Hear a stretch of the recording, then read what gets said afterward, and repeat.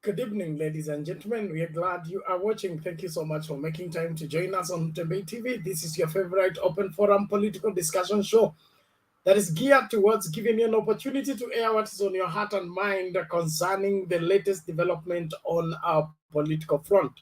Wherever you're joining us from, please make time to be with us all the way until we get to the conclusion of the show, as we'll be looking on various dimensions of our politics and the right position, the offered position, and the make believe position that are all being fronted by various interested parties.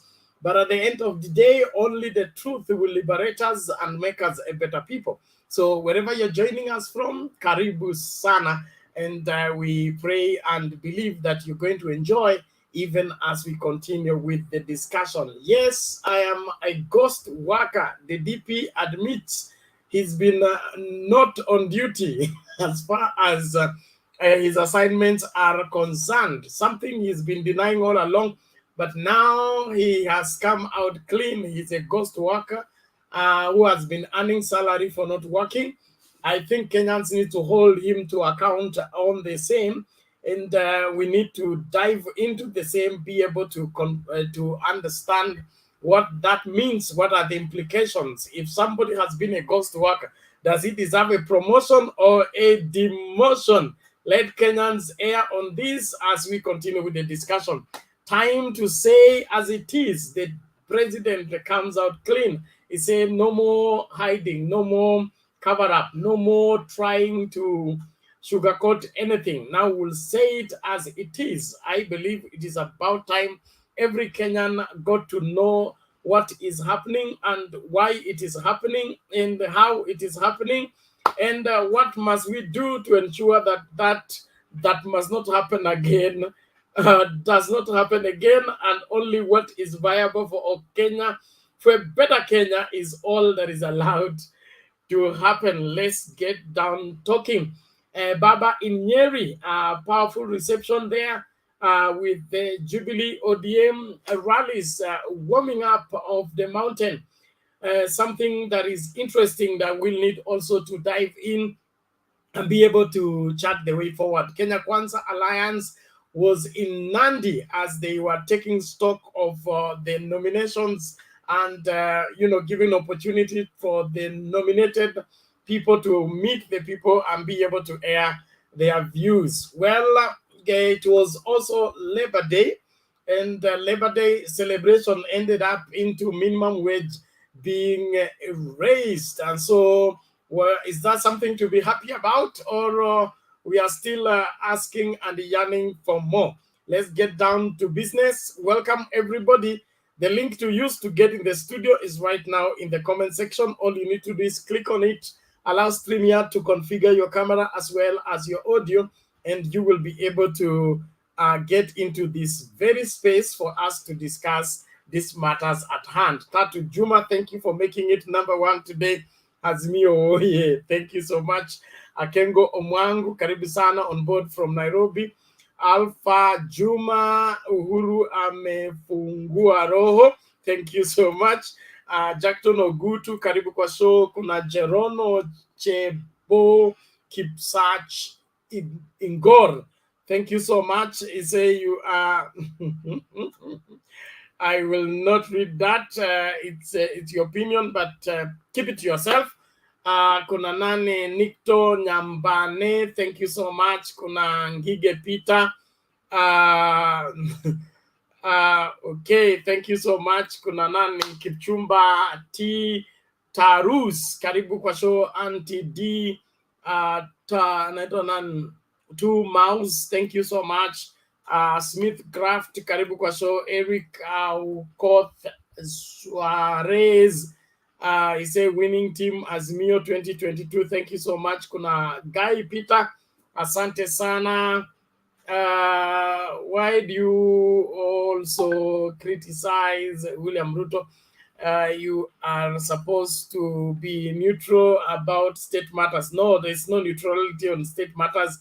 You are either hot or cold, black or white. You are either for or against. You can't be sitting on the fence That is watermelon, if I may say, but a little. Mitch Bana, thank you so much. Kuna Daniel Kipokoech, Zimio TV, good evening. Ruto the fifth, karibu sana. Kuna Simba Omar Said, asante sana, anasema baba tosha. Nani huyu anaitwa Patel Seboka Manyi, asante sana, watching from Ethiopia. Karibu kwa show. Pamela Kageni, asante sana. Kevin Babu, karibu kwa show. Kuna Presidente J, asante sana. Kuna Sami Muini, asante sana. Kuna Belinda Ogweno, welcome to the show. Gordon Omondi, karibu kwa show. Fred Mobeki, asante sana. Sam Osonge, asante, karibu kwa show. Wycliffe Timbwa, asante sana, karibu kwa show. Eric, of course that we saluted you. Kuna Beatrice Muzrasi, asante. Patrick Mwakimu, karibu kwa show. Kuna Max, is it Moxie Party? Pat, thank you so much. Ibrahim Kala, asante.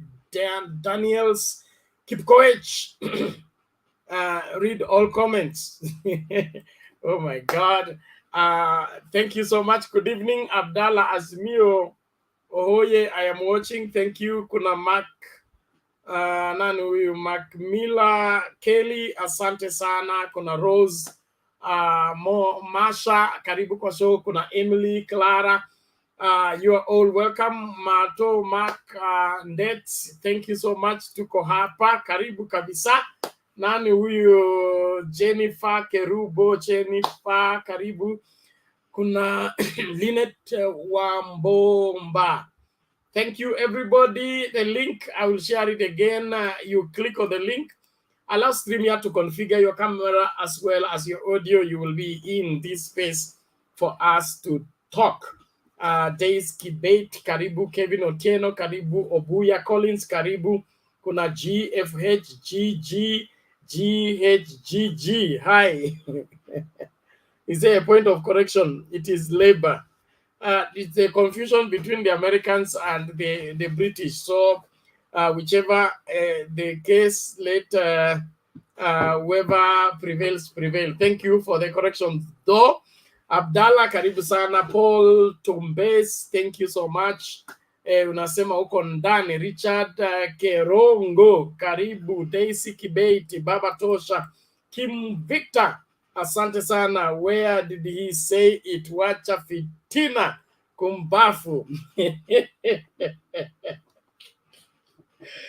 Wakenya mna maneno, lakini tuko na nyinyi hapa kwa hapa mpaka mbivu na mbichi ijulikane.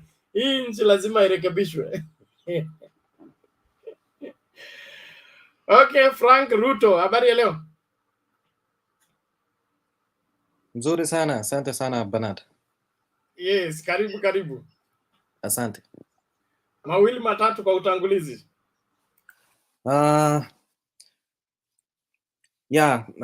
Nimesikiza leo vile rais wetu ameongea na tuliweza kukadhabishwa sana na matamshi yake, lakini we were not surprised.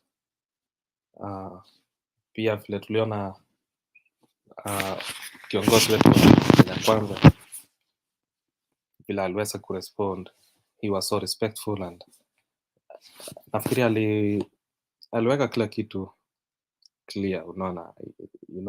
He said I'm phone call away, kama alikuwa anataka ku reach out to his deputy to work together, he was phone call away, and he laid everything right. And the president looks so much agitated. He looks hungry, and he was like complaining, "Where's my deputy?" I think president misses his deputy. I think that's what I just concluded. I think president misses his deputy. That bromanship, he misses a lot. Yeah. And that's an ayo too, and then I will add more as we go. Misses the deputy when he's a phone call away? Yes. He misses his deputy, yes.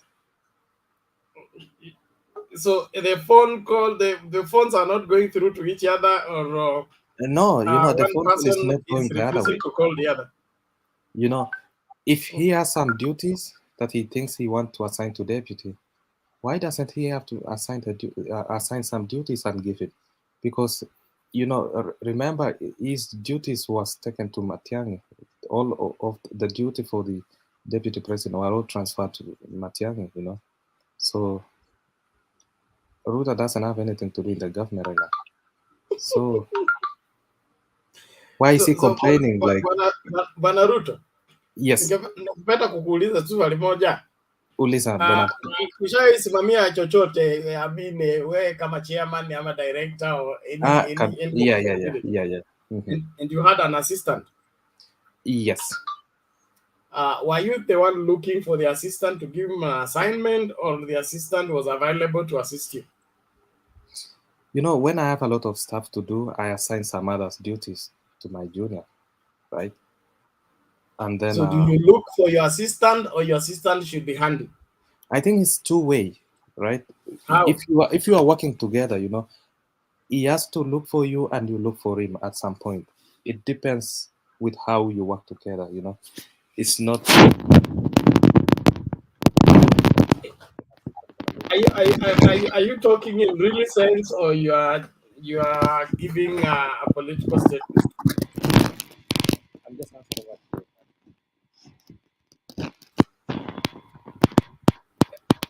Okay. Let's. I think we move to Mama Selina. Tutarudi kwako baadaye. Mama Selina, vipi leo? Poa Penat, naona Mr. Wangira, Frank Ruto, Kuru, a new Penat. Wow, tunashukuru Mungu, tumeamukia Sunday, Rais Uhuru akiwa Labor Day, aliongea na akasema tuseme ukweli, kwa wakati mingi wa Kenya wachai kubali, na yes, nimesikia Ruto vile amesema, lakini sitaki kwenda na Ruto. Nataka kusema ya kwamba wakati unachaguliwa mkiwa watu wawili, walichaguliwa in one ticket, moja ni president, moja ni deputy yake. Wakati ya vice president ilikuwa tofauti, kwa sababu angealloketiwa na president, lakini this one iko tofauti kwa sababu ni kitu iko kwa katiba. Na ukisikia vile rais amesema na ukiona vile deputy amemchipu, na rais amesema vizuri, kama uliwacha unaenda kulalamika, kama ukutaka kusaidia mimi ungeresign, mimi nitafute mtu ya kufanya kazi na yeye. Lakini watu ya Kenya Kwanza kuisha, they are very quick kurespond ya kwamba ulipatia kazi Matiang'i. Matiang'i is doing his part. Ile deputy alishindwa kufanyia wa Kenya. So Matiang'i ni minister na anafanya kazi kulingana na vile wanajua. But hakuna mtu amereplace kiti ya deputy president. Akasimama Matiang'i akasema, today I'm acting as a deputy president. I'm taking the responsibility of the deputy president of Republic of Kenya. No. Kazi zake yeye mwenyewe aliwacha, na ni kwa sababu kwa akili yake ama kwa watu yake alitaka kujua ya kwamba the last lap alijaribu kujitenga na Uhuru ili kwamba apate kitu ya kujitetea, kama sasa vile wanatetea kuhusu baba amekuja kusaidia His Excellency the President kwa tamii ya pili kwa handshake kuleta amani Kenya. Si ati kuna kasi baba ameingia huko ndani, walilete tu amani, kuambia Kenyans to support Uhuru amalize tamu yake. Na ndio sababu Kenya unaenda kila mahali tuko na peace, hata wakati ya election bado tuko na amani. So Penat, nashukuru Uhuru waseme yale, kwa sababu kuna Wakenya wengi wajui, lakini ile kitu inanishangaza ni kwamba I think it is because of that seat inaitwa deputy ama nini, kwa sababu nimeshangaa rais akisema kitu deputy yake ina minute na mchipu. Kwa nyumba hata baba akiongea mama anaweza nyamaza ndio mambo itulie. So in 3 weeks nashangaa sana deputy president kama ataweza kuwa rais na apate deputy anamsumbua kama vile amefanya Uhuru. How will our country, Kenya yetu itaenda aje? So sitaki kutwell in that. Uhuru ametuambia yake na deputy amerespond kwa vile anajua. Nataka niende mambo ya Nyeri, ya kwamba baba alikuwa na heshima akaesa lala Nyeri kwa sababu ya heshima ya former president ule ya tatu amelala. Akaenda kanisa na akarudi, alienda 2 churches na akakuwa na mkutano in town hall ya wafanyabiashara. But kuna tofauti sana between jana ile tuliona kwa funeral na leo. I want to thank the people of Nyeri, wale walijitokesea kwa wingi kurespond kukaribisha baba na wakadistance themselves na mambo ya jana wakisema hawa ni wale wa mama. I was so even worried kwamba wanajua, they said there were women paid kukuja kushout, but respond ya Nyeri vile tumeona penalty inaridhisha kila mtu, vile wamejipanga, vile wamejitokeza, na nashukuru sana. Na pia siwezi Peter Kenneth, Sabina Cheke, Martha Karua na wale wote walikuwa hapo. Pia nataka kushukuru kwa ile mambo. Na ya pili sana sana yale maneno yalinenwa na Martha ya kwamba tuangalie, na ndio tumeambiwa kati ya Azimio na Kenya Kwanza kama tunaweza peana mambo 2 3 ile baba amefanya na ile atatufanyia, na mambo yale deputy amefanya akiwa deputy president for 9 years, ingawa anataka kulalamika, but yale alifanya tungetaka kujua kama ilienda namna gani. Na nikashukuru wakisema ya kwamba, na ni ukweli penalty, ya kwamba uwezi wacha mali ama nani atapinga corruption? Nani atasimamisha corruption Kenya? Na wale wataki kuongea kuhusu corruption. Again, Kenya Kwanza walikuwa leo Nandi. Nataka kupongeza one of the pastors ule alikuwa, sitaki kumuita machina kwa sababu si kujua jina yake, lakini ni baba amekula kidogo kushinda wengine. Aliomba vizuri sana, akaombea candidates na akaombea nchi ya Kenya na akaombea kila mtu alikuwa hapo. Chenye ilinishinda kwa Kenya Kwanza, wanasema walifanya uchaguzi ya bora, na si kusikia mtu akisema vile NANDIs walinyanyaswa baada ya kupata member of parliament na wakanyang'anywa certificate. But the good news is that the NANDIs constituency wamesema watampigia kura member of parliament Keter kwa mahali popote atakuwa, na kwa sababu ameingia independent. Na shukuru watu yetu ya NANDIs ya kwamba hawatasikiza mambo ya nje, wanapigia kura member of parliament for NANDIs kulingana na ile kazi amewafanyia. Otherwise, nikimaliza mambo ya Leba, Atwoli, he really talked, na ninashukuru wafanyikazi. Penat, ukiwa na watu yako na wanakusikiza na walifuata, Otwali alisema mambo mingi na akasema mambo ile angetaka wafanyikazi wafanyiwe. Na ukweli nchi yetu ilikuwa na shida kwa sababu ya corona.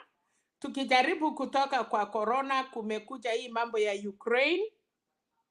But nashukuru rais alipongeza wa Kenya wale wameweza kujitahidi kwa wakati ngumu.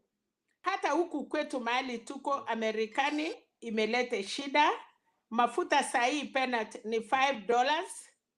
That is 500 per liter. iko ngumu. Hata sisi mahali tuko saa hii, mafuta Kenya imeenda juu, lakini itakuwa kama kwetu. You can't imagine 500 kwa lita moja, na ukumbuke vile tuko huko. Kila kitu Amerika ilikuwa rahisi, saa hii iko ngumu sana. Na unasikia pia wenyewe wanalalamika kuhusu mambo ya Ukraine, mambo ya mafuta. So this is an international mambo imetokea, tumemalizana. Sisi wengine bado tuko na bado ugonjwa inarudi, bado tunachichunga, lakini nashukuru Kenya nyumbani iko salama, naona hamuna hizo mamask. Lakini sisi dakika kidogo hata masikio zetu zimeungua kwa sababu ya kuweka hiyo mask every minute. So nataka tu niwaambie wa Kenya, ya muhimu ni kwamba tupige kura ya usalama, tupige kura bila shida. Lakini nimestaajabisha sana na Muturi vile wameongea Nandi, but anyway, hiyo ndio yao, ungetaka waseme nini Mudavadi. Na kabla sijasahau, Penat Kalwale alijaribu na utuwekee hiyo clip ya Kakamega. Ameshautiwa, aliambiwa atiombee kiti yake. Alijaribu kusema mambo ya Kenya kwanza kuisha ilikuwa ngumu, na Kakamega wamedecide. So vile Nyeri na vile Kenya imedecide, ile kitu ningesema tu ni ya kwamba baba ako tayari kuongoza Kenya, na sisi constituency ya pili ya kina mama, we are very ready kukuwa na deputy president mama na aweze kufanya kazi na baba. Hatutaki kuona ile shida Uhuru ameona for 10 years.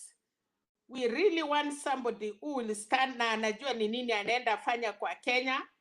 Na wale wote walifanya kazi kwa serikali ya Kibaki na wamekuja ya Uhuru, najua nusu watakuwa kwa baba. Penat, wacha niwachie watu wengine waongee, niko hapa kusikiza, but mwezi 3 imepaki, tunataka kura ya amani. We don't need handshake, because hata hiyo handshake wanajaribu, uwezi fanya handshake na watu wako na kichwa ngumu hivyo. So I think walikuwa nachiombea tu kama wangetaka tu wapatie handshake. It is opposite, Penat. Thank you. Asante sana Mama Selina, tunashukuru kwa maoni yako, wasia wako na hekima yako, kwa mchango wako katika mjadala wa leo. Tunashukuru sana. Now we have established a standing order. Tunataka screen ikuwe bright, so kama hauwezi kukaa kama lazima ukae nyuma ya curtain, hiyo itakuwa ngumu sana. Okay, itakuwa ngumu sana. Ndio nimetoa hao watu wengine. Tunataka watu waonekane ili tujue nani tunaongelesha na nani anayetuongelesha.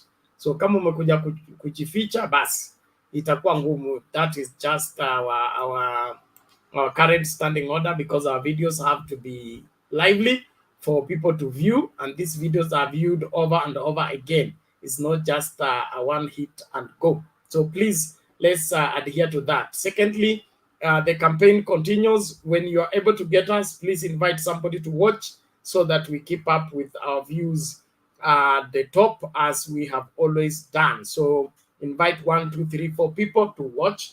And if you are on the studio, when you get out, don't just get out and disappear. If you are in the studio on your laptop, you invite people on your phone.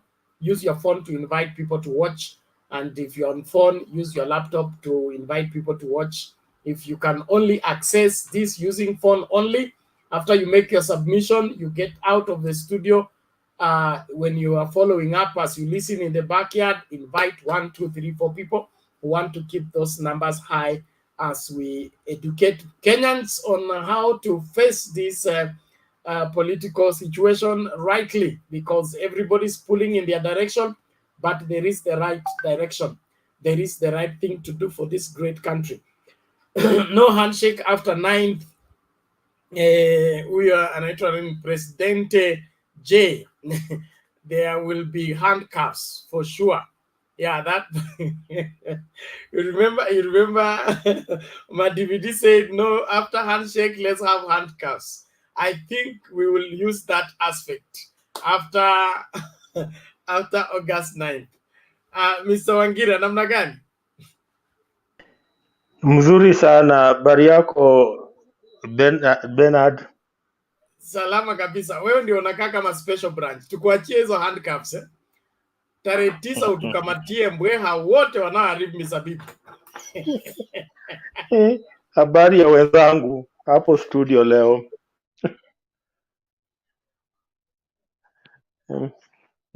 Hawataki kujibu, ni nini mbaya? Bernard, Wamekujibu wewe, Tumewave. mtu wakiweka mic on italeta shida. So okay. Kishaona mkono, endelea, songa mbele. Wacha uluya mingi tafadhali. Salamu ni salamu, sio lazima zipite shamahoho. Tunatuma salamu kutoka. Okay, nashukuru Bernard. I'm just enjoying whatever that is going on, you know. I remember there was a time William Samoei Ruto told President Uhuru Kenyatta to bring it on. And I said it here that come baby come. And we are seeing now the scenario unfolding. Yesterday, for those who watched me here, and that's after you had left Bernard, I say that for whom the gods want to destroy, they first make mad. And I say that I'm seeing a politically mad person in the name of William Samoei Ruto. And I broke down the numbers in August 2017. In August 2017, in the entire 5 counties of the former Central Province that are Kiambu, Muranga, Kirinyaga, Nyeri, and Nyandarua. And you'll discover that in these counties, the turnout was 85%, and Uhuru Kenyatta got 97%.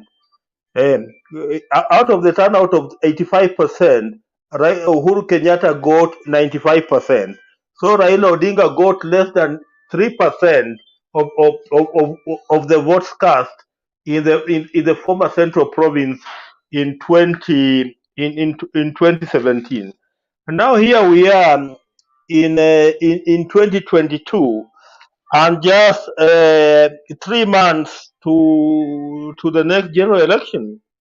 And yesterday I told you people that President Uhuru Kenyatta was just preparing grounds before, because if you watch his body language last week, you could see that this is a person, you know, there was something inside him, you know, that was just waiting to explode, and that he was preparing the ground. And you know, what was inside him that was preparing to exploded today at the Nyayo National Stadium, where we saw a president who came out God blessing. And you know, he was not mincing words when we saw him today. We went out lashing at William Ruto and showing how William Ruto deserted his work, and he has now resorted to going to bucket presses to attack his government for each and every problem that is cropping up in this country. And he even raised the issue of the COVID-19, the way they have affected not only Kenya, but the entire world. He brought up the issue of the war between Ukraine and Russia, the way it has affected the world. And, you know, I have many friends in the diaspora. Some even send me some dollars at the end of the month. And, you know, they will tell me that, you know, Wangira, this time, even down up here, things are not easy. And, you know, President Uhuru Kenyatta was being very honest that, you know, we have a guy who goes to the market and he cheats people, that, you know, every problem in this country is about Uhuru Kenyatta. You know, he does not want to agree that we are in a global village. And, you know, the problem that faces one corner of the world also ends up facing Kenya. So what do we see in return from William Ruto? What we saw in return from William Ruto was a tweet, you know. And in that tweet from William Ruto, for those who read that tweet from William Ruto, he was mocking President Uhuru Kenyatta in that particular tweet. Because in that tweet, you know, he blamed the people that Uhuru Kenyatta had assigned his responsibilities. And we have agreed that per the Kenyan constitution, William Samoei Ruto does not have any responsibility unless he's assigned a responsibility to undertake. He had no responsibilities. And then he also went on to blame what he called Project Muzen. And you know, when he talks about Project Muzen, the person he is calling Project Muzen, that is Raila Amolo Odinga. And then he ended up by referring to them as watu bure kabisa. So to him, the people that he proposed to have been assigned his responsibility, and this thing called Project Muze, ni watu bure kabisa. But you know, the reason why I am enjoying this particular unfolding a political event in the Republic of Kenya, you know, for the first time, Raila Odinga is being now removed from the front line, and now the front line is between Uhuru Kenyatta and William Samoei Ruto, and that's why when you saw, for those people who watched Raila Odinga in Nyeri today, you know he was a relaxed person who was only selling his agenda. He didn't have much time he didn't spend even a single minute attacking William Ruto, because now we have Uhuru Kenyatta who will be doing the attacking of William Ruto on behalf of Raila Odinga. So as Uhuru Kenyatta does the attacking of William Ruto on behalf of Raila Odinga will be left to do his smooth campaigns like the ones we saw in Nyeri today, where it was about selling his manifesto, where it was about selling his ideology. We saw him in a town hall meeting with medium and small enterprise, the new medium and small enterprise traders, and this particular clash between William Ruto and Uhuru Kenyatta, as I've just told you, is now coming in to help Raila Odinga.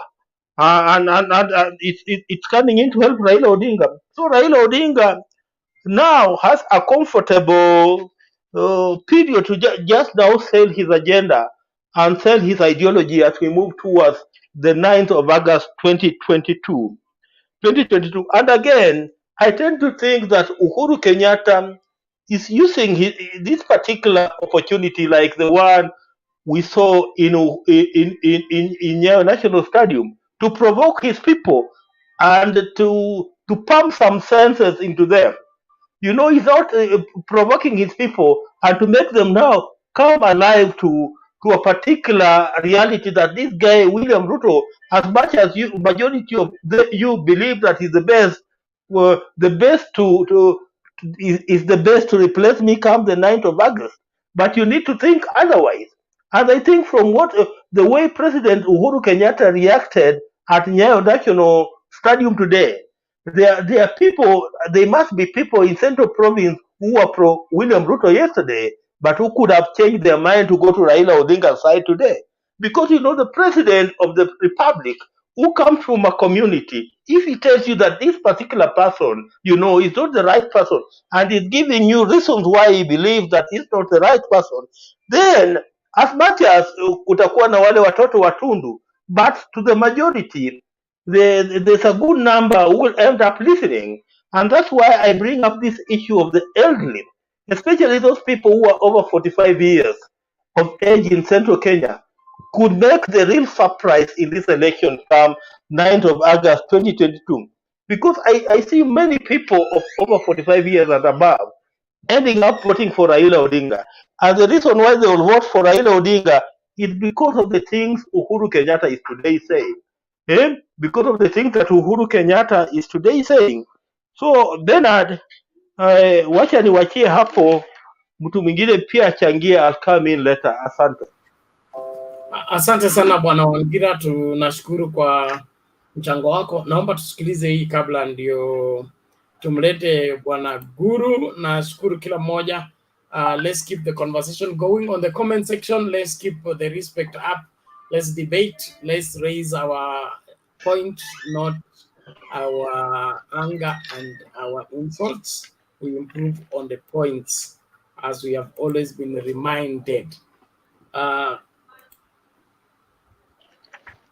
we start here. Sasa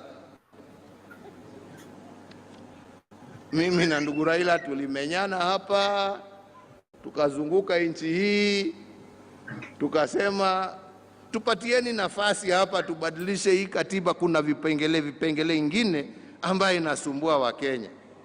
Nyinyi wenyewe mumeangalia, sisi tumetoa jasho tukitafuta, wengine wamesema hawataki. Nyinyi mtajibu hiyo kwa uchaguzi ambaye inakuja.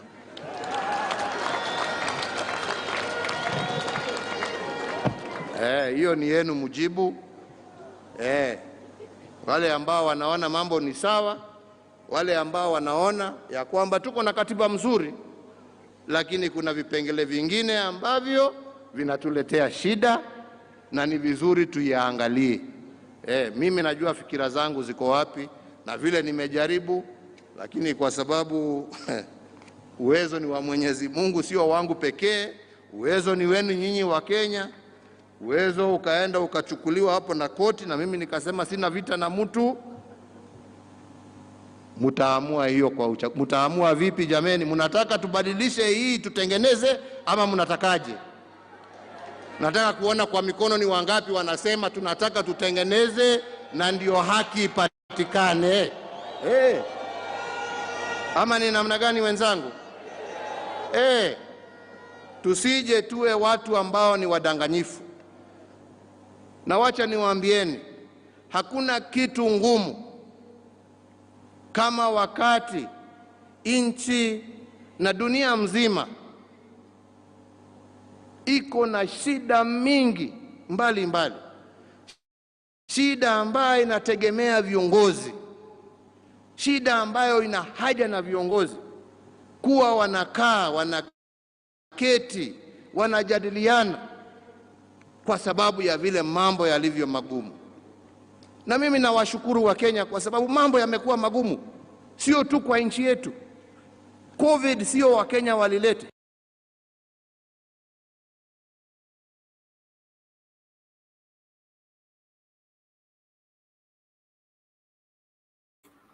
Okay, that is the voice of the president on Labor Day. Mr. Guru, namna gani? Mzuri. Labor Day umechoma mbuzi peke yako?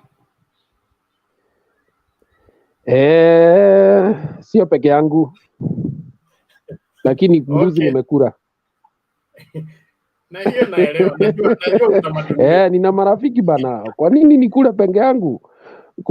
Kule natoka tunasema kwamba wewe ukila peke yako wewe ni mchawi. Labda ni mchawi. Karibu tupatie mawili matatu.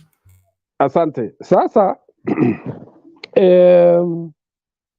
it's very clear to anybody who had doubts that the president has decided to go full blast. Gloves are off, and we can only imagine what is going to happen in the remaining number of days towards the general elections. Those who watched the president yesterday,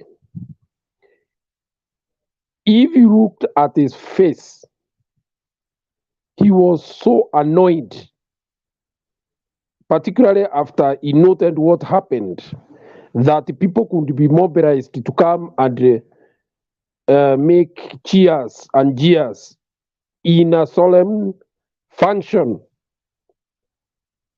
of burial, a thing that does not happen in our place. In fact, if you ask those from my place here in this forum, we will tell you that burial ceremonies are taken as very serious occasions where you go and cry with those who have lost their member of family. It is not a place where you go and start other drama, taking politics and trying to feather your nest in a serious function like burial. If you looked at the president's face, he was even unable to talk. I think he just talked for a few seconds. I don't even think it is minutes.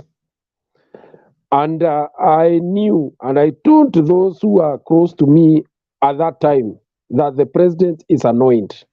So I was not surprised today that the anger that and accumulated in him burst out in the manner that it did today. And first of all, the president has said in a different forum that leadership, national leadership, is not a joke, and truly it is not.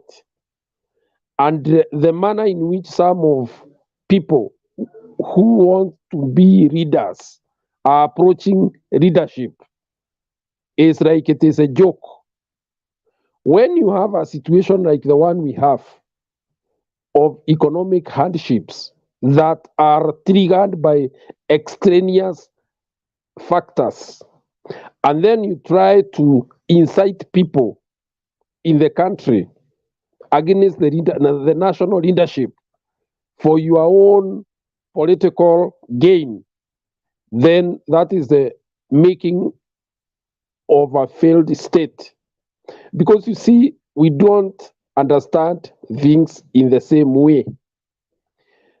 Rather than explain the people what is happening internationally, somebody consciously decides to go and mislead the public so that he can gain political marriage is very sad. And that is what saddens the president. And that is what now he's trying to tell Kenyans.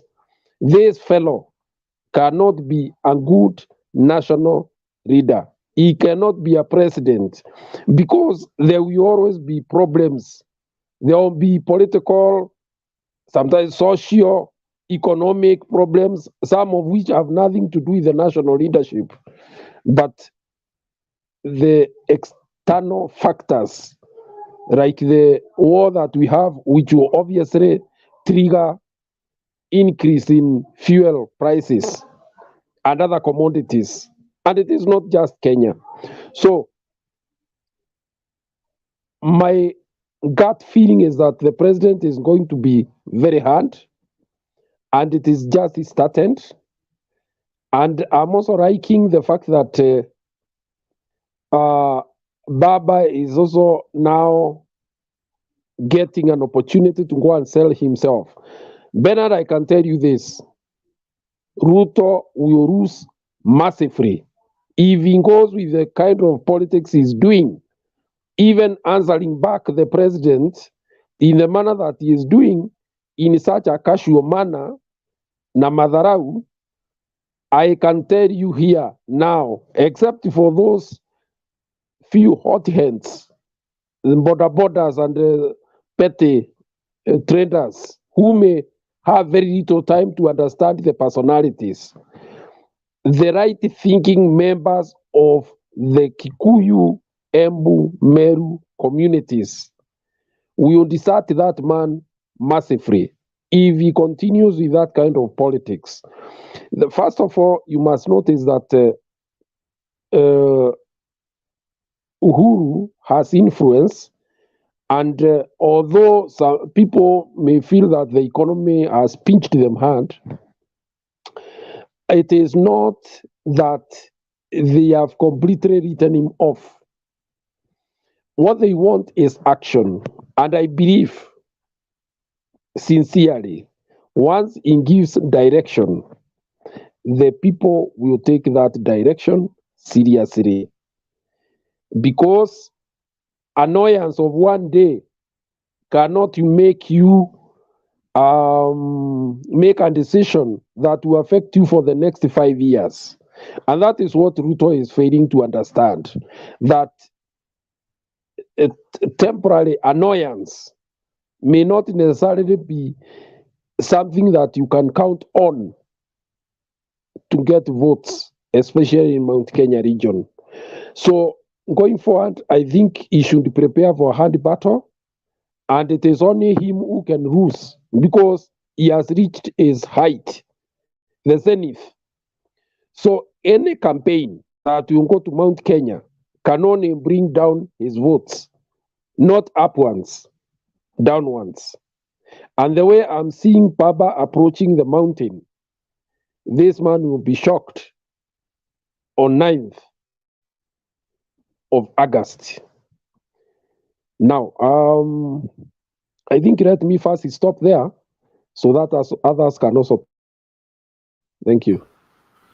Okay, asante sana Bwana Guru, tunashukuru kwa maoni yako na mchango wako. Mambo ni kama hayo.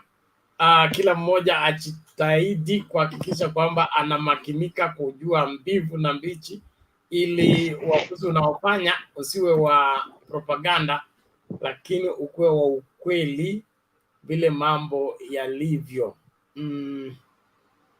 Okay, let's get this before we move to the next person. Before you come up, it's not protocol. Sijaombea, si ndio? Ni lazima niombe, si ndio? Tukifanya hivyo rais atarudi na kile kitu ametubebea. Kwa hivyo ni lazima niombe, na kabla sijaomba, Your Excellency, you will forgive me. You sit down a little bit. It's a workers' day. Utaniwia radhi, Your Excellency. Iko vitu viwili vitatu hivi niliambiwa na wafanyikazi, ni lazima ni kuremind. Kwanza, I want to thank your government. What they did during COVID, we agreed, we had a memorandum of understanding, as it has been officially mentioned by the Honorable Minister for Labor, and the President went further to classify some of our produce, or the employers involved in production of the export products, particularly those in cut flour industry, tea, coffee, pineapple, and so on. He allowed them, he classified them as essential services providers. And during COVID and during curfew, they had an opportunity to access the external market. Two, Your Excellency, I want to very highly thank you. You asked Kenya Airways to provide cargo space, and they converted their passenger planes into cargo planes for the purposes of exporting goods outside, and therefore we sustained and maintained some little money to keep workers in employment. I want to thank you for that. Having said that, Your Excellency, I have few things to mention that I had forgotten. One is NSSF. In the NSSF, Your Excellency, if you read the Act, your government cannot appoint anybody for us, nor can we appoint somebody to sit on the board of NSSF for government or for employers. It's now almost from September when I ceased to be a member of the NSSF board. We appointed Madam Rosso Mamu. She's qualified in her every aspect of representation. Very effective lady to represent us on that particular board. To date, your government has not gazetted her for reasons not known to us, for reasons not known for employers, and for reasons not known to everybody. Your Excellency, when I joined that board, I had a 327 billion portfolio. I left it when it is almost 300 billion Kenya shillings. It is the only fund that was not interfered with those corrupt Kenyans who smell money like a rat smelling where a piece of meat is.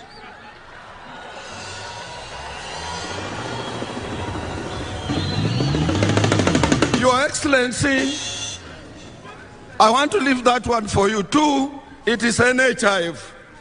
These are organizations that are close to us as workers. NHIF, Your Excellency, your government has a policy as per our constitution to provide universal health care. And that is the only place, if you have honest, sincere, and committed board that can assist you and your government and the government of the 5th president to provide universal or to implement universal health care. At one time, you tried to work out on a budget allocation, and there were about 6 billion earmarked to provide health services to members of your civil service. This money ended up in the pockets of the individuals at the NHIF.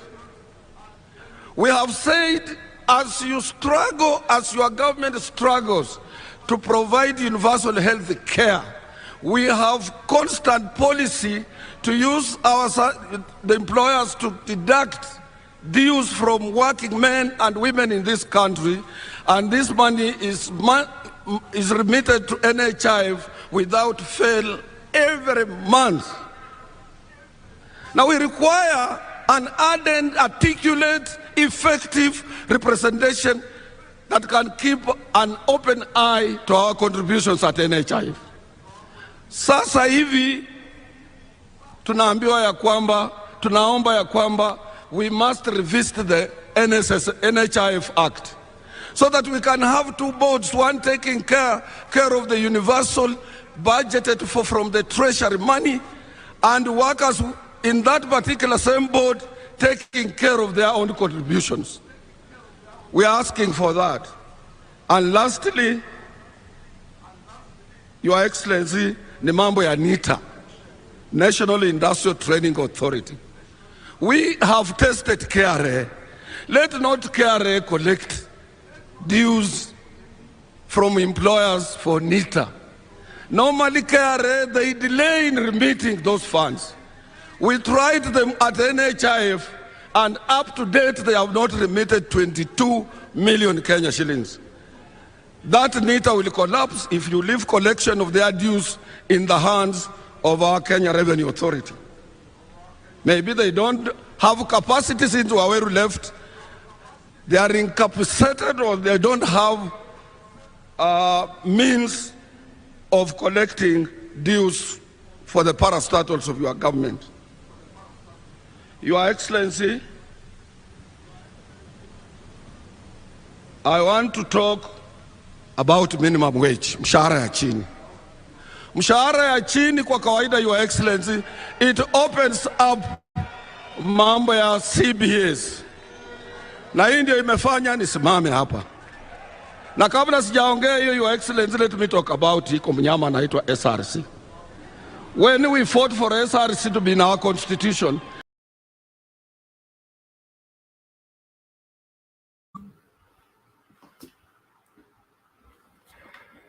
okay, sorry about that, but let's get back. Martin, namna gani?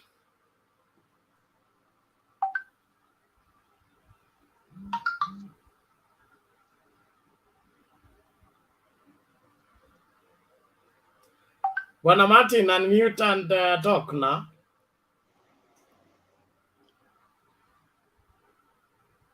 Unanisikia sasa? Sasa umeanza kusikilizwa. Karibu. Vipi. Asanteni Bernard, nice. Thank you. Sijui kama kuna echo ama hivi. Everybody keep your mic mute, please, until it's your turn to speak. That is the standing order. Ama utatumwa quarantine na ukae huko sana. Hiyo ndio punishment iko. Thank you. Martin, karibu. Asanteni sana Bernard, nashukuru. I always say thank you for always, taking your time to be here. We appreciate you so much. Weko hapa na kila mtu, everybody that is on the panel. I'm Jamboni. I hope everything is good, good. And ni Labor Day, mmefanya kazi, watu wamefanya kazi. So I normally when unajua siingiangi mapema hivi, lakini leo I was very, very, very proud of my president. Ungeniambia niseme hivyo 5 years ago, singesema. Lakini leo naweza sema I am very, very, very proud of my president. I don't think is the end of it. I think now what the president is doing what he has promised us to start doing, and being mtu wa ukweli isemwe. There comes a time you have to be very careful in what you do when you say something, how you say it. I think the president has been going through a lot with this thing, that he had to wait for the time, and he wonders, akatuambia, I'm gonna say it when the time is right. It's very true. I'm telling you, I work at a place, and if my Ule mwenye ako chini yangu akianza kunisumbua, my friend, you'll get fired the same day. Hautanisumbua mimi akili, and then I'm trying to do this. And what he said is true, because there are here people talking about fuel. We experiences this thing even, you know, in the whole world. Sasa venye aliuliza, the right thing, mimi nilienda Ukraine lini? You know? And na akasema kuna kitu ngumu sana when you lead, na akasema vizuri, na kutaja jina ya mtu by the way, na hata mimi sitataja jina ya mtu. Alisema uwezi enda huko unanigonga huko unanitusi badala ukuje unisaidie. And there comes the constitutional ambiguity and a problem that I think we made a problem when we made a mistake and needs to be revisited when we had our 2010 constitutional amendment. We made a huge problem right there. And the huge problem was, if you're having, you know, we're tied by the hip. I'm not tied by the hip by anybody. I'm the head of the state. You're supposed to be there. You know what? If I die, you take it. If you die, the speaker takes it. And for the sake of not being quoted wrong, there are some people who are talking when Uhuru did not salimia Ruto. And I'm sorry to bring that. I'm just bringing it to a context. How do I know? What do you have on your hands? I mean, we've heard that. Of course, you're not with me. Unanitusi. What do you have? Why do I need to nikusalimia alafu uchukue presidency? You know, and that's why when you're choosing your president, your vice, you have to be very careful. But again, I used to hate Moi's time when you could fire someone on the road, even your vice president. But you know what? I think at this point, I'm convinced to go back to where the vice president has to toe the line. If he doesn't toe the line, the president can fire him. Because it's becoming a huge problem. Unaona ameenda kumrudishia huko nyuma kwa Facebook and whatever. I think everybody has seen that. So now, how is this supposed to work? Ndio ndo kitu Uhuru anauliza. How was I supposed to work? Why were you, when I needed you, hizi fuel zikikuja, you're out there, unaniambia, unasema uliza ule. And you're the number ngapi, sitasema pia number kama Uhuru. You're the number ngapi there. Where were you? What are you doing? Unakimbia huko kufanya. Kwanza, first of all, is Ruto in Jubilee, in UDA? Is he the vice president? Is he the opposition? Like, this guy has so many titles on him as we speak right now. We don't even know where he is. And again, he still talks about like he's in the government. And state functions showing up there like that other number. And all there, he's like, this wapi. Man, I'm tired of this guy. He needs to go, but we need to really work on our constitution on that one.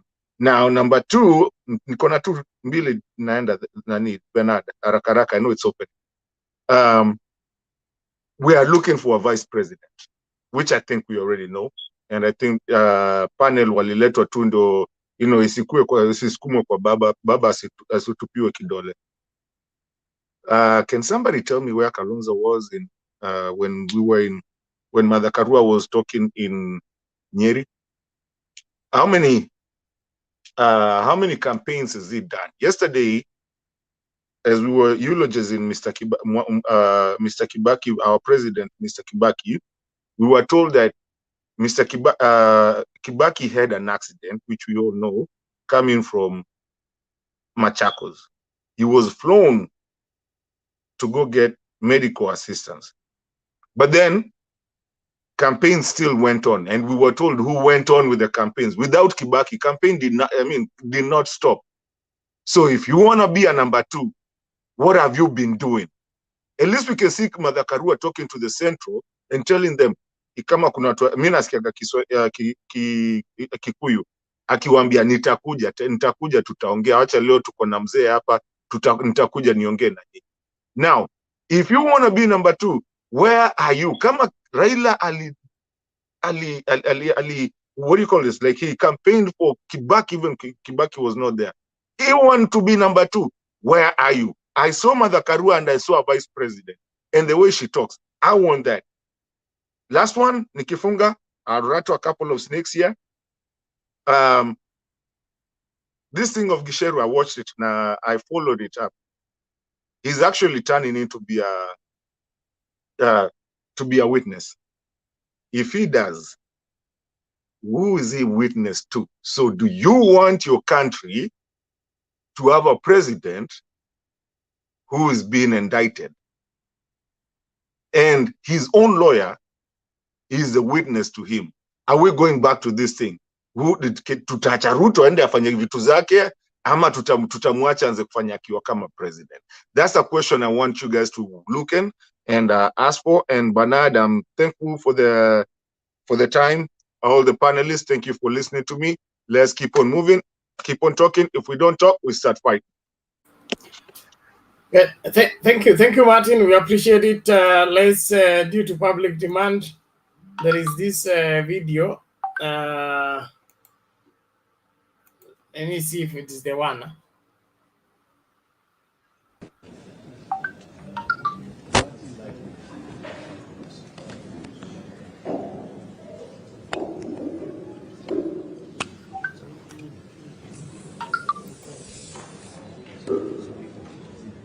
Your Excellency, the Right Honorable Raila Amolo Odinga, former Prime Minister for the Republic of Kenya, for the interests of the people of Nyeri, who may not know me, my names are Stephen Kiyenye Aptarus. I come from Nandi, and I want to take this opportunity to recognize the great men and women who have given themselves so that I can rescue.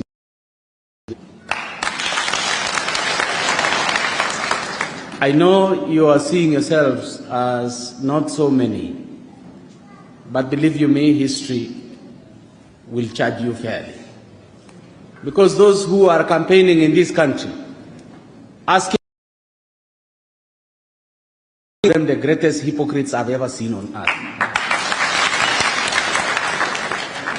How dare a man who in 2007, when I was campaigning under Party of National Unity, which Honorable Mwai Kibaki was running as president, how dares a man say this is a great man when he told us those who are supporting him are sick and should be taken to hospital? How dare a man who, when all the reforms that had been brought in this country, one key important one, the pillar of the development of Kenya, a new constitution, how dare he say that anyone who champions for the reforms of Kenya should not even be elected in a committee of funeral arrangement? How does a man who opposed the same constitution, instead of going down his knees and thanking God that he has been appointed by Uhuru Kenyatta to become a deputy president of the Republic of Kenya, and that is not a vice president, that is an executive deputy president, how does a man reject Uhuru Kenyatta and say that he's not worth a leader for Kenya? Hypocrite, what is he? And I see young men here running up and down. You are being recruited as hustlers. You are not being asked for your certificates to join hustlers, are you? You are not being asked for your expertise to join hustler, are you? You are only being told that you will get money. And this man, let me give you an example. President Uhuru Kenyatta in 2013 visited Nandi with our dear Honorable Deputy President. And they accepted that we were going to build Koitalel Samoei University in Nandi. The government allocated 2 billion shillings to build the university. Believe you me, the man went after the allocation and took out of the 2 billion shillings that was allocated to build Koitalel Samoei, he went away with 480 billion. And he tells us, you should not say, I am a thief. What do you call a man who takes from you? Then let us ask ourselves, yesterday, we came all the way from across the Republic of Kenya to come and give the greatest respect to a great man,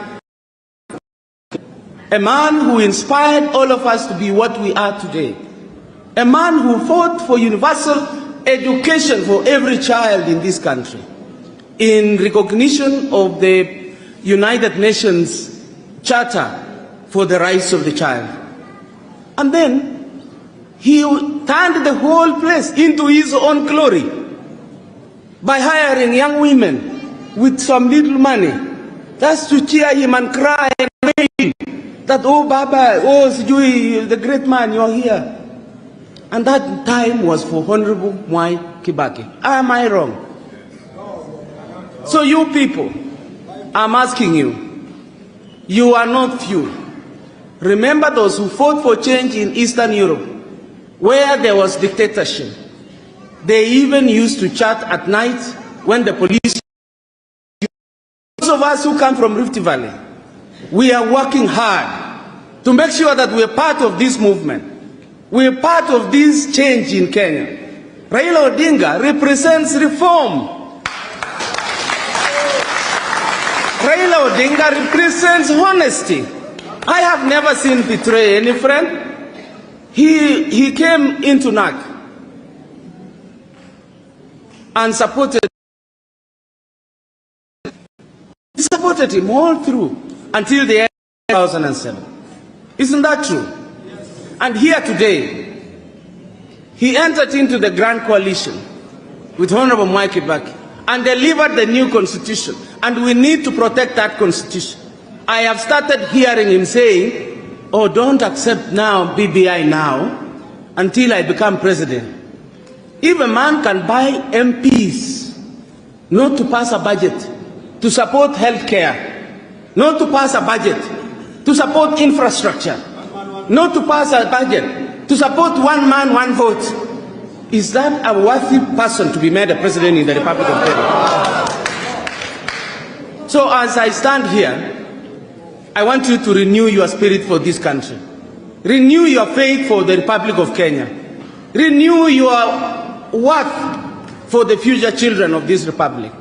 I see the danger if these Mount Kenya are going to go that direction and give credibility to a leadership that the world will think has been chosen by the people, but going themselves into self-destruction. Finally, how do nations fail? How do countries fail? They fail when their own people support the wrong leaders. They fail when you support people who are stealing from you. They fail when you accept lies. They fail when you are even told not to elect your own leaders. And finally, Your Excellency, I have been listening to people talking here in local. When I was in primary school, the stories in NANDI. I wish one day we can introduce in our education system so that we can also learn, we'll be told to learn at least 3 languages. Learn Kikuyu, learn Kalenjin, learn Luo. So that when I come here, I don't have to get lost when Sabina Chege is talking. Thank you so much, and may I ask you to be prepared to defend Kenya in these elections on the 9th. And the person to take us, I was thinking there are 2 buses. One bus is being driven by Honorable Raila Amolo Odinga. And in that bus, he has made sure there are no thieves. The other bus, you know one thief who took the money from the county here. He has boarded that bus. In Nandi, we have one who never went to school. He has also, you know his name? Nani? Yes, somebody knows there. He has also boarded it. You know so many who have boarded. Those who took Kimwaren, they have boarded that bus. Nyinyi wanawake ambao mmepanda hiyo bus, chungeni mifugo yenu na basi yenu kwa sababu mtarudi bila transport.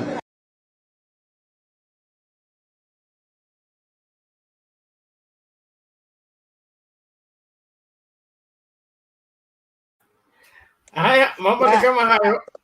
Keep. It is your turn. Like Unajua ukiongea mambo ya Nandi Hills lazima Mama Selina aseme kitu, acha nimwachie ama she'll not rest. Wacha tumwachie tu kidogo aseme. Aki, asante Kim. Penat na Panelist. Tarus was ambassador. Tarus ni Mnandi na ameongea the truth. I hope Nyeri na kila mtu amesikia.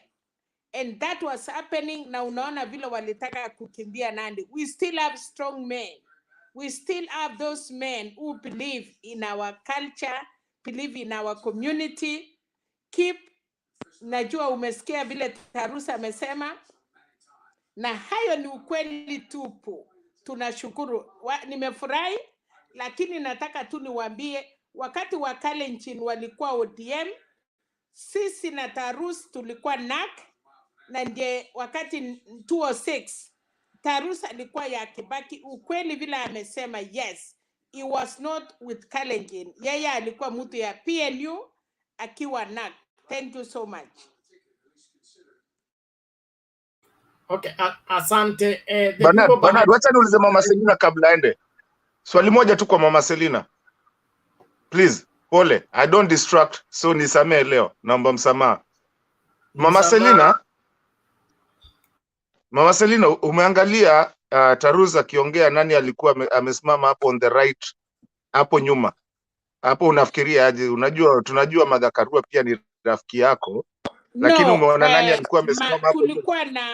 Kulikuwa na Tuchu na kulikuwa na Sapina Cheke na Martha Karua alikuwa kanisa mali ingine, and she had to finish Karatina na akakuja kujoin baba. Yes, hakukuwa saa hiyo, but alikuwa kanisa mali pengine. Utaona tu akikaribishwa akiingia.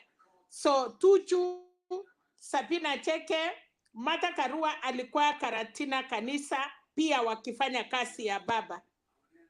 Lakini unafikiriaje sasa hiyo hapo mwingine Sabina Chege akireplace Martha Karua, what would you say that? Najua Martha Karua ni rafiki yako. Sabina Chege unaonaje? Na support Sabina Chege, lakini kulingana na wamama na kulingana na, unajua tunaenda na vile protocol na uongozi. Martha Karua ana qualify. One, Martha Karua is a judge. Martha Karua ni lawyer. Martha Karua kwa international community. Hata Sabina Chege tulikuwa na yeye Washington DC. Yes, yeye ako, but not being the deputy president. Kuna viti mingi kwa nyumba ya baba. Kuna kazi mingi kwa nyumba ya baba. Sabina Chege has done wonderful job. But si ya kwamba akisimama hapo. Sabina Chege was among the women waliendorse Martha Karua. So ile kitu tunasema ni uongozi na ule mtu atasimama na baba. Yes, atukatai, but tennis for now is for Martha Karua. Thank you, Martin. Let it rest there. I agree and support. People behind the curtain tunawafagia, especially huyo Clinton.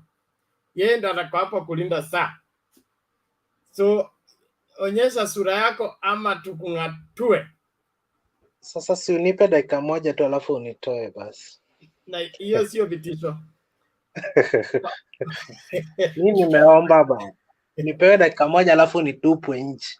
Basi wewe subiri hapo, hiyo nitakupatia dakika 3 lakini utangoja hapo. Jafeth, onyesha sura yako ama ujitetee. Ama atolewe. Okay, keep take it. Yeah. Hey, you're looking sharp today, Bernard. Siku ya bwana. You're looking sharp. Umekuwa promotions ile ulienda hizo ma conferences huko Nakuru. Inaonekana umepata ka promotion hivi kwa kanisa. Utafanya bishop anipeleke Lodwar. Wacha kusema namna hii. It's good bana. Wajue unalinda unatulinda. It's good bana. Sasa mimi nilikuwa nataka kuongea. I wanted to talk about Ruto's statement and the behaviors that have been happening in the last few days or weeks. these are just reactions. So your statement here, Ruto, first of all, if we look at it, it's on Facebook. Na mi najua ni huyu Itumbi, his blogger ama ni Muhammad, one of them too, walimwambia andike hii kitu. If you look at the way it's been presented, it's like me texting my friends, you know, it's not an official statement. It looks very dirty. Sorry, my boss, I feel your pain. Those you assign my responsibilities in capital. Project Mzee sijui ameweka double quotation, have let you down miserably. They bungled our big four, killed our party and wasted your second term. Wow. Wao ni bure kabisa. Boss, I'm available, just a phone call away. Sadly, last cabinet was 2 years ago. Yule number 2. Is that a statement from a DP? It feels if it was he doesn't want to make it an official statement. You can see official statements even if it's coming from the deputy president's office or the president's office, inakuanga na points.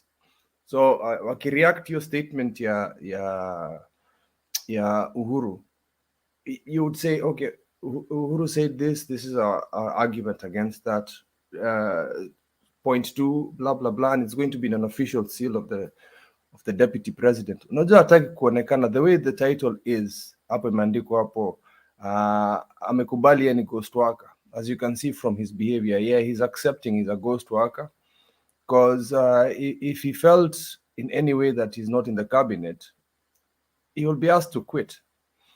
So the other thing is Tuliona, we were warned by Alex. You know, everybody knows Alex from this forum a couple of weeks ago before the funeral. No, a week ago before the funeral. Walisema tu, these guys will do something very stupid. Kina Kashagwa or Irumbi, all these people from UDA. While they paid hecklers and stuff like that to disrupt the proceedings yesterday. And the reasons for that is very simple. Uhuru made it, as it should have been, a military procedure. Number 2, it was also for the church, because Kibaki is a Catholic. And number 3, it was for the family. So while they are so used to other funerals that they go and disrupt the funeral proceedings, they talk politics instead of talking about the person who's passed on, and they thought they would do this for Kibaki's funeral, bringing down the argument we had yesterday about the spin doctors and the way they were doing some spin doctor things about the grandson of Kibaki. It is yep, you see somebody is confirming that it was Irumbi who wrote that, which is bad manners. It's not the reason. Okay, the reason why he's writing those things, he tried to shake Uhuru's hand twice. Akona boss is serious. Hii kitu ya mtu kukuja kusmile hapa. Hold on. Wekesa. Asante Wekesa. You read my mind. Na uingie short. Imeshika moto. So Uhuru was showing Ruto that this time it's serious business. Unakuja kuniangalia na meno kila siku na kusmile hapa. This is serious business. Tunaingia campaign. And then Ruto felt some way. So it's back to him telling all his forces on the ground to react. Like right now, they're saying attack the president. Uhuru feels Ruto feels very embarrassed right now. The statements Uhuru has said, the twice ajasalamiwa, all these things, even after Ruto licks Uhuru's boots by that by that speech. That was really embarrassing. Praising Uhuru in a funeral because Uhuru is over there. He thought it is business as usual. Like it's actually outside it's politics, but then when we are together we are friends. This time Uhuru does not want that childishness, because it feels he's now seeing that Ruto is just behaving like a child. He thinks that these statements, like yenye nani alisema, what is his name, our friend from Mandago alisema ati you will go have a cup of coffee or dinner afterwards. This has really hit Uhuru's nerves, and there is no, this is one of those, the way Raila does usually, the politics has no permanent enemies. I think the relationship between Ruto and Uhuru, there is no repairing that. The way things are going, unfortunately, guys, I'm sorry to say this, atakuwa prefect committee. I'm not gonna say the name so that nisikuwe in trouble. So huyo mtu wako Kalib atenda kuwa prefect committee. I'm sorry. Those are the little things I wanted to say, and I'll keep staying here. And asante sana for the opportunity and kutupatia addiction yetu ya kila siku kuona. Asante. Hey, Kip, why don't you comment about Tarus? Tarus, unajua Tarus na Mandago Nandi. Sasa Tarus is somebody they've been hiding for a long time. I don't even know why he's been quiet for this long. These are the kind of people we want to hear. You know, I think these things have been planned. You know, I think waliambia Tarusa akwe kama ile last minute attacks. You know, it hurts. You know, it's hurting more and more. And you can see the way Tarus does not care. Hata mkifanya nini, he says, unaona hata mpaka watu kwa comments anasema freedom of speech. It's because they know it's the truth. Yeah, hata mkisema watu wanapenda watu kama mimi na Tarus on the comments. Yes, we are the people, and if you call people in Azimio fools because they like Kalenjins like me, endelea kusema hivyo na tutaendelea kufuata Azimio. Mimi na Selina tuko Azimio na tutataka watu kama we've got Tarus's back. Na muwezi mfanyia kitu. That is our man. Asante. Okay, thank you, Kip. Appreciate it. Nani Fabiano Adriano anasema Bernard, wewe si mtu mzuri. Clinton Chagaredo tunamjua sura yake, mbona huwa utaki kumwambia Penny Nyagaka tuone sura yake? Bwana Adriano, unanifanya mimi nakuwa responsible kwa masuala ambayo siwezi husika. Nyagaka alikuambia yeye ni mzee, ataki story mingi. Wewe utaki unafuatilia yeye kwa nini? Tafuta yeye kwa inbox, atakutumia passport size. All the same. Jakaredo. Clint. Oh yes. Your 2 minutes begin now. Sawa Ben, asante kwa dakika zako. Poa sana. Si siku mingi bwana, juzi nilikuwa hapo, nilikalia hicho kiti chako, nikasikia wenzangu wa UDA wanasema nini, na opinion poll inasema tuko mbele na tunafurahia. Nilikuona kwa mbali, nilikuwa tu hapo kando ya Ditmas nikikuangalia, we are colleagues. Nilikuwa kofia yangu. So Ben, umenipata kikambili na unakuja matanga ya His Excellency. Sasa His Excellency alikuwa mtu wangu kidogo tu nikuje, lakini niliona huyu wa madharau salimiangi watu, nikasema hata mimi pengine sitazalimiwa nikifika pale. So nilibidi ni watch kwa TV kama wengine. Aya, endelea.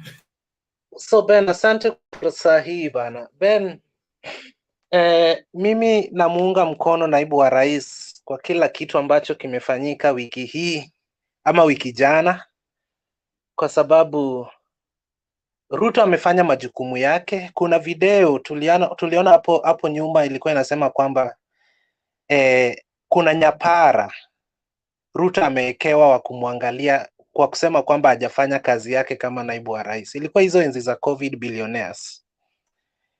Na ilikuwa ni ukweli. Akatuuliza kwamba ni kazi gani rais amempea akashindwa kufanya. Watu wanajifanya nyapara, wamwambie ulipewa hii kazi na hujafanya. Rais mwenyewe amekuwa akituambia venye ndugu yake Raila amemsaidia. Ni siku gani Raila aliacha kumsaidia mpaka sasa hivi anasema Ruto ako wapi? Ruto atoke kwa soko akuje kumsaidia kazi. My friend, Ruto has been useless to the current government since 2018. Ruto cannot be useful to the current government 100 days to elections. Waachane na Ruto, Ruto akae.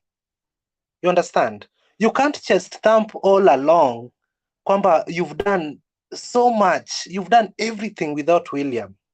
And now, because you've taken political sides, you want to tell us that William hajapatikana, umekuwa ukifanya kazi peke yako, atoke kwa soko, ache kutuambia serikali haijafanya hii, akuje akusaidie kazi. So hapa nafikiria Wakenya tunadanganywa, na tunadanganywa na the head of state ambaye anafaa kutuambia ukweli. Jamaa amejificha 2018, 2019, eti handshake ni ya kuleta amani. Kidogo hapo 2020 handshake, Ruto hakuwa anafanya kazi vizuri, alikuwa corrupt, ndugu yangu ndiye alikuwa ananisaidia kazi. Hapo 2021 kwa BBI sijui hatujasema siasa, Raila hajaniambia hata kama anataka nimuunge mkono. So William was not stupid. Aliona kazi zake zilichukuliwa na gazette notice, akakubali. Akasema mimi kwa sababu sina kazi, acha nirudi kwa wananchi nitafute zangu za 2022. Na ndio kazi William amekuwa akifanya. So watu kujitokeza sasa hii kuanza kulalamika eti William has not been there. In fact, the reply from William is not even rude. William amemkumbusha kwamba I'm just a phone call away from you. Badala ya kwenda kupiga nduru uko kwa Atuoli kwa hiyo seminar walikuwa nayo leo. Sasa mtu amepiga kelele for 4 years. What do you expect? How do you feel? Miti itakatwa huko Sugoi ndio mtajua. Sasa just because you know, hii ni time yangu bana wewe. No, uliongea ni propaganda. Mimi sipendangi mkianza hii mauongo yenu. Wewe nyamaza, time yako ilikwisha. Ama uombe makasi. Subiri bwana Kip. Huyu Clint tutadili na yeye tu. Achana na. Wewe Clint. So Ben, kila siku akishika microphone, waambie wakati alikuwa afanyi kazi, mshahara nani alikuwa anapokea? Hii mshahara Ruto amekuwa akikula. Mshahara nani alikuwa anakula? Ulitaka nani akule mshahara na Ruto ndio deputy president? The fact of that Ruto amekosana na rais haimaanishi kwamba mshahara wake pia haizi akapata. Kwani mshahara ni ya mtu fulani ama ni ya Wakenya? Tena haimaanishi kwamba ukiwa rais huwezi ukaambiwa hapa umefanya vizuri, hapa umefanya vibaya. Kwa mazishi ya Mama Mudavadi, I am in charge of this country, I'm in charge of everything that happens.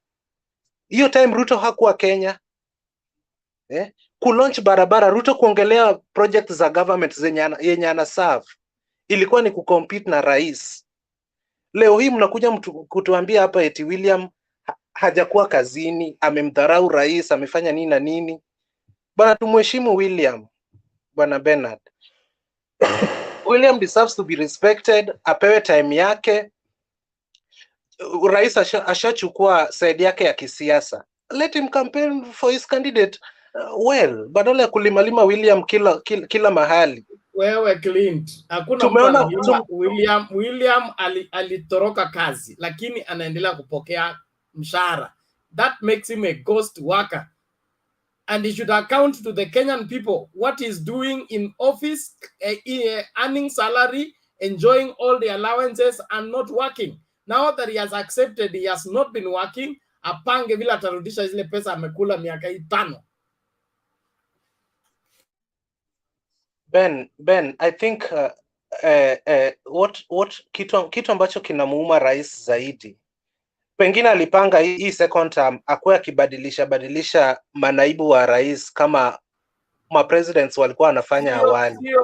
Lakini ni Wakenya wanaumwa kwamba wanalipa tax na hii tax inashughulikia mtu ambaye hawafanyii kazi. Wakenya wepi wanaumwa na mimi hapa Mkenya Mjaluo siumwi. Sasa ni Wakenya wepi wanaumwa Ben? Nani alikwambia ukiumwa ndio kila Mkenya atakuwa ameumwa?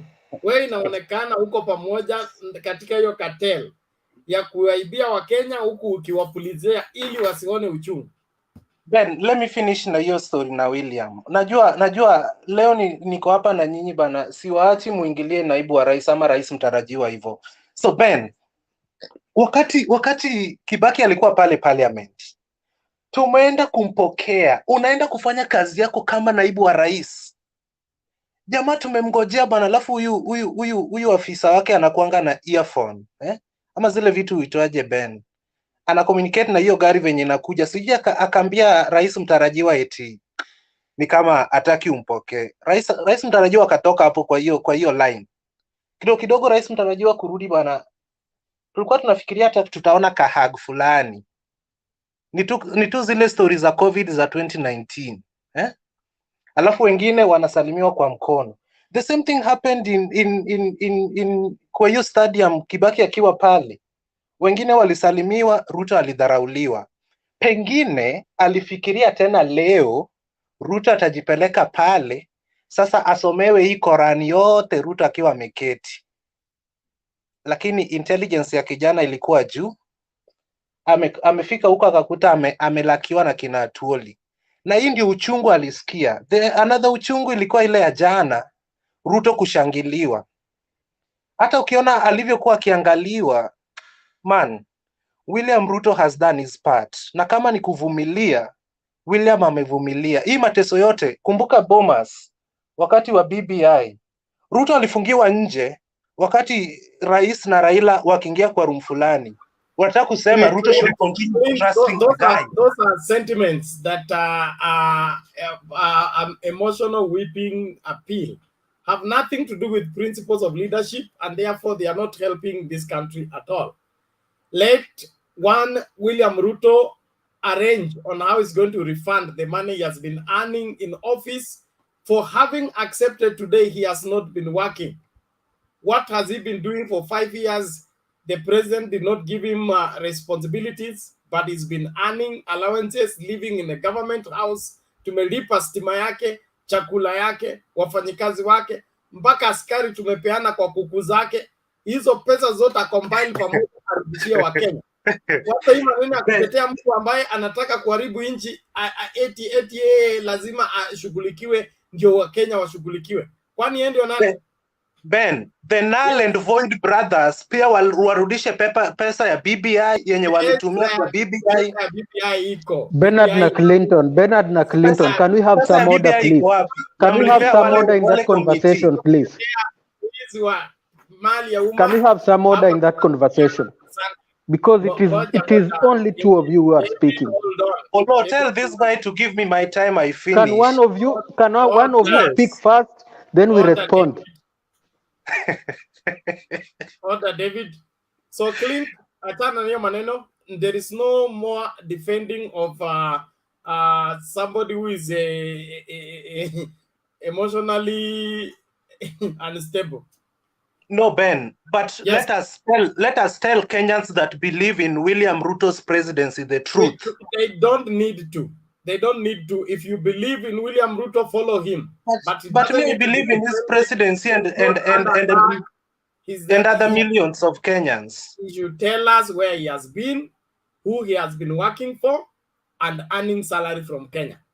Since he has confessed today, he's been a ghost worker. He has not been in office. He has not been doing anything but earning salary. Hiyo ndio pesa tunataka.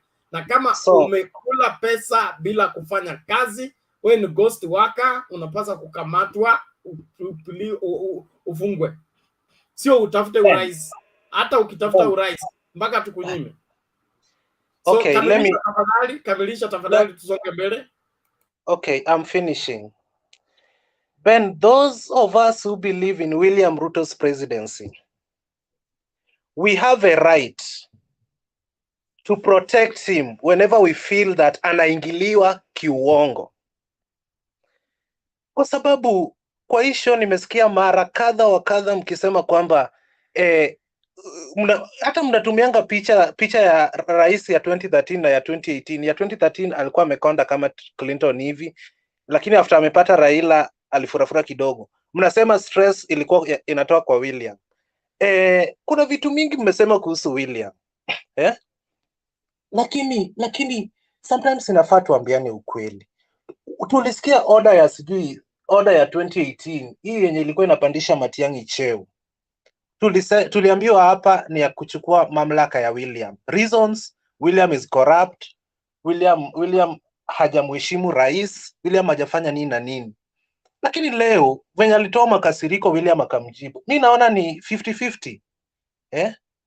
Ruto angenyamaza hatungesikia side yake. Cabinet Secretary Fred Matiang'i wading into the election debate, calling on Kenyans to reject corrupt leaders. Matiang'i, who addressed the Anglican clergy on the state of election preparedness, also defended President Uhuru Kenyatta's right to campaign for his preferred successor. Olive Barrows has that story. In trademark fashion, as Interior Cabinet Secretary Fred Matiang'i threatened to rain fire and brimstone on those perpetuating the conflict in Marsabit, he invited Kenyans to be honest with themselves regarding the upcoming general election. People are running around here who have held public responsibilities. They are not accounting for what they did when they were holding those public responsibilities. You are the religious leaders. The story of talents in the New Testament. What did you do with the ones I gave you first before you come for more? Both he and his ICT counterpart, Joe Musheru, who've previously publicly voiced support for Azimio presidential aspirant Raila Odinga, once again invited Kenyans to vote wisely. Call deep state who hate me. They don't like me. They don't want me to be a leader. They plot evil against me. You drive public money in that state. You eat food bought by that public state that you are condemning. You live in a house of that state.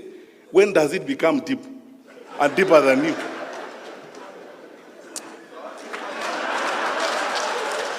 Addressing the Anglican clergy on Tuesday evening, Matiang'i identified voter bribery as the biggest threat to the August 9 general election, while Musheru flagged misinformation.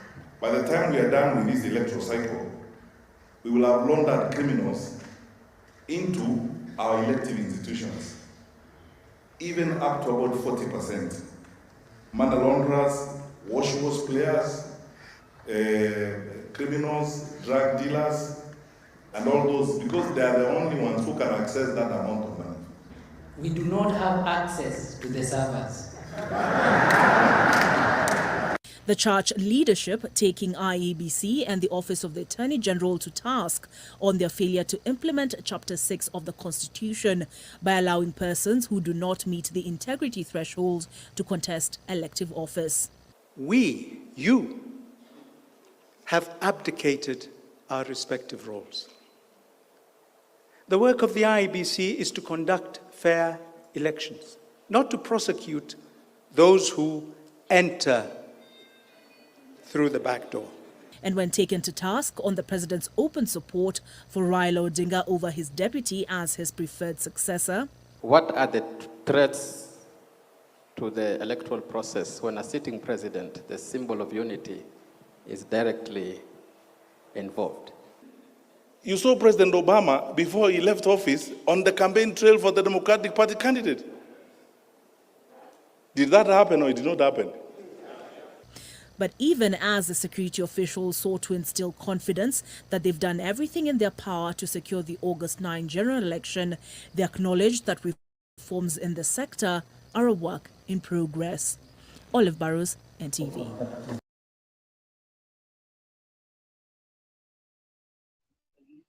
So nimalize.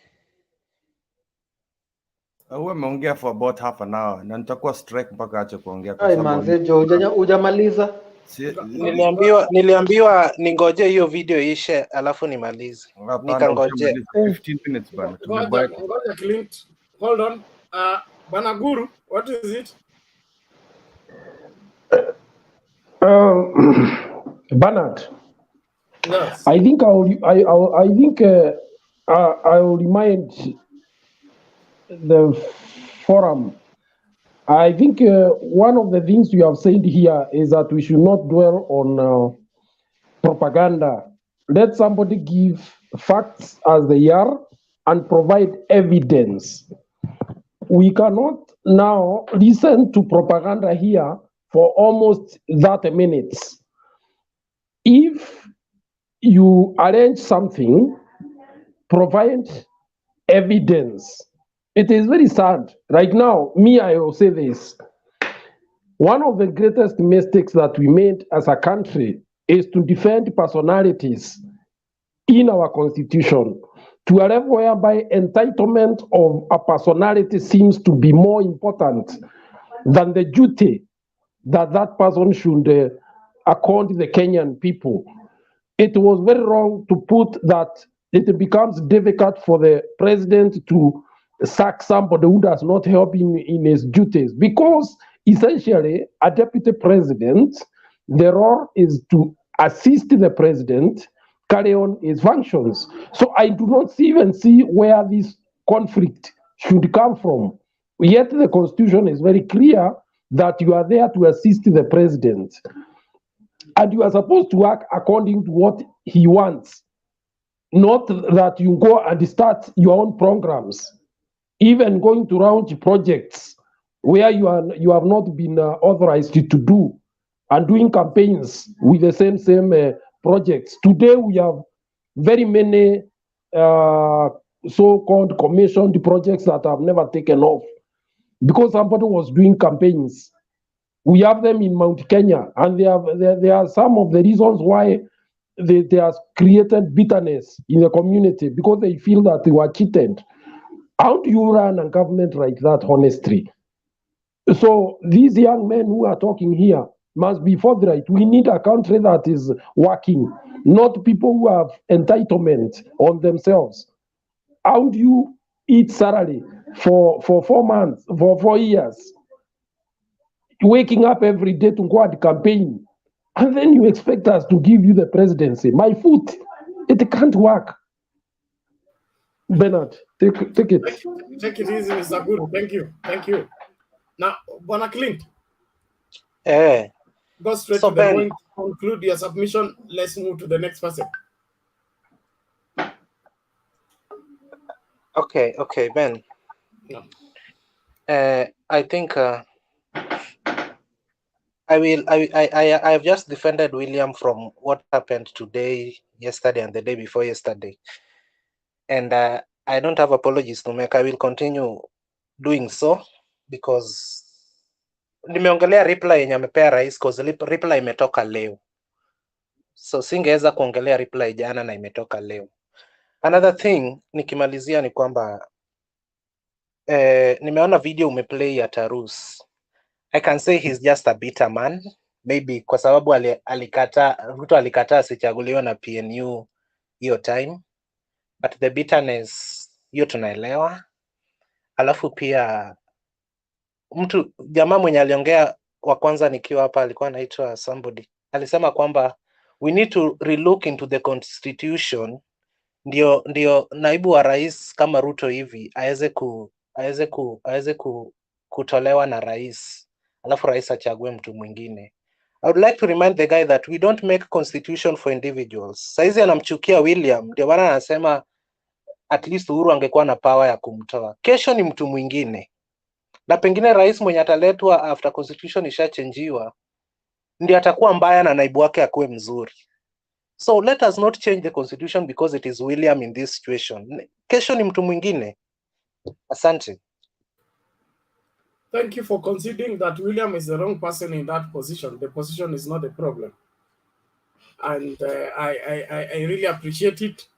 And so because William is a bad example, he's forcing us to review what we had concluded that it should remain the same. Utaniharibia unga, sijasema hivyo tafadhali. Let my check, acha check yangu ingie kama hiyo. Acha kusumbua, enda uchukue unga. Ni unga ulikuwa unatafuta? Pole lakini. So William is the problem, is not the deputy president. But just to put it in proper perspective, the writers of the constitution wrote that part of the constitution in view of how the previous vice presidents were treated. That's why how they got it wrong. They did not balance it looking at it from one angle. They looked at it from the side of the vice president without looking at the side of the president who was to be assisted. And from the last time I checked, assisting somebody has never been by force. You can be my assistant, but I have a choice to seek your assistance or not. So you can't force me to help me. If you are my assistant, at least kula mshahara, lakini kama sitaki msaada wako, huwezi kunilazimisha kunisaidia. There's no law anywhere in the world that forces people to get assistance or be assisted by the assistants. Hii vitu zote tunakuwa treated na William Ruto zinakasirisha, lakini wacha tu tuachie hapo. Na hivi nani mikono iko juu. Kimere. Yeah, just a rectification actually on what Clint just said now about the position of the deputy, and he told us that he told Guru if at all we have a different if we have a bad president and a good deputy, but the fact remains it doesn't make any change logically, because the fact is the deputy remains the assistant of the president. So even if you have a bad president and a good deputy, the president still reigns over the deputy. So it's important that the president has the power really to dismiss the deputy. To me, that would make more sense. I just wanted to clarify that, because it doesn't make any difference who is good or who is bad. The president still has the power over the deputy, whether he is a good president or a bad president. Thank you. Okay, thank you very much. Job security is important, but if you are securing somebody's job at the expense of the country, in my opinion, it doesn't add up. And so the next parliament need to address that matter right away. We cannot have somebody who cannot be fired be in office. If I have power to hire, I must have power to fire. And deputy president is not elected. Deputy president is appointed by the presidential candidate, or who prefers somebody to run along with them.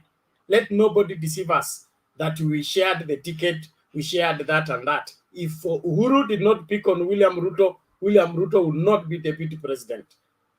Tusidanganye, tufuate sheria vile ilivyo na tuelewe vile mambo yalivyo. Tusikubali kufuata mambo vile wangependa kuamini kwamba isingekuwa William Ruto, Uhuru angekuwa rais. Kwa hivyo William Ruto lazima akae kwa ofisi hata kama afanyi kazi. That is evil. Osinde, what is it? Unmute, the mic is beside your name. All right, thank you. Yes. Habari zenu nyote, after a long time. I'm in Kisumu today, and on this Afri-City Summit. But one thing I've seen very clearly, the time has come that we must now separate men from boys. Blessed is the man who bore people like Baba and Tarus. Blessed are these women who bore this kind of people. Because now, Raila is the face of reforms. Raila is the face of unity. Is a face of peace and development. This man has sacrificed his life, his personal comfort, in order to benefit Kenyans through constitutionalism, through governance. Bernard, excuse me. And this is already seen, it's evident. Now, what I saw yesterday, Bernard, these suckers in Nyeri, where someone is able to hire women to just cheer him up as if it was a campaign, I think it is wrong. And I think it made the president even uncomfortable now to say, if we are going to the last mile, now we must be decisive on what action to take. The actions of the president, the talk, the body language, indicates that he will not buy any Excuse me, more Bernard. time Order. to entertain anyone who would bring disharmony, because he wants to leave a united nation behind. He will not entertain any side shows to prevent him from leaving a united nation. I commend him the way he moved, and it's going to be worse. And time has come for Kenyans to realize that there was a mistake to put criminals in leadership. Time has come for Kenyans to see this. If we have realized this, then we should not repeat it again. Order. Vanosinde, mind your language. Thank you. Branding people criminals requires substantiation. Thank you. Bernard, excuse me. Bernard. Bernard, do you hear me? Have we withdrawn it? Olo, please stay in order. Yes, I have a problem. What's your problem? Is Osinde submitting or responding to Clinton? You know, we can't be setting rules in this debate and then we go against those rules. Because if he submits, yes, sir. Let's do this, okay? You just came in. There is a queue that we are following. And I think Osinde was coming after Clint, according to my schedule. I didn't know that he was submitting because we have not even answered Clint. Answered Clint? Yes. Where is Clint? Clinton, we have not answered what he said. He made some claims here that we can't just let them go like that. When it's your turn to submit, you begin by that and then move on. Well, what if he goes or if I forget? He's already gone. We cannot tie him here to wait for you to come. No, he's gone because when he was submitting, you guys were talking to him. Can you stay in order, please? That is not fair, Bernard. Responding to your sentiments. There are rules to debate, yes, but there are many factors to be considered. It's not just one side. Okay, I continue. Banosinde, I was saying. Yes. Let there be whatever.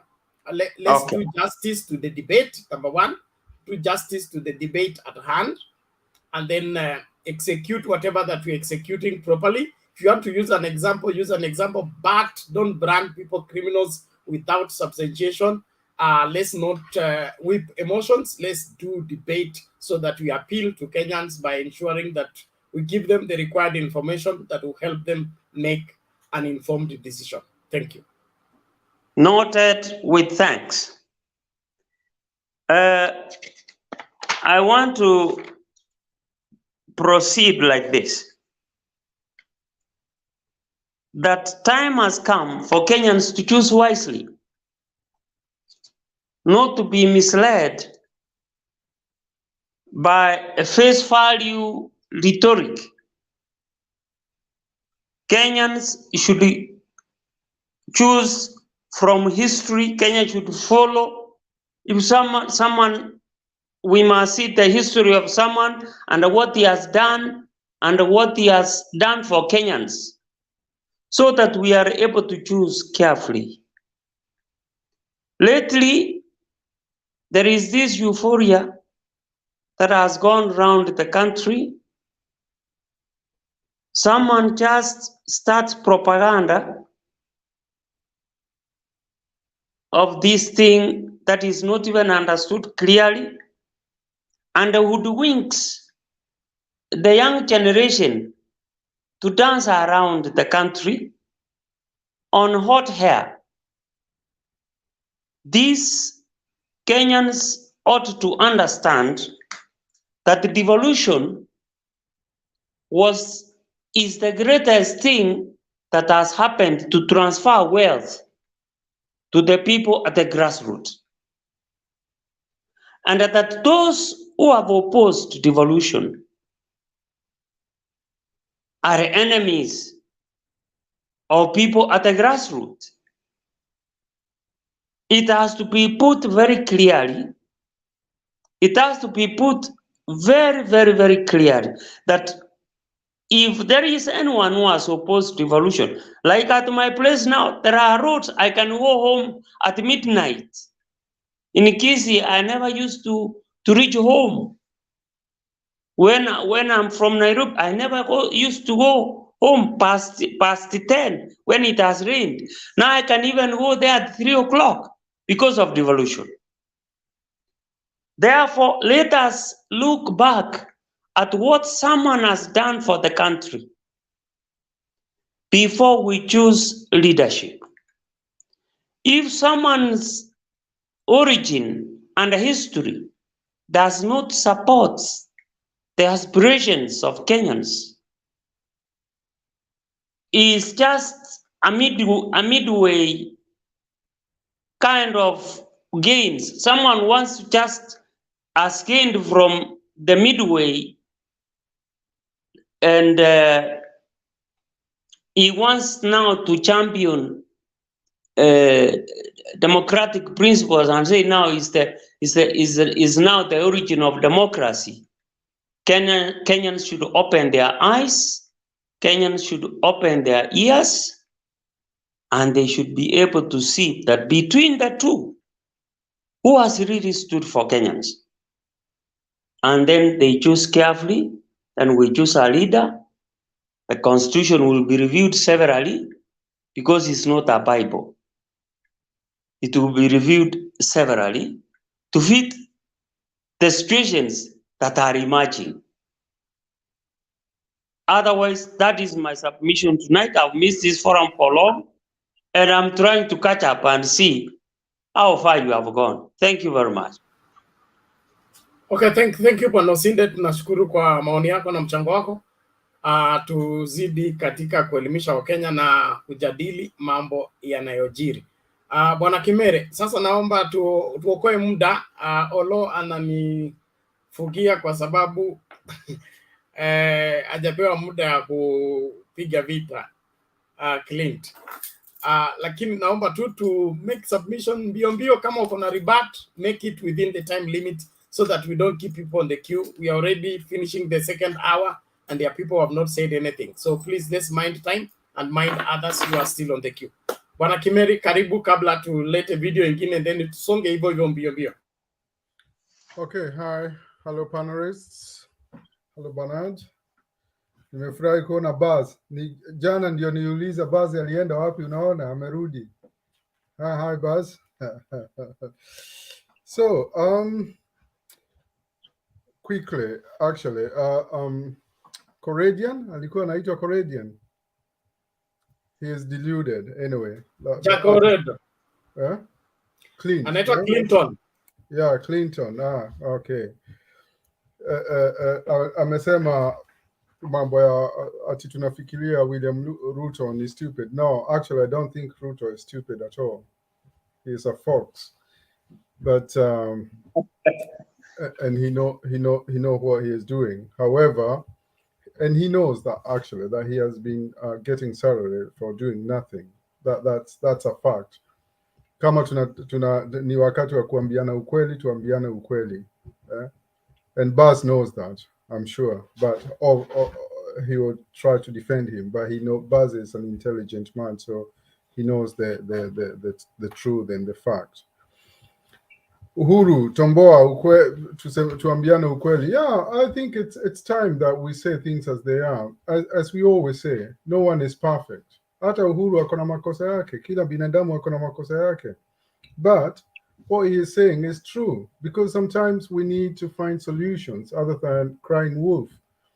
Hatuwezi kuwa na kiongozi ambaye badala ya kuleta solutions kwa mashinda ile wananchi wanapitia, anakuja kulia pamoja na wananchi and pointing fingers. That doesn't help. And it's very unfortunate. Kuna watu wengi sana wanaamini hiyo mambo ya kulia pamoja. Surely, where I work, if I'm leading a team, I can't really be crying with my team. If my team is complaining about something, I'll try my best to find a solution to solve whatever problem is there. I won't just join them. Even sometimes when you are working in a company, like, to give an example, and you are a supervisor, sometimes you go beyond and defend, even if you know that the problem is coming from the top management, you defend that management, the top management, fully knowing that there's a problem there, but you won't really communicate that to the junior people. You try to defend that, and you then escalate that to the senior management and let them know, okay, there is this problem and we need to address this. Lakini wendi kulia na hao wengine, if they're expecting solutions from you, you don't go cry with them. That's not leadership. Understand? So that's one thing.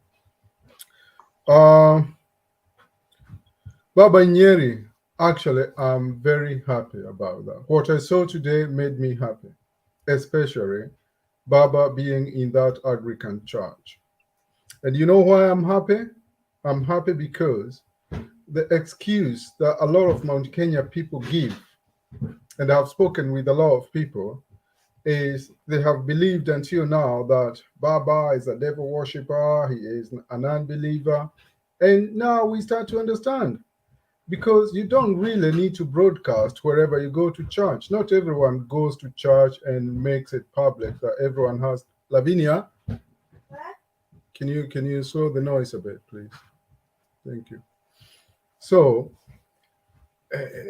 that's a good thing. So people will start believing, because and that's the thing that have been sold in Mount Kenya, that Raila is a witch, Raila is an unbeliever, Raila is this, it's, you know, and that's why they have been campaigning there through the churches, and that's why actually they have the Caleb, I can see you are shaking your hand, but that's a fact, and that's why you see a lot of people actually complaining and talking about why do the KKA people, or specifically the UDA side of it, because KKA, if it exists, it's a lot of them, but the UDA people, they believe that they have the monopoly of God. That's not possible, because that's what they believe, that, okay, we are the believers, the others are somehow not very well established in what the belief is.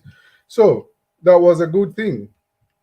And the reception was good as well. I like how Gojiri is doing the campaign. I like how Mada is campaigning. And now, as we talk about, I know today we don't want to talk about Kalonzo and all that, but he is making a lot of trouble, but we don't see him in those campaigns. And Mada, since day one, has been on the road. So, and that's something to mention. KKA in Kakamega, I won't comment on that because I haven't watched that, and I didn't know even there was a campaign there.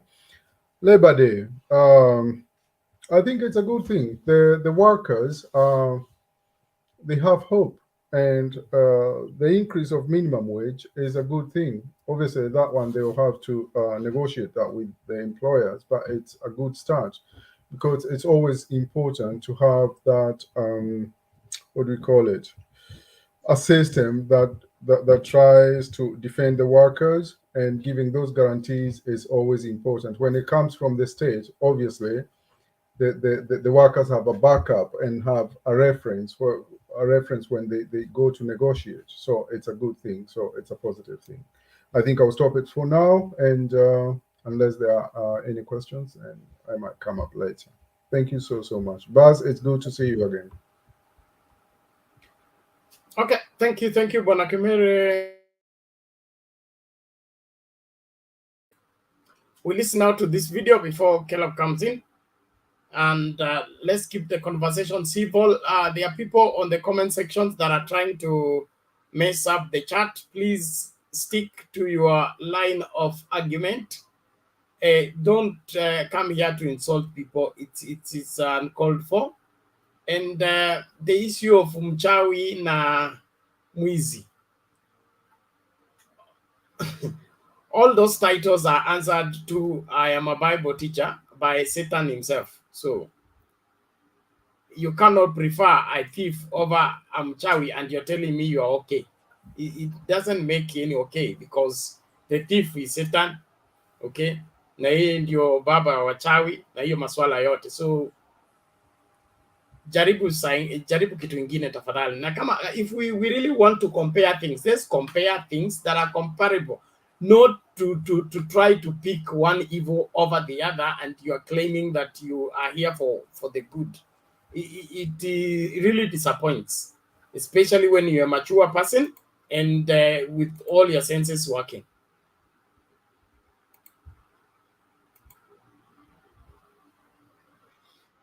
Sasa anadai naibu wake William Ruto alidinda kujiuzulu licha ya kuchukua mkondo tofauti kisiasa, akisisitiza kuwa Ruto amefeli kama msaidizi na mshauri wake. Hata hivyo, naibu rais kupitia ukurasa wake wa Twitter amemjibu bosi wake akisema wale waliotoa majukumu yake wamefeli kiongozi wa taifa. Kennedy Mureithi anatudondolea nipe nikupe hiyo ya rais na naibu wake.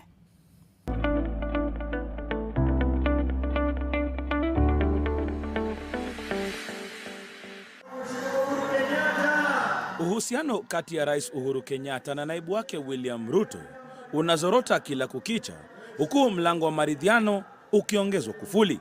Hii leo katika hafla ya kuadhimisha sikukuu ya wafanyikazi nchini, Rais Kenyatta kwa mara nyingine alimgeukia naibu wake na kumpiga vijembe, akidai alimtaliki na kugeukia kampeni za mwaka wa 2022 na kutelekeza majukumu yake kama msaidizi na mshauri wake. Kulingana na rais, Ruto alimtema alipomhitaji zaidi, haswa katika utatuzi wa changamoto za kiuchumi nchini, na badala yake akawa anamkejeli na kumsimanga masokoni na majukwani. Na badala ya viongozi kuwa wanaketi kusema tutasuluhisha namna gani, jameni, tutasaidiana namna gani, wengine wanaenda huko kuinsight wananchi. Angalia hii bei imepanda, uliza Uhuru. Yaani mimi Uhuru niko Ukraine, mimi ninafanya nini huko? Jameni.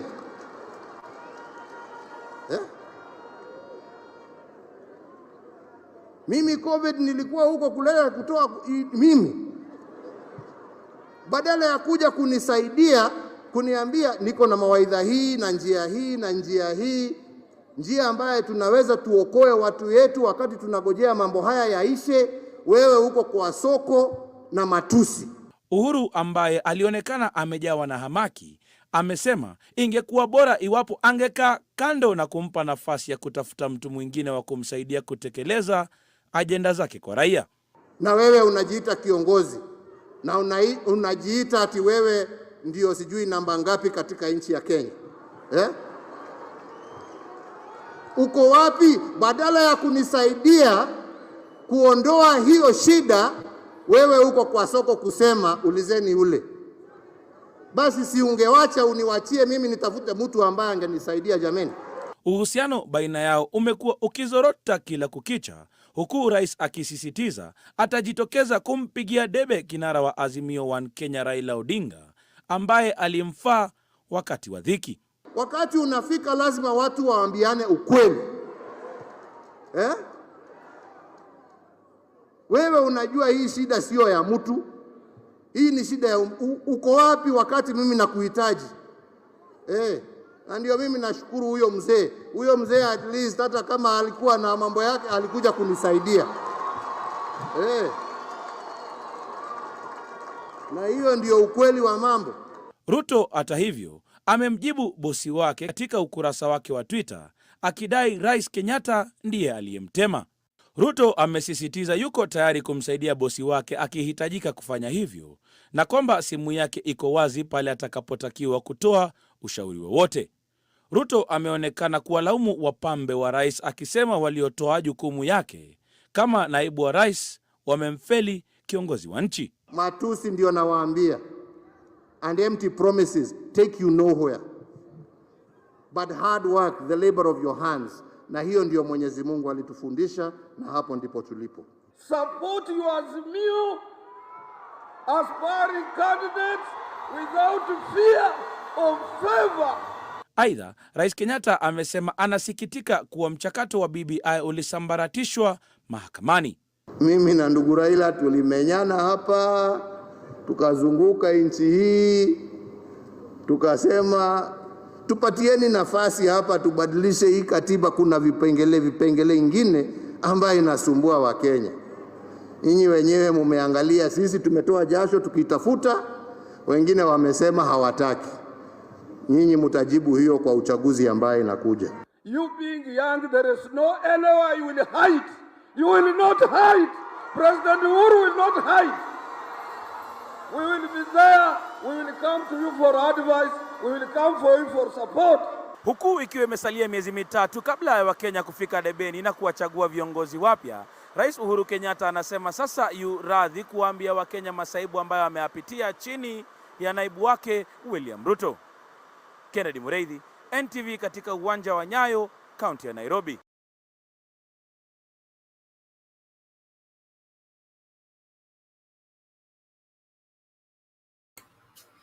Okay, ni zamu yake Caleb, karibu. Asante Mr. Bernard. Before I start, Mr. Bernard, with the permission, I would like at least leo nipatie dakika 5, if that's okay with you, please, because I think I'll have a lot to talk about today. Dakika ni 3. Squeeze your information within 3 minutes. Just make sure Bernard, that you remain objective. It's a special request, Mr. Bernard, please. Like I said, we are in the 3rd hour and there are people who have not said anything. That's why we are redeeming time. So stick within the 3 minutes. Okay. If it requires more, we'll negotiate after that. Thank you. Wekesa karibu. Okay.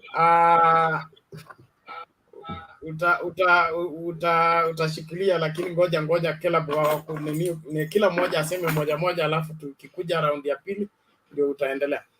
Caleb. Okay, thank you, Mr. Bernard. I think today I will be having a lot to talk about the President Uhuru Kenyatta. You know, actually, I know it may not sit well with some of the people who maybe are supporting the president, but today I would like to refer to the president as His Excellency, the Pettiness Uhuru Muigai Kenyatta. You know, today I heard the president saying that his deputy has deserted him. You know, today I heard the president trying to say that his deputy had deserted him at the hour of need. We will not allow you we will not allow you, even if that is what you are. We will not allow you. I know it not sit well with you guys, but okay. Just allow me. Let's do this. Bwana Caleb, umesoma mada leo.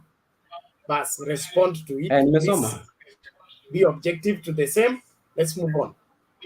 So, sir, don't invite bats because they will come. Thank you, Mr. Yes. Okay. You know, Mr. Bernard, today I had the president talking about how the deputy had deserted him at the hour of need, and then from his own words, I could see the president really struggle, and he was regretting about the handshake whereby he had sidelined the DP and didn't want to work with him. You know, back in it was on Monday, I remember, 21st January 2019, the president had issued an executive order, number 1, whereby he stripped some of the responsibilities of the deputy president and dedicated and gave them to Interior Cabinet Secretary Fred Matiang'i. So somebody trying to say the president that the DP is not working and he has no one to blame but himself. And then again, Mr. Bernard, if you look at the Constitution, just in maybe in a quick way, what are some of the functions of the deputy president in Kenya? We have that the deputy is the principal assistant to the president and shall deputize the president in the execution of the president's functions. Then the deputy shall also perform the functions conferred to him by the Constitution and any other function that the president might dedicate to him or any duty. And then in Article 35, I think the 134, whereby the president is in absentia, the deputy president can sit in for the president, and the deputy also shall not hold any other office. So when the president tries to say that the DP has not been doing his work, I think the president should also come out and declare some of those duties that he has been able to delegate to his deputy, and the deputy has absconded them, he has not delivered on them. And again, let's be forget that the president has been humiliating his deputy for the last, I think, 4 years. If you remember, the president was the choir master at State House when he paid some youths who were singing Nyote Yawezekana Bila Ruto. So which translates like all is possible without Ruto. So what happened after the song? How was this year? All is now possible without the DP. Caleb, hold on. Sorry, Bernard. Sorry. Hold on, Banakimere. Let him finish. Let him finish. Thank you. Okay, thank you, Mr. Bernard. You know, Mr. Bernard, when the president was leading the youth in singing yote yawezekana bila Ruto, which translates to all is possible without Ruto, what was he really meaning that? And I'm defending you so that you can objectively debate. Everything you say, put it in perspective. Okay, when was that? Okay. It was after how long? So that everybody understands. It's not just weeping emotions. Yeah. So, thank you. Okay, Mr. Bernard. You know, when they were singing that song as State House, maybe I will be able to provide the correct dates, but I think it was last year, whereby they were singing Yote Yawezekana Bila Ruto. So did the president realize that all is not possible without Ruto? When he was in Musalia Mudavadi's mother's funeral, he said that he was in charge. And he said that he's the head of the government. So I think when he was said he was in charge, he knew what he was doing. He knew that he's able to deliver the mandate. The DP in Moja, he has the whole cabinet. So I think the whole cabinet can help him deliver on his mandate. And the president has been underrating the capacity of the deputy president, William Ruto. And from his speech today, during the Madaraka Day celebration, the Labor Day celebration at Nyayo, he affirms that indeed the country was in the right direction when the DP was advising him. And since he pushed the DP away, things has not been the same again. The country is going south, and that's why the president is so furious. And and during the first time of the presidency, if you are able to notice, the DP was the one who was spearheading most of the government projects and the agenda. And for sure, it's never satisfied some of the people around the president who saw that the DP was trying to outshine his boss. And because the DP's popularity had risen, I think some of the people tried to sabotage now the popularity of the DP and brought all this confusion. By now the president, I'm quite involved in that. And in the second term of Jubilee, if you could see, 60% of the project that the Jubilee government has been able to deliver in the second term, they were conceived in the first term of the government under the leadership of Uhuru Kenyatta and the advice of William Samoei Ruto. 60% of the projects which are being done at this point in time, zilikuwa huyo wakati. If you look at even the Big Four agenda, I think even DP Ruto must have been the mastermind behind the Big Four agenda, the Jubilee, for the second term, whereby we had the food security, we had affordable healthcare, we had about the affordable housing and manufacturing. Hakuna kenye iliendelea after the DP will follow the president. That shows you a lot that the DP was the backbone of running the government. That's why things have been going south. You couldn't see these things at the first term of the president of the Jubilee government, and that tells you a lot. And for sure, the president has been having a great challenge in delivering the Big Four agenda because he was not the conceiver of the plan. It's the DP who was the conceiver of the plan, and the DP has been pushed out of the government. That's why the president has been having challenges in delivering on the mandate that the Jubilee people were promised watu. Hakuna facts hapo. Bwana Kela, are you saying that this country cannot do without William Ruto? The president cannot do without William Ruto because he's very desperate at this point in time. That's why you see the desperation, the I want you to think before you respond to a question. Bernard, let him finish. Let him. Lazarus. That's enough. He has already spewed enough.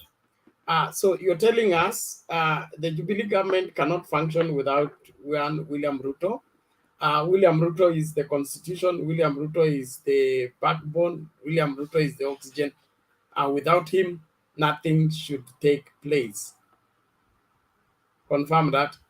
You know, Mr. Bernard, clearly you can see that the government is struggling after they be pulled out. Struggling what? Bwana, do you know how the government works? When the president is talking about his deputy, do you think he's talking about the person of William Ruto? Oh yeah, he's talking about William Ruto.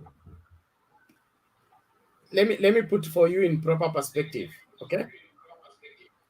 Yeah. When the committees in parliament were being headed by Tanga people,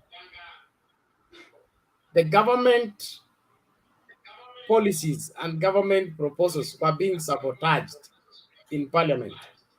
That's why there was a purging of getting rid of all Tanga. Why? The deputy was sabotaging the government programs.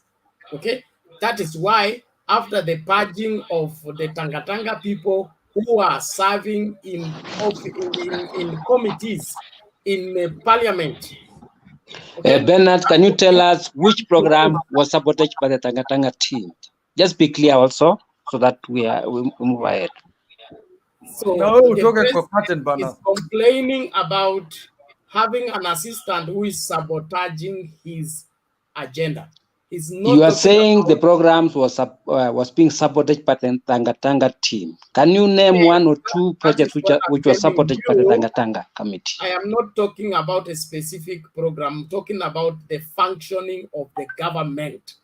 When Uhuru is leading the government this direction, the deputy is leading the government this other direction. That is called sabotage in English. Okay? Yes, Bernard, you seem to be confusing us. When that is devolved, where and it's like you do not know how the government is run. Be clear, please. Don't mislead us. Malala is hiding himself because he can't put his piece. So what I'm saying is what the president is talking about is much more than an individual. He's talking about a systematic approach in sabotaging government function. Okay? And that in itself is something that is unacceptable. So Banakela, don't preach to us that without William Ruto, the government cannot do anything. Without William Ruto, if William Ruto was the backbone of the first term of the Jubilee government, then William Ruto is the mind behind the corruption that took place in the first term, which was massive. The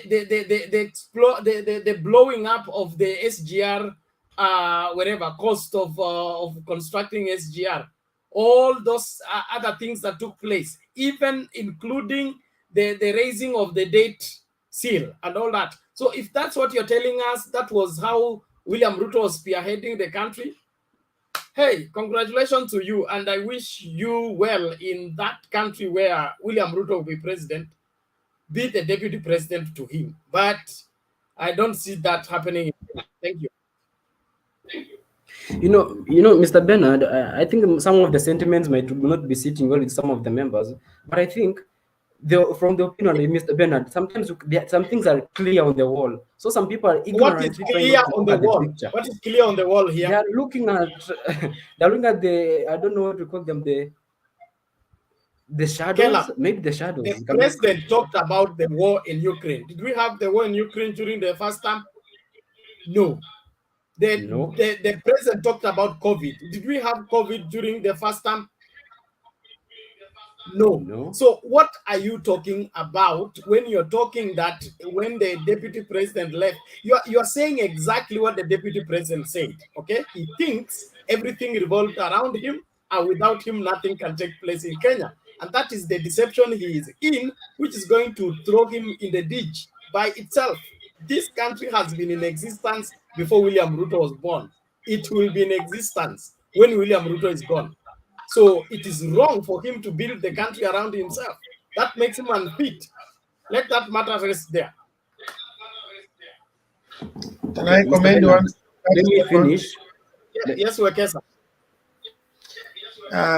Let me just comment shortly. The KAA and UDA brigade have perfected in using half-truths, what we call conjectures, and selective amnesia to drive their narrative.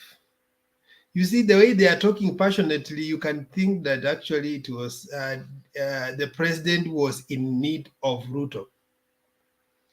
But they are not putting the speech of the president in the context. The speech of the president was not in any way even suggesting that he wants Ruto to help him. He only was saying, when you guys come to the press conference and start ranting that there's a problem with fuel, am I the one who caused the war in Ukraine?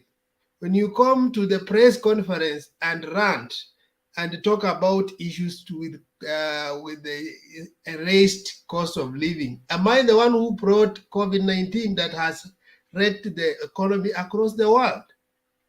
And if that is the case, Are we supposed to provide solutions, or are we supposed to be making press conferences?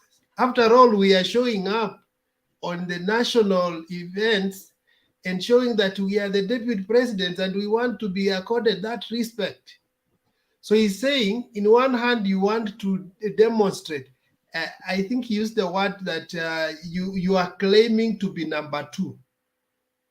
And the president is not wrong, because every rally Ruto calls, he will tell people, remember, I'm the deputy president of Kenya and I'm not mad.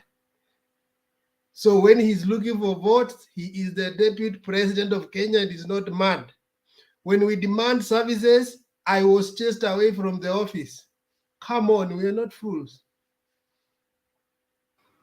Thank you, Wanawakesa. I think that brings about the perspective which everybody is running away, and I don't know why. Because if you really have respect for the truth and you really want the truth, just report the truth the way it is. One of the narrative I will not permit, given permission in this country, is the narrative that this country needs one person called William Ruto. This country doesn't need him at all, just like it doesn't need me, okay? This country has been in existence without me. It will be in existence without me, and it will be in existence when I'm gone and when I am here. Any person recommending himself, including, I'm a Bible teacher, I always say that, okay? Any prophet who recommends himself as a solution, the Bible calls him false prophet. Jesus said, if I bear witness of myself, then that my witness is not true. He said, I have another that bears witness of me. From the fact that William Ruto sells himself as the solution to Kenya's problems, that in itself disqualifies him. And now that he has gotten some people who have swallowed his concussion, who can sink, they want to follow it to their grave with it. No problem. But truth be told, if we balance issues the way they are, there is a huge problem with the William Ruto leadership in this country. Tutasikiliza hii tape kwanza, alafu basi akuje, na I'm sure he's prepared with his ammunition to come and deny the obvious. Let me see if this is it. Bernard, I think you are, I don't know. An Bernard, increase of the minimum wage by 12 percentage points. this guy is very frank.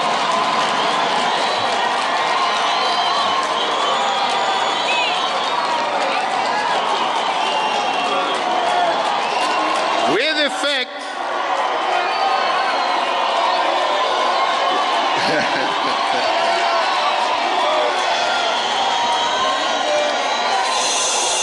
with effect from the 1st of May 2022, yani leo.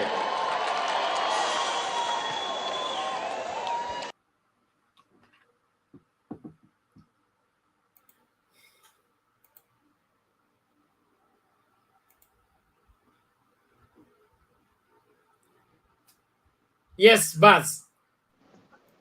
Yes, thank you very much, Bernard. I think my brother Caleb was raising very good points, although you disrupted him a lot.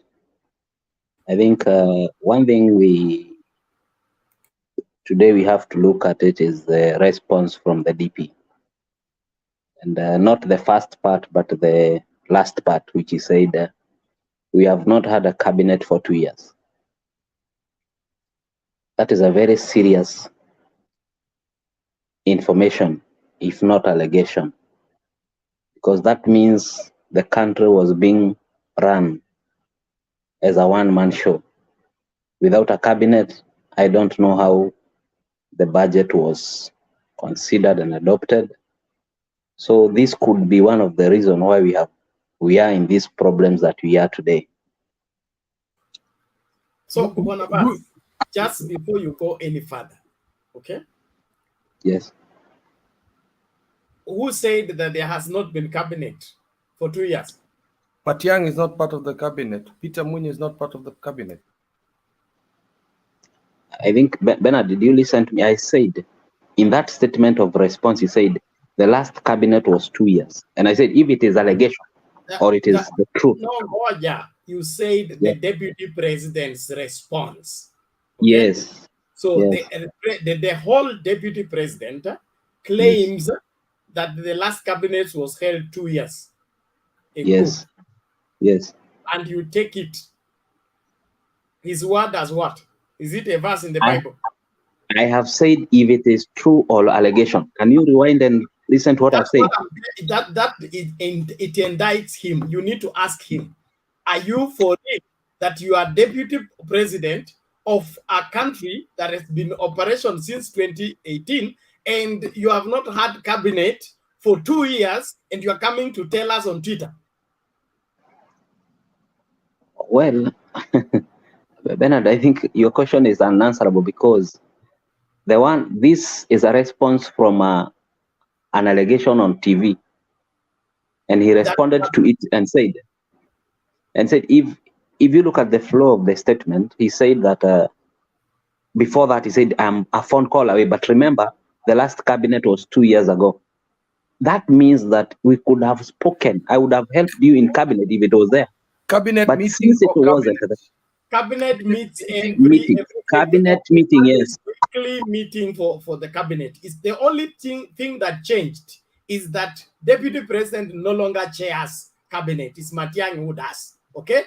Kama hiyo ndo alikuwa anataka kuchair. Chairing. He should complain about chairing. Bernard, is there every day. In fact, the year for COVID-19, the cabinet made more than enough times. We had special sittings with Tafadhali. Bernard, between you, me, and the DP, who knows if the cabinet was there or was not there? I know when the cabinet meets. No, you don't know. You don't know. You are not part of it. What do you mean? I don't have to be part of it to know. Kimunya was on TV asking the deputy, why are you addressing me from the street? And you Skype away from cabinet meetings. I am your minister. You are addressing me from the street. You people, please, propaganda hii yenu itawamaliza bure. Achaneni tu nayo. Kama mna kitu chochote cha kuchangia katika hii nchi, simameni na ukweli. Bernard, in that video you played, I know very soon he will say that there has not been a Security Council meetings, but Matiang'i was referring to him that you attend Security Council meetings and then after you go away, you start cascading the IG General. So soon he will say there has never been a Security Council meeting. Wekesa and Bernard, what are you ranting about? And I made my statement very clear. Is an incompetent public servant who is ranting and crying to the public for help instead of him leading the country. And whatever he says should be taken with every matter of scrutiny because he's known for lying with a straight face. He lies on television. He lies on top of the car. He's lying against the president that the last cabinet meeting took place last 2 years ago. No government operates that way. The only thing that changed is that he no longer chairs the cabinet. If that's what he wants to chair, apewe kiti. He chairs the IBEC. When last did the IBEC meet? Bernard, I think I don't know where you came from today, because if you say the DP chairs the cabinet, I think the cabinet is chaired by the president. Even it is not Matiang'i. What Matiang'i chairs is a subcommittee of cabinet. So I don't know even what you are ranting about. We are responding to a statement that has been made by a person with a competent authority. That information can only be countered by a person of similar authority, not you. And I have said, if what you said is true, that the person who is known for lying cannot be trusted until what he has said has been checked again. That's exactly what I'm telling you. Bernard, the DP did not whisper this message. This message is in the public domain. it could have been And responded. he has always If, been lying in the public domain. if this information is not He true, never participated in picking the cabinet in 2013, 2017 on an international platform. If you can lie from America, lying from Sugoi is very easy. Tuache mchezo. Bernard, Go to I the think next we point. There is no point there. The no, deputy no, no, no, president, no. whatever he There said, is a will point. check it. There is a point because we are in this country and senior members of the Jubilee Party have said they have never had a party meeting since 2018. So party is it now party meeting? It's now no Just a longer minute. cabinet, it's now party meeting. Just a minute. Just a minute. Because you don't want to. Bernard, we are losing the track. Bernard, just move forward, please. We are losing the track now. Not losing the track. I'm not No, you going to always sing do what this. You come with propaganda and we waste time. We spend almost hours just going back and forth with you guys. If you cannot answer the question, oh no, wait, if you cannot answer the question or go through the points that are on there. Yes, I am a ghost worker. I was making my submission. No, but you're lying. You're lying. I can say that without any fear of contradiction because you do not have the facts. What facts do you have yourself of what you have said? Move to the next point or we drop you off. Thank you. I'm saying no, dropping off is not an issue. It's not a threat that I can't take. I'm saying dropping off, if he doesn't want to proceed, he should not by writing a statement that he is a ghost worker. He is not. Us that you can drop off now. Come on, Lazarus. Be sober.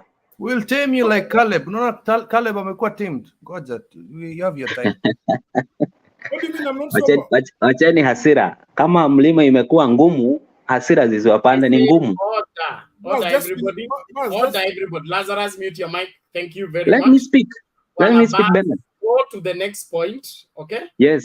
The point that you say that the DP is a ghost worker. He is not a ghost worker. I think my brother... He is a ghost worker, earning salary for not working. Where has he admitted? Bernard, you seem to be... From your statement, which you are reading. Which statement? Did he say he is a ghost worker? Are you giving interpretations that don't exist? Or do you have the role of interpretation? Read English. There is no such English, Bernard. Should I play it for you? You can play, but there is no such English where he said he's a ghost worker. You don't have to believe Bernard is an agent of Asimia. Bas, don't play around with words. In fact, all of your people are saying that the de facto DP in Kenya, some are saying is Matiang'i, some are saying it's Raila Odinga. So in other words, you are admitting that your man is now not a DP. The only thing he has retained is the salary and the title. And you should let me explain to you, Ekesa, why he is not a ghost worker. The DP has both constitutional functions which cannot be denied or taken away even by the president, and he also has executive functions which can be assigned by the president. The president took away the executive functions. The constitutional functions still remain.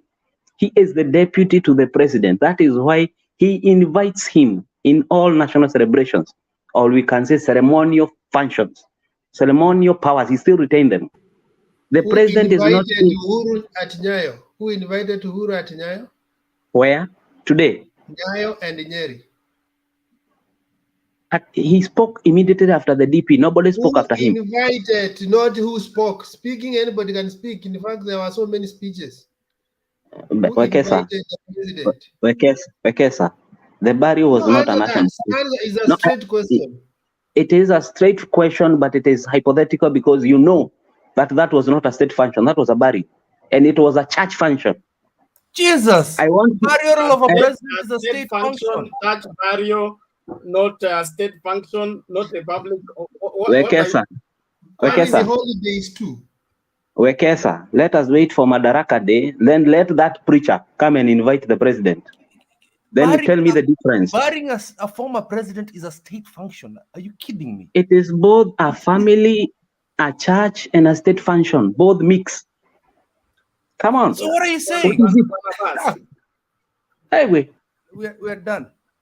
I am saying, we move on because you're not saying, a state funeral Okay, let's is do not a this state order, function. In your everybody. own Let's do this, understanding, a Panabans. state Let's do funeral. this. If you are here to use this platform to propagate propaganda, we don't offer that service anymore. Thank you very much.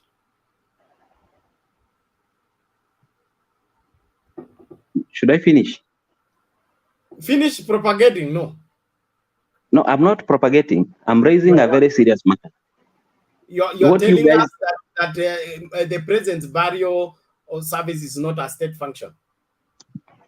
And the deputy president's job is to invite the president during funeral and during function. Bernard, What are you talking about? Bernard. We came from Jamhuri Day. The last Jamhuri Day, it is the DP who invited the president. That was a purely state function. It is a formality. Okay. Not a formality. There is nothing formal. It doesn't is have constitutional. to be the one to invite the president. The president can be invited by whoever is appointed to invite him. Where do you get that from? We quarantine. Go to quarantine, Bani. You're not. Where did you get that from? And when did it happen?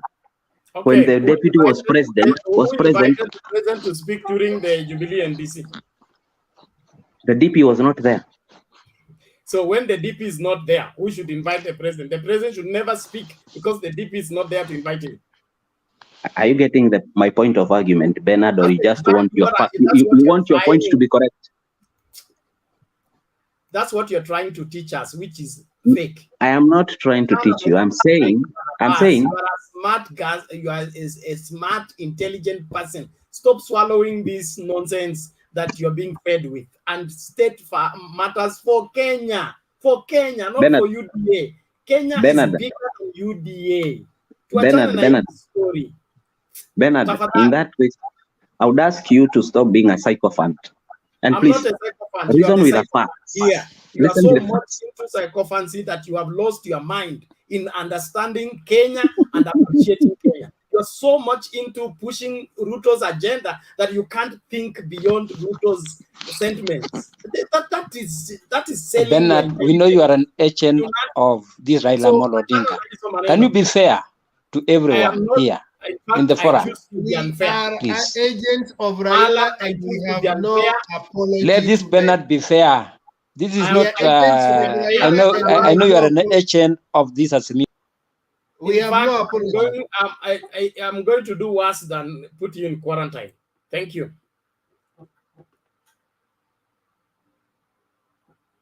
Thank you very much. Let's go to Lazarus. Ben, good evening. Good evening. Raise your voice or your microphone. Allow me to put my disclaimer first, because I think people want to murder you. Before you are murdered, I want to be your lawyer. But I would like to make this statement right. Caleb, you have a bad tendency of trying to put your statements on the comment section and agree with what you are being told. You like insulting others on the comment section. Just tone it down. Tone it down. That is what I want to say before I start. Well, let me go straight to the point. Wekesa has put it right that we have what we call selective amnesia. And I want to bring them to the speed that this is not the first time President Uhuru Kenyatta has said, if he wants to assist me, he should come now. This is not the first time. So why are they hyping it now and why are they editing it now? Because they want to choose what suits them. There's a guy called Mala who is telling you this is a station for Azimio. Let them open the UDA TV. Then they can go and do whatever they want to do. Some of us, we can tell them the exact words they want to hear. So for here, let us not intimidate Mutembe TV. If the UDA guys think they have what it takes, they can hold their balls, let them open their own TV. Then we can go there and put our sheets there. But for now, let us not intimidate Mutembe TV. About Baba in Nyeri, as Kimere said, that is the way to go. because UDA believe they own God. There are only people who own God. That they know people who are devil worshippers. And the same Bible we guys talk about, I know, Bernard, you are a pastor. No sin is smaller than the other. For those who know devil worshippers, and them they think they are holier than thou, I think they are in the wrong world. And I think it is high time, Bernard. If someone thinks he can come and intimidate us on Mutembe because we are Azimio, let them open their channel. I think it is enough. They are really taking much of our time trying to install our English. Some of us, our English has been tested beyond repair. Proper English, not this one here, fabricating and patching. So let us not come and gamble about someone is agent for what. There are people even who want to talk and they're in the background. Because they're emotional, they don't have facts, they can't reason in a public domain.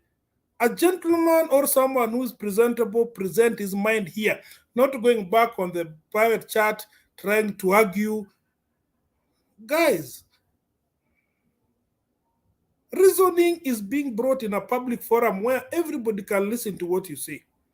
But this issue of trying to tell us, what I want to mention before I end my session is, let us not choose what to say when it is convenient for someone.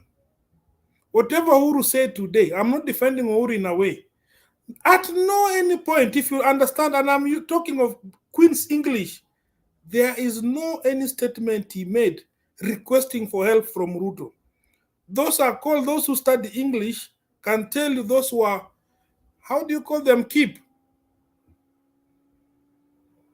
I know you don't know English. Those he was giving, the context is not what us, some of us. You see, the context at which the president. He was not asking for help. It was called figurative speech. Yes. Let me bring you to speed. You know, I told you, I know you don't know English, keep, but let me help you. People should not choose. People should not choose the words, how to eliminate certain words from the speech of the president to suit them. When you do that, you become more useless than the person who spoke it. The president was very categorical on his speech. And this is not the first time the president is complaining of someone who keeps on. You see, someone has brought it here before you took them to the background. If someone wants to say is not given responsibility, but when there's a function you want to go and receive the president, huh? When there's a function you attend the IBEC meeting, guys, if these people are fair to us, those who are complaining this platform, a day before, Ruto calls a press conference telling us about ABCD. The following day, he attends a meeting for IBEC with the governors. The second day after the president intervened on about petroleum. So you wonder, do we choose what we want to hear from him? And when DP lies, it is fine. When Uhuru talks about something, Uhuru is wrong. So let us be very selective. Let us not be selective. Quick one. The last one is time to say the truth. Uhuru has been saying the truth. And by the way, Bernard, I'll second you on this. If Ruto was Uhuru and the reverse, for those who know Ruto, because some Kalenjin brothers think they know Ruto probably than some of us. Some of us, we know him better than those who think in this platform know him. Some of us, we know him one-on-one on our day-to-day operations. If Ruto was the reverse of Uhuru today, Bernard, take this to the bank. Mwekesa, if that is the case today, the answer is obvious for those who know him. But all said and done, let us be fair. Let us respect the power in authority. For someone to lie to us, the cabinet has not been in session for the longest period. That is hogwash. That is total hogwash. The other day, prior to the nominations, Keteru was brought on the TV. If someone saw it, can help me attest. He said they've been attending cabinet's meeting, and at no any point handshake stopped them from meeting. If I'm wrong, someone to correct me. It was in a TV. So I'll go with what someone said in this platform, that if you are not sharing a meeting, does not mean the meeting didn't take off. What is important about meeting is the agendas and the minutes documented. So let us not bring emotions. Let us not bring emotions like Caleb is trying to lecture us here. He's lecturing us. And I agree with what Nanias told him on a private chat. I think he should be a first-time voter or second-time voter. We are not new to Ruto himself. The same Ruto today, if you listen to the clip Bernard played here about the NANDI guy, it's called who? Tarus. The records are there. What he said about the constitution and other things, they're in records. But he wants to fool us and he wants us to believe. If he wins, he's our president. If he doesn't win, he's a Kenyan like us. But we should not lie in this domain. Let us just be fair, and let us not choose to remove the meat in Uhuru's statement to suit us. Exactly what they did yesterday at the funeral. They remove some meat, then they leave you with something to patch. We cannot allow it. Not in this forum. And if you come here, you want to lecture us, how DP, and you keep on using one English, try, let me try, Bernard, let me, Mr. Bernard. No, we are not trying. Here we present facts the way they are. I rest my case.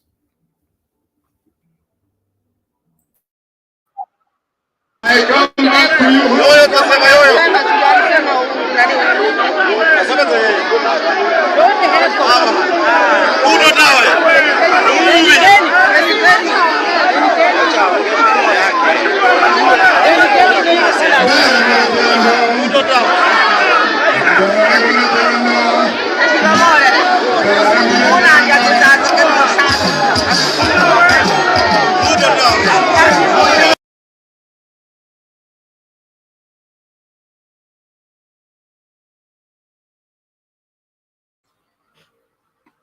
Ruto Tawe. That one, they can't talk about it. It's not a news to them. It is yet to take place. And yes, Bwana Mike. Before I would want to just make a few comments, Bernard, with your permission. I know it's not my time. From the discussions we've been having, I want us to have a very, very serious scrutiny about the promises and the commitments our leaders are telling us. We've had our DP commending that very, very good programs that were conceived in the first term and the beginning of the second term, specifically the Big Four agenda, were derailed by the handshake. And had the Big Four agenda materialized, then this country would really be flourishing in maybe a two-digit growth and all those good things. But the question I want to ask, and we need to agree, is have you people noticed that this very good program of Big Four is not anywhere in DP's manifesto? If this program was that good, how come the DP is taking a different direction of bottom up? In fact, his advisor Mudavadi says we don't eat roads, we don't eat big projects, we want pesa mfukoni. So can you see the hypocrisy? You are praising something and yet you are not going to take it up if it was that good. If this Big Four agenda, industrialization, manufacturing, housing, and all this are that good, how come it is not anywhere in UDA's manifesto? You are holding on something, praising it, but you really don't believe in it. Because I heard somebody say that I think it's Caleb that Big Four was a brainchild of Ruto. How come his own brainchild, he cannot pick it up and run with it as he has alluded? Number two, I want to just make a comment on the other issue of state function. Guys, you need to be taking time to listen and read the procedures and protocols. Jimmy Kibaki was made to sign off his father's body to the state, to the military. He was made to sign a document surrendering his father's body to the state. Read today's paper and yesterday's paper and look at the documentary on the comments Jimmy made. So it was a purely state function, the burial of the late Mike Kibaki. And to try and trivialize it as a normal function is not to understand how the protocols of burying a head of state is. It is only in Kenya we call people former presidents. In civilized societies, we call somebody the third, the fourth, the fifth president. There's nothing like former because he enjoys the privileges and the honor of a president until he dies. Thank you. Okay, thank you Bwana Mike. Turudi kwa nani, kwa Eric moja kwa moja. Thank you very much, Bernard, and I appreciate being here. I was here before, then I dropped off a little bit.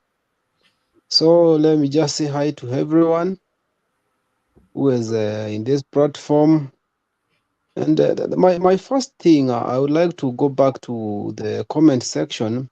I think before I joined a long time ago, I said this panel, it's not for Azimio. It's an open panel for everyone. But you come with facts. Don't come with propaganda. And most of the UDA guys, they are so offended because they know they don't have facts to come with here in this platform. That's why they just rant behind on the comment section. Here we need facts. That's why it's a very serious thing. And you see, someone like Caleb can manage to stay here as long as he's having facts. And if he doesn't have facts, at least he can listen. So in this platform, I think we need facts.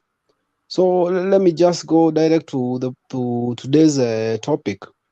Another thing, I don't know why it's wrong when Mr. President says something, but when the deputy say it in public, it's not wrong. So I feel it's so awkward. And Deputy President, I think njia zake si njia mzuri sana, and those things are not working very much well, because the president today, what he said, he doesn't need the deputy president. Actually, he was talking about before. And one thing I would like to let the older people to know, the president and the deputy, most of the disagreement they had, it's that the deputy didn't want anybody to be included in the government. He wanted him and the president alone. He was very agitated because of the peace. Mr. Kenyatta checked and saw that the people from mountain, they are business owners in the city. We are the ones who do business, big business in the city. And when every day there is a fight, it's people from mountain who lose a lot. Most of deputies people, they are not in business in Nairobi. So they will lose nothing. But for us from mountain, we were losing every day. And the DP didn't want the peace so that he get an easy way to get to presidency. And Mr. Kenyatta aliangalia kaona watu wangu wanaumia pia. And he had to choose that direction so that we have peace. And since then, life went on very well. Our business, we do a business very well. Hakuna mambo mingi, hakuna kelele, hakuna vita. And the business went on well. Let me just try to ask the people from UDA. Kama tungeendelea na hiyo maandamano, alafu COVID ikuje, this country ingekuwa wapi saa hizi? So the peace is what Mr. Kenyatta was looking after, not about the personal gain. but the deputy needed the personal gain. Deputy hakuwa anataka mambo ya pisa, na alikuwa anataka yeye mwenyewe ajifaidi, na hiyo tulikataa. So the point is, let them not complain when Mr. Kenyatta says the truth. Uhuru amesema ukweli, na hiyo ukweli alisema sisi watu wa Mount Kenya ndio tunafuata na tunaijua. We know it very much well. Kwa hivyo biashara zetu haziwezi adhiririka just because of one person who want to gain by himself. Hatuwezi kubali tukiwa watu wa Mount Kenya.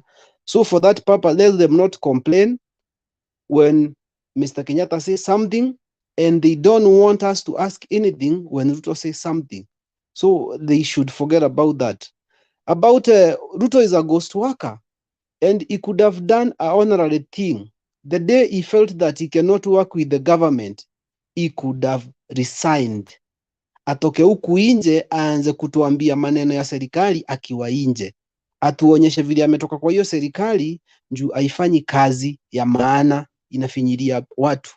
Angetoka nje atuambie. Tungeona ukweli kama ameamua kutoka, hiyo serikali iko na kasoro. Lakini aliamua kukaa because of the personal gain. Yeye peke yake akuwe anakamua mali yetu sisi wananchi, na hakuna kitu wanafanya. Na Uhuru akipea Matiang'i hizo duties za CS wote wakuwa na report kwa Matiang'i is because of that incident of handshake. Ruto didn't want it kabisa kabisa, na Raila hakuna ofisi alipewa. Handshake hakuna function za serikali ilisimamisha. Everything has been going on very well, and Matiang'i has been coordinating everything very well. Matiang'i is a good guy. So Ruto watu waache makasiriko bwana. About Uhuru alisema ukweli. Hiyo ni ukweli na hiyo ni kitu tunajua. Baba in Nyeri. Hii story ya baba in Nyeri, you know, we are going to do something called character development to someone. On 9th August, we are going to do a character development to someone. And that person is William Samoei Ruto. Tushaanza kugundua the issues one by one. And we cannot beat our son throwing him outside. We must beat him bringing him back home. So watu wasisahau hiyo, hata wakipiga kelele huko watu wasisahau kitu kama hiyo. Hatuwezi piga mtoto wetu tukimpoteza, tunampiga tukimrudisha kwa boma, ni wetu. The same way someone said, encouraging, ukijaribu upige campaign against Ruto, nobody will listen to you. Nobody will listen to you. But in mountain, you want to come and pose that he is the best than Uhuru, who is our son here, our leader. Apart from being the president of Republic of Kenya, he is our leader in mountain. So in Nyeri, Baba was great, na bado Baba atakuja tena.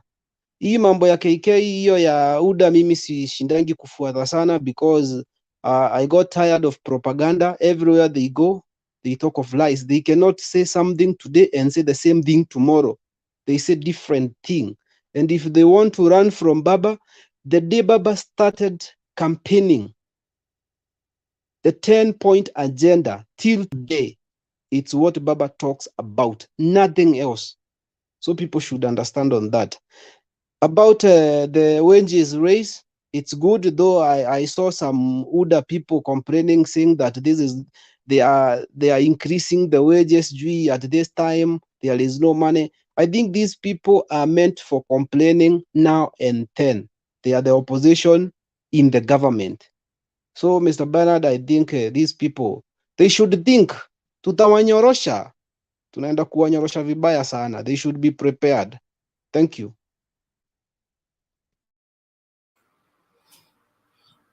Asante Bwana Kenywa.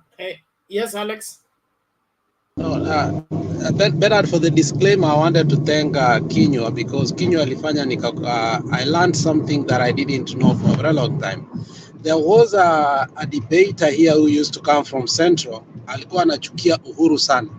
And one time they had a debate na Kinywa for a long time, only to come and understand that wakati Central inasema that Uhuru ametoa pesa katika mfuko, I came to understand that Uhuru refused some standard goods and fake goods from China. I never knew that analogy for a very long time. I used to hear the people from Central sema hivi. So we are coming here to learn. I learned something from Kinyua that I did not know. So I will urge my young brother called Caleb. This is not a political latrine for you to come and say things that you feel like talking when you are by yourself. This is a place to learn. You say what you know and you listen to what you don't know. That's just a common sense agreement in this forum. Because you seem to be coming from my home, I'm trying to educate you. But if you don't want, I don't think it's going to be very beneficial. At your age, I don't think you know history. So you can't teach people who are even 80 years old history here. Learn to listen and know the history of this country. Because 2002, when you were born, you are a born-free generation. You don't know what Kanu history means to us.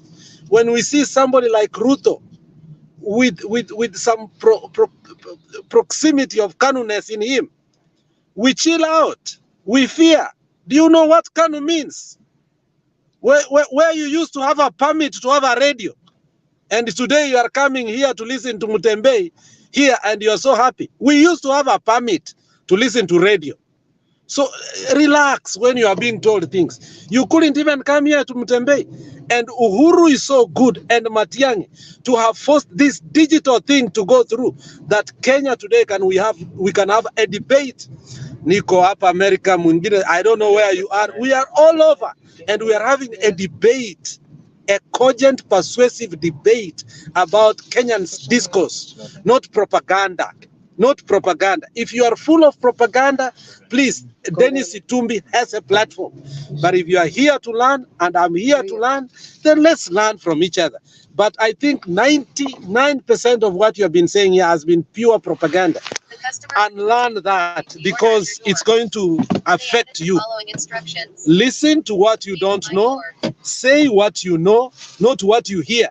It will be helpful for all of us. You have been given more than 10 minutes and you said absolutely nothing. Thank you.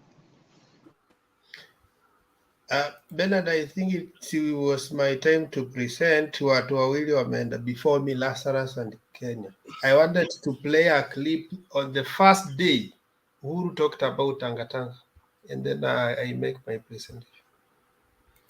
You can take it to a case, please. Thank you. Sorry about that.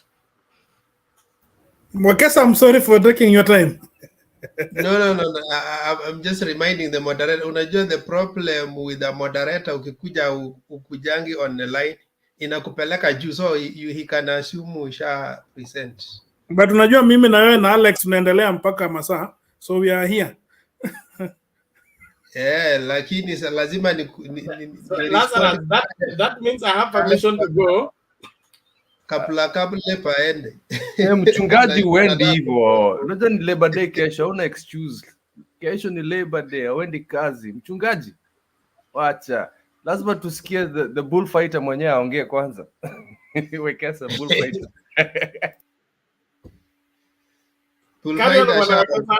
Play the clip. Yeah, let me put it here.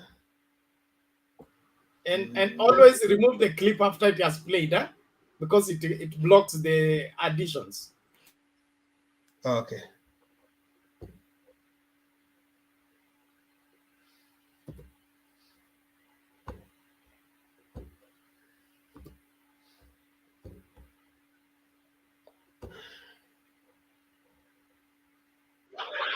Mtu wa Ruto, unajua kila weekend anatangatanga kila pahali. Atakuwa anapitia hizi machorochoro. Akiona kuna kitu inaenda kona mumwambie. Si namna hiyo? Si namna hiyo? Tuhakikishe kazi ya wananchi imefanyika. Tumekubaliana? Ni wangapi wamesema tuache siasa twende kazi? Twende kazi. Now, I wanted to put things in perspective. Ruto is not beginning to be a ghost worker today. That clip is it was uploaded on 3rd May 2018. So that means it was just 1 month after handshake. Actually, it was 1 month after, around 40 days after handshake. So I don't think like if Ruto was working, 40 days could make the president be that enraged. But already he had already a beef of what was happening. So that was it triggered him to start talking about it as early as 40 days into the handshake. So coming here and trying to tell us that Uhuru chased away Ruto and then he brought Raila, and then that's why the projects have stalled. As someone with a sober mind will tell you that Uhuru in his second term was looking for legacy. And anybody who can help you build legacy is your friend. Muhiza Kitu used to say this saying and repeatedly that if it is working, you don't fix it. If the relationship between Uhuru and Ruto was good, if the development record between Uhuru and Ruto was good, he would have maintained that because he wanted to have the best legacy ever. Ruto is on admission saying that immediately after election, he did not participate. He did not participate, of which some of us may think it may not be true. He did not participate in naming the cabinet. And his allegation is that the president told him, this term, I want to focus on my legacy. So I want the people who will help me to get my legacy right. So the question then is, how can Uhuru get the people? How can Uhuru assemble people to help him accomplish his legacy right? And in that equation, he removes Ruto. And he see that on one hand, he's admitting that he's part of the problem that Uhuru was trying to get rid of. Because you cannot tell us that the president was assembling a machinery to get his legacy right. But then on the other hand, you say that I was the best performer in the first term. What Uhuru could have done, he could only have removed the people who were problematic in his first term so that he can get people who can work and work faster to achieve his legacy. So we may not, we don't want to dwell on literature the way Bas is saying. Where did he say that? Or you can join the dots. If someone is saying this and he's saying that and he's saying that, you can put all these scripts together and understand exactly what he's saying. And in politics, you all not only understand what people are saying, but you also understand what they are not saying, what they are trying to avoid. It was very wrong for Ruto to reduce President Kibaki's funeral to a political rally, and the take-home message for a great fallen hero like that to be the gimmicks and the propaganda that happened at the funeral. Because when a great man falls, what is the take-home message? That is what the Tangatanga have been trying to redefine. They want us to see Kibaki in the image and likeness of UDA. which is very wrong. Two, I wanted to say that now,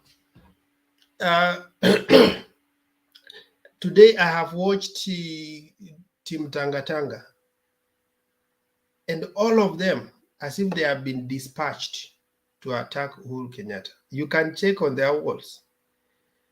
Everybody is trying to attack President Uhuru. I want to make one admission. One, I want to say that these guys completely fear Uhuru. They have been telling us he's a lame duck, but any day he makes even a statement, a one paragraph, they will rant the whole week and the whole month. And for us, that's a very good sign.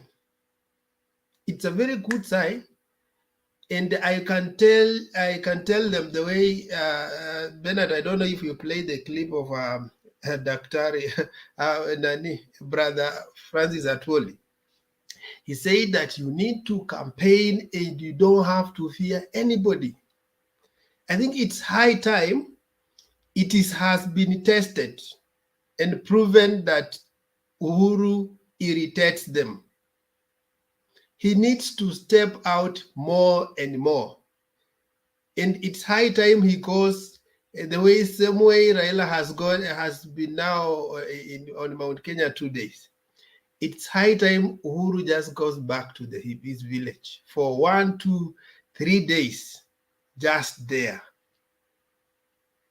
He needs to take the bull by the horns. He needs to irritate them more. He needs to say more than even what he has said.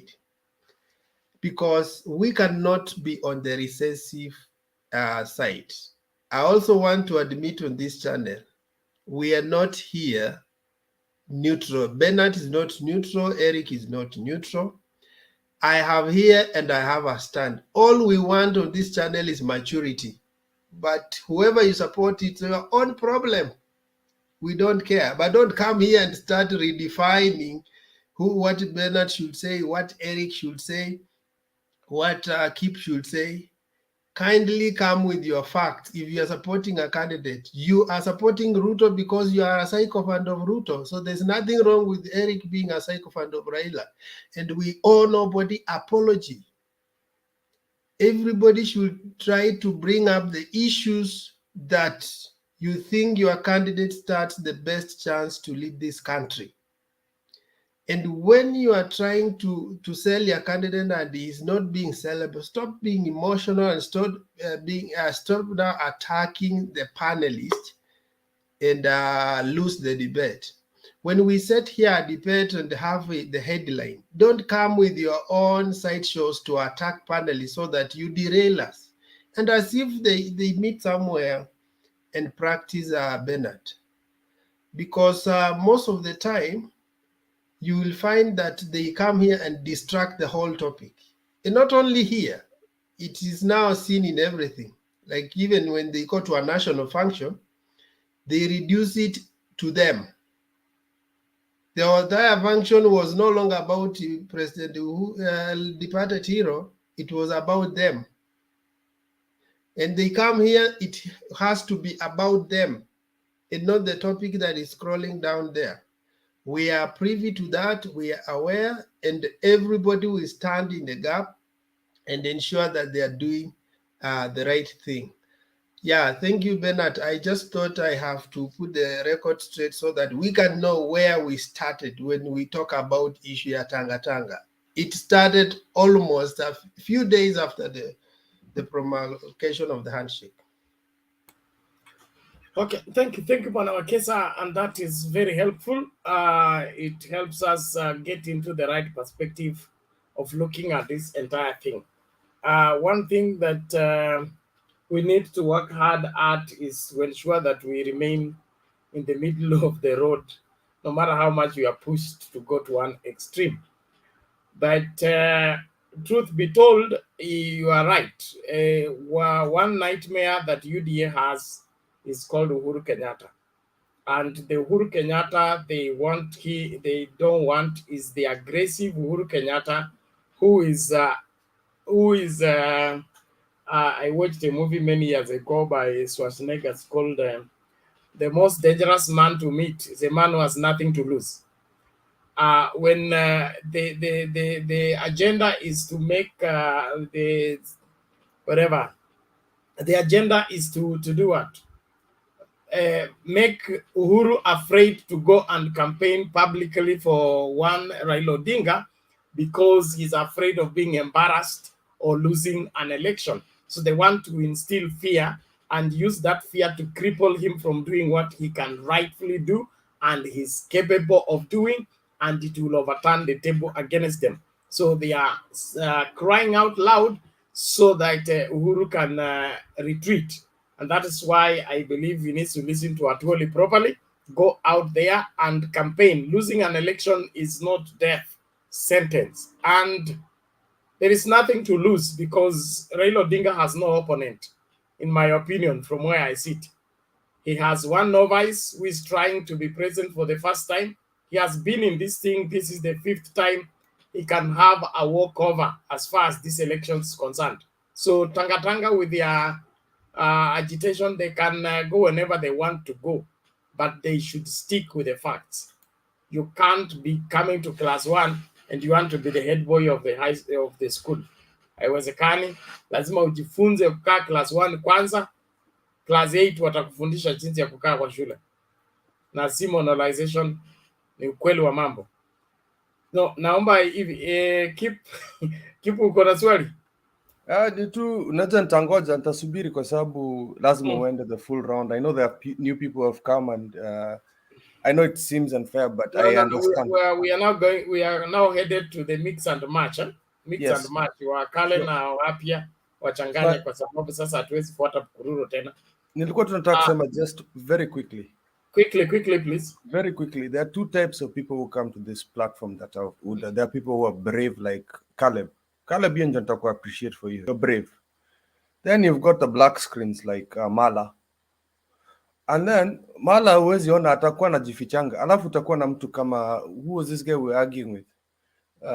Atakuja kuomba 3 minutes alafu atapiga kelele, you'll be on the block. Clinton. Yes. And then tutakuwa na mwingine anaitwa Penny. We call him Penny Nyagaka. He'll pretend he doesn't know the technology and we'll see his feet, his dirty car and all that stuff for hours. Another one is Alex. Achana na Alex man. Wait man. Wewe sasa washa moto sasa. Why? It's not dirty car, it's littered. You have to put the right word. So alafu kuna watu kama Gigi man. You know, even us, we've got like very tough commentators like David Olo. But David Olo anakujanga hapa. He'll show his full face and he doesn't care. Hata kama atakuwa compens. But then his counterpart, Gigi man, I've never seen his face. So I'm just saying, you the guys are just chicken. Show your faces. Be proud of who you are. Why are you hiding your faces? That's all I wanted to say. You guys are chicken and I can say that proudly. Take it easy. Yes, Lazarus? Bernard, would you think these guys, there's a statement which was made earlier by Korean, is it called Clinton? He said he's on a payroll. You see, there are people who should not come here to come for their paycheck. This is a very respected TV station. So if someone comes, you see, that statement, I didn't take it kind, and I said I'll have to bring it up. You see, if someone says we talk ill about Ruto will not be paid, it means inwardly is not presenting the actual truth and nothing but the truth. So, and I think I'll not be surprised. Sorry, I'm putting a disclaimer. I'll not be surprised not to find Caleb to be one of them because they come with a very defined intention of trying to dismantle the entire piece in the forum. I rest my case. Thank you very much. And that explains why the script is the same. It must have the same source. You can't have same script everywhere on every platform if that script did not come from the same source. But if debating here helps you get a payment, no problem, get the payment. But please, don't unscrew your head and swallow everything. even if you are sent to go and kill yourself. My senior preacher, anaitwa nani? Apostle Maboya from Tanzania, he was saying ukichukua hela upatie Mluya umwambie aende kujilipua na bomu, hela atachukua, lakini kwenda kujilipua hapana, atatoroka. Ukipatia Mkikuyu pesa aende kujilipua, pesa atachukua, lakini atatafuta njia ya kuhepa. Mwambia lakini kuna wana wa Ishmael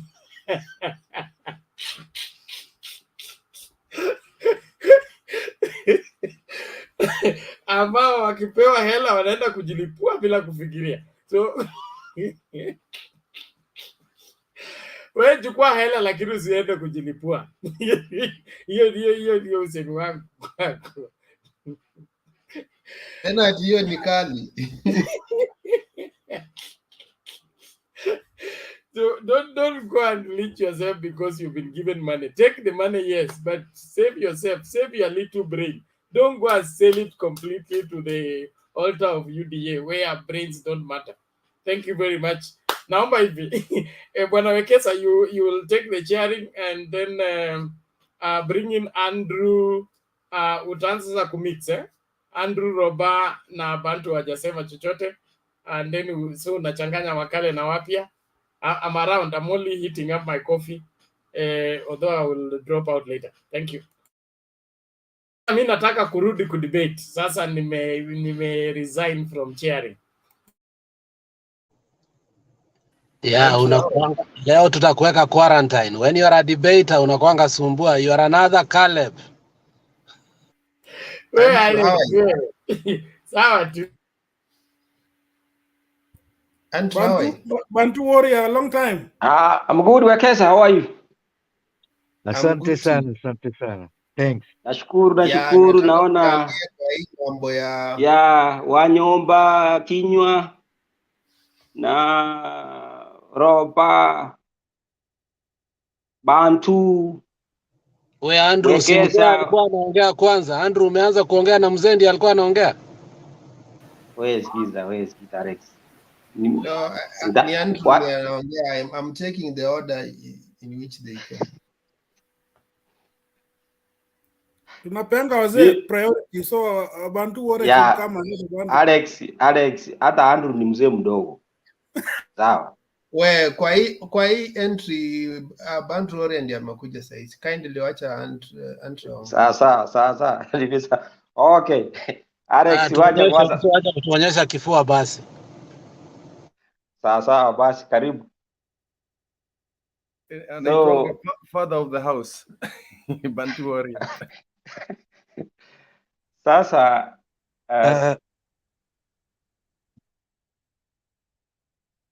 wacha tu ni Andrew, endelea. I don't make opportunity to disrupt you. Can you continue kindly? Okay. Yeah, sure.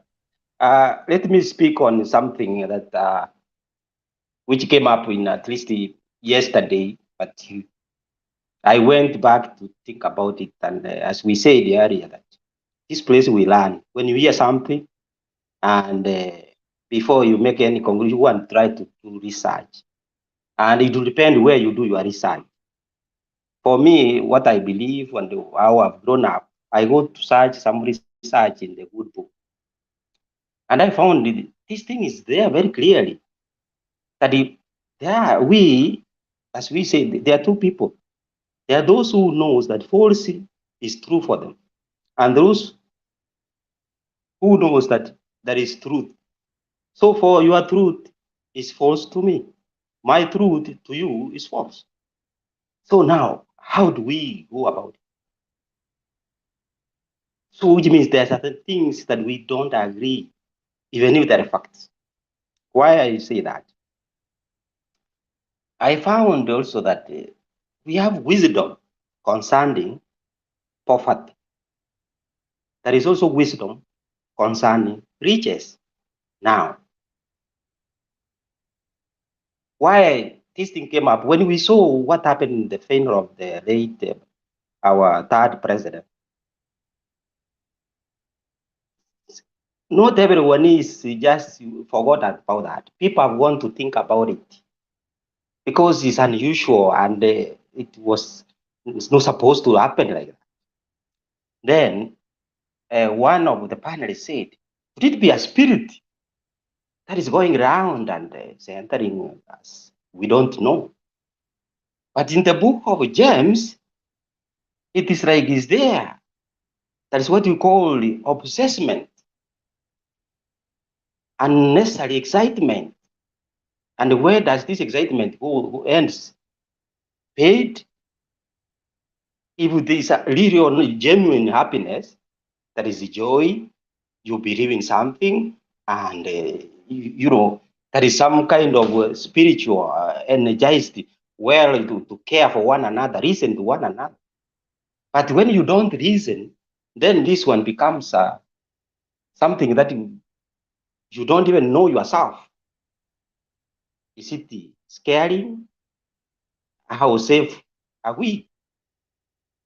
So you will find, when I look at the topic even today, arraignment in the same book, when you see it's mentioned about a ghost work. And here you find somebody saying, when the president said that there is a time I needed you, you didn't show up. And I always say, now, do we need you now? That's another thing. That is what also one of the panelists said about conceived projects under certain period. If you look at it properly, during the third president, most of the projects were conceived and they were to be implemented. Why don't you be open and clear that this was conceived this time and it was supposed to be implemented, but it was not implemented for one reason or another, which is obvious? Then you find that the poor is not bad, but you are poor in something, not in terms of money.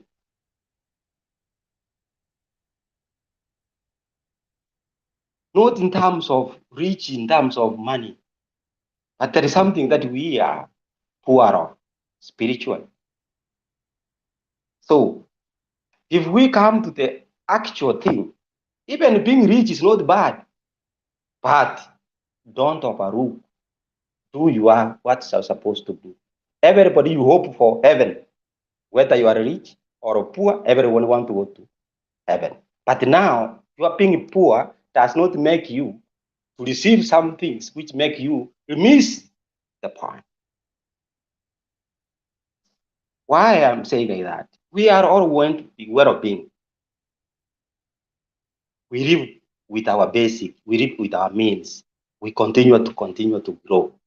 But now we have left what we are supposed to do. We go for cheaper things.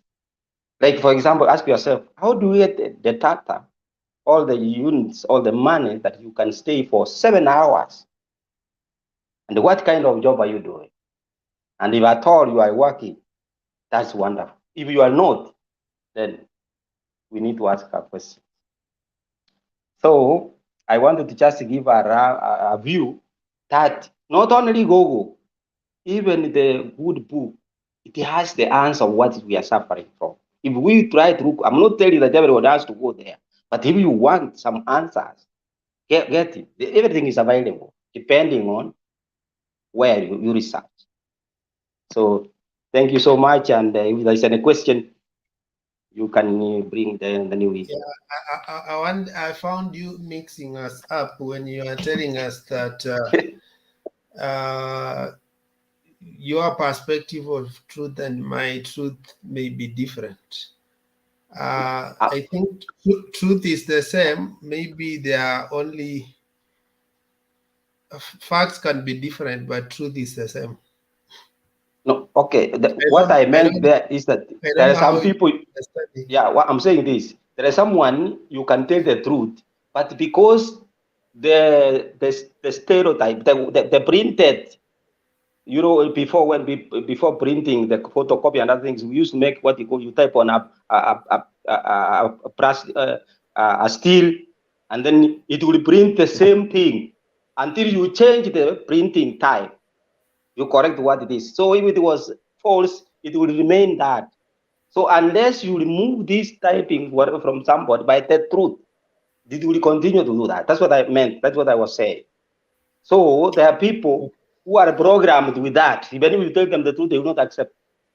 So for them, your truth is false for them. That's what I meant. Okay, thank you. Mzee ako wapi? Alikuwa amepikiwa upato ama ametoroka?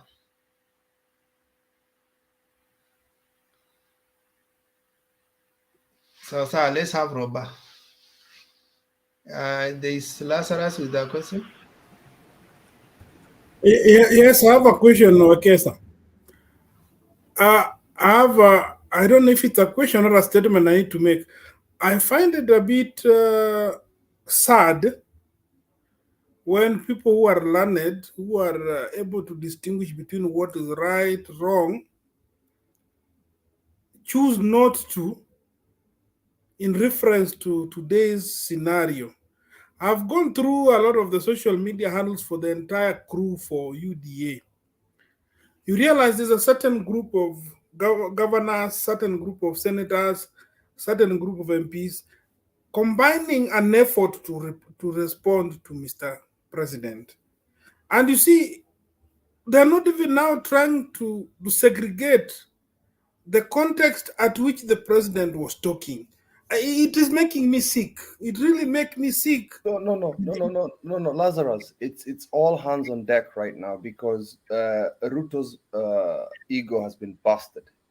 The last 4 days, he's been embarrassed, and now it's gloves off. So everybody is going for Uhuru. So it's orders from above. They're all going for him. Yeah, they know that actually they know that the person who will make them fail terribly in their mission is Uhuru. Anytime he brings his head up, they find a reason. And somehow in their camp, they have been made to believe that if you hit Uhuru, he will coil back and relax. But I think Uhuru has just been buying time. Roba, make your statement. Hey, can you hear me? Roba, 30 seconds. Roba, you're making a submission. I wanted to rebut. You guys, you know, whenever you see me coming in, everybody wants to cut me off. Okay, No, go ahead. we're not going to talk about Tanzania. I'm sorry. It's just 5 minutes. Tutaacha mambo ya Tanzania.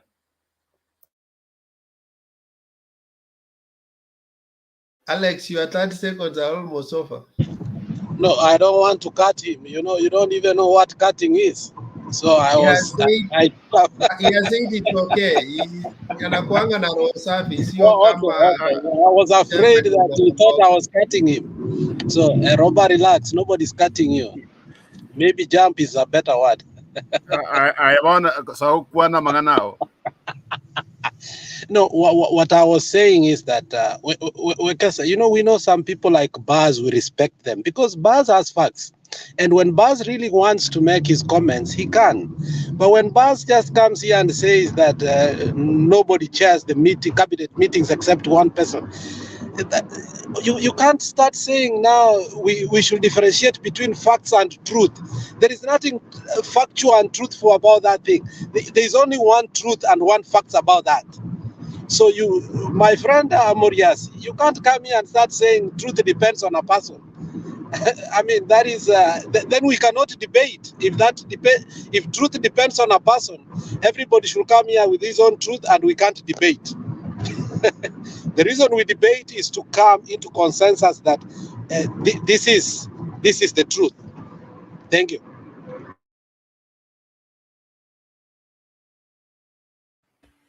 Okay. Can I come in? Proceed now. Oh, okay. Yeah, but Lazarus nango bwana, huyu amekimbia, ameniona akakimbia sasa kutoka huko. Ndio hiyo sasa. Okay, Wekesa, nice to see you, Andrew, Mr. Kip, I hope you want to stay. Lazarus, I see you, Migori. Okay. If you were here yesterday, you remember what I said. I said the roughs are going to come out. And that's what happened today. Remember also what I said from last week. I said come when Kibaki started on a Saturday, things are going to change. And I think you see what's happening right now. So here is what I see. Ruto is timing from yesterday. I knew it. He thought till the funeral, he took over the show. He thought because he said some few Kikuyu words, calling out Karonso, Salim Mutava to stand up, members of parliament, and everybody, he thought he was above everybody. I'll repeat again. You'll be shocked on the 8th of August when the elections will start coming from central Kenya. Here's what my take is. Time has come, if I was Ruto, to start finding my way out. It's going to be an embarrassment. That's why I feel. You know, I've said it here. I believe in democracy and the will of the people. And you cannot impose democracy on the people. These people, Uta, when it comes August, it's going to remain a couraging party. And I said it, it's going to remain a couraging party. Here's why. You see, when you make all these men from some of people who support you, you want to attack the president of the country. And this president also, he has his own people. And his own people are watching. After they watch for the next few months, because it's going to be ugly, my friends. It's going to be ugly. More especially now when Kenyatta goes back to Central and start asking his people to vote for Raila. You know what's going to happen. But I've always asked here from last week and this week, Ruto said it's all good on his side of it. My question is, and that's what I asked yesterday, why can't you name your running mate right now? Why are you hiding? Unajua anajificha tu. And I've said it here, Ruto will not name his running mate until Azimio wamefanya hivyo. That one tells you a lot. So, excuse me a little bit. I'm not cut there because I need to clean up my nose. I got a flu. So, my friends, we can say what you want to say here. We have a few days before election. Whether you like it or not, some of these guys like Karib and other people, we can let us give them also time. Let's debate them. Let's not try to hit them hard. Because even term reality is getting on them. The truth is coming out. The cows are coming home. And you saw what happened, Papa. He decided, he's very smart. Ruto, he went all the way to Nandi. Maybe he went this morning. Papa remained, fake men like him. But Papa remained with the people in Nyeri. He went to church there. He went to a golf tournament, like the way Kibaki used to do. And by the way, there was an endorsement yesterday from the Kibaki family. That was an endorsement. How else can you get an endorsement other than what happened from the son of Kibaki calling a friend? And you see, Robert, let me interject.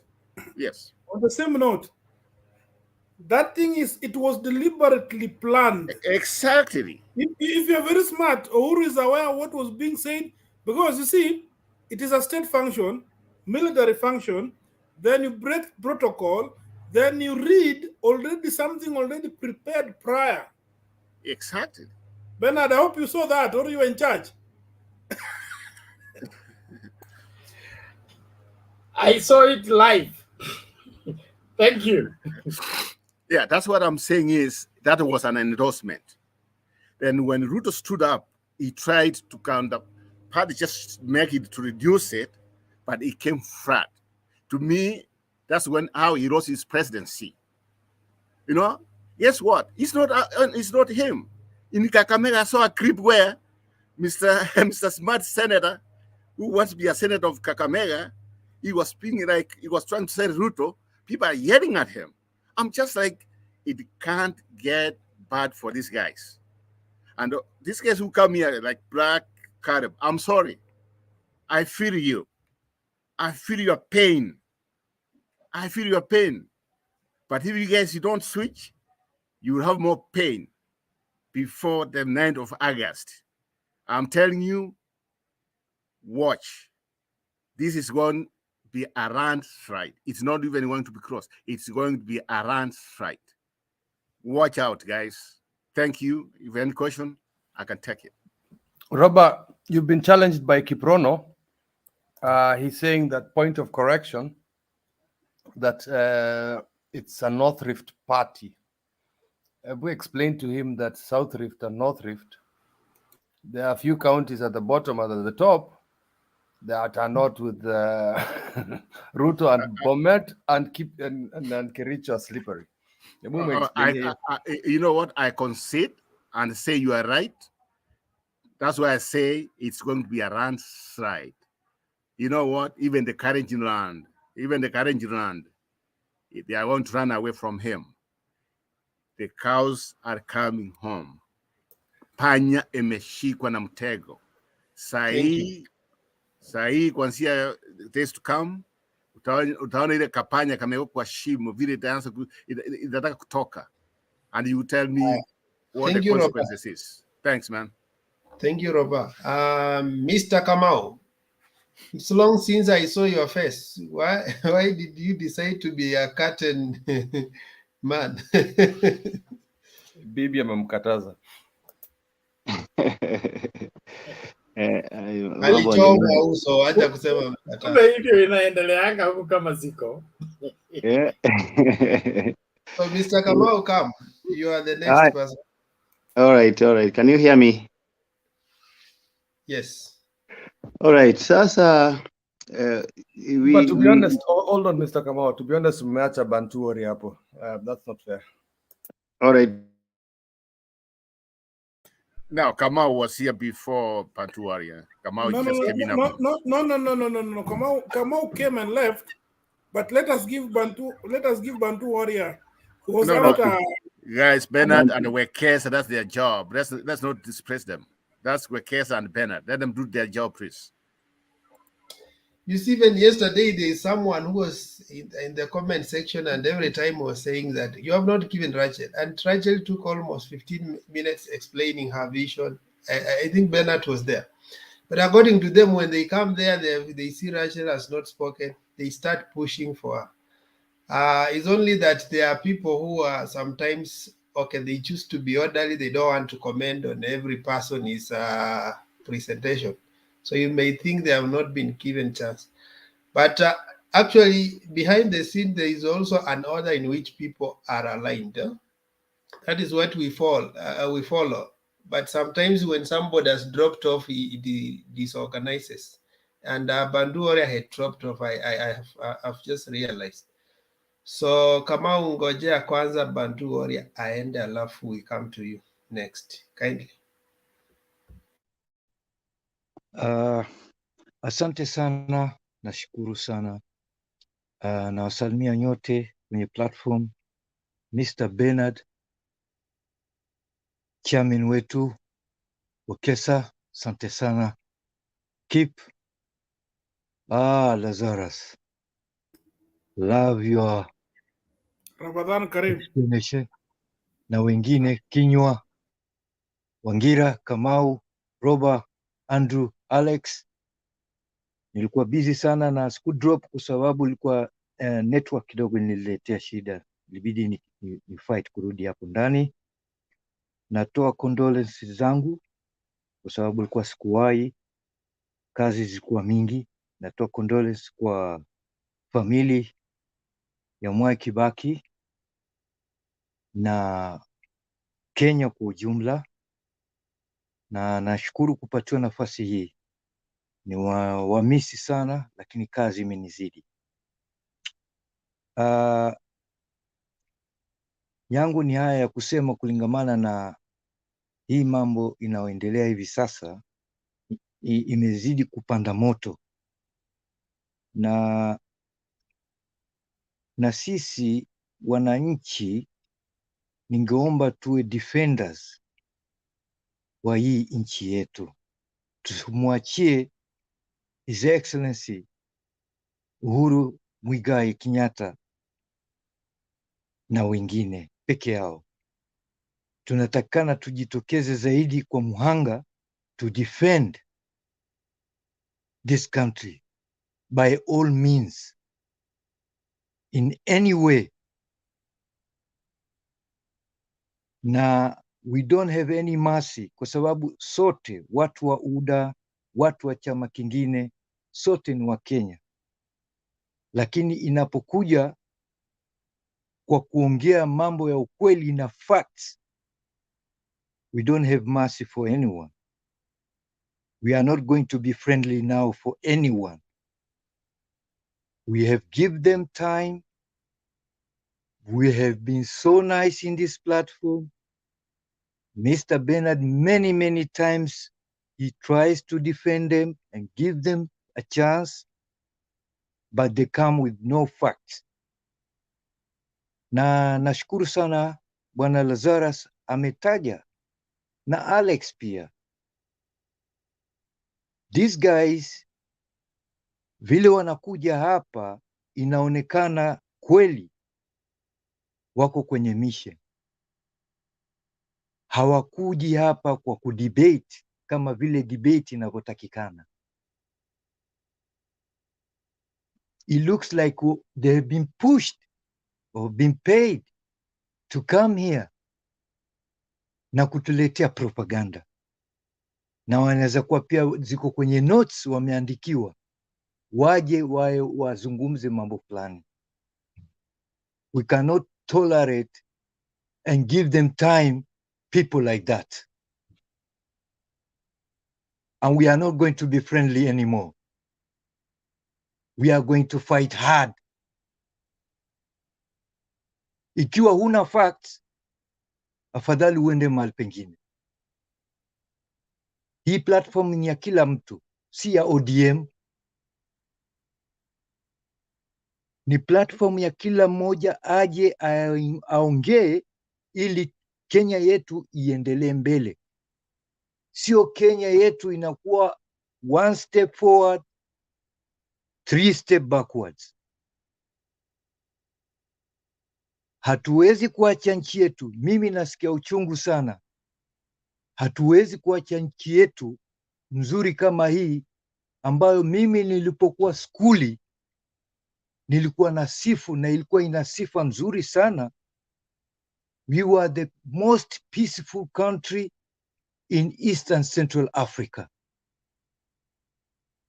Na we were so proud. Tunaona majirani vile wakati wote kunatokea shida. Nchi yetu ilikuwa hakuna vitu kama hivyo.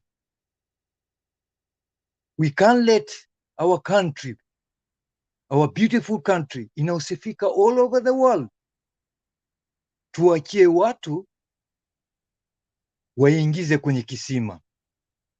It won't happen in our watch. Tutawafundisha hawa watoto wetu na tutawaelezea, and they have to understand. We can't let this country go down. The direction the country is going is not good. Let me tell you, we have never seen things like this before. Hata kama hii sasa ni 2022, it doesn't mean sisi tutakuwa namna hii vile tunaenda. The country has been divided. Na hatujui kesho itakuwa vipi. Kwa hivyo tunaomba sana wananchi tuwe macho na tusiwapatie space watu ambao wanataka kuangusha nchi. Ikiwa UDA utakuja hapa, Azimio utakuja hapa, PAA utakuja hapa, WIPA utakuja hapa, uongee na facts ili tupate kujadiliana, tupeane maarifa na utoe views zako, to exchange views ili kuisaidia hii nchi, sio kuja hapa kumwaga propaganda ambapo hii channel inaonekana all over the world. We can't let that. Mimi niko mengi ya kusema, lakini mnajua kuna wenzangu wanataka kuongea. Asante sana Bwana Wekesa kwa kunipatia nafasi. Naushukuru sana Bwana Bernard na nawashukuru nyote ndugu zangu. Asante sana. Thank you. Panapo wazee hapaharibiki neno. Thank you for counseling us to focus because hatutaki inji yetu iende to the dogs. We need to regain our sobriety. Kamau, it's your chance now. Oh, thank you so much, Bwana Kesa. Bernard, thank you so much, panelists, and thank you for the many beautiful and words of wisdom that you have spoken tonight. Even when I'm not in the panel, I like listening because I only come up when I need to maybe clear some things that I feel that need to be understood in my own way of interpretation. Having said that, I want to get down to the business of the day and the topic of the day, and this issue of ghost worker. I think what we are teaching our children as the people who are grown up, watu ambao tuko na wengine tuko na inaitwa white hair, it is really bad. In fact, we are teaching the country that because the news they see every day, the fight between the president and the deputy president, it is actually a shame because most children now know being rude. You can even be rude to your teacher, to your father, to anybody who is an elder, because you can see that when you see the president say this and then the deputy says the other thing, then that tells you that is a society that has no moral or morality of whatever sort. And I think this is something that I've never seen in any other country except those countries that have, I think, I guess I left with the.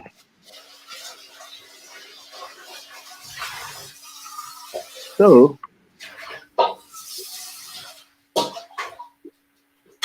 it's an apika, eh?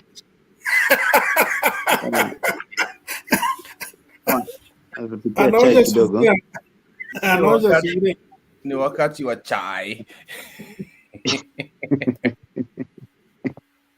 So nitaendelea tu. So it is unfortunate.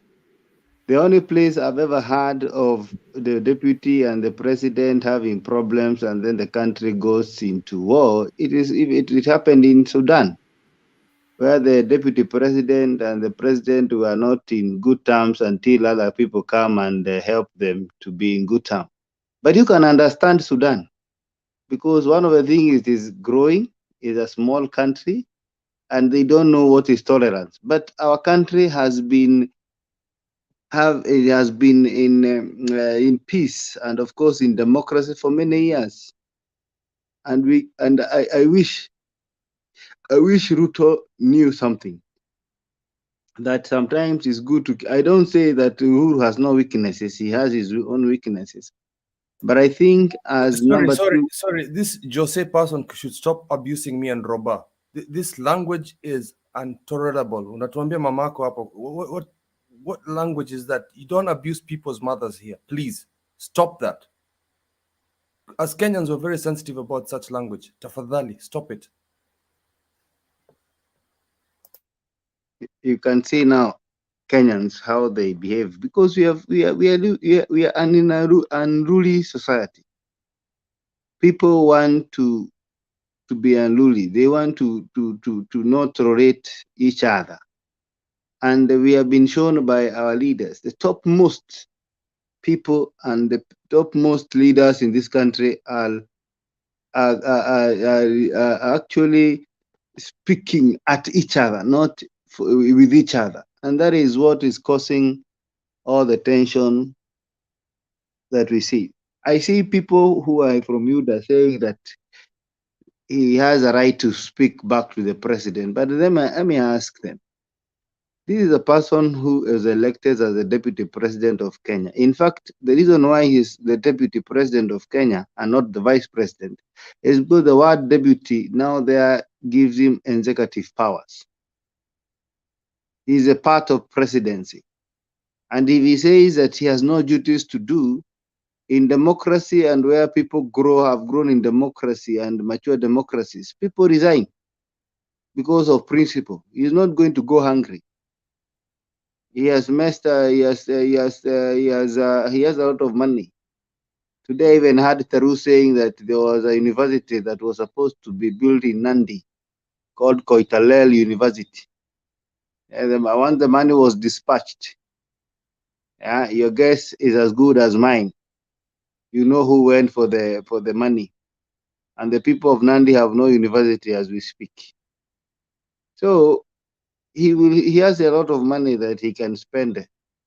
But now you have abandoned the duty. Your duty has been given somebody else, and yet you're yapping that I left. When did you leave? We see you with the limousines fueled by the government. We see you in the house paid by the government. We also know that even your gardeners and your chefs are paid by the government. If you are a good Democrat, you should have resigned and say, I'm not going to be part and parcel of a mess of this government, or I'm not going to be part and parcel of the successes of this government. You are in government, you are the topmost, second most powerful person in this country, yet you are yapping, yet you are quarreling. You would have resigned. In fact, resignation could have given you many votes, because people say he was abandoned. But you cannot use the press, the press of a government to campaign. Yeah, have a budget that is like, for example, he went to the US and the budget was from the ministry, from his whatever allocation, and therefore it's unfortunate. I saw the deputy president or the vice president of Uganda here the other day. I even didn't know her name. I knew her name then. But you can imagine if that deputy president of Uganda was here without the authority of Museveni. Like our deputy president goes to Uganda and even sometimes campaigns for Museveni.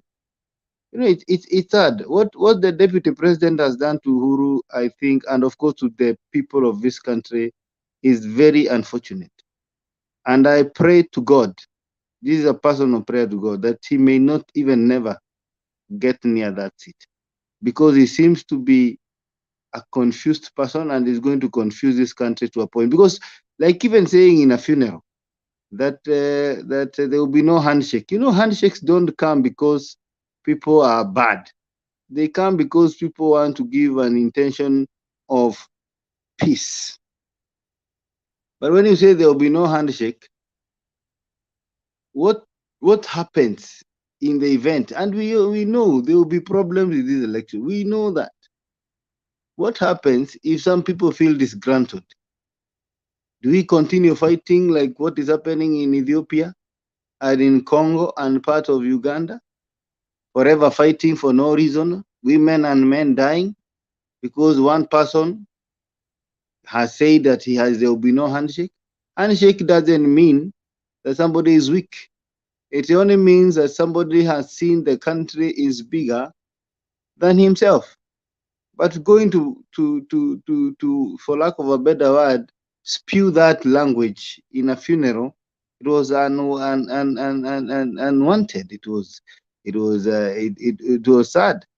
I have no problem, and I've said again and again, for people who think that I have a problem with the Kalenjin nation, I have never had a problem. In fact, my lawyer is a Kale, yeah, and my friends are Kale. I usually tell them that I only have one problem with this one person. Other people from Nandi, from Kipsigis are brilliant Kenyans, awesome Kenyans, very good people. But if you have a history with a person who has been mentioned here and there, then there is a problem if you make him the leader of this country. And therefore, Ruto should have resigned so that he propels or fights for his own agenda. The other issue is Baba Nyeri. You saw, and I've always told you, this mountain does not belong to anybody. Anybody who is purporting that he is the king of mountain, you'll be surprised. Mountaineers, the people from Mount Kenya, will make a sober decision. In fact, there is a talk among us that now we're going to do, because a secret ballot, we're going to choose better, not good, better. We're not going we're going to take this country in a better frontier. And therefore, we know what Uhuru Kenyatta has been telling us. He has told us that, in fact, it's only a fool who doesn't see what Uhuru Kenyatta has done. Uhuru Kenyatta has tried. 2 years of lockdown is not easy for any country.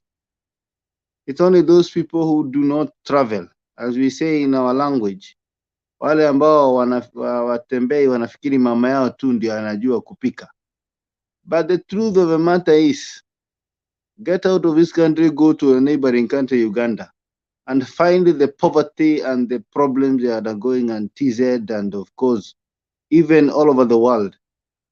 This issue of fuel, this issue of cost of living, this inflation is a crisis all over the world. Be winding now.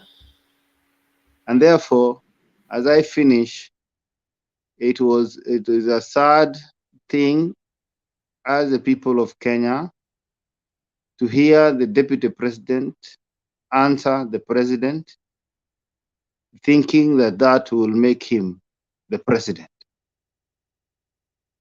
Thank you. Yeah, okay, thank you. Kamau, today I saw a photo of Raila Odinga, and I think it was posted by Kanini Keka. Raila Odinga and some young kid. A young kid is giving thermos, and then I remember, and that is Mount Kenya, and then I remembered vile tulikuwa tunaambiwa na the likes of alikuwa anaitwa nani, Chege at jina la Raila huko linatumika kusaidia watoto waende walale. Uende ulale ama nikuitie Raila? Kula hii chakula ama nikuitie Raila? In other words, he had been demonized so much. Anyway, the ground is changing. I didn't see that the kids were scared of him. Sometimes it's a propaganda, which may not be generally true. It may be true in some small quarters. Okay.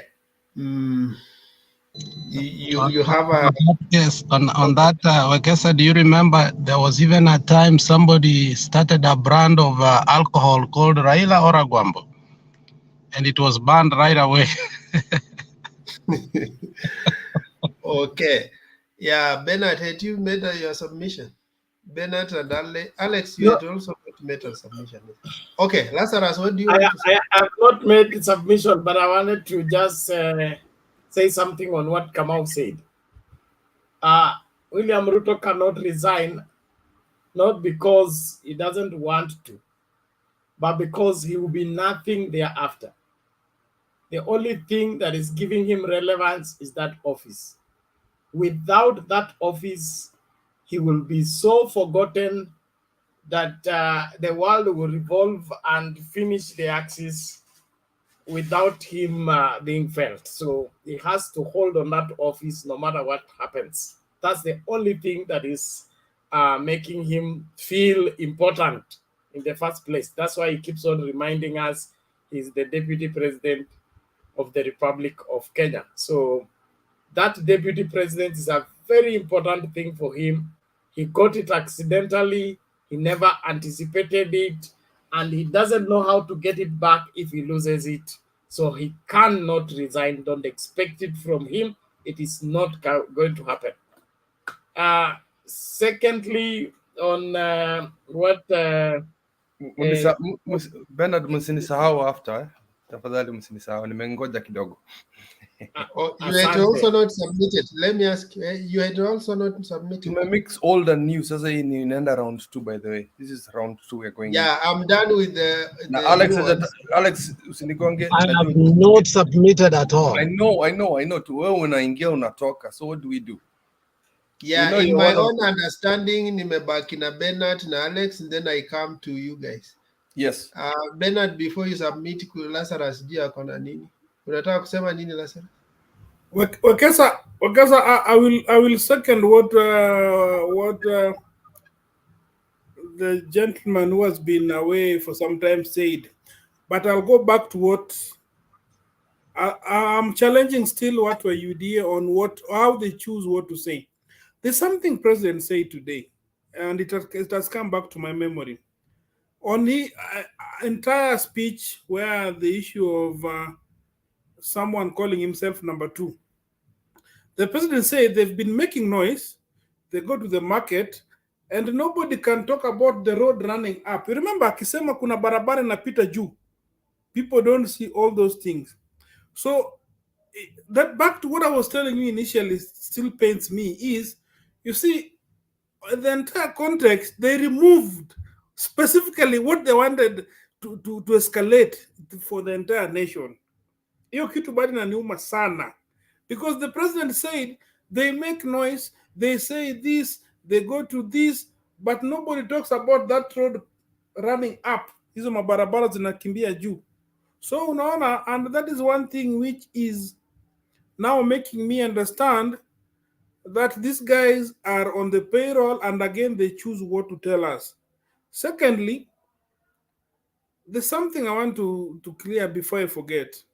We've been always told that ODM, that is Western, Nyanza, and Kisii and Nyamira, they are always cows to Raila.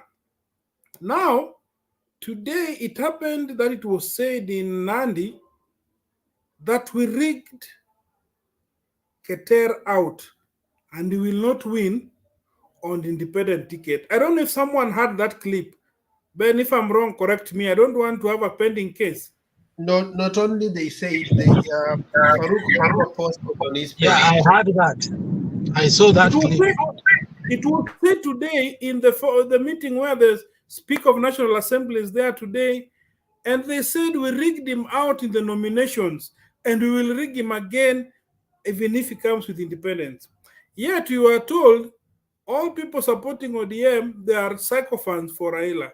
Yet now everybody in Rift Valley must subscribe to Ruto as UDA. I think it is time that we are able now to see the truth and the reality.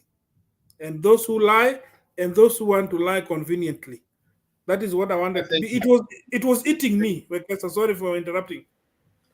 Yeah, thank you. I saw on Farouk's page it was yellow and yellow, nothing more. Bernard, make your submission, and then we go to Alex. Thank you. I think several months ago, Wekesa put it rightly, just adding on what Mr. Kamau said. UDA is not going to end up being a Kalenjin party. It will actually end up being North Rift Shuttle. North Rift Shuttle, that's all. It will be able to carry people from Nairobi, take them to Eldoret, and bring them back, full stop. And no matter what they do, they are too late in the day. They can't change the circumstances. something very drastic has to take place for UDA to have any significant impact as far as the 2022 elections are concerned. So let nobody be deceived to fall for the propaganda they keep peddling around. Peter Bryan says, like, Raila ain't relevant without Kenyatta. These are people who have not, who don't know Kenya. They have not been in Kenya. I don't know where they have come from. The relevance of Raila Odinga has been here all along before Uhuru Kenyatta. So what are you talking about that Uhuru Kenyatta is the one making Raila Odinga relevant? Raila Odinga went for sabbatical for 11 months in the US.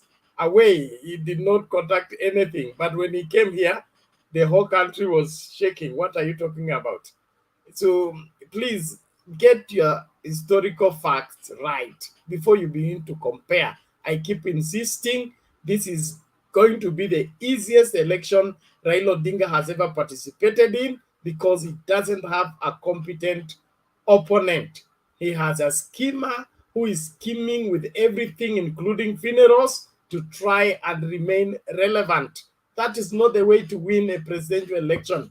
A presidential election is won on deliberate measures, principles that are engaged in order for you to win the hearts of Kenyans, and the Kenyans will support you. About the NANDI issues, I will not underestimate the UDA and their schemes. They rigged out Isaac Ruto in Bomet. They can rig out anybody that is in their backyard. But as far as the national politics are concerned, they have no chance. Not in Nairobi, not what they are trying to play with the Mombasa issue and every other thing. We know that they have infiltrated even Azimio. They have some people in Azimio who have gotten Azimio ticket, but they are on UDA payroll. We know all those schemes. But at the end of the day, they will still lose as they are bound to lose. If I was to advise one William Ruto, if he wants to have a chance of at least getting the 30% or the 50% of the Mount Kenya vote, if he wishes to have any junk of the Mount Kenya vote, he should avoid confronting one Uhuru Kenyatta by all means. He should he should lie low, alale kama bahasha. If he does not do that and continues with this unnecessary confrontation, he's going to be taught a lesson. Atuoli Mzee has not been wrong. Endeleeni kukata. Mambo yatakwenda kuwa ngumu kuliko vile wanatarajia. Kwa hivyo ni muhimu kila Mkenya aelewe. Don't let anybody deceive you that William Ruto is a match for one Raila Odinga. He is not. They are not in the same league. They are not in the same capacity in terms of politics, experience-wise. And anybody who has fought in the trenches cannot be handled by somebody who has been eating Cerelac.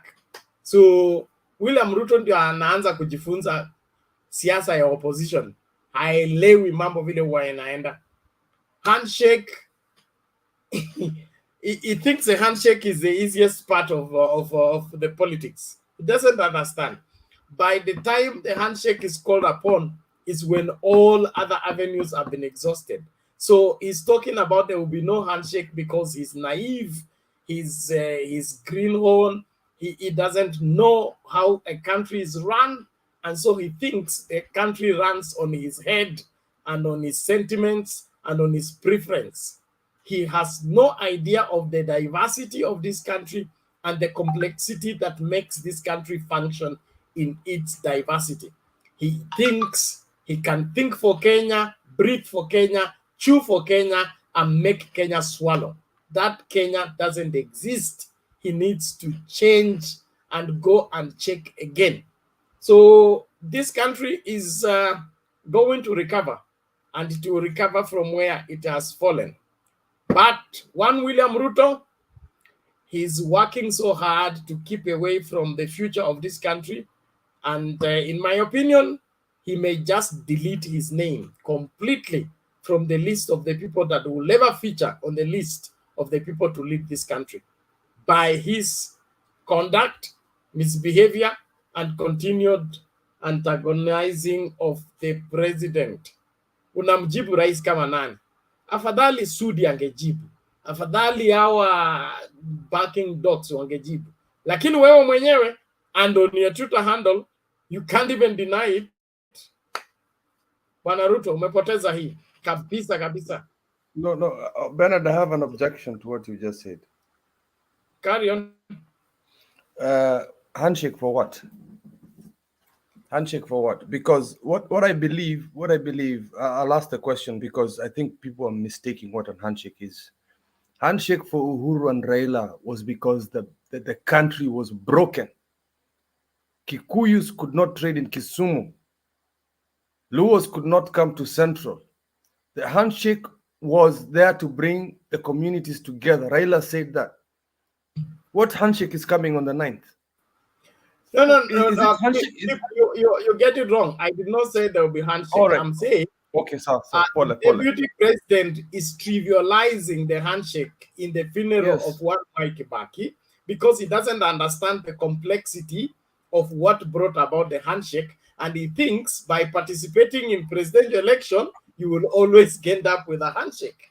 So he's naive and hana idea, ni kama tu yeye ulala tu na kuamka.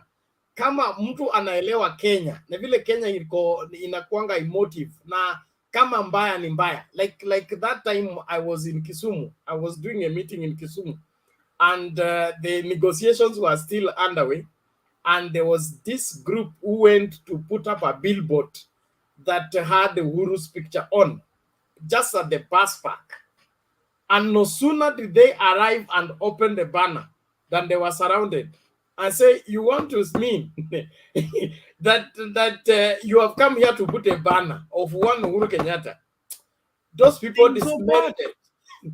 Things are bad, and people think it's a trivial thing. The handshake, Uhuru maduka zilichomwa. Bernard, you said as soon as they did what? No sooner did they open the banner than they melted. Handshake. Okay. People need to understand what is it, handshake because somebody did not accept the results of an election. William Ruto is deceived, and his followers are being deceived by following him. Okay, just very quickly, he said something very bad. Ruto, when they wanted to do the handshake, Raila said in Kikuyu that Ruto objected to it. Akasema sisi ni serikali, itaendelea vile itakuwa. And Raila wanasema, I mean, Uhuru was like, I have bodyguards. What about the shopkeepers? They don't have bodyguard. And then Ruto was like, wache iende vile iko. So you're telling me that's the person you want to do a handshake with? Not you, Bernard. I'm just saying that, is that the person that is No. That there is no handshake between Raila and cannot Ruto. happen.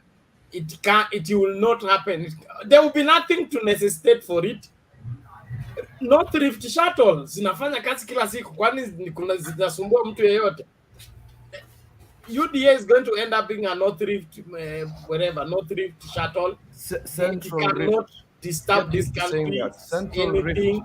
So everybody should relax. 9th we go and vote. 2 days later we go and swear in Baba. Na mambo na inji itasasa nyooka. Wale waliiba pesa wanarudisha. Kama hata kabla tuanze kuitisha tutakuta tu mabox zimeanza kupangwa hapo ni parliament kama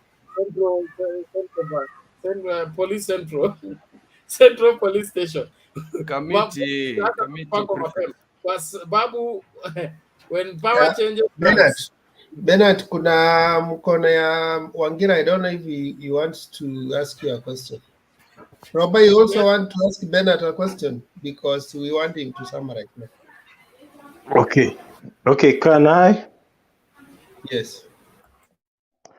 Oh, it's not a question as such, but an observation out of what Bernard has talked about.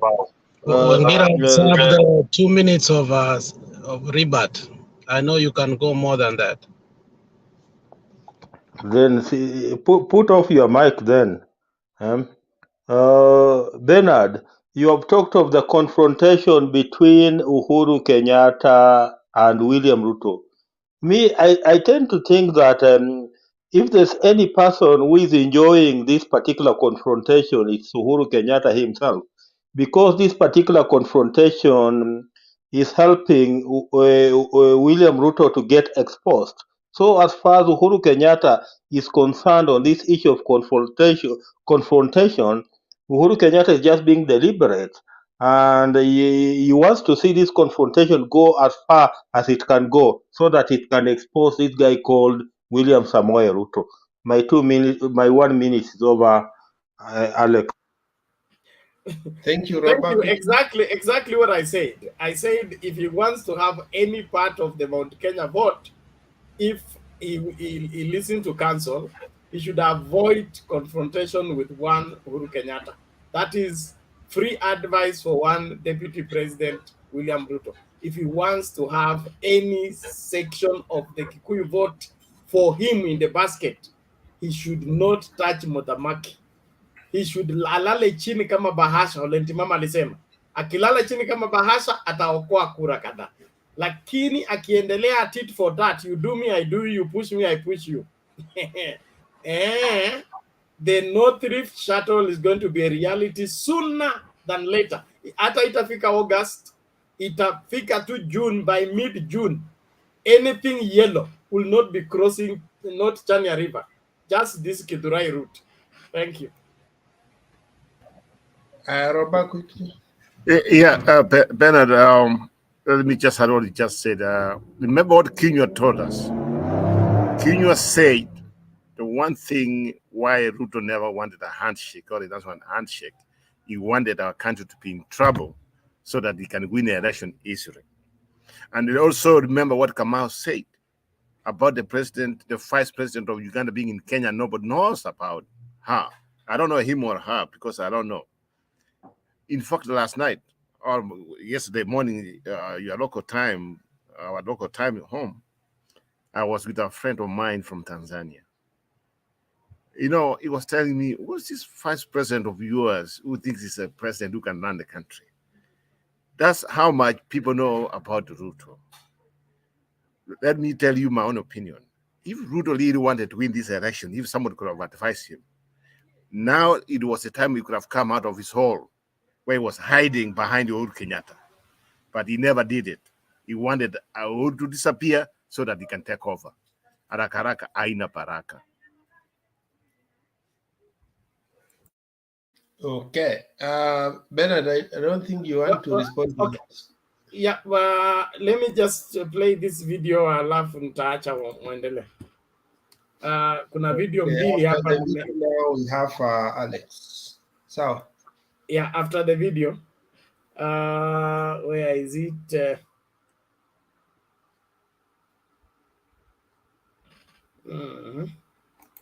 Okay, there is this short clip, sir.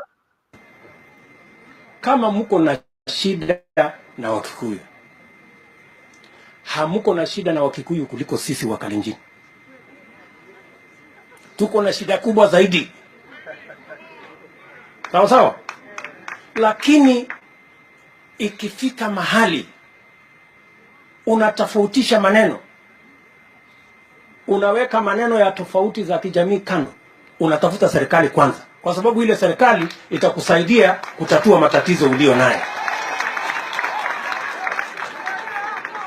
Lakini kama wewe unakwama mahali moja, unasema huyu simpendi na huyo hatoki Kenya, atakuwa hapo. Siku ya kupiga kura atapiga kura hata na yeye. Sasa wewe utafanya namna gani?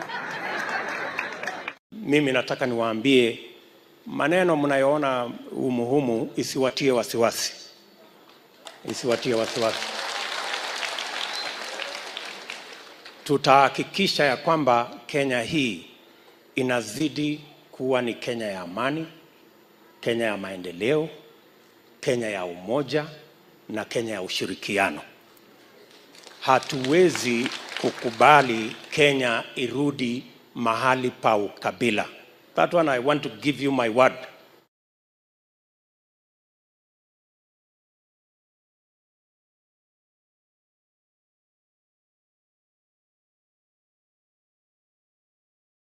Kujielewa wao wenyewe haini shida. Unasikia mtu anadai obvious Rift Valley ama Wakale lazima wachukue 50% kwa hiyo government yenye wanadhani watachukua, of which hakuna. So wakiwa na hiyo 50 Western wanadai 30%, Central wanadai 40%, so hiyo ni 70 plus ile yao ni 50, so hiyo ni 120%.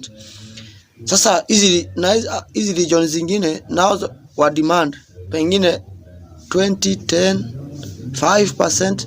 That means hii itakuwa imeenda up to 100%, 170%. Hii hata imeshinda voltage ya transformer. Hakunanga percent inapita 100.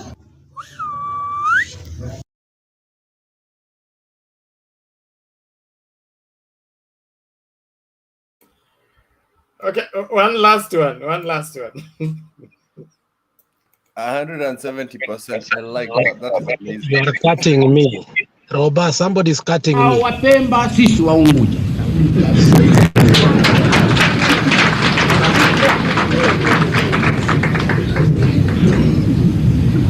Nataka mjue. Nje ya muungano hakuna sisi wa Zanzibari wao wa Tanganyika. Hakuna. Kinachowafanya sasa wajiite sisi ni ubaguzi wa kuwabagua Watanganyika.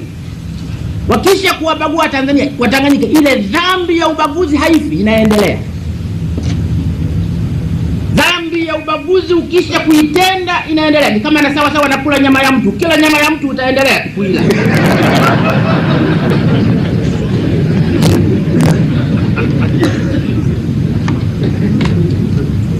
Mtamaliza, mtatengana na Watanganyika, halafu mara mtakuta kumbe sisi si wa Zanzibari.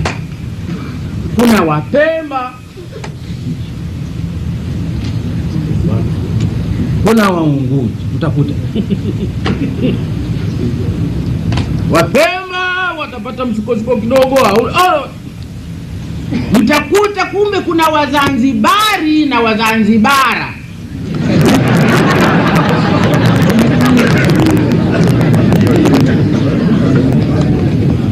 Hamtakaa salama.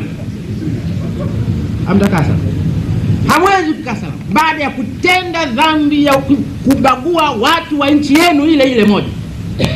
Mkawaita wale wao na hao sisi. Dhambi ile haishi hapo. Ndio historia ilivyo. Ni sheria ya historia, sio sheria ya Mwalimu Nyerere.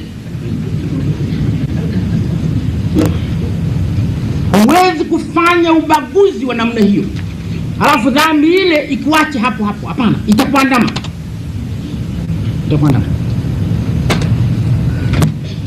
Namalizia hilo. Nalolisema kwa Wazanzibari, nalisema kwa Watanganyika. Zanzibar wanaweza wakajitenga.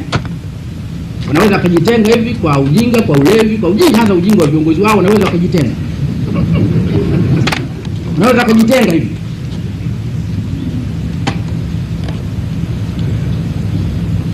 Na Watanganyika wakabaki wameduaa tu. Wazanzibari hawa wanafanyaje? Wanatuache wenzetu hawa, wanatuache jamani. Wanakwenda zao wenzetu. Wakaacha Watanganyika wameduaa hivi. Watanganyika walioachwa wameduaa kwa kitendo cha Wazanzibari kuwakimbia. Watabaki wamoja, hawataparaganyika. Narudi, Wazanzibari wanaweza wakatoka wakajitenga wenyewe tu. Kwa sasa wengine wana bendera, sisi hatuna bendera, kwa nini? Wengine wana wimbo wa taifa, sisi hatuna wimbo wa taifa, kwa nini? Basi si wote wanaosema hivyo, ni viongozi wanaosema. Basi alafu wakajitenga, wakaacha Watanganyika wameduaa hivi. Wenzetu kweli wanatuacha? wakiwaacha Watanganyika walio katika hali hiyo, Watanganyika wanaowashangaa Wazanzibari katika kuwaacha Watanganyika hawa, watakuwa salama, watakuwa salama. Watanganyika wakiwakataa Wazanzibari kwa tendo la dhambi ile ile, sisi Watanganyika, wao Wazanzibari, wakautukuza usisi Tanganyika, na kwa ajili hiyo wakawafukuza Wazanzibari, hawabaki salama. Hapa takuwa na Tanganyika. Wakisha kujitenga tu Wazanzibari wale, wakisha kujitenga tu Wazanzibari, wako kando hivi, mmewafukuza, mejidai wakubwa nyinyi.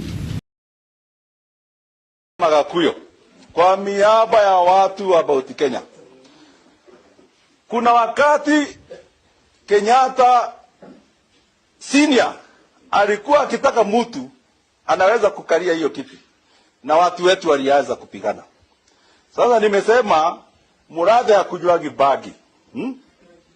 Na venye Murathe umesema, nataka kukuambia Murathe, tuko nyuma yako na tunataka mulete Raila haraka, kwa maana watu wanataka kutupeleka mahali ingine, na mnajua hiyo mahali ingine venye tulionea huko, kuna mambo tuliona. Sasa katikati ya Raila na huyu mwingine mnataka ni nani anaweza kuwa mzuri? Mimi naenda kwa Raila, mimi ninachagua Raila, na ninataka mwambie Raila hawezi kutufanya kitu, lakini kuna wengine wanaweza kutumaliza na wamemaliza tayari. Kwa hivyo mimi, hiyo ni maoni yangu. Murathe, najua ukunywa kibagi, najua hiyo maneno umesema, na mimi nimesema twende kazi. Raila kuja, tutakupea kiti.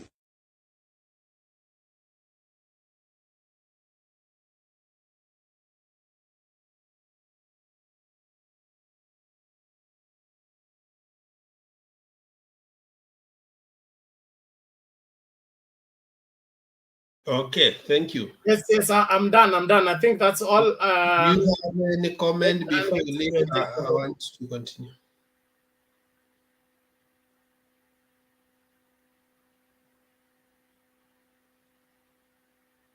Okay, let's go to Alex. Joiko, sometimes some clips makes you wanna stop while we were talking so that we can go deep into history, because I think our history is so rich. It has element of wealth that if we can only dig on it, I think we will find many solutions to the problems that we are having. The only sin that I can associate Nyerere with was communism. And I don't think he was a communist. I think he was a socialist, and I think every country has a socialist agenda. Social security, universal healthcare, so on and so forth. Every country, whether it likes it or not, it has a socialist or a communist agenda, because I think Karl Marx wanted that issues of education, issues of so on and so forth, basic issues that are shared with the government control, like healthcare, like school, like banks, they were to become accessible to everybody, because at the moment in the Portuguese and so on and so forth era, it was a privilege even to have a lunch box to school. When I look at what Nyerere is speaking here, I mean, we should actually be having a dissectory conversation whereby we take scripts of our leaders and try to see how prophetic they were, because sometimes we take Orengo's speeches in parliament and we see how prophetic they have been in the short span of our livelihood. Or if Caleb was here, I could say the only prophetic mission you have seen in Kenya is Orengo's speech in parliament. But I think we are here to see some of, we are hearing, and I wish we could be listening to this man more.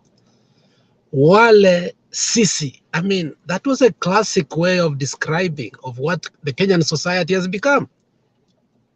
And I tell you, even sometimes when we speak, in a subtle way, sometimes I forget and say, those Yuda people. And I think that is the warning is giving. Even in our discourse, let us not say those and us.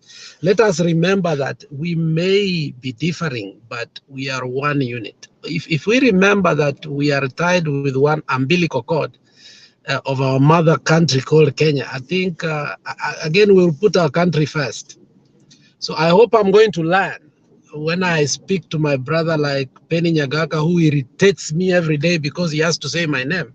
Every time he's making a submission, I must listen and say, okay, it is us. And Bernard, that clip for Ruto, every time I listen to it, every time I listen, I stop listening and watching it. With the passing of time and his mendacious and insidious manner, it makes me know exactly what he meant years ago that I could not fathom in my heart. I took it as a clip for a political rhetoric in a podium whereby you can be mischievous. Bernard, sometimes we become mischievous in this platform just for the sake of it. Sometimes it's because we feel like, oh, okay, something has happened. And like yesterday, Kip was very mischievous and Themba was more mischievous. But Ruto's clip here is not mischievousness. It's a calculated mechanical engineering politics. It's like an architecture who looks at the outline in a paper. For him, he knows how this house is going to be in the completion. He knows the lintels, he knows the floors, he knows. But when you go to an architect, he gives you that outline. For you, you are thinking, in fact, you are hallucinating. You are in compounded delusion how that house is going to be, how you are going to sleep, where the fridge is going to be. But for an architecture, he knows exactly how that house is going to be. This is a classical mechanical engineering politics of William Ruto, how he's going to manufacture the violence that we are having today. You know, according to Frantz Fanon, the greatest colonization tools were not the beatings or the imprisonment. In fact, the book for Frantz Fanon talks about decolonization. He talks about how the classes were built so that we can totally and forever be colonized because the way the classes are. How we should be going parade in the morning so that we can be subject, how we use says, yes, sir. You understand how the colonization continues until today. So Ruto scripted a manner to colonize us politically. And I think is almost succeeding.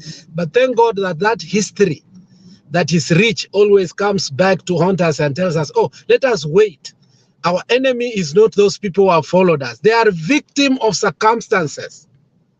Our enemies are not those who come here to defend these men. We have one man who is our enemy, William Samoei Ruto, the author of all these insidious things like bottom up, the author of all these things that we can't even say them here.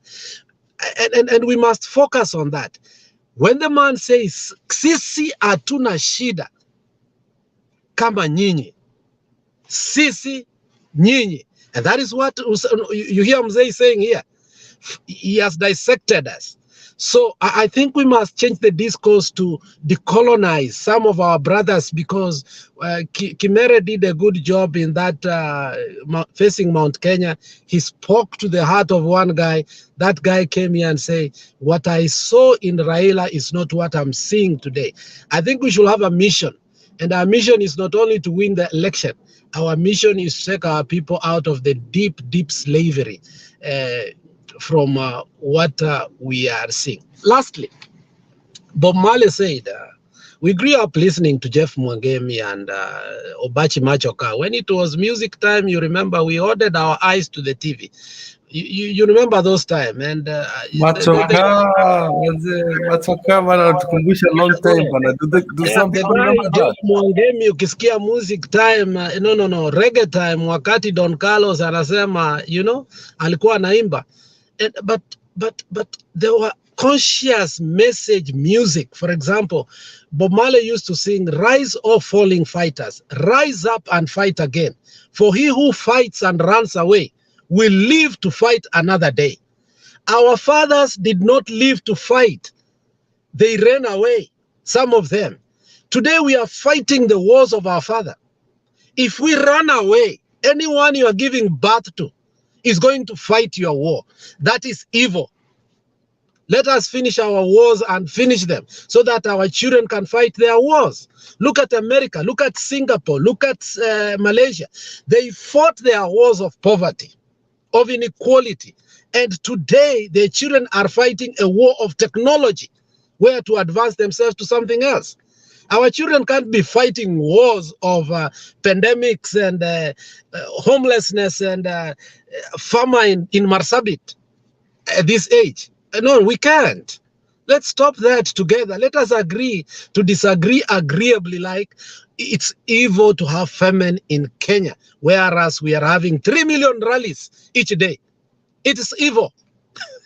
Let us not fetishize that. Let us agree, even if it's Raila, even if it's Ruto. Lastly, this man called Terus, we have underestimated what he said today. We will have at least taken even 30 minutes to thank him, because we spoke here yesterday, and I think Wekesa was sleeping when I said something that hurt him. He came to the panel and we started talking about what has bewitched our brothers in Central, because we are wondering. I called them that they are in a cult, but I was told no, it is not. And I agreed, maybe I'm being too judgmental, but Tarus explained it very well. And I think we must follow suit of Terus. I think I must watch Terus more. I must watch my big man, and I've been forgetting about him because this guy has kept quiet a little bit. But last week he talked about deep state. If you listen to the speech for 15 minutes, it was a Christian clergy meeting for bishops, and he was even lecturing the bishops and telling bishops they are failures. And they were even laughing and even giving them a parable of Matthew 20 what, when he say, if you are given a talent and you don't, then you come back and say you want more and you did not accomplish the talents what it said. And I think that's the discourse with Matfall.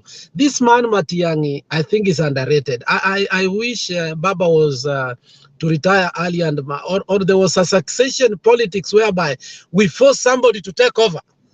This man, he has proved to me, not because he's my homemate, but sometimes he speaks, and especially when he's mad, he speaks and I see a lot of sense in him.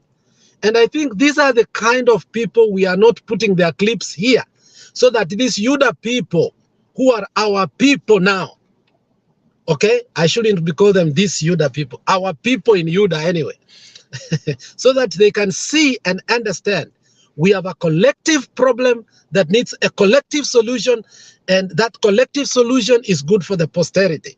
So thank you so much, Bernard, for those clips. I hope they change the narrative of now of our debate, because wazee wanakuja na mtoto firstborn anaitwa Bernard anaenda kulala. Asante sana kwa lullaby.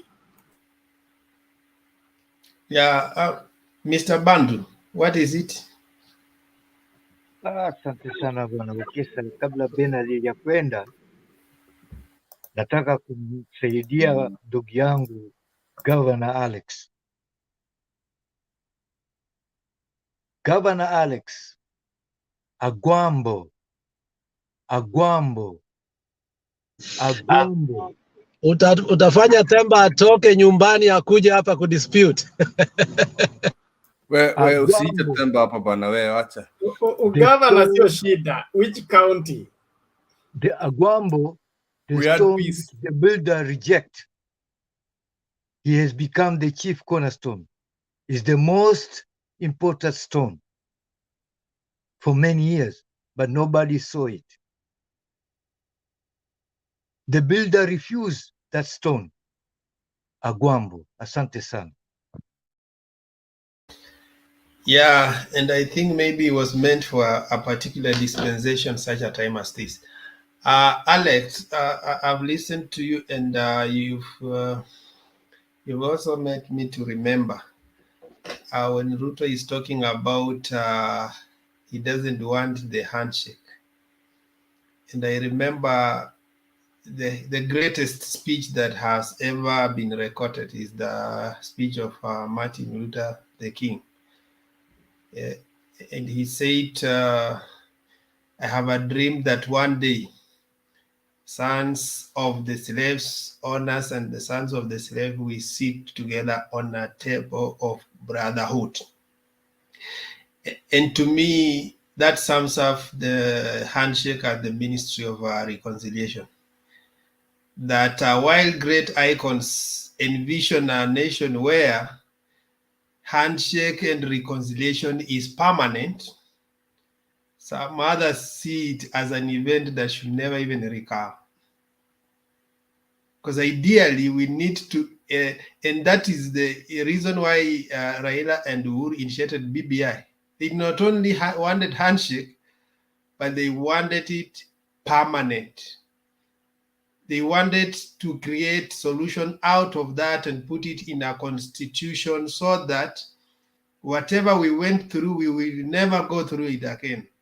So we create laws, we create avenues in which we are making it permanent, that we will never go back to fighting. I don't know if that clip of Ruto was taken in the context where he was trying to convince even the Kalenjin elders why he is supporting Uhuru and why he has abandoned. It was before 2013. He had to convince that there was an animosity between Kikuyus and Kalenjins back in the day. So he did that to convince us to go to this other side. And now it's like 10 years later, people have forgotten what had happened. Yeah. So that is taken in a context of actually a handshake, and it was a necessity. He has forgotten that they did it in Afra Stadium. 2012. So the handshake is not a creation of Raila and Uhuru. It was there before the foundations of war. Of this world began. So I think there has always been a reconciliation, and the Ministry of Reconciliation is not only given to the believers, but also blessed are the peacemakers. Each and every society needs to have peacemakers, not peacekeepers. For me, I distinguish that. There are peacekeepers. You see, peacekeepers are called in just to create a ceasefire. But peacemakers look for the challenges, the source of the conflict, and how do we mitigate it, and how do we make even peace permanent. Now, keep your head not talked. I want to bring you in. I'm gonna have to let the zombie and Wangira wait kidogo kwa sababu wao wanakonga motivational speakers kama Ndeto.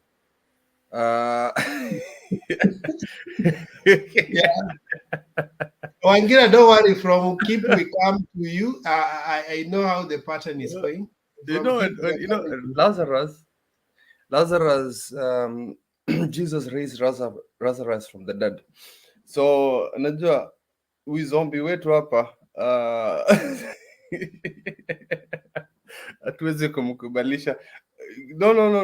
Lazarus, unajua utaongea. I know you. And then there's a problem, Lazarus. Is Rakal here, and this channel is gender sensitive. So hata utakuwa skipped. I'm sorry. Okay, I'll give each one of them 30 seconds. Okay, so let me just be fair. Wangira and Lazarus. So 30 seconds, promise. Wangira, go first. You are now gagging me. What do you want me to say in 30 seconds, surely? Alex, then you wait for your turn. No, because I'm on the mic, let me just use my 30 seconds. See how generous I'm always to you for 2 minutes. I'm very generous to you. Alex, you have touched my heart, really. When you talked about Ruto colonizing us politically, then you talked something about our children ending up fighting our wars. And you have taken me to a book that I like reading, There's this book called The World is Flat, A Brief History of the 21st Century, written by a gentleman called Thomas Friedman. And I just want to quote something from there. And perhaps it will be of essence to the debate today. Alex, this gentleman writes and he says, let me just quote. He says, I cannot tell any other society or culture what to say to its own children, but I can tell you what I can say to mine. The world is being flattened. I didn't start it, and you can't stop it, except at a great cost to human development and your own future. So, he's talking about a world that is being flattened, especially technologically. And that's where we should be moving to as a society, and not where Ruto wants us to remain, where we end up being his political slaves, in form of new concepts like bottoms up, wheelbarrow, when people are now talking of flattening the world in the name of new technologies. That's all that I just wanted to add on what you said, Alex. Thank you. For the first time, you have been very brief. I think you have improved. Huh? Keep. No, Lazarus, quickly, and then keep. No, I want the zombie to say something, Bernard. On the same note on Alex, it brings us to the book and also what the late president of Tanzania, Mkapa, said about Ruto when they were handling Serena peacekeeping negotiation. He said, Mkapa, on his book, that Ruto is one of the people who never wanted people to come to consensus. He was a hardliner. To an extent, he was removed from the meeting in order to have peace with Kibaki, Raila, and the entire foreign bodies who are in the country. So this is adding to us and making us now know the real Ruto. On the same context, there's a clip, I suppose Bernard or you can get it, when Jeff Koinange was interviewing him sometimes back when he was saying Trans Nzoia was part of Rift Valley, and that land, they're supposed to have it. I think someone can find out that clip. So he said when they get to power, they'll ensure that land is recovered. So he's somebody who is already, he has a fire in his heart on what he can do when he ascends to power. So he's a dangerous man. I rest my case. I don't want to be called a zombie. No, it's just small jokes. So those are good points. That's why I never want to hide Wangira and Lazarus. They have good points. It's just that they talk too long. To negotiate their points, they use a lot of metaphors. I have the same disease. As for our Muslims brothers and sisters, Eid al-Fitr, Eid back, tumemaliza sasa mambo ya Eid Mubarak. Eid Mubarak, yeah. Sasa to celebrate sasa, tunaweza kutana tukule pamoja. It's good because we are a multi-religious, multiracial, multi-tribal country. I mean, Indians are a tribe in Kenya. So we recognize you, and we hope you recognize us. And yeah, that is important. Second thing, I want to address somebody that I find quite important to the channel. That's Julia. If you found a bit of chaos yesterday, I'd like to apologize to you because I think of you as a big sister. So kama nimekukosea, nataka kusema pole. So let's jump back into now Ruto. Ruto, for me, is an opportunist. He's trying to be a mini Moi. Him being a mini Moi, he's doing everything that Moi has done in the past that is oppressive. He wants to be a dictator. You can see him on a daily basis changing his mind, changing his speeches, changing what he would like to say. And he's only tribalist when it suits him. And he's only nationalist when it doesn't suit, when it suits him. So when we come to Nandi, his own backyard, because Ruto is a Nandi. He's not okay. Sorry, but he's from there. He's from Sugoi. Yes. Na miti tutakata huko. You know, I like when Mama Selina knows when I'm about to talk about our home. she comes immediately when nakuja kuongea mambo ya nyumbani. But Nandi is slippery because Tarus has spoken, Peter has spoken. These are two very powerful leaders in Nandi. One is a Kipsigis and one is a Nandi person. Sasa ameharibu mambo huko. Now we go to Bomet. He's been fighting with his counterpart, namesake Isaac Ruto. So if Isaac Ruto speaks, he's talking on behalf of the whole Kalenjin, not Kalenjin, Kipsigis. So Kericho is involved. So that is two counties that are ifs for him. So he might lose about 20 to 30% between those two counties. You can have that 70% because we cannot change the fact that mtu wa nyumbani ni mtu wa nyumbani. But there's old people that have been following, the Kinasali Koske. There's a lot of old school Kipsigis leaders in both counties that you cannot change their minds. So ameharibu Nandi, ameharibu Bomet, ameharibu what do you call it? Nandi, Bomet and Kericho. So those are South Rift counties, right? Now we come to Wasingishu. Wasingishu is metropolitan like Trans Nzoia, Narok, and other counties. So Wasingishu is quite, you'd have Luyas there, Luos in Eldoret. So that is like Nakuru also. So here ameangusha. You forget the Kikuyus are many in The Kikuyus are there. There's game. Actually, that is very true. There's a place called Plateau. There's a place called Plateau in Wasingishu. That is almost, I can assure you, if it was not for rigging, about 40% of Wasingishu is gone. Eldoret is very big. It's very big. It's the one place that all six sub-counties in Wasingishu are connected. So pole sana. Aya, tukikuja hapa Elgeyo Marakwet, we've got Torgos. Torgos is going for Senate na ni mtu wa Azimio. There at least 5% has gone. 5% imeenda.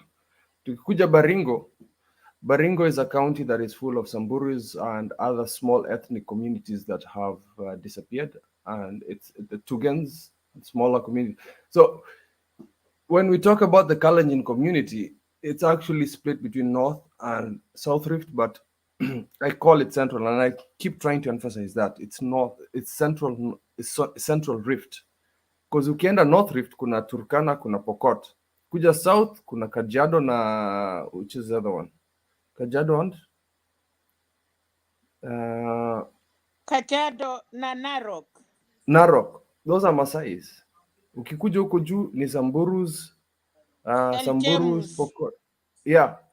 Although Pokot could be considered Kalenjin who want to excommunicate themselves from us, but they really want to be separate. So tukisema hiyo imeharibika sasa. Alafu tukikuja hapa Central hata mukisema nini, utasema a whole president is not going to take at least 30 or 40% of the votes of the Gema community, honestly speaking. Hata kama ni Naivasha, let's just say Nakuru itself, you think Uhuru cannot have influence in the Gema community in Nakuru and even Central itself? A whole kingpin cannot take 30% at least. And then you're telling me that Nakuru, the latest statistics were Ruto 55, Raila 40. So now when I see and this Nakuru Lee Kinyanjui is coming. Yes. Susan Kieka will not get. In Nakuru, actually, Jubilee. These people, by the way, they cannot leave their son. It was just a matter of having money and eating. Then you people will see the change of Central. People will not believe. Like Mama Selina, nikukuuliza swali, like even if it's 40% that at least Uhuru can have 40%. Hata mukisema this guy has brainwashed the rest of the gamer community. I think if sometimes I just feel that that our young Alex, I'm sorry to intervene. I know it is your time. No, go for it. Can we think of today's meeting in Nyeri? Look at the people who are there, matured people. Look at the women. Look at the older people. Look at the youth that they were singing and saying Baba. People were in business. You know, I like Central because they like business and they like money. So when they say stop, they will. It is just a matter of letting somebody go there and play. And I think mulisikia hata Martha Karua akiwaambia na Kikuyu, leo I'm really coming to talk. And they know they are people. Ni ile tu huyu mtu yetu sasa. Anyway, endelea, keep it was your time. I'm sorry to take your time. No, Mama Selina, when you interrupt me, I know inajua masikio na choma. I beg, there are 2 videos requested. Can I play them before? I'm okay with that. I'm okay. Especially keep kuna echo. So uko na clip ya Nyeri town hall meeting, and then kuna Madakarua's statement. Okay. Sawa, hiyo ingine nitatafuta. Sawa. Okay, we have that, and then tulikuwa Deliverance Church kule Karatina. Wakati tulimaliza, nikaona afadhali nikimbie, niwaamkue, pia nionyeshe support kwa His Excellency Raila Amolo Odinga. I'm only going to say one thing. As Christians, we have a responsibility. Our nation is undergoing elections in 3 months. Tutachagua watu wa aina gani? Tutakuwa watu wa kunugunika kila siku vile mambo haiendi vizuri na ukipatiwa nafasi uipoteze. Ile tunauliza ni kitu moja peke yake. Angalia kiongozi yule atasimamia rasilimali ya Kenya na maslahi yako bila kuanza na yake. Na ukitaka kumjua mtu, ujue rekodi yake. Martha Karua amekuwa kwa uongozi. Uangalie kama kila mahali napitia ni skando. Uangalie rekodi ya baba. Uone kama ni mtu amesimama na Wakenya. Tumemnyima kiti ya rais mara nyingi. Hachoki. Anaamuka akehura rukungu agathio na mbere na gukwaririria. Uelewe mtu yule ako na roho ya kufanya kazi yako. Na usipatie fisi kasi ya kuchunga buzi. Na tutikehenie. Jiulize ni kwa nini uko kwa upande ule ulioko. Ukiniuliza nitakupatia testimony hapo nje. Lakini tukiwa wa Kristo tusiende mahali ovyo ovyo. Na safari hii sio chama tunachagua, ndugu yangu Kanini. Tutachagua mtu. Angalia yule mtu, kila mmoja weka kwa ratiri. Uone kama tabia zake, roho yake, vitendo yake vile inakuonyesha ni mtu wa aina gani. Hiyo ndio imefanya nimfuate baba, ni kujua ni mtu wa aina gani. Mimi naomba Mungu ampatie roho ya ukweli, na ndivyo wakati ukifika sisi zote tupigie baba kura Kenya. Yes. When was the last time you saw yellow t-shirts, my friends? It's as if they listen to this channel. We've complained about yellow t-shirts, and we've talked about Martha Karua's campaigns. No yellow t-shirt, no marking. She has a small group of people that listen to her. And you people, you think it's a joke. That is your deputy president to come. So anyway, where was I? So Lazarus, go ahead. Mimi squeeze sitakuwa kelele leo. You see, Bernard and Wekesa, that is now what Alex said 2 months ago about Kisi politics and strategy. You can see whatever happened in Nyeri, it is proper strategy which was done from Raila's handlers. Because if they knew Raila was going to that church today, same things happened yesterday could have been done the same way. So I think the handlers for Raila they are now also getting smart, and that is the way to go. Yeah, while they were busy celebrating the because you see, they're saying Baba decided to sleep there and strategize and have a town hall meeting and have a rally. So they were caught and unaware, which was a plus. I think not only that, he also finished by having a golf club, games. So he decided to do a round of activities just to change the perception. You know, the perception that was created at the funeral attire was that Central Baba na Uhuru hawezi penetrate. And you see now, But Kalonzo is the rally today, I think the rally today, they did it well because the excitement was there. You could see, you could feel it. And I think the brain that went into that, we appreciate. They need to be more smarter even as they go to other rallies. But Alex, we have kept on saying that Uhuru should irritate these guys the more. I think his one or two words alone, it gets them off balance. So we are done with you now. We come No, to I'm not Mr. done. So you had 3 minutes is over. Keep wewe uko hapo utapata chance nyingine. Basi acha nimalize kidogo. Give me 1 more minute at least. Okay. So with Martha, I just wanted to say about her language. The last time we had a convertee here, which Mtembei TV, please congratulate yourself for that.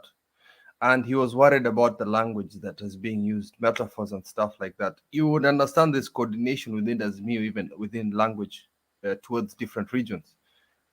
What did Martha talk about? Fisi. Isn't that what Sabina Chege said? Fisi. Same language was used and its repetition, very slowly, very quietly. So I'm watching this Azimio thing. I thought that they were sleeping on their hands. And before I go, not go, I'm still here. Siendi mpaka tuongea leo mpaka asubuhi. It's about the deputy president position. You know, originally I thought that having a strong-minded person like Martha Karua would be a problem. But then I realized that Ruto is just a special case. The constitution was supposed to protect the deputy president, but Ruto has taken advantage of this. I think it should stay the same. And even if Kalonzo comes in, I think we are now well inept or well equipped to stop whatever he's going to do. So please don't change the constitution on that. And I hope, because I know Raila is a very clever person. That's why the committee is there for picking the deputy president, is the fact that we are going to cool this boy child. I'm going to call him a boy child. I'm sorry. He's lost the respect or the word elder for me. And he's not even a senior counsel. He's not. I don't know. Anyone can show me any cases he's done ever since 1985. Even before 1985, that Kalonzo has done. He's not a senior counsel, and I think people should stop saying that. He's not a lawyer. Even Mutula, his junior, is a better lawyer than him.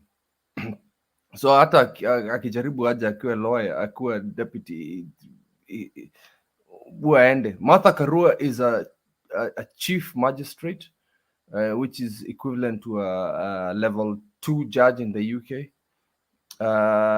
She's a senior lawyer. That is a senior counsel. That is an official senior counsel. Hata Mtula nitampatia hiyo. Mtula hata Murkomen mwenyewe ni senior counsel, but not Kalonzo. I'm sorry. Huyo ni watermelon. Na I know Wekesa unaishi huko Eastern and I know the ground talks for you. Sitapiga kelele. I just give me today to say that. I know you live there na unasikianga kwa ground. Niwaachie hiyo tafadhali na nitaacha hiyo, nitarudi for more comments later. It's okay, but I just wanted to say that disciples of Baba should be like Baba himself. When he calls, it's not a mutually exclusive thing that when he calls for Alfred, he leaves out Kalonzo. He has gone for all. The fact that we need Martha Karua doesn't mean we don't. We need Kalonzo's vote, but we need Martha Karua as the deputy president. Whether you are watermelon. Yes. So there is a way we can jack on with that. Let's have Wangira. Hey, umesahau Rachel, gender sensitivity. One moment, this video ndio ndio Kuna video. Leadership is a privilege to better the lives of others. It is not an opportunity to satisfy personal greed. A colossus of Kenyan politics, a man of unparalleled intellect, and a peerless economist, Mwai Emile Kibaki set the record for the longest-serving member of Kenya's parliament over a period spanning 5 decades. But the zenith of his leadership was when in 2002, he was sworn in as the third president of our great republic. His presidency will be remembered for many things, but most especially for being the season of history when the second liberation yielded the fruits of so long a struggle.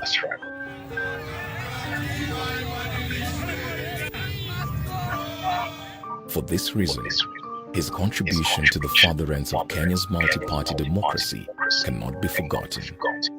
This was a man who believed in leadership as being a calling to serve his fellow citizens, and not as a platform for self-serving ends.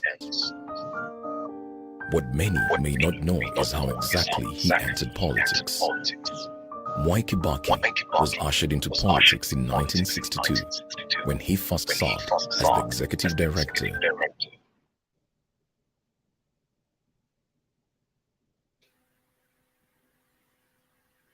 Bernard, where is the echo coming from? I don't know where the echo is coming from. I think let's clean it first. We'll bring it later. I cut out. I need to me and let's have Wangira.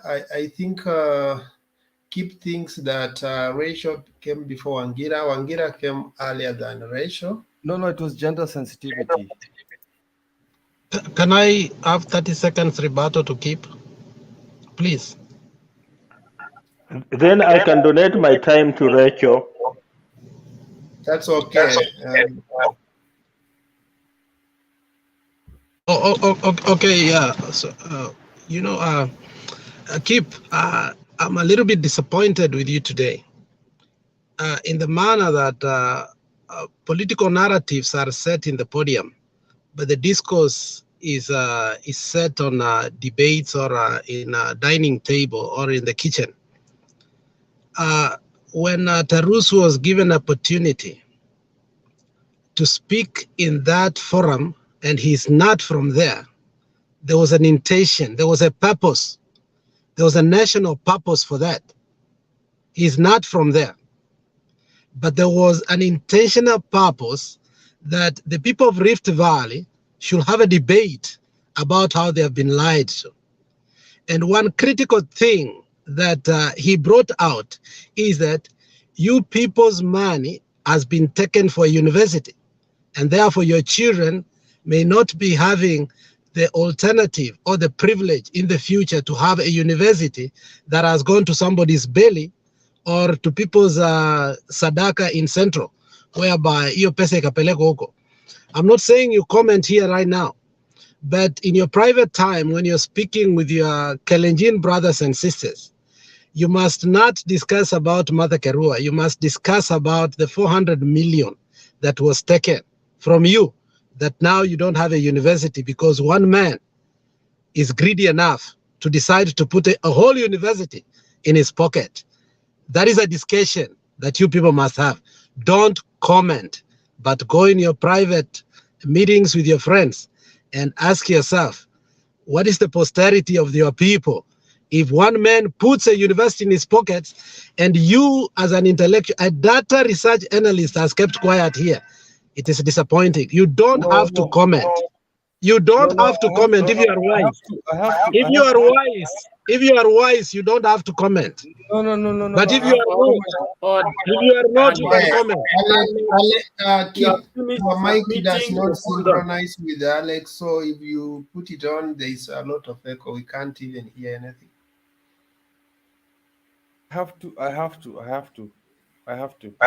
If you are wise, you don't have to. But if you are not, you can.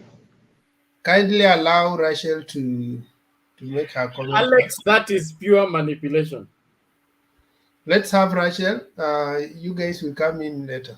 Okay. Hello, everybody. I trust you're well today. I'm fine. And today I was listening behind the scenes. It was a very hot meeting. Nilikuwa nasikiza when the UDA guys were on the screen. So today I'm wearing a yellow t-shirt. It's that bad. Now I was even scared. I was like, geez, now how did I end up wearing a yellow t-shirt? They might think I'm part of them. But yes, it was I think just watching from the side was very interesting, just to look at the way they are arguing and very abrasive.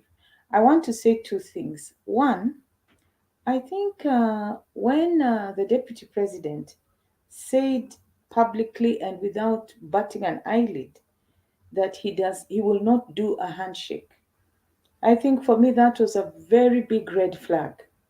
And I just cannot bring myself to understand how people can allow themselves to be led by someone who says they do not want a handshake. And this is because a handshake is very significant. It symbolizes peace, it symbolizes friendship. Handshakes, not political handshakes in general are positive. Actually, it's non-verbal communication. It's a way of saying, I come in peace, but without saying it. You can shake someone's hand. So if someone can say clearly, he will not do a handshake, that already, for me, is enough to let people know that we should expect a very divisive leadership. And I just appeal to Kenyans to think very seriously, looking around at the countries that have had a lot of problems, if that is the way we want to go. And we should not dangle and joke with our peace as it is.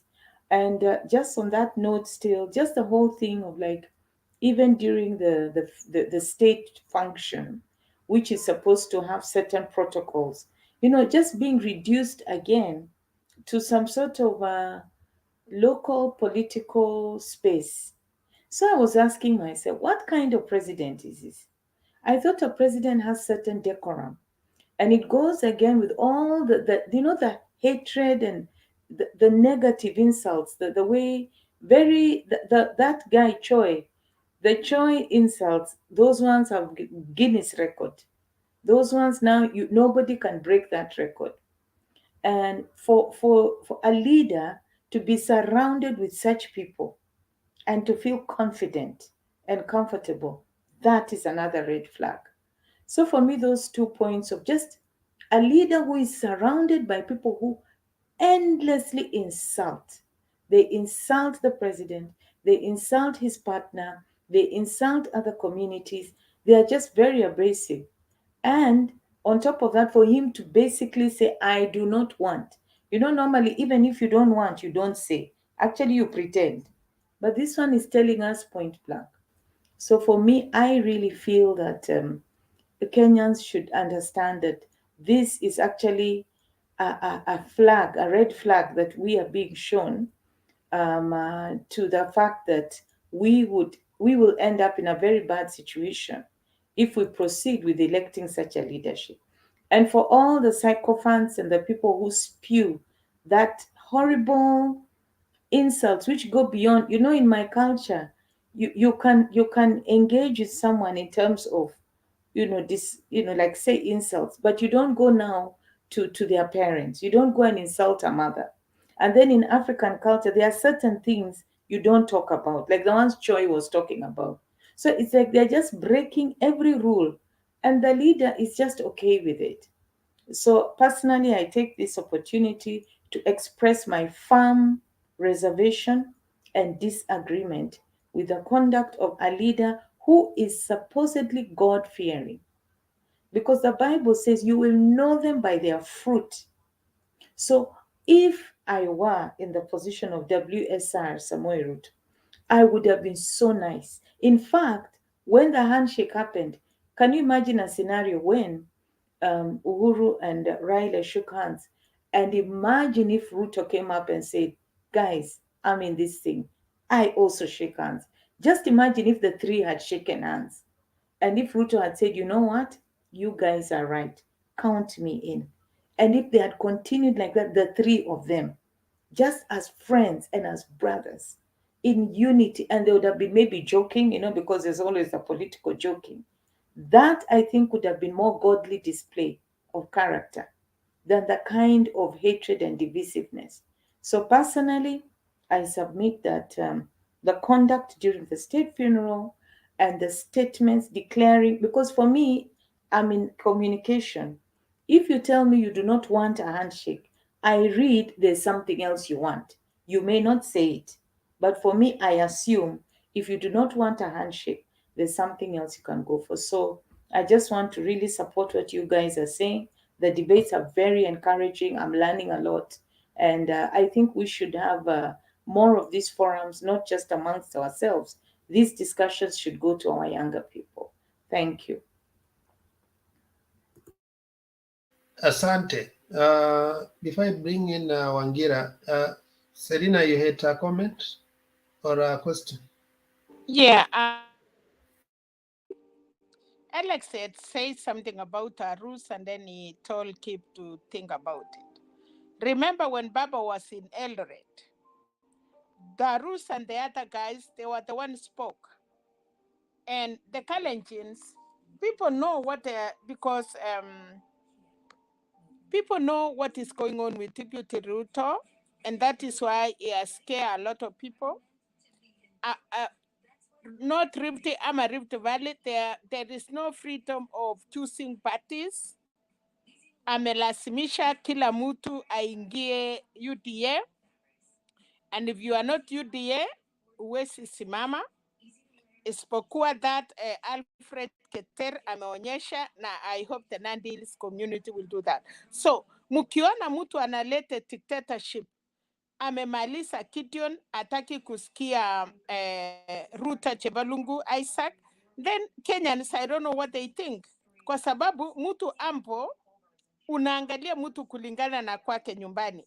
Hata wakati mnapoenda oa, mnaangalia jamii ya mahali pipi anatoka. You look at the mother na uone vile familia yao wamekaa. So I think Kenyans, sometimes we say, okay, mtoto akililia wembe, umpatie, akichikata hata rutia. So if the Kenyans really need that, we are ready. Wanalia waliteseka wakati ya Moi. Wanalia waliteseka 24 years. So you will go another 20 years. And maybe before that, hatutakuwa na 2 terms, tuna change, tunaenda life. So you better be ready. Yes, waliomo, wasiyekuemo na waliyekuomo wote watakuwa ndani. So if Kenyans are not careful, na vile Museveni anaingia, na vile anapata kila kitu, atapata punduki na kila kitu kutoka kwa Museveni, I'm telling you Kenyans, mutalia, mutaregret. Baba will not be there to handshake you. Nobody will be there to cry for you. And then we will see, all of us are Kenyans. Sisi wakale tutapikwa, tutanyamaza, what will we do? We will be saying yes, vile tulifanywa wakati ya Moi. So if Kenyans are ready, let them be ready. This guy is a serious man. Atahakikisha hiyo 2 term yenyu mnaongea is not there. Mutaamuka, kwanza Central watajua, watakuta ile kitu walitafuta. Asante. I'm scared. Labda hata hii mtembea itakuwa. Okay, Wangira. Ruto akichukua wewe will mtembei pi. So those are the things Mbaruka anakuja kumaliza.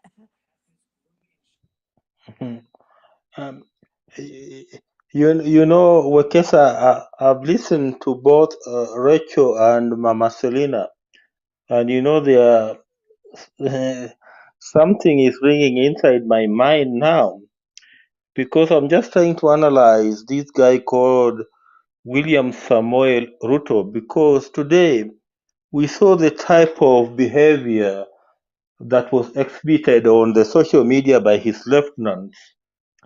And we have also seen him, especially was it yesterday or the other day? I think it was when we were burying Kibaki, that was on Saturday, when he dismissed the issue of the handshake, which means by dismissing the issue of the handshake, William Ruto now proves to be a person who is anti-reconciliation. You know, in any election world over, after serious battle, people must come out and reconcile. And you know, as far as William Ruto is concerned, you know, him reconciling is not anything that is on the table for him. And you know, he's a guy who wants power, and he wants what we call exclusive power for himself. So the only question that I'll have perhaps today, and perhaps the one that I'll leave for you people to ponder on and see whether you can answer, is in case William Samoei Ruto is defeated on the 9th of August this year, whether he will be ready to accept defeat. Because looking at his behavior, his body language, his tendency, you know, it doesn't convince me that this is a guy who, when we defeat him on the 9th of August, he will be ready to accept defeat and even concede. You know, that's something that we should perhaps ponder on. Wekesa, let me just leave it at that. Asante. Okay, thank you. Lazarus, you had a comment on that? Or prior to that? I have a question for Kip and Mama Selina.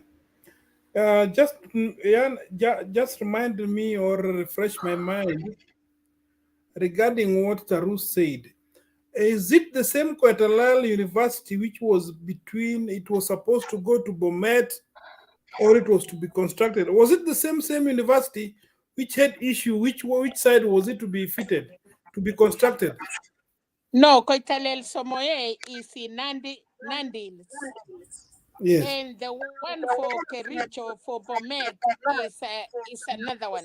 The Koitalel Somoye is to honor the leader of Nandi that he was killed by the colonialist. So there are two different ones. Where was Koitalel Samoa University was supposed to be built? Was it supposed to be in Bomet? Nandi is in Nandi. Okay. And the one which was being fought between Bomet and, was it built? It is Bomet. That is in Bomet County. That is in Kericho, Bomet. Well, that one hasn't been. It has issues, and it looks like Moses Kuria is the one who has the contract. Yeah, that one is for them. But yeah, that is true. That is what they said. I mean, it's been in the paper several times. Even that one has not started, the one for Bomet. No, I mean, there was a dispute in that land. There was a dispute where it was to be built, and I think there was a disagreement, and I don't think it was solved. In Bomet, not in Nandi. Okay, now let me finish my question now.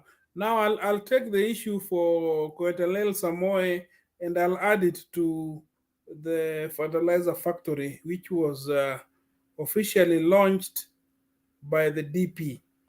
Now you can now see, those who study analysis, you can now add the dots. You can now see what has happened at the Koitalel Samoy University, what has now happened to where university, which the fertilizer factory, which DP launched. So you can see Lazarus, the reason for Koitalel Samoei, they refused to install Ruto as the leader of Kalenjin. Those are the Laibons, those are the Talai family. So Ruto alitaka kuwa leader ya Samoei family, of which walikataa kumbariki. So those are the two. There's something going on there. Kwa sababu anataka kuamaliza the community because walikataa kumwendorse na kukubali aitwe Samoei, like taking their name, and they refuse. Okay, now that is what I'm now saying. So you can now see the sequence of things, how things are unfolding. Where he wants to be the brainchild, he wants to micromanage everything. So I can now see things as things unfold. I think we'll be able to, things will come up and truth will apparently be clear to every Tom, Dick, and Harry. I rest my case. Okay, Selina, it's your chance now to make submission. I think that was just making comments on people's contribution. You can now make your submission. Okay, thank you so much. I think Nyeri baba walitumia wisdom na vile aliamua akasema kwa heshima ya Kibaki the late, aliamua alale Nyeri, aende kanisa, na hiyo mkutano ya town hall, na akaenda akacheza golf kwa sababu Kibaki ni mtu alikuwa anacheza golf. Lakini vile wenzetu wamesema, yes, walitaka kuonyeshana utofauti ya mambo ya jana, ya kwamba wamama walinunuliwa wakakuwa shouting, lakini sasa nafikiri kila mtu leo ameona mpango ya Nyeri vile imeenda, na hiyo ndio itakuwa kwa Central. I'm telling you, hakuna. Na ukiona kina Martha Karua wamejitokeza, unajua kwa Central kuna watu wanaamini, kuna watu wanajua, you know, like wanajua nani atatuwakilisha in case tukiwa na shida. Wameaijua Martha Karua as the strongest person. Kuna siku walikuwa naita hata ni mbaba wakati alikuwa anatetea Kibaki. So ukiona watu kama kina Martha Karua wametoka na unaona wana listen, wanasikiza ile kitu, na ukisikia Alice Waome, usikie kama Ndindi Nyoro, usikii sahi wakiongea, usikii wakipika kifua, auoni wakiita maneno mingi, wamenyamaza. Hata yellow t-shirts inaanza. Alex alimaliza kwa factory. Alex, ulishindwa kuwatengenezea more, lakini nafikiri ni hivyo tu. Ya pili, hoteli ilifungwa, hoteli imefungwa. Karibu na shukuru, najua inafungwa. So kwa mambo ya leo, alafu tukaona mambo ya Western vile ilienda sana sana, ile ya Nandi pale Mutavati aliongea, nikaona Speaker Muturi alijaribu kuongea. Can you imagine? Watu ukiona Wanandi, kama unajua hiyo maombi walikuwa naomba, kwa sababu waliomba na Kikalenjin. They were even ambia Mungu, tunakuomba Mungu ukutanishe Ruto na Uhuru. Wanandi wako scared. Walikuwa ukisikia hiyo maombi, haikukuwa maombi ya raisi, watu walikuwa nalia, watu walikuwa na inama, wanajua nini inaendelea. Walikuwa naomba sana, wanasema Mungu tusaidie Uhuru Kenyatta na Tibuti waelewane, wasameane. At least Kalenjin wanataka kuona hiyo yani like waone tu, hata kama hata kuwa rais, lakini at least kukuwe na hiyo, wako na uoga. Watu wanajua what will happen, watu wamejua nini inaendelea. Watu wanajua hiyo kifua, lakini ni vile wataki kusema, na walitoka kushukuru. Na hata ukisikia wakiongea kuhusu chama hiyo ya UDA, nilisikiza sana, lakini wakataka kupendeza, wakamwambia Muturi asante, wakamwambia Mudavadi asante, but still Kalenjin wako na akili, wanajua what is going on, na walijua kitambo ni kwamba Ruto alisema hawezi rudi nyuma, aende tu. Hata hii maneno yote anafanya na hasira, ni vile anajua hakuna kitu itafanyika. So nataka tu ile kitu watu wanaomba ni amani. Ya mwisho hiyo ya Atuoli ilikuwa mzuri, waliongea na Before end ya yes. Before end ya mwisho, let me put some short clip there.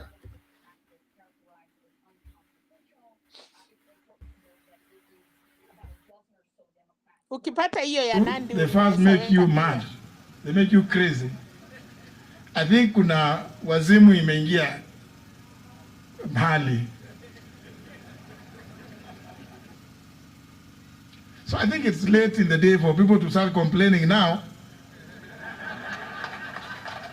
You know, yeah, it is late. It is very late. Okay, I will look for the other one from Davati. You finish up what you are saying.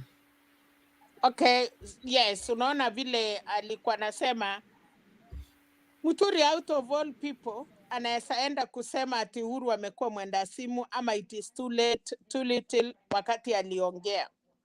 Shida moja kwa watu ya UDA, anything ile inakuwa ukweli ama anything ile inawakusa, wanajua kuipatilisha. Na hata ukisikia watu wanacheka, ni ile tu Muturi anaenda anasema yes, yeye tulifikiria ni rafiki ya Uhuru, na walikosana na Uhuru wakati alienda kujifalisha kama Kaldon, alikuwa anataka kukua kiongozi ya Central, wase wakakataa, akafanya hiyo sherehe, akafalishwa, but haikukuwa na impact. So kuenda Nandi na watu wanajaribu kutafuta ile wasee wa Nandi wale wanabariki watu, and I thank God they were not there, kwa sababu hawakuji kwa kununuliwa. Mate ya wasee wetu si ya kununua, na wakikubali kukupatia mate ya uongo, hawatakupatia any blessings.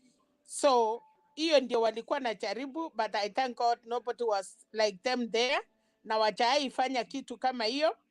Walibariki Uhuru. I am so happy kwamba Martha Karua is among the people that she went there. She was pleasant, na hiyo mate alipatiwa ndio inampeleka mahali atafika.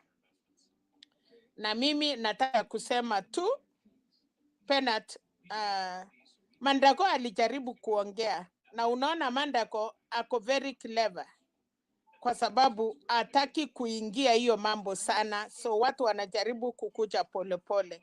But okay, wale watachakuliwa Wakalenjin wachaikaa opposition, wacha wajaribu wajue, lakini wataino hawataweza kukaa opposition mpaka 5 years ishe. Wataingia nje, lakini utakuta moja moja wametoroka. So ni ngumu. Nashukuru watu ya Nyanza wamekaa opposition for the last I don't know how many years, na wamekaa strong, na wanaitisha tear gas hawajali, na ikifika they are right. Na watu ya Central pia wawezi kuja kwenda barabara if one of them is not there. Wanatokea kama wakati mtoto yao wako pale. Sidhani muta expect sisi Wakalenjin tunajua kutoka nje. We don't know hiyo maneno. Tutanyamaza. Kama kiti imeisha, Mkale anarudi kwa shamba ananyamaza. Kwa sababu mtu ya Central hakuna mtoto yao, mtu ya Nyanza they are happy. So Kenya itakuwa in peace kwa sababu sisi watu yetu wajui kutoka nje, hawawezi. So unless sijui itakuwa wapi Penat, na huko Luyani wamesema tawe. Hasa kama watu wanasema tawe na huko ndio tungejaribu, ni wapi tena? Central wawezi, Nyanza wawezi, hatuwezi ng'oa reli. So tutabaki tu tulie hiyo tu tusikuwe na shida unless na serikali ichunge sana hiyo mambo ya Uganda. And I'm happy that the Turkanas wako na baba, the Bokots wako na baba. Hapo ndio mahali mambo ingeingilia, lakini wakati walijaribu kuleta Samburu ilijulikana. So na thank God Uhuru aliasa batia baba. Jana kama mliona General Otieno o General something, wakati Uhuru alianza kupatia baba mkubwa ya jeshi, nikajua hapo aliambia baba, nimekupatia muti yako uchipangie hapo. Sisi Wakalenjin we don't have anybody hapo juu. Wesi kuwa rais na huko Zwiro huko juu, nani atakuchungia mali? Hata ya polisi hauna, ya cheshu hauna. Sasa baba, wakati niliona Otieno ama sijui anaitwa nani amekuwa mkubwa wa wanajeshi, nikajua yes, hapo hata wakati ya Moi kila mtu ana hand over serikali, anapatiwa mtu yake. So serikali inajua mahali inaenda. Na nafikiri Kenya ni wangekuwa na akili wajue hiyo. Sisi wale tulikana karibu na msee tunajua hiyo. Wewe siongoza nchi kama hata uchalete uchapromote, alimote kila mtu kutoka community. So he has nobody. Sasa wacha kina Kition watakuja polepole waanze kupatiwa promotion vijana yao. But kwa sasa mambo ya baba iko sawa. Na unaona ule mkubwa ya jeshi aliweka jana maua kwa Kibaki, anaitwa Otieno ama anaitwa nani? Hapo ndio mahali tunaenda. Asanteni.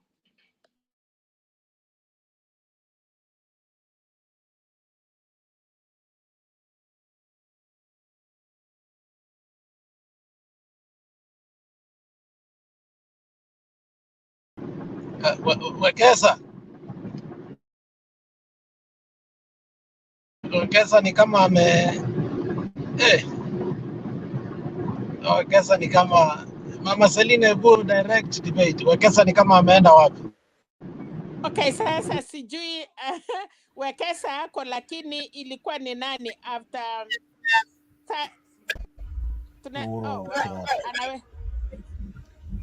Kwanza kama vile nilivyosema last time, hatutakupigia kelele tena, na hata mimi mwenyewe kama nimewahi kukukwasa nisamee, lakini pia wewe kubali, kwa sababu wewe ni mtu unajua kanisa, at least unajua Biblia. Ukweli ni mzuri, usiseme hatujasaidiwa kikazi. From 2013 to 2017 tulifanya kazi vizuri sana, kwa sababu ulikuwa unatuita BG, una consult, unafanya kazi na naibu wako, analeta ujuzi yake, unaongeza yako, mambo yalikuwa mzuri. Lakini wewe ulitufukuza my brother, alafu una blame sahi vita ya Ukraine na Russia. Uchumi iliharibika before hii maneno ya Ukraine ya juzi my brother. Uchumi yako iliharibika before corona my brother. Wakati ulianza kuweka watu kwa DCI, ukafukuza wanabiashara, ukafunga watu, wakimbisha kina Keroche na kila mtu na sisi wote, ukatufukuza.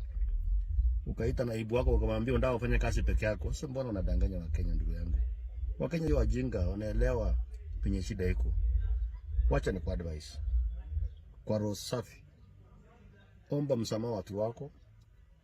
Utuite, utuambie tusameane, sisi ni binadamu. Tutakusikiza. Na ile tunaweza salvage ikiwezekana. Usiende nyumbani na uchungu. Ni hatari sana ukuwa na pesa, uko na kila kitu, uko na nini, roho yako ni mzito my brother. Hata salamu ya Mungu unakataa, na bado unataka kusema sijui ati una blame watu nje. Na kwamba unyenyekevu, kwamba msamaha sio shida. Watu siku hizi wanaomba msamaha mpaka mabibi yao. Ngoja kuwa tu wewe ni kiongozi Kenya 1.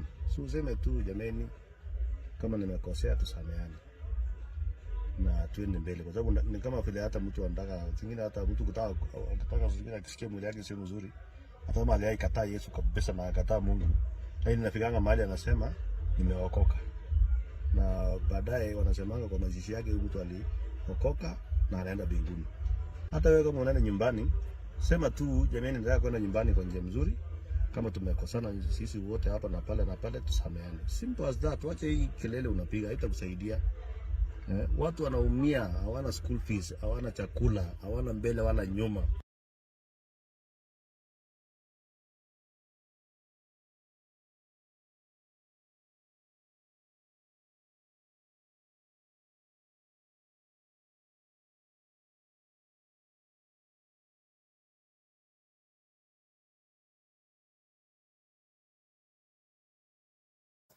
Videos hanged kidogo.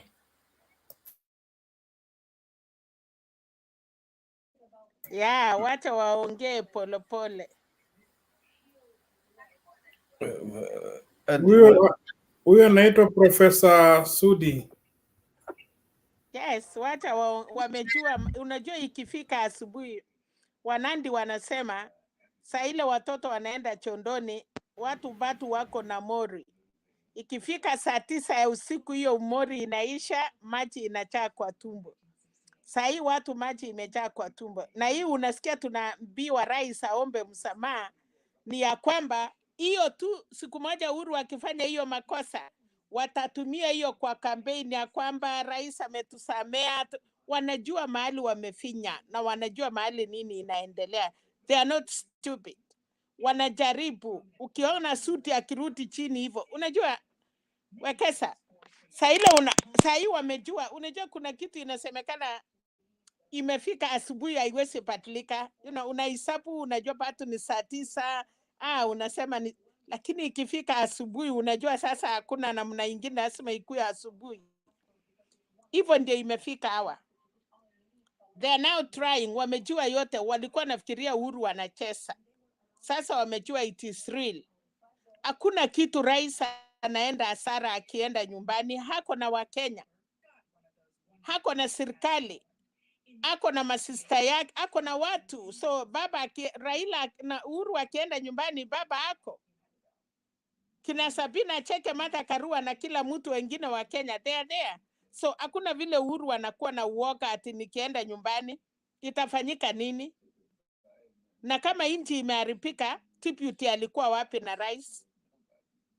Inji inaharibika kwa mkono yenyu. Penat, uko na mtoto. Hii watu ni ile walikuwa nasema mtoto mmoja amekufa, yaka ameua na ya mwingine ile kidogo ilikuwa imebaki ilikuwa ya JB Muturi na yeye amewacha hawa huko wamezama. Sasa akili yote iko kwa Kenya kwanza. Nataka sasa tuchukue nafasi hii kwa heshima kubwa tumkaribishe kiongozi wetu former vice president ambaye ni party leader wa ANC, His Excellency Musalia Mudavadi, aweze kuja kuzungumza na sisi. Karibu party leader. Karibu sana.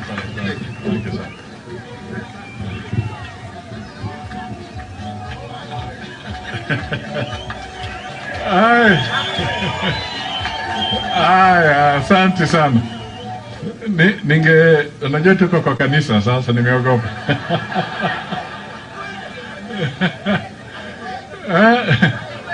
Itakuja tu, tulia kwanza.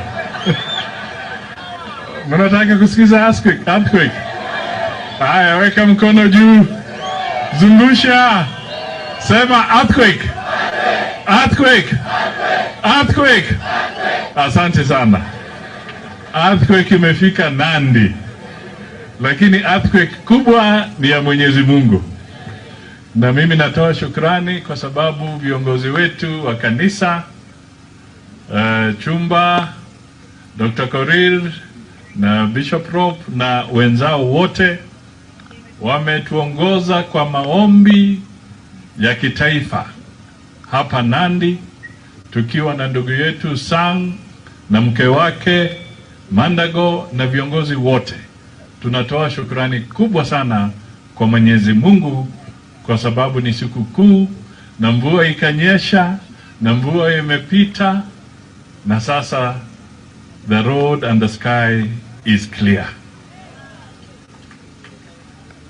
Mimi nataka nitoe, ndugu yangu gavana, shukrani sana kupitia kwako kwa sababu wakati viongozi wetu wa makanisa walisema wawe na siku hii,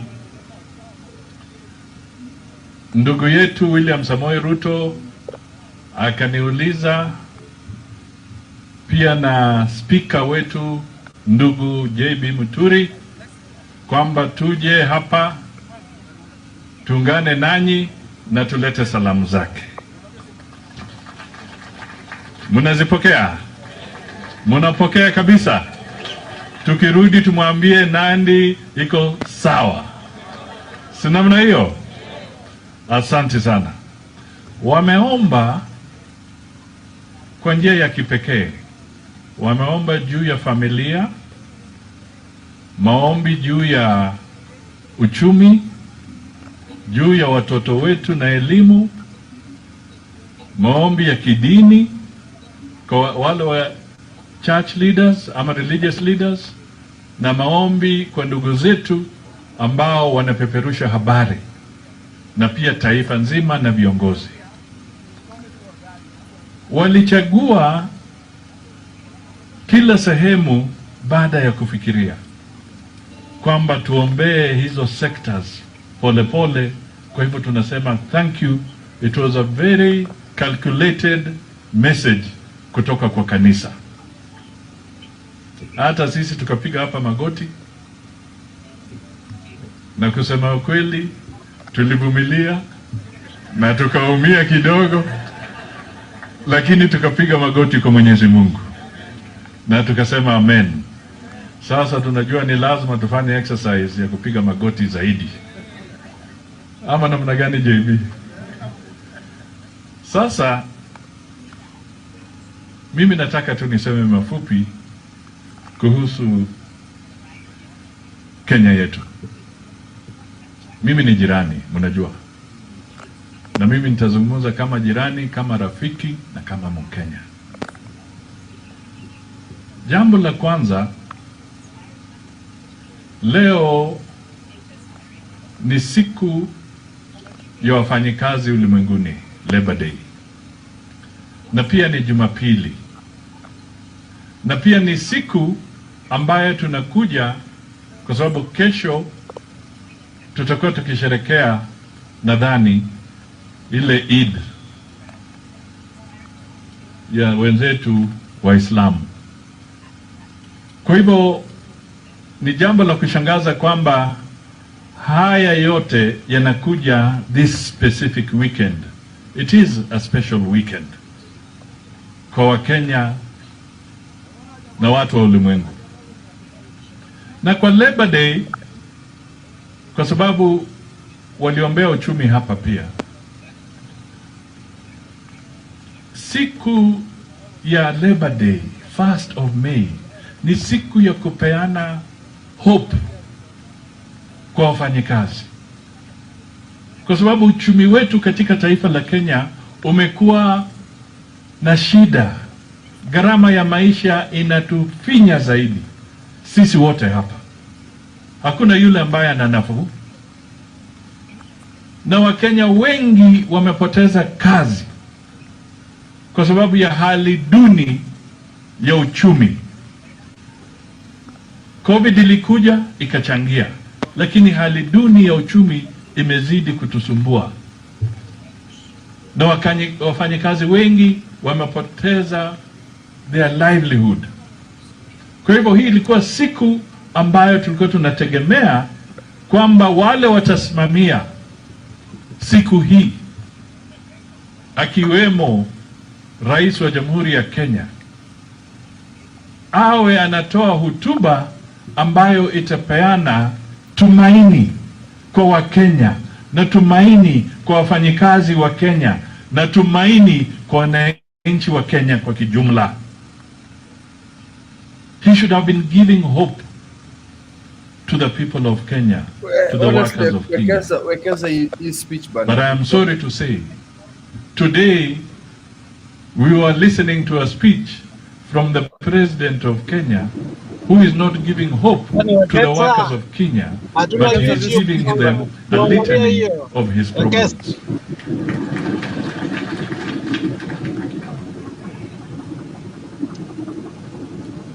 Haya ni maajabu. Wekesa, remove this speech bana. This is Kenya Kwanza, please. Mimi nataka kama Wakenya I don't want to hear this. tufahamu kwamba bei, na sisi tunafahamu bei ya mafuta imepanda, bei ya unga imepanda, pakiti ya maziwa ukienda sasa ni shilingi 90 ama 80 kitu bwana kwa duka. But this is bei ya unga ndio hiyo imeruka. Barabara tuwezi kula.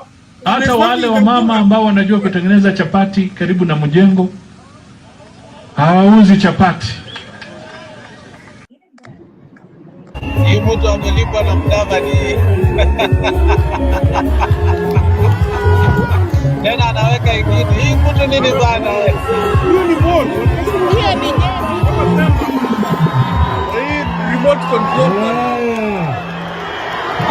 Mtu ametaka kona show. The mall has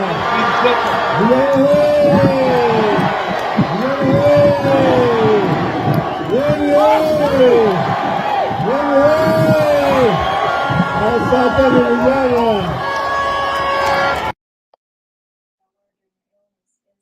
Kwani hamtaki kusikia ya baba? Lakini nyinyi sijui saa zingine mko aje? Hakuna. I am giving you points to shambulia Tanga. Some of you guys don't even have the information. You are just singing the same chorus. Mumerudia mpaka mnakosa. I'm giving you the points utoe kwa msali and uanze kuwagonga. You don't want to listen to nini? Kwani mgwaro mgonga tando nini? You guys, you don't understand. When you look at the panel, wait first. You need to listen. When you look at the panel, hakuna watu wa UDA hapa. So kwani mimi ndo wapi? The points to make. Captain, you are just listening to him, you are listening to Selina, you're just listening to same people. You have to hear from the opposite side ndio kuwe na points ya kusema. I don't know if you guys attend debates. He's making one side. Even let me tell you, mimi ukienda kwa nini yangu, I take all the time, I listen to all speeches from both sides. Lakini mjamaa anasema so that when I go somewhere, I am equipped. I am equipped to handle UDA, I'm equipped to handle issues ya Azimio. But if you just listen from one side, my friend, utaenda kwa debate, yes, but you don't have the facts. Pay Captain time aongee ni wa UDA. And Selina ndiye aliitisha story ya alisema kama sijui kama mliona hiyo prayer ilikuwa huko Nandi. Ndio nikasema nikatafuta I let the points that were there. But these guys just want to recite the same chorus. Okay, now I've put Nyeri there, a book comment. Nyeri wakuona uliharakisha na hata ya Nyeri was a short clip. That one, the clip, it's the size of the clip. Hata hii ya Mudavadi, I wanted a mix, lakini nikapata yenye iko na mtu mmoja. I was still looking for the mix yenye ilikuwa na JP na nani in a short clips. Okay, wacha captain chairman wa UDA ongee kwanza ndio wachana na Wekesa. No, you have to take that back. Wekesa ni ODM damu. Captain. No, let me tell you, me, I'm a politician. Whether you call me a molo, I don't care. I don't have to please you. I will do the right thing. And I am a moderator, by the way. I am a moderator and I know what it means by moderation. I have to defend Wekesa. Mimi na Wekesa to make a debate to be a debate. I agree with you, Wekesa. I agree with you, Wekesa. Mimi na defend Wekesa hapo. I have to defend you. Kwa sababu Selina alitisha hii video, hii mambo ya hii kanisa ilikuwa kabisa besi, angetuambia what was the point of kusema kama tuliona. And the reason why they have not commented anything, because they were waiting video issue. They were not listening to what Mudavadi was saying. They would have had even more points. I expected nikimaliza wame raise up the hands to comment on it.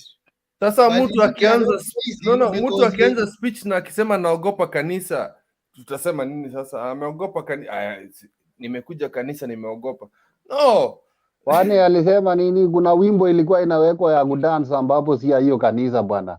Wewe ubaya watu waendani kanisa, shida yao ni hiyo maneno yako.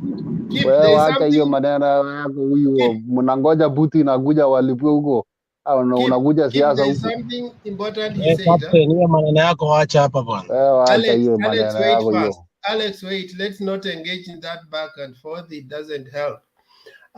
There's something that Davati said that for me I picked out. Alisema, I like the way the church organized the whole meeting.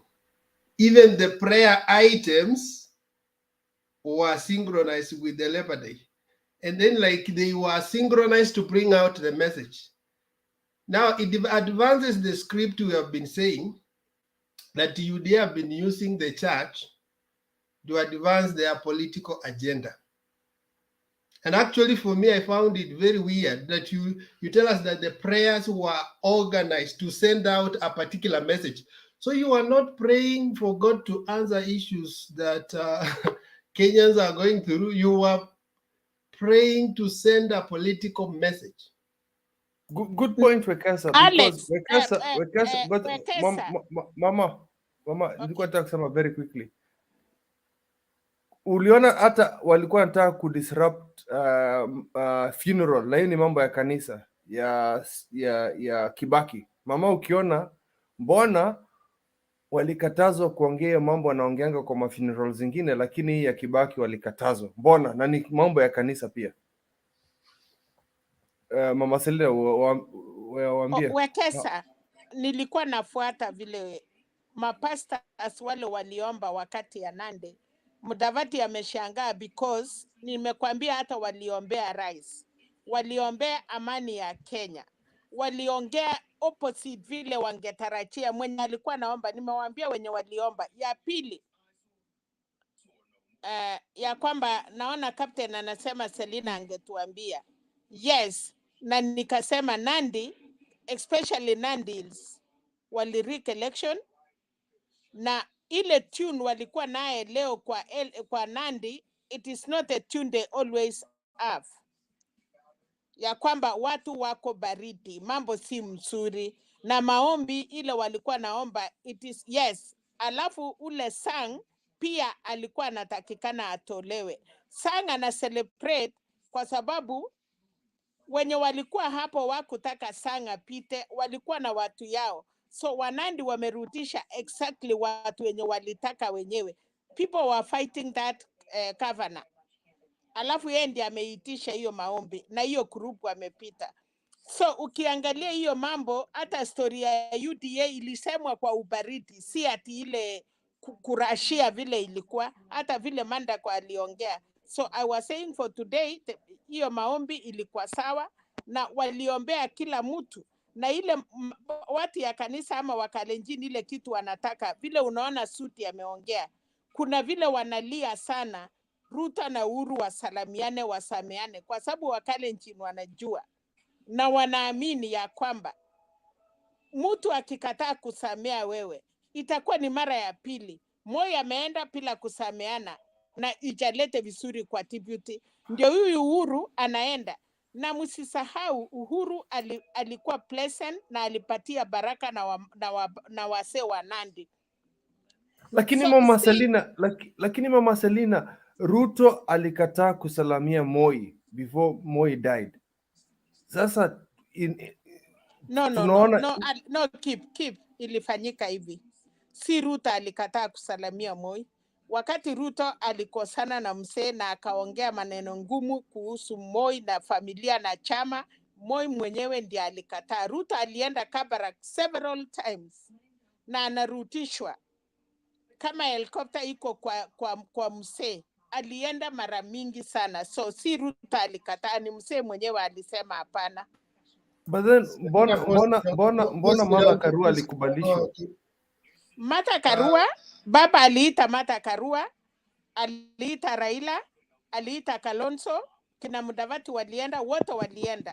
Wakati ya mwisho hata baba msee mwenyewe aliita na akamwambia Raila, wewe sasa ni baba. Akamwambia Raila, hii vijana yote Kalonzo, Uhuru, Gideon na watu yote walikuwa hapo. Baba akamwambia Raila, wewe sasa ninakuachia nchi, wewe ni baba ya hii watu yote. Na akamwambia Raila, chunga sana inchi isikuje ikaanguka. Na hata hiyo clip mkitaka mnaweza tafuta, Wekesa siku moja uweke, wakati Raila alikuwa huko Kalonzo, baba alimwambia Raila, wewe sasa ni baba. Alimuita, alimwambia wewe ni baba ya Kenya sasa na uchunge inchi. Weka sahi.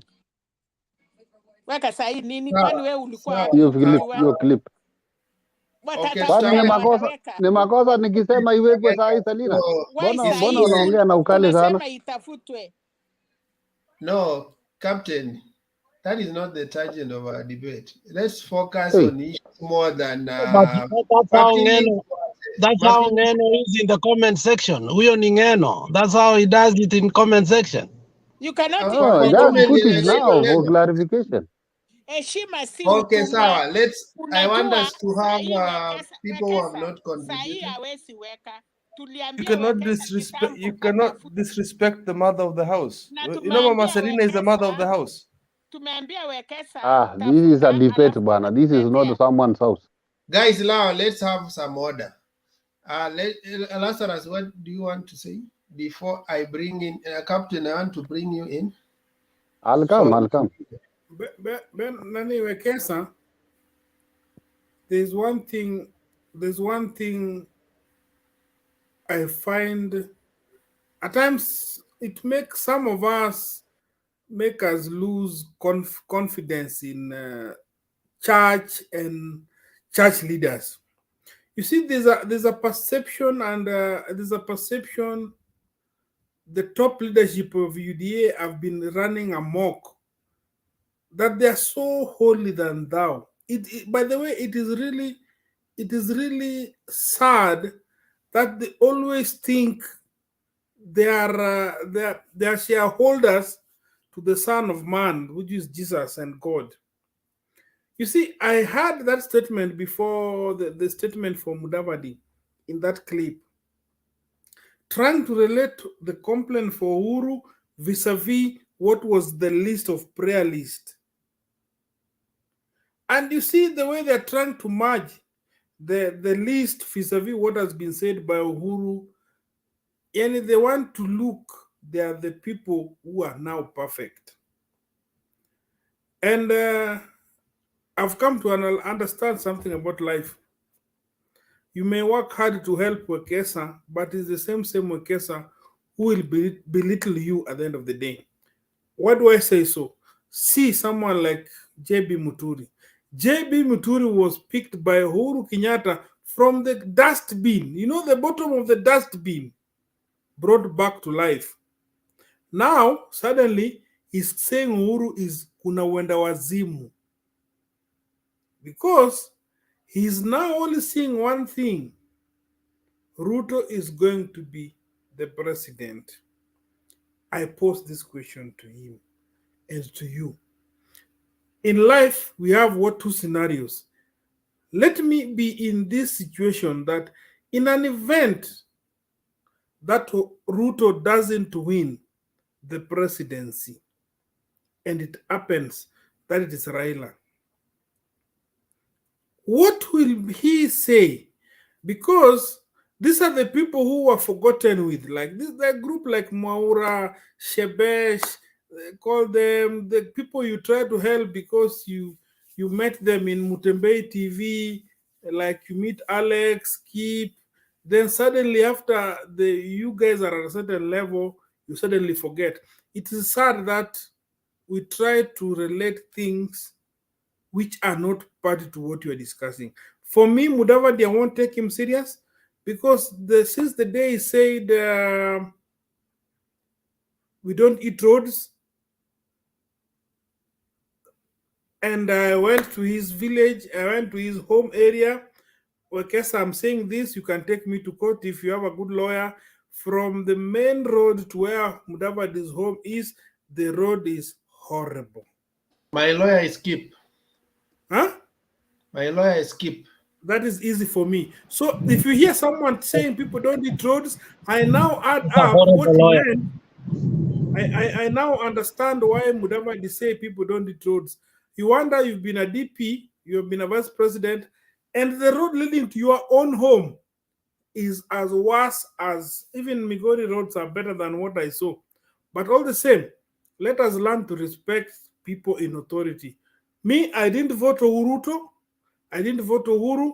But as the Bible tells me, I need to respect whoever is in authority and who is in power. You may not like someone. I may not like Ruto. But if he becomes the president, I have no option but to toe the line and respect him as my president. So if the moment we learn to accept that, because what makes me happy and what makes me laugh at some of the politicians, people have, Raila is one person who is, people call him names, people abuse him, and I think we should learn one thing about Raila. Raila has a good heart. To be honest, if you have a parent like Raila as your father, Raila takes all the bullshit. Raila takes all the rubbish. He can be called names, he can be abused, but he never takes things personal. And I think that is one thing I've learned about Raila, and it is one character I pray that even God to give me that spirit and that heart, because there are people who cannot stomach all the shit Raila is going through. So when you see someone like Mudavadi, JB Muturi, you see, to be honest with you, Uhuru is going home and is not a happy president. To be honest, even if you study him on his face, he's not a happy person. More so in his last term, I think he has a lot of garbage in his heart. He has a lot of misigo in his heart. But all the same, let us try to respect whoever is in power, whether it's your boss, even in the office. You should know how to address issues between you and him. Thanks. Alex has a question. No, I want to disavow myself from a statement. I think that was a little bit too hard, that Uhuru is going home not happy. I think if there is anything that has happened to Uhuru that was a miracle, is that Uhuru is going home a happy man, acceptable to all Kenyans, a president to the Republic of Kenya. If you had a statement from Eugene Wamalo one time, he said, we were cabinet ministers, but we were told where to go because our security was not guaranteed. As a minister for irrigation and water, there are places I could not go. You remember him say that. Uhuru today has the privilege to go Nyanza and get the greatest love without fear that he had before. He had an opportunity again to sit down with his foes and tell them, pole niliwakosea, lakini sasa mimi ni rais wenu. Uhuru has an opportunity that he did not have, that he has become a statesman. You can become a president even for 40 years, but woe unto you if you don't become a statesman. Uhuru has become a statesman in the seats of elders. Uhuru can sit down and have a talk because the wisdom of Raila and his philosophy has been contagious. Ask yourself, even people who seemed to have logic, inferior logic, let's say even inferior logic, once they get with Raila, they start reasoning better. You can see the meeting that was in Nyeri today.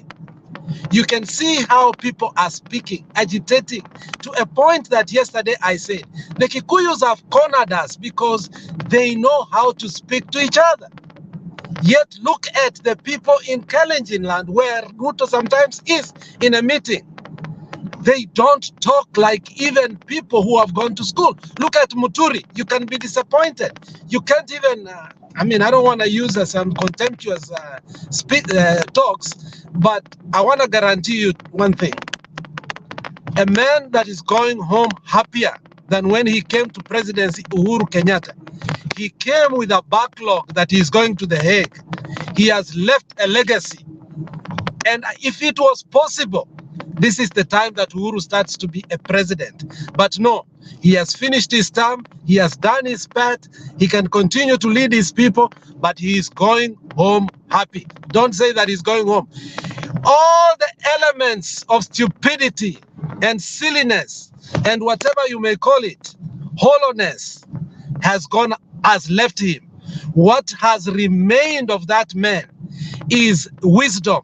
You see his deputy speak to him in a manner that is so contemptuous in a funeral.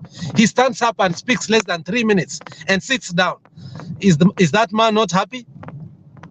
Who is not happy here? Is it Uhuru or Ruto? Deputy President is not happy. That is why Yeah. anataka kusalamiana sana, lakini Uhuru alisema angesalamiana na Joe, angeingia Mombasa, angeingia Nyanza, but alisema is the happiest man ya kwamba anaenda Mombasa na alale bila hata kuchungwa na polisi. Anaenda Nyanza anakula samaki, lakini sasa akienda retire Mama Selina, sijamaliza. na nikusaidia tu in 3 months Deputy President hakuna mahali wataenda, watajifungia kwa nyumba. So Mr. Lazarus, we have been in opposition so much to a point that we have redefined happiness in a wrong way. Happiness is not tear gas. Lazarus, you need to redefine happiness. Thank you very much. Thank you. I think, Alex, you took the tangent I wanted to take, and you have exhaustively... No, I accept. I take my words back, Alex. Wait first. It's just a debate. You don't have to take back. It's okay. Every perspective has something to add to this conversation. I think also there are those who are arguing that Uhuru is a chess master, and somehow he has tried, because most presidents, and Alex will agree with me, at this stage, 3 months to election, they always lame duck presidents. They cannot say anything. They cannot even contribute anything politically. But for him, he was able to navigate it such that he's still powerful at this stage. And why? Because he has the cushion of Raila Odinga. Now, by being even chairman of Azimio, you can suggest that he's going home, but actually he's only changing roles. He will still be very influential in a powerful coalition.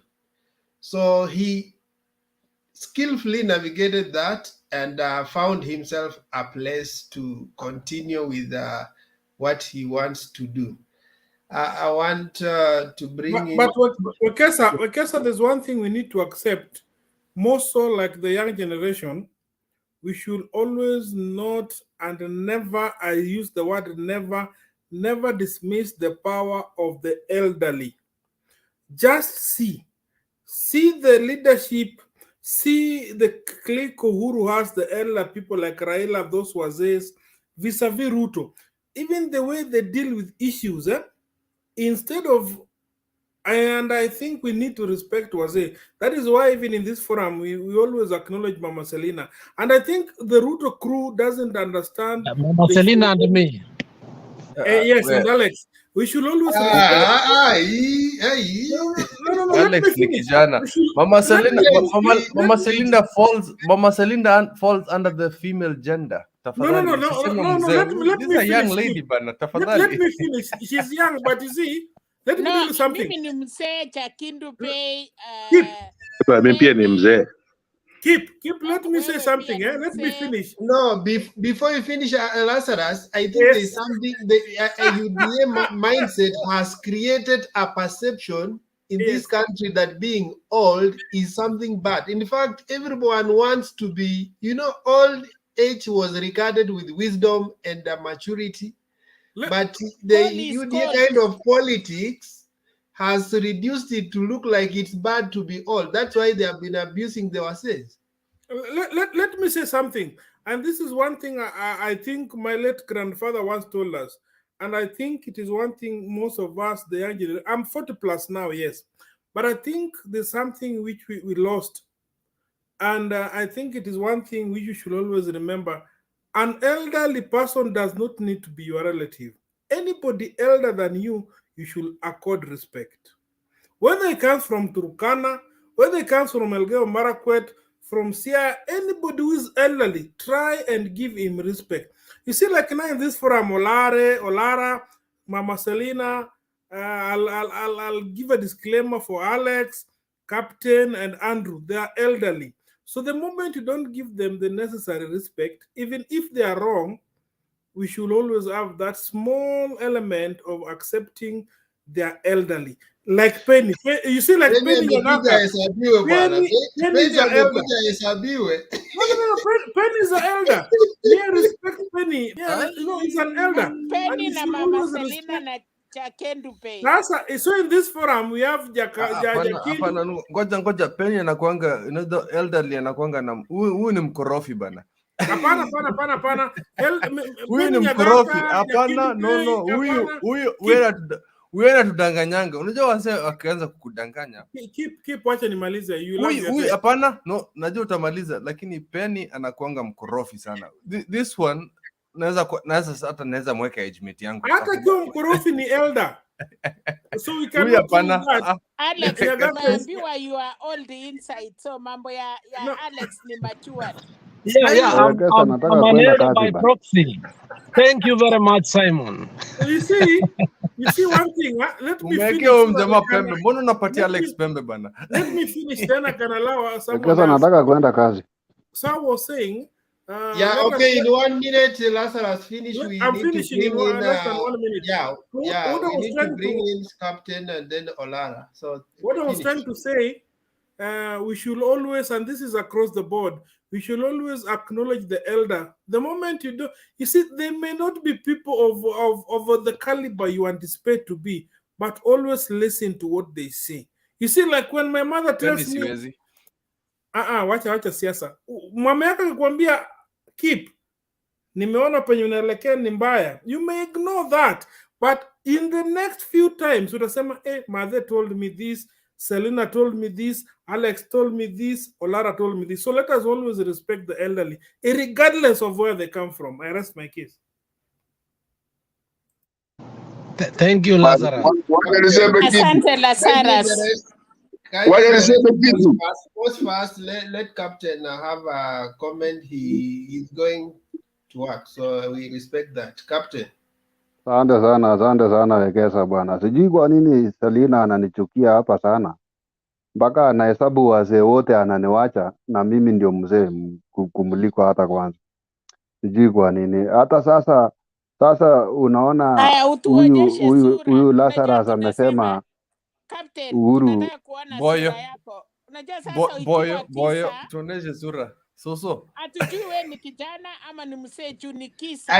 Okay. It's nice. For the first 3 minutes, I don't want him to be interrupted. For the first 3 minutes.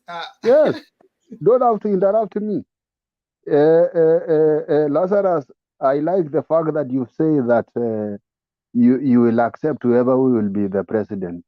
And if Uhuru Kenyatta is not going home happy, he's not going home happy because he was not in Churchill show. He was leading Kenyans, 50 million Kenyans. For those people who think Uhuru will go home being happy, I think they will go to Churchill show where people go home when they are happy. Wamelipa pesa, wamechekeshwa. And again, another thing that there was no any criminal offense, Selina. If the clip was to be played about you say Moi, Mother Karua, on all sorts of people that you say that Raila to be the Baba. There was no any criminal offense when I requested Wekesa to play if it is possible. And I don't think there is any other thing I can say. I've been away for long. Hiyo nominations ilikuwa inatusumbua kidogo, lakini tulifanya juu na chini. Mnakuja ati mnafanya maombi Kapsabet. We don't want Arab Sang. We don't want that guy. That person ameharibu wa Nandi huko, ameiba Nandi. Those are the people like the sorts of Caleb Kositani.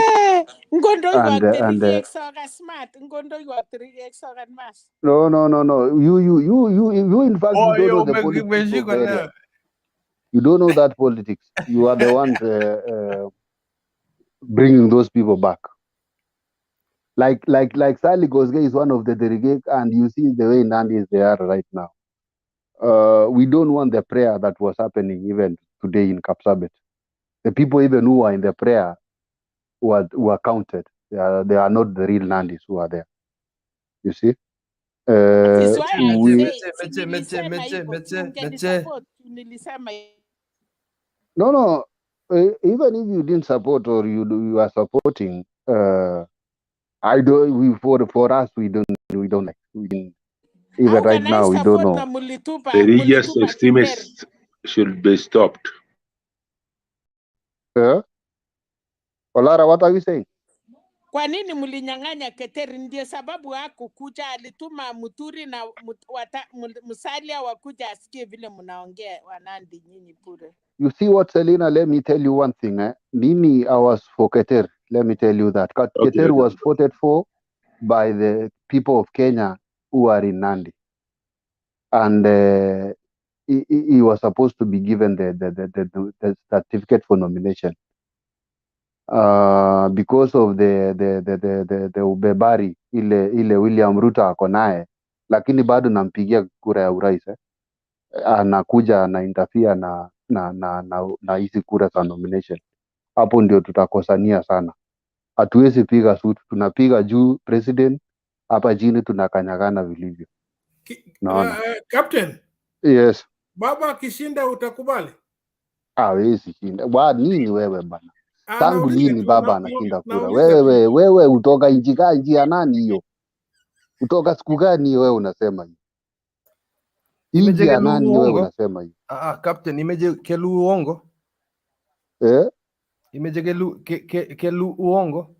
Mami uongo amwa una neman. Kasena rawe ngomwa kasena rani. Meche. Hapana. Wewe sikia kutoka kwa mimi leo hii nikuambie ukweli. Sikia tu kwangu nikuambie ukweli. Na tutakutana hapa baada ya tarehe 9 na utaprove me right. Captain, let me tell you the truth. Kelene Captain. Kelene. Kamwochi alechi ingen ile William ko mugorayat ingen. Machore, mami olichore William kingen tugul kele mugorayat lakini matinye nafasi.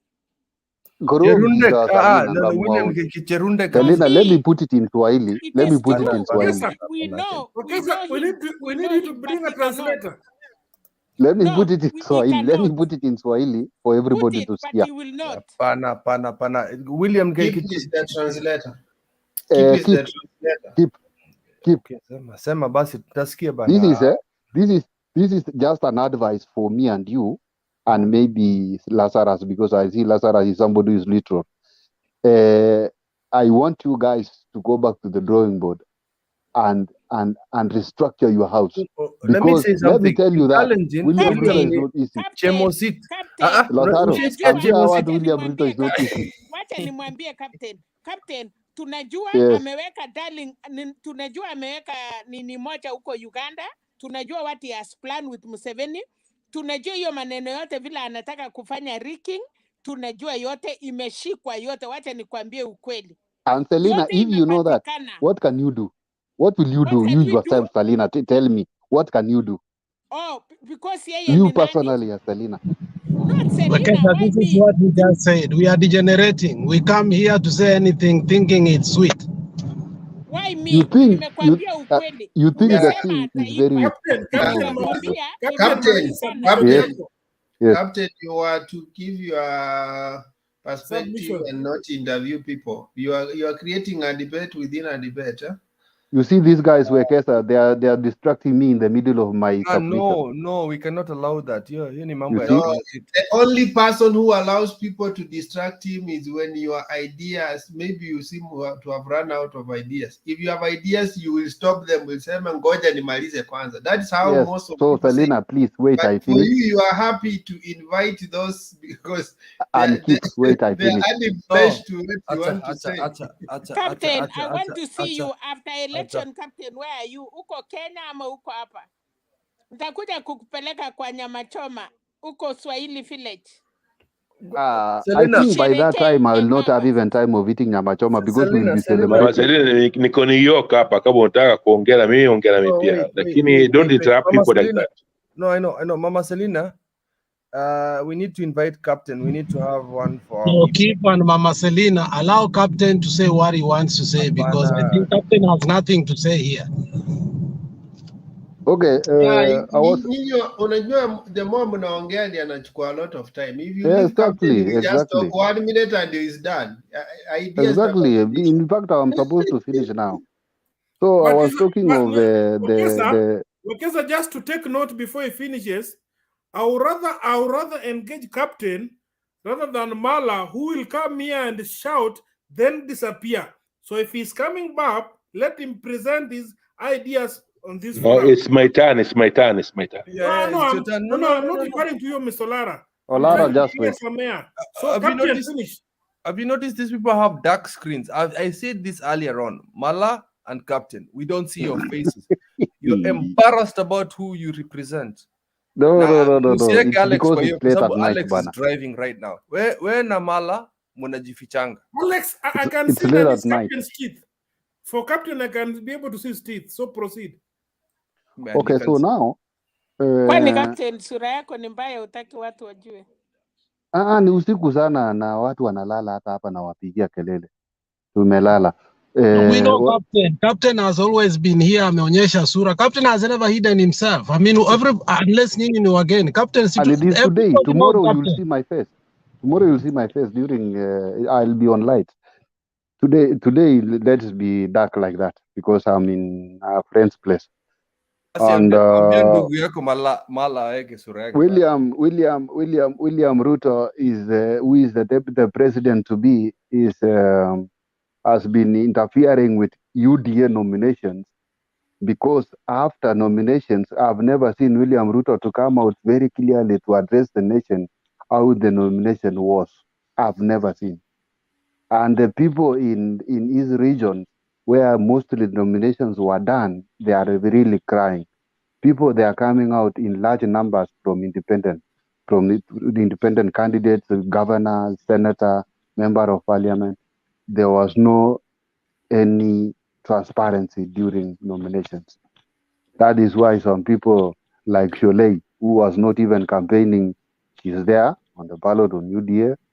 Somebody was like Caleb Kositany, we decided to hit him, we work on him day and night to make sure he cannot come back until he was complaining. Who is this? Another person is Tudi. Yeah? Man, ule muliita koti moja, Chelili Mtukit. Hiyo ndio tulimpatia kura kabisa.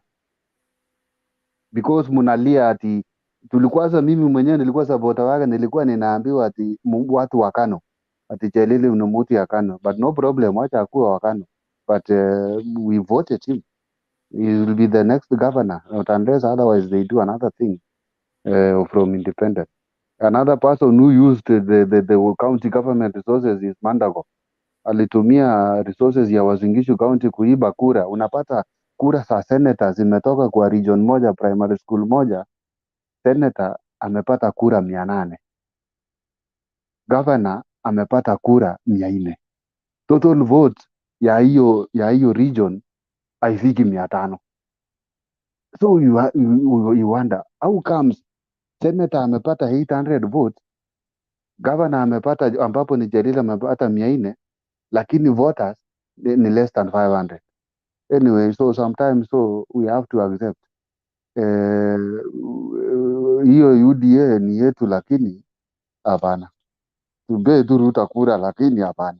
Niko na maswali mengi sana, iko maswali mengi tena ngumu zaidi. Now that is the best description of what you have been telling others that they are cows. Yani unasema he bungled election, but you still bottom up economics. Yes, bottom up. That is bottom up. You've been asking us about bottom up. That is the real definition of it. But it is good you've been honest with us, Captain. Yes. The Bible tells us, truth shall set us free. Yes. You know, in many situations, especially nomination, both Azimio and UDA, at times we don't want to speak the reality and the truth. But as you said, these things were bungled. That is the right word you've used.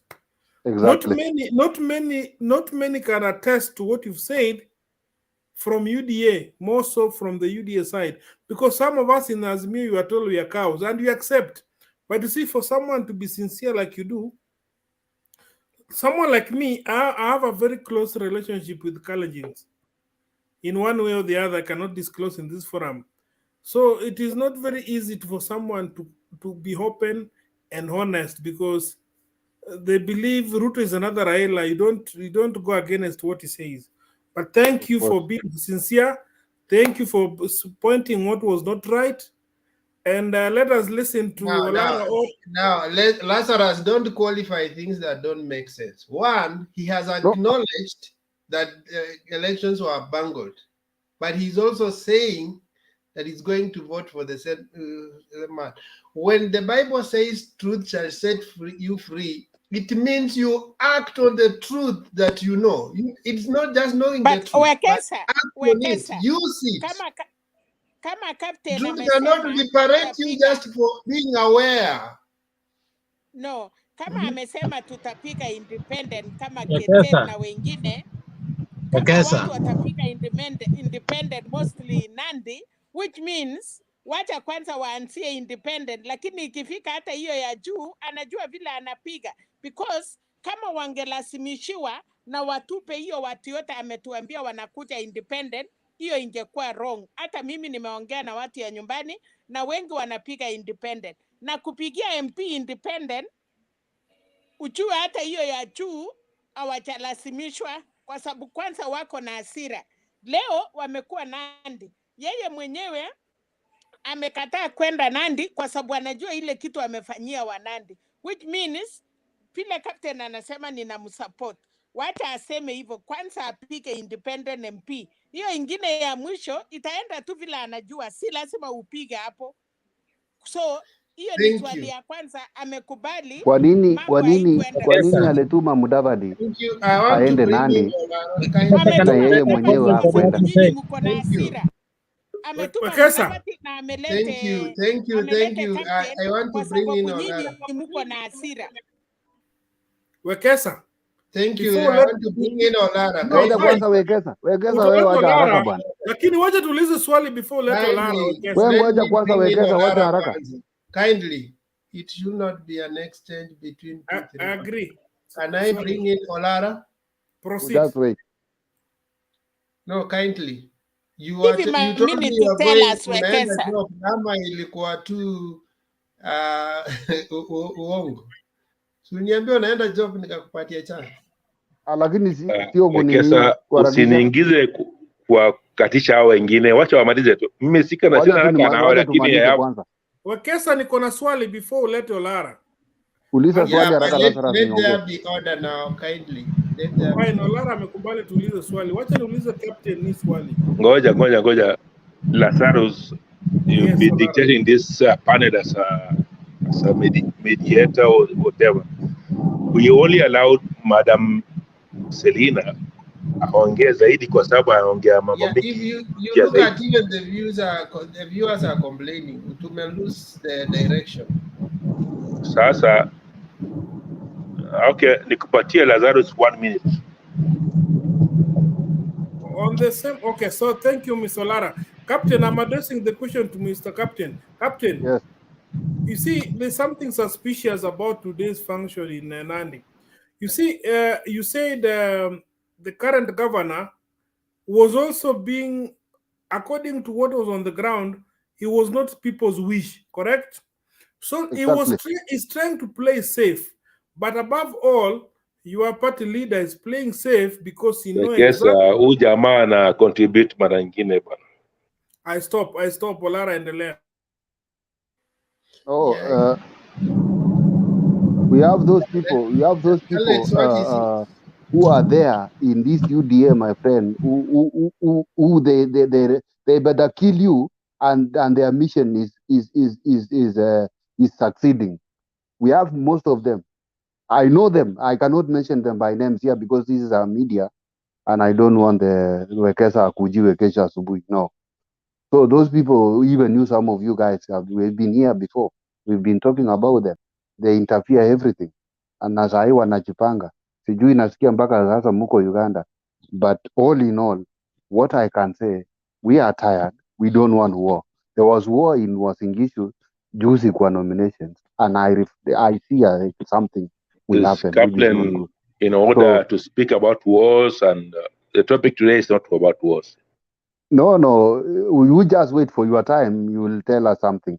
So now I'm finishing with Kesa. Just give Olara first, and then maybe I'll come in later on. Okay, thank you. Let's have Olara.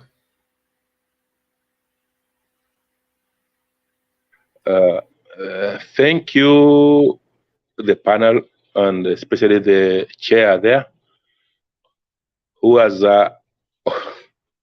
tried to maintain the situation, the standing orders, and Bernard started all well, and I think we've been overstaying on the screen, maybe sometime on purpose or sometime on no purpose. Okay, the point is and still is, how do we define our nationhood?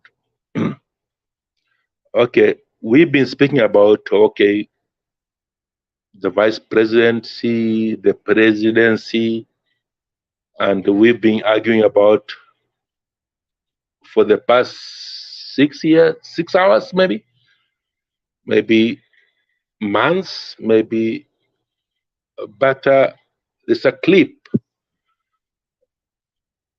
on nationhood played with the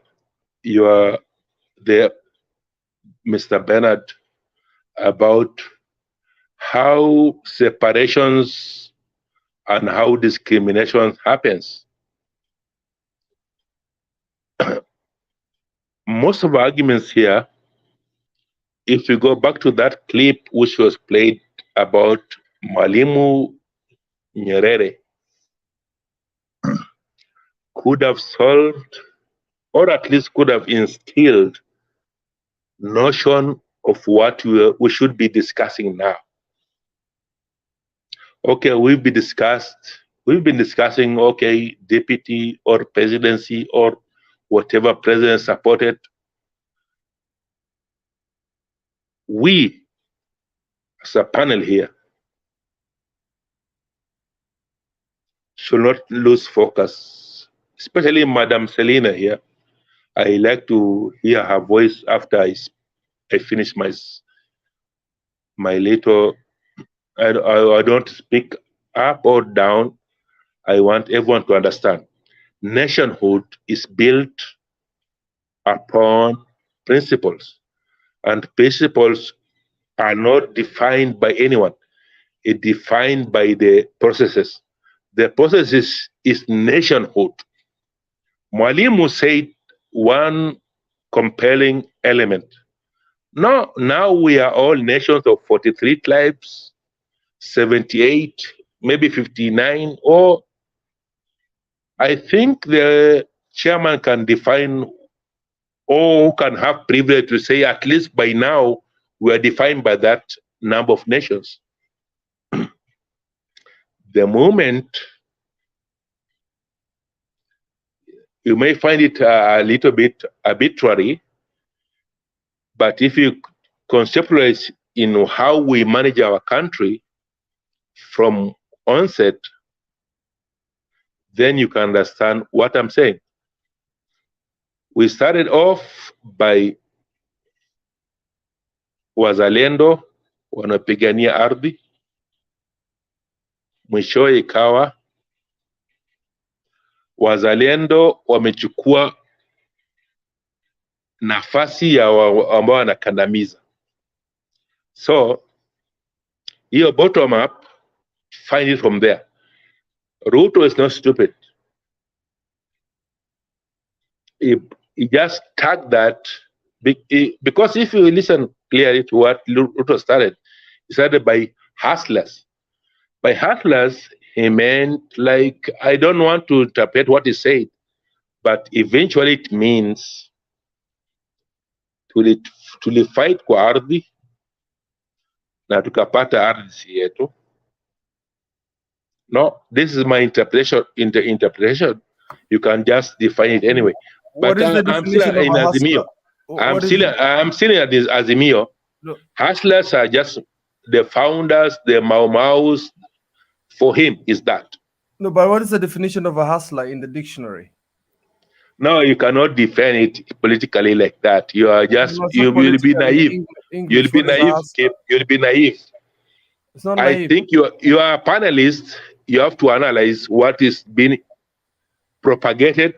Then you understand it. Then you conceptualize. I'm just conceptualizing the issue now. The bottom up is not economic. It's not. It's political. A point of order. Who's asking for the point of order? Olara, I didn't want to interject, but I mean, when you say it's naive, I think I don't want to call you. In what point? In what point? In what point? Yeah, I mean, when you label Mau Mau freedom fighters as hustlers, I mean, is that not naive? What I'm saying is, when you assume the bottom up is naive, maybe you don't understand how Ruto is putting it up. No, but still, the hustler thing is a disrespectful one. No, Mau Mau. Mau Mau is a hustler. You cannot say that. I need you to withdraw that. No, the intonation is wrong. I will not maybe allow, no. Listen. I've read books. I know politics. I know politicking about politics. So keep your young boy. Listen. I can turn my head. You can see. No, I'm not a boy. I'm not a boy. Miniko fourth floor, Keep kindly. No, you can say I'm on sixth floor. Finish, then I'll give you 1 minute to rebuttal. Kindly. Can I continue now? Yeah, please. So, in the basis of Mwalimu Nyerere's video you played here, I'll come as not as a priest. I'll come with a verse from a Quran. If you are tolerant enough, you can listen to that verse. Are you tolerant enough? Then I can see you can ascend nationhood. This is how where nation comes. So in Quran is said, one time the prophet called humanity in this verse. This verse is calling like that. You people, this is God talking now, not me. This is the verse now. You people have made you of a man and a woman, and have created out of you peoples and tribes. Peoples and tribes. How you treat yourself on peoples, how you treat it on the in the tribes is your own interpretation. Now I'm continuing. I've created you as peoples and tribes. And in the eyes of thy, the best of you who fears me most. I repeat again the verse. You people, I've created you in male and female, and in tribes and people. The best of you is you who obey me most. So what I'm saying is, in as much as Lazarus, Mama Selina, anyone else here have used verse in complaining about a simple situation, the contemplation should be the best of us is what? Accommodative, understanding, and vision. Now I want you to play the Bernard's clip about Mwalimu Nyerere. Mwalimu was speaking about the very same verse. This guy is Uda. Put me on quarantine. This guy is on Uda. He's lying to us. You keep on bringing Mwalimu Nyerere. He messed up Tanzania. Give me a Robert, you are just out of order. Okay, anyway,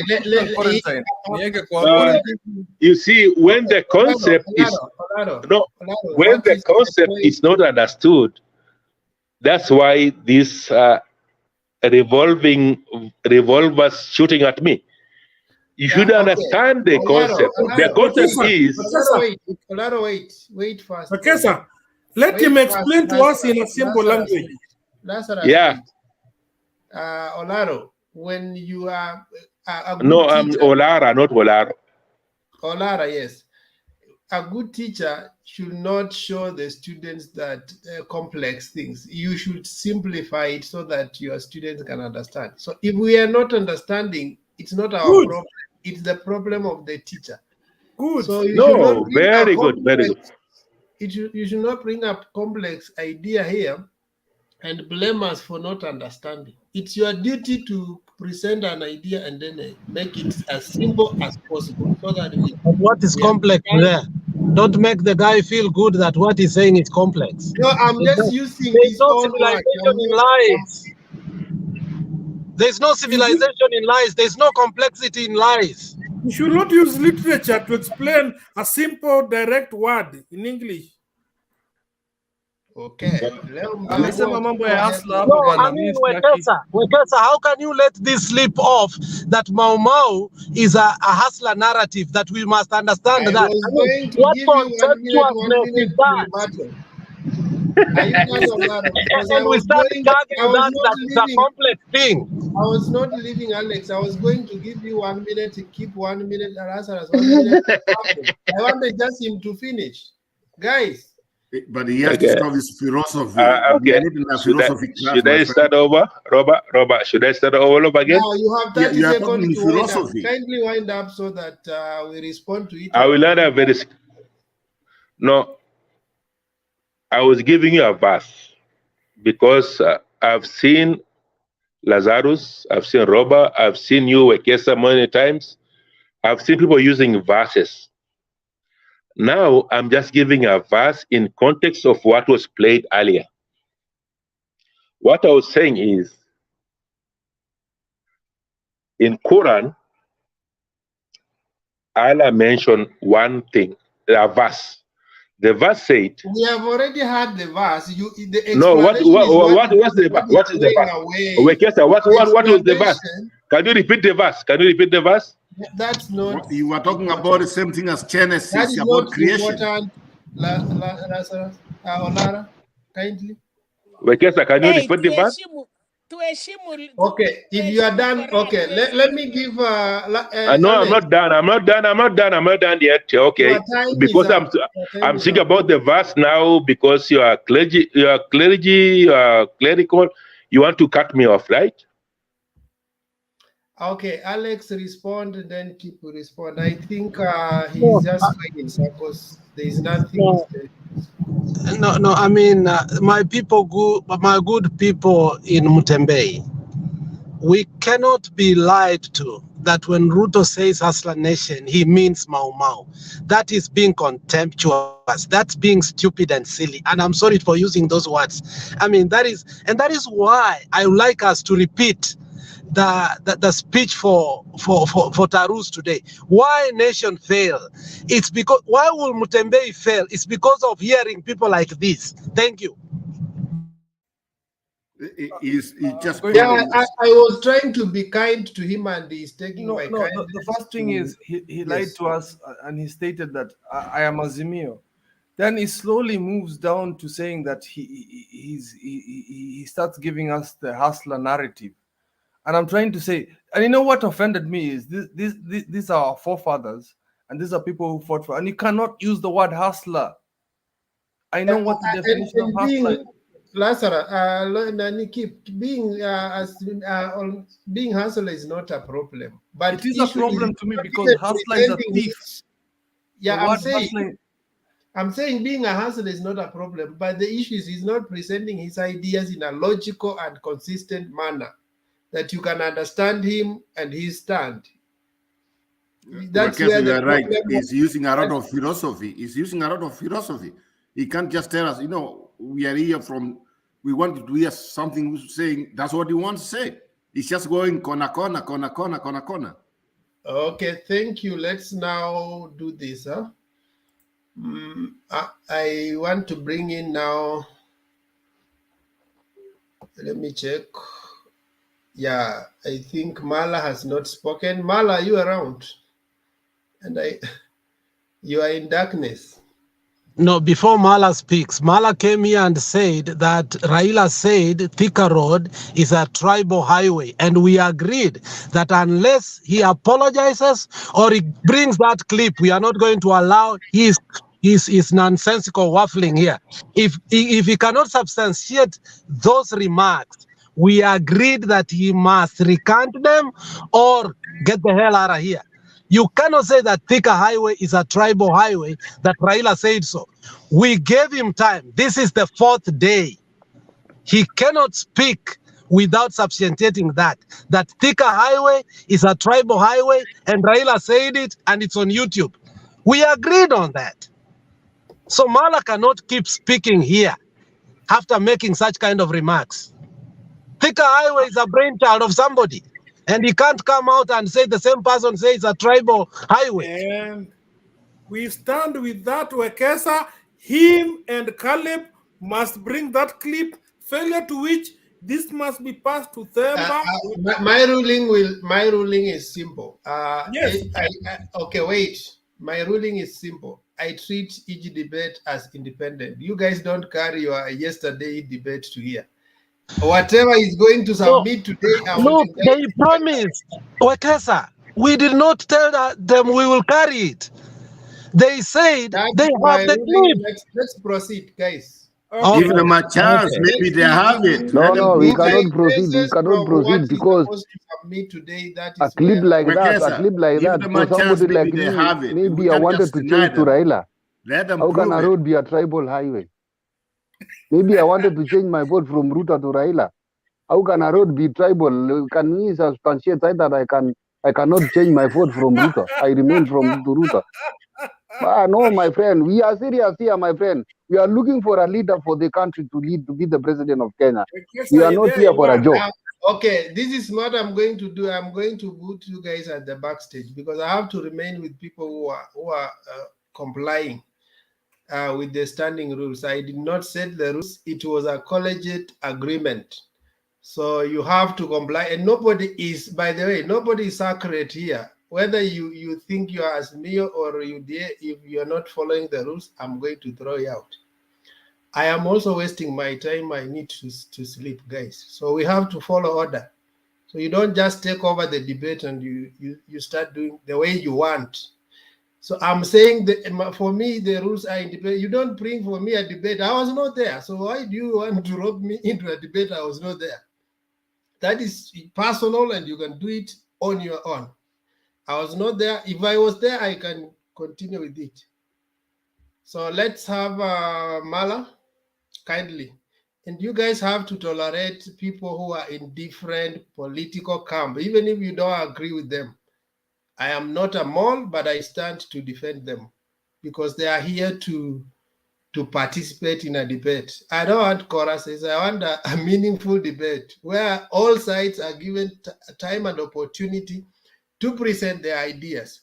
We disqualify somebody based on what he's saying, not on your personal feelings and stereotypes. So I finished. Yeah. So let's have Mala, kindly.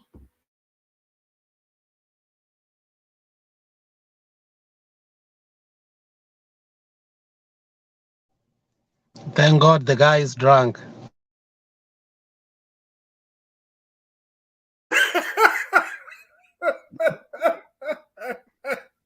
How do you know? He's gone. He's drunk and he's gone.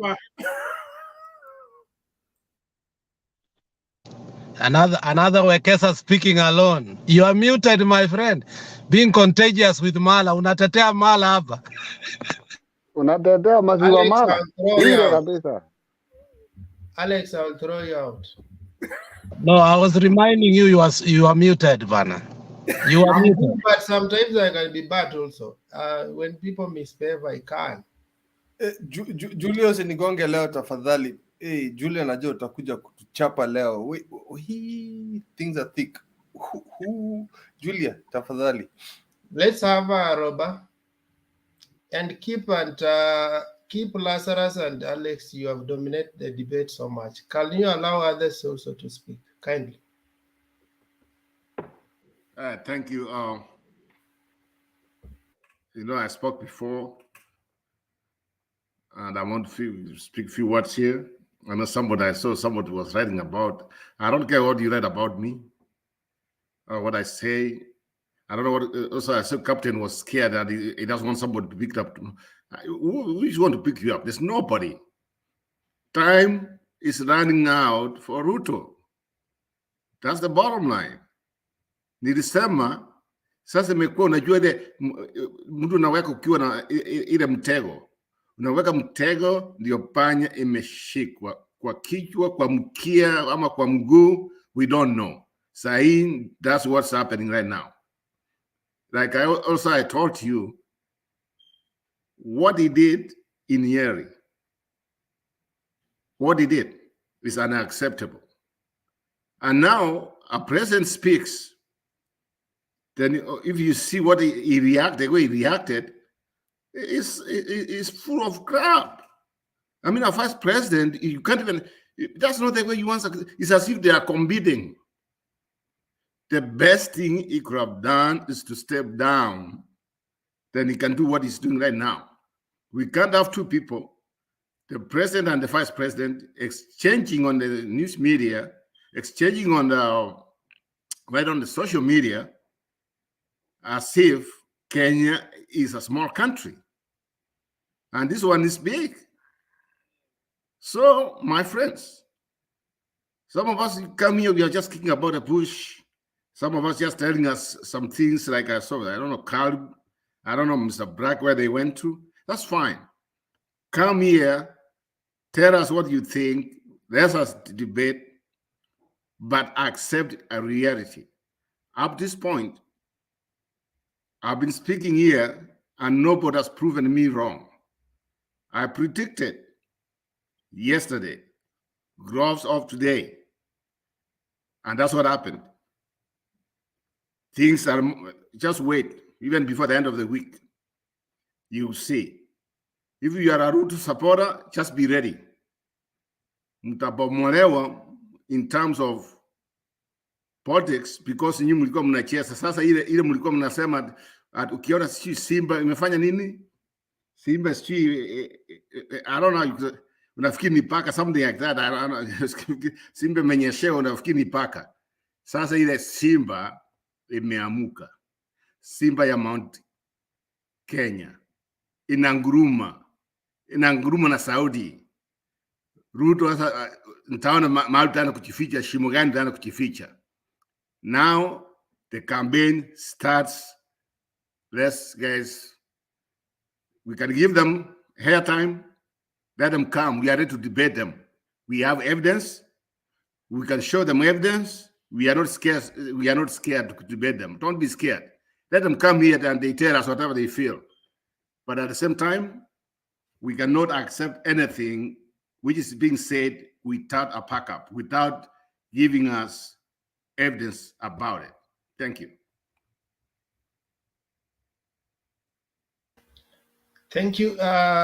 Captain, your hand is up. You have a comment or a question? I want to ask Robert, was he giving out submission or was there threatening Ruto that the campaigning is starting and time is running, time is out? Which time is that? My friend, before even the other day, you were in Kasarani telling us that time is now running. We are starting now real campaign. Until when? Even on 9th, when we are voting, we will be starting campaign. My question is, when somebody say the campaign just started, that's not threatening somebody, unless you don't know what the meaning of threatening somebody. No, okay. Don't try to use the diverging language so that you can run away from the telling the truth. You said, I said the campaign just started. What's wrong with that? That's not threatening somebody. So You think, you think You say Ruto's William Ruto special? did not know My friend, what? you think Ruto's special? Ruto is not special. Ruto has been stealing from the country. He's a crook. Who said Ruto is Somebody special? supposed to go to jail. He's somebody who has robbed the country. The men who came in, the men who has been destroying our country since Nyayo time. What else can you take him? Nobody has said William Ruto is I'm not special. kiss Who has him. said that? Who has said that? Ruto is the most crooked man in all of us. I see where uko na hasira. Everybody has made their point. Everybody Wewe has uko made na hasira. Wewe tulia boss, tuliza tutakutawala after 9. Thank you. Ndio hiyo tuliza. It's Ngoja okay. utawalwe Thank you. August after. Ngoja utawalwe. Captain, Unakuwa na Captain, hasira saa hii mapema hivi na hatujachukua serikali. Captain, serikali gani hiyo? Captain Robert, thank you. Let me bring in two guys. There's Demba and Julia. How are you guys? I'm good. How are you? I'm good too. So you're welcome. Let's proceed. I think people are now taking advantage. The fact that you are arrested panelist here, you don't just flout the rules, guys. Order helps us to have a meaningful debate. So thank you. Themba, welcome. Yeah, thank you, Wekesa. I'm just going to comment on one thing, and no, two things. One is yes, I'm a ghost worker, as admitted by the Deputy President. For me, I want to point that first of all, probably there's someone who is handling the Deputy President's social media account that is probably not very professional. That is the first hypothesis. Or if it is true he's aware of what was posted, then he's very desperate. And maybe that's a clear sign that it seems that as has already been suggested publicly, that the bridges have been burned between him and his boss. I think it is clearly now all gloves off. I don't understand why, when the president talked, hardly the ink had dried. Even he had not even finished whatever he was saying, and you see a response on the DP's social media accounts. You'd expect, in my view, a digestion of what has been said. And maybe because the Deputy President has a spokesperson first in his office and another person who is in charge of his presidential campaign, who should be either giving a more professional response to the president, if there is to be any. And in the response, you could see admission of guilt, which I think if he stood back and thought twice before posting, maybe they would have seen that actually this is going to nail me in. Because the next question someone wants to ask, so for 2 years, because you're saying cabinet meeting took place for two years ago, and that probably was the last time you attended. So for the 2 years, what have you been doing for the country called Kenya? So it is not about the president. I think that is where they didn't get it right. It's about the person that you're going to get out there to tell that I need your vote. And in that statement, he admitted that I haven't served you for 2 years. I haven't been in office for 2 years. Since the other person was appointed into that office, I haven't reported to the office for 2 years. So for me, as a Kenyan, and as a person who voted for them, I'm left wondering, then why should I give you another 5 years?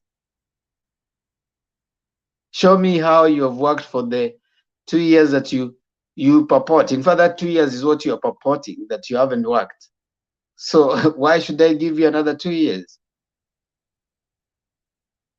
It means that Therefore, is it therefore positive to say that whatever he's been telling Kenyans that we have done this and that, he's been lying because he hasn't attended any cabinet meeting?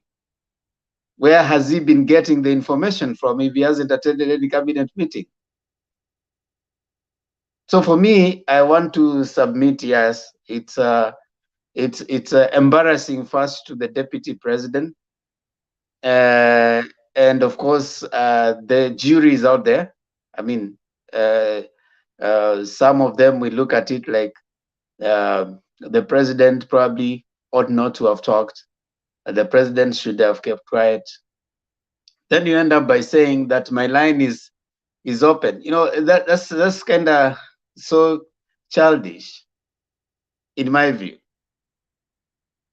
That you can call me. I found that a little embarrassing. I really pity if that is the way the country is going to be run in the event that he comes, which unfortunately I think he's not acting presidential. If he's hoping to be one, if I were him, I wouldn't even bother responding to that. I wouldn't even bother even saying anything, even tweeting or saying anything on social media, because my focus is different. I want to start acting presidential. I want to start. There are bigger things that should be disturbing me, not responding to that. And if I'm concerned about the people who are going to vote, the voter is not so much about the salvos that you're throwing at each other as the president and the deputy. We are about, okay, fine, you have not served for 2 years. So how do you account for that? How do you account for your time in the office? How do you account for the taxpayers' money that goes to you? How do you account for the security that you are given?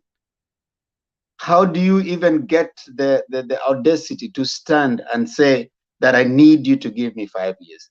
How do you even go ahead and start saying that we have done this, we need to do more? That is an embarrassment. And if he has that kind of social media, or those kinds of bloggers are the ones who are going to be helping him to rule, then that is not presidential, in my view.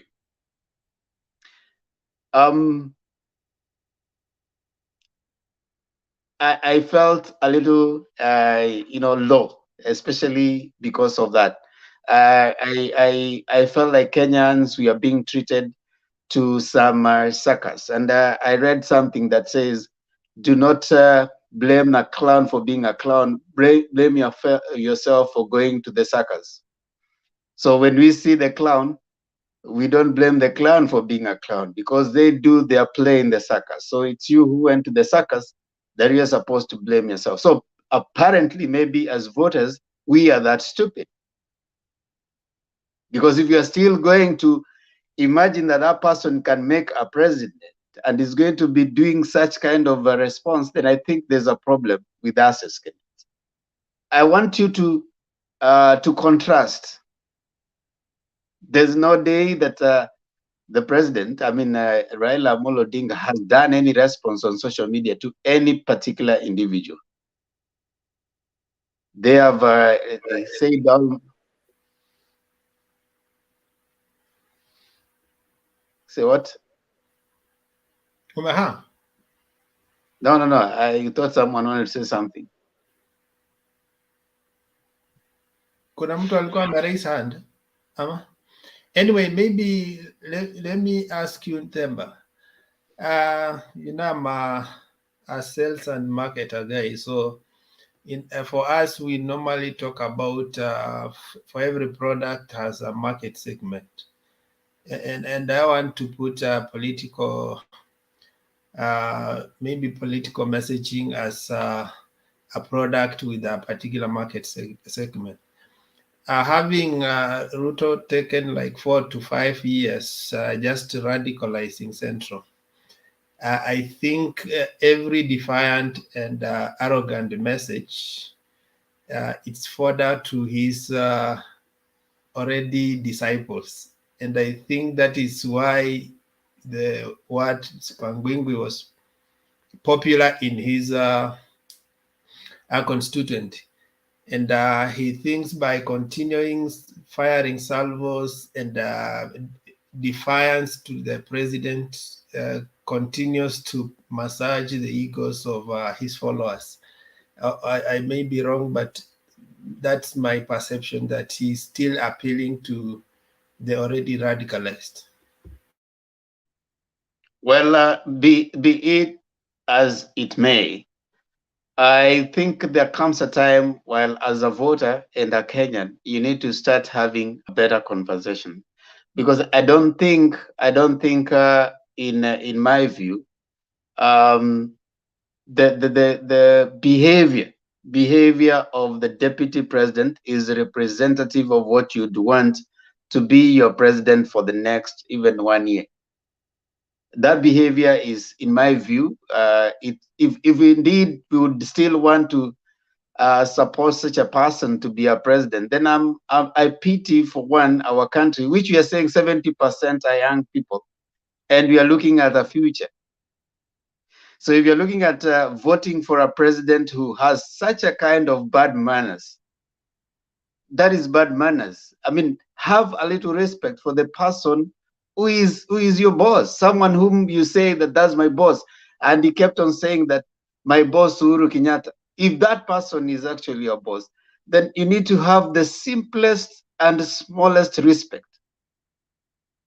It is an act of disrespect for you to even try to respond to him in such a manner, and even finish by saying that my phone number. Try that with your boss. Try that with your boss. So for the simplest reason that the constitution makes it hard for you to resign, therefore you want to do everything possible to defame the person at this time. I think that in my view shows the kind of a leader that you are. The kind of if you can do such in a time that you just have a deputy president and it is protecting you, how about if you get the big position? It is how you behave in the small positions that shows how you'll behave in the big positions. It is how you behave in the simplest of the situations. It is not how you behave in the big ones. So in my view, he's shown that, first of all, humility is missing in his rhetoric, in his public behavior, even in his envisioning of the presidency itself. I don't think it was so much necessary for you to wake up and immediately make a comment to that effect, right? I hoped that you would have actually taken time. Okay, what would have happened if the next day if what he said, that my phone call is this, picked a phone call and called? Fine. This is what happens in the US. The Trump and the deputy and his vice president were not on the same page, especially towards the end. But at no time did he issue any comment disrespecting Trump. At no time. He differed with him on certain decisions, but you didn't see him tweet, you didn't see him do any whatever, because that is the stature and the character of a statesman. Because you see, one day you'll want to be in that position. I don't care how many times Black and his ilk come here and defend. They're undefendable, you know. And that's why I've over time said that if actually you can still stand and say that the person I want to support to the president is the one deputy president, his character and mien notwithstanding, there's a problem with you. There's a problem of your definition of a leader. And if you have a problem with the definition of a leader, then I don't get it, where we want to go. So politicking and all is not enough. You need to see what kind of leaders do you want your children and children's children to emulate. The kind of salvos you're seeing there is a salvo you can find in a high school kind of disagreement and relationship. Not in a president and a deputy president, for heaven's sake. Simple respect. That's what I could say. Yeah, thank you. I want to bring in Julia and Robert. What is it in 30 seconds? Yes, I just want to tell Temba, this issue started on Saturday. You know, one of the reasons why you think Uhuru said that speech or what, he cut it short, is because the men who spoke before him, he just spoke things which he should have not come from his mouth on that kind of setting.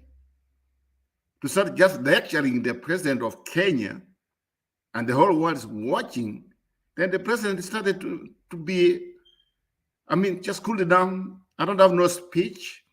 That's what I have. Then he moved on. That was very raw for Mr. Ruto, more especially on Saturday.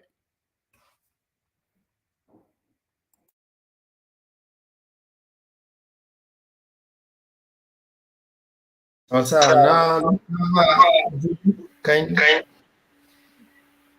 Julia. Okay, thank you.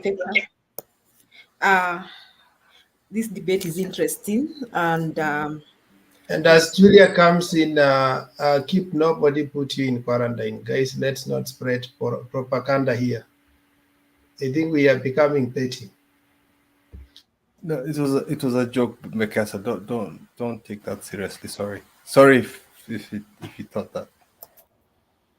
Thank you, Ekesa. I think today you've had a rough time with people. Maybe you need to remind them the standing orders that if you got to say something or to interject, we need to raise our hands. And I think only the moderator is free to interject without, he can interject me and ask me questions or ask me to withdraw something. But the rest of us, if you want someone to withdraw something, you need to ask for permission from the moderator so that we have some order. Now, this debate is interesting.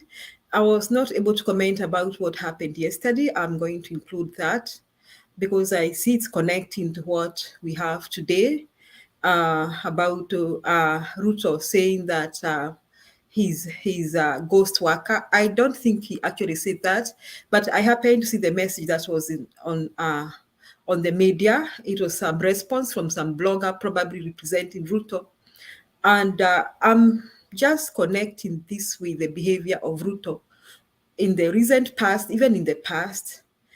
And again, I always say this behavior is what will make Ruto never become president in this country.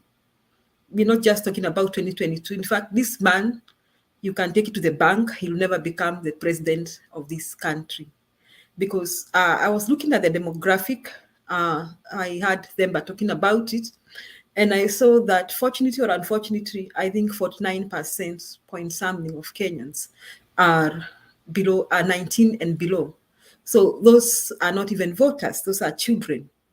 Then I was seeing that 20 to 65 is 47 point something percent.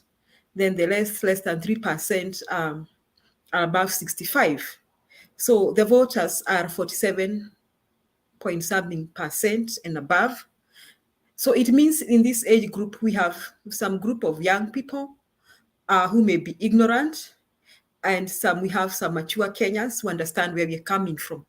Now, I think these are the people, the young people who are about 20 to 30, most likely, are the ones who are okay with the behavior of William Samoei Ruto. Otherwise, if you're a Kenyan and you are a reasonable Kenyan and you are intelligent enough and you're sober, you not want to identify with such a presidential candidate. Now, this is a man who goes to a funeral of our third president and brings his hooligans with him to shout and yell. I don't know how he saw it. I don't know whether he thought he gained out of it.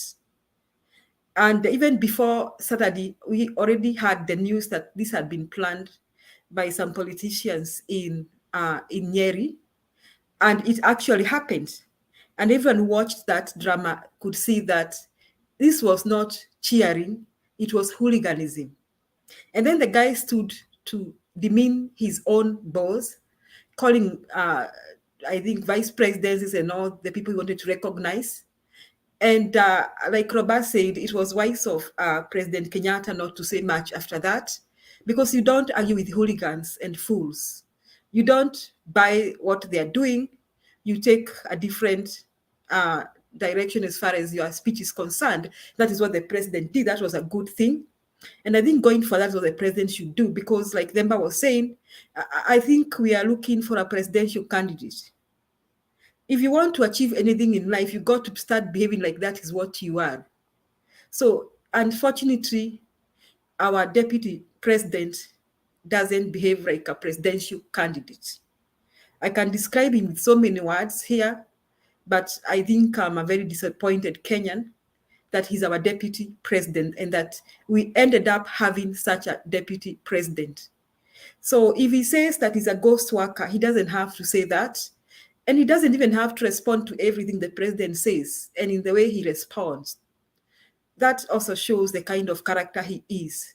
So the things that he's been doing, especially in this business of mourning our dad president, Mwai Kibaki, even when he said what he said in Nyayo Stadium, when he said that Kibaki was the greatest president, you know, all the things he has been doing is to demean his own boss. It doesn't score anything on him. And somebody said here earlier that if Ruto was an intelligent man, he would not be disrespecting his own boss. Because even the votes he's lost in Mount Kenya region is because of the amount of disrespect that he has shown against his own boss. I don't know whether Kenyans should begin to read something. It is not heroism to be disrespectful. It is not heroism to be disrespectful. And this one, somebody like Patrick Mushiri, there is a very disrespectful person here on the chat called Patrick Mushiri. It is not disrespectful to call people names. And those people who call people names do not prove any heroic. I mean, they don't prove to be, they just appear stupid. It's high-level stupidity to be disrespectful. And that is what, unfortunately, our deputy president is doing. So when he says, I am a ghost worker, I don't have to prove that he's a ghost worker. He has confessed it himself, and his behavior has shown that he's a ghost worker. And I really don't care whether he's a ghost worker, because the situation could be worse if he was still working with the government. Because ni mtu wa kuchimba watu. That is the kind of a character we have for a deputy president. So it's an embarrassing situation for our dear country, that's the kind of deputy president we have. And I hope that going forward, Uhuru is going to ignore him, because you don't argue with fools. We don't argue with people who are uncouth, uncultured, uncivilized. People who are barbaric. You know what he did on Saturday is very barbaric. And those women who are doing that stuff, I saw a similar clip earlier on when they had sat somewhere on the street calling Baba names. And I think I saw the same woman on the street and the same woman in the funeral. So these people had been, it seems they have been paid to do that. That's barbaric. So it is sad that it happened live and the whole world was watching. It's really embarrassing. It's a shame for our dear country. And I think going forward, if anybody is in this panel and has anything to say about deputy president, I think if I were you, I would not do so. I would not do so. I would be very ashamed of myself. I would not even identify with him at all, because he identifies with people who are barbaric, who are uncouth, who are uncultured. And then he goes live on national TV and he expresses the same barbaric behavior. So I want to say this, especially to my people from Mount Kenya region, that please, unless you are in a cult,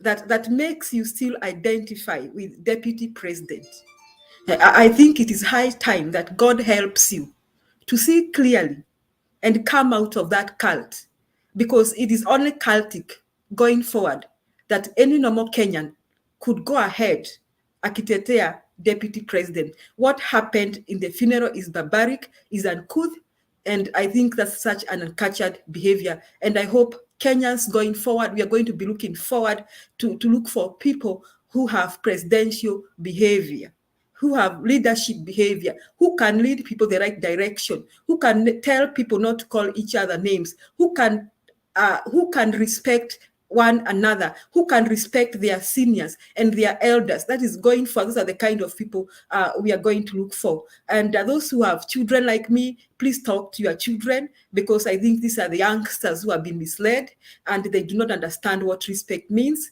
So I hope going forward, we are going to see characters that are of presidential material, and we shall never have such a person again in this country vying for presidency. Talking about Labor Day, I see something like the salary will increase, I think minimum wage. However, I think we are a long way to go in Kenya to talk about significant impact in as far as minimum wage is concerned.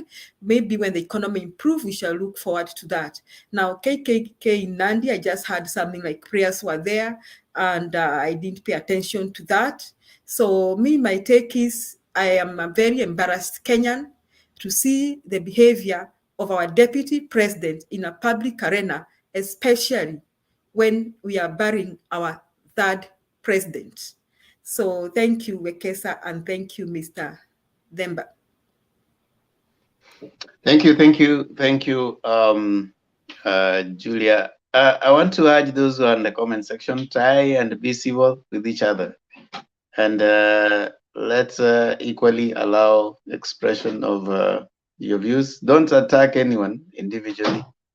It is for just progress. You can progress your side of the debate without necessarily insulting anyone. You don't have to insult anybody. You can talk about the politicians, but the person, you don't blame the envelope. You read the letter. Don't blame the poster. So these are carriers of the message. So let's be civil. Andrew Moriasi, have you talked? Good morning, Mr. Demba. Welcome. Maybe there is evening, so all is well. And our friends and from the ceramic, they're dying now, are eating barak. So Oraro was trying to mention there some what we call apologistic, but it's not around. We need to talk about that. So straight away I go to the panel today. The topic about the ghost worker. Well, it's not something new in Kenya. That's why Matiang is working on digital registering of staff and other things. So it is not new. And that's why most people are fighting him to register SIM card or Audum number, all these things. And ghost workers is normal. Many people, those things have been already found. So it's not something we can talk about it. One thing also about the president today, he has a right to talk and even give direction. As he said, he's open up his heart. To be honest, I got some support from this old man. Yes, that's wonderful, and he has to get back. However, the response from the other side was not very well taken down, and it's a kind of people need to think about it. That whom you want to hire, go back to the mesa. When you want to hire someone, what are the qualities, criteria, record, all those screening up. So who we want to choose for the next head of state, a father, a dad, and all those leaders you have to look at where who can inspire, role model, all those words as a young generation. So we are worrying. Everybody's worried. Any parent is not safe. Is not happy. When you go in the evening, when you sleep, how did it go down in your children's mind? So they have a lot of things we can say. And with Nyeri Baba, it was good. Mother spoke, and she gave a contrast on what the story that has been going around in the the mountain. Now the mountain, they have come up with a very wonderful story which is picking up, and many people are trying to understand because this is in the language and everyone can get it down in the grassroots. They are giving a story about I think Julia may be able to give me a proper perspective about a nyamu. You get a nyamu which is young with a lot of teeth, and a nyamu which is old, and you are put there. Which one could you want to eat you? They say the old one because it doesn't have teeth. It will only lick you and finally leave you, but the younger one will finish you. So it is a very good story, and that's why you see people are scared and people are panicked because it has already sunk very well, and everyone is saying, yeah, sure, but I better go for the old one because it will leave me, I will be left. At least even people can take the bonds and so yeah, I am here without, it's worrying, and I think it's wonderful. So for me, I can say as a Kenyan and as a loving countryman, we have a lot of things we need to ask ourselves, and but we don't have to keep quiet. That's what I would say. They speak, people can hear, and people are hearing, and the people are responding. So for those who respond, the other things, those ones we don't take them, but the ones the direction is, we have been shown the direction. So let's follow there, speak, pray that that day comes, we go there, and then we do what's required, and then we will be able to bring even our friends from their side who are not seeing what you are seeing, the right. Because if you don't put up the right, the people in the dark, they can't see. So put up the right, let them see, they will come and say, sure. And they will also say yes, because you can see everyone wants to stay in the right. No one wants to stay in the dark. So for that, if I would say, give other panelists who have not spoken, I like to listen also and learn more from what's going on, unless somebody wants to say something. Okay, thank you. Black.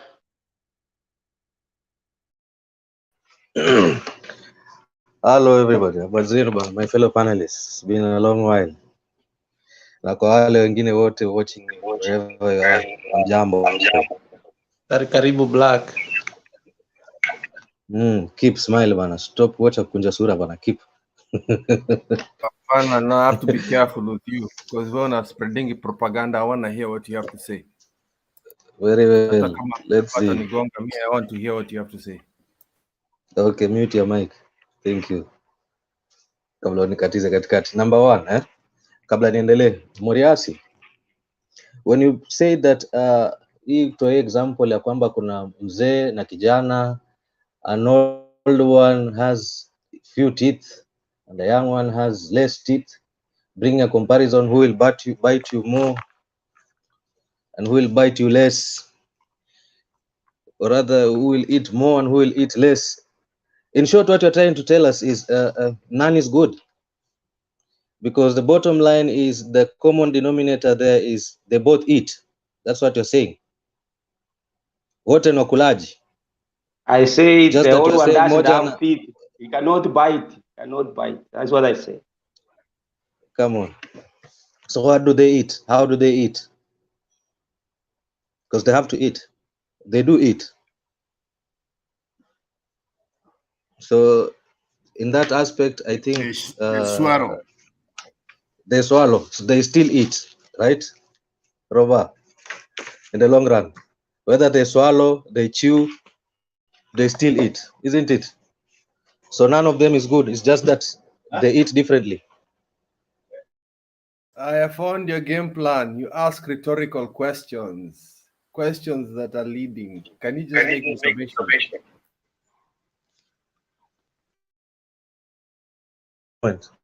Just a moment. It's not leading. Nawapeleka na ile njia ambayo mnajaribu kutupeleka na ile njia ambayo mnajaribu kutupeleka na. So number one, my point was Moriasi. My number one point was that Moriasi, what you've just clarified is that they both eat, wote ni wakulaji, just that moja anakula polepole kwa njia tofauti na mwingine anakula na nguvu kwa meno, but wote ni wakulaji. Anyway, going to my point, in regards to Ruto being a ghost worker, we first have to define who is a ghost worker for us to get to that point. I mean, this is someone that is non-existent, physically unknown, has never reported to work. I mean, in my definition, mtu mwenye tambuliki kwa organization kama anafanya kazi hapo ama afanyi kazi. But we all know who DP is. We are always referring to him as the DP, the DP, the DP. So we know physically that he's there. Now, in regards to duties, please keep.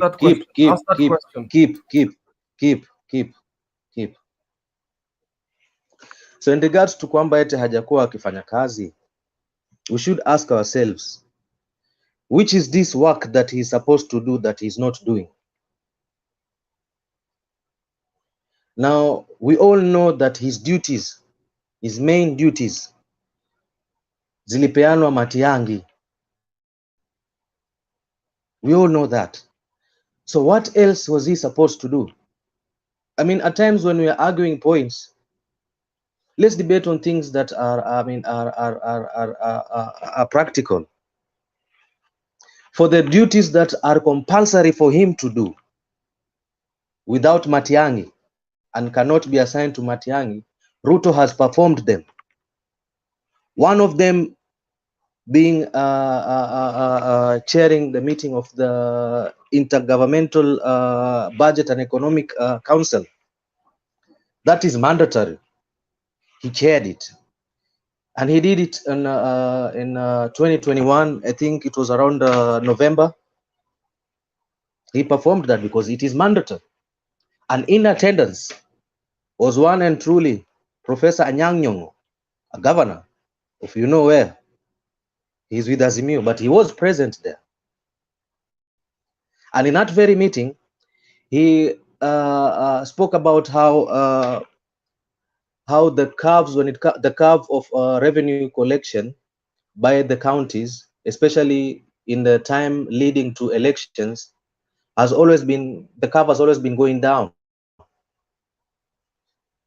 So they were trying to deliberate on trying to find out what could be the reason and what could be done to ensure that in countdown to election, revenue by county government does not make what can be done to make them yani ile collections zao zisiende chini, what can be done iende juu. No.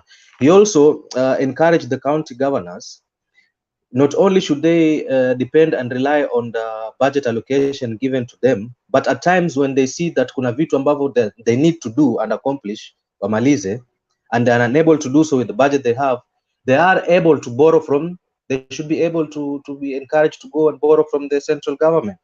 So all this is spoke in this meeting. So now, if at all you say that he has never, ever, he has absconded duty for a long while, such that he's called a ghost worker, let's be real here for a while. Let's be real. It's not so. Matiang'i has been performing his duties, and that's the reality. For the duties that are compulsory of the VP or the DP to do, he has done as I have just elaborated in my example of the Intergovernmental Economic Budget and Economic Council of the governors. So for that reason, I've already explained, right?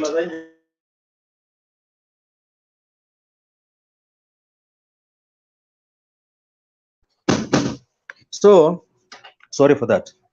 So for that reason, I think I may explain you. Now, in regards to Uhuru's time to say as it is, I found what he said slightly strange.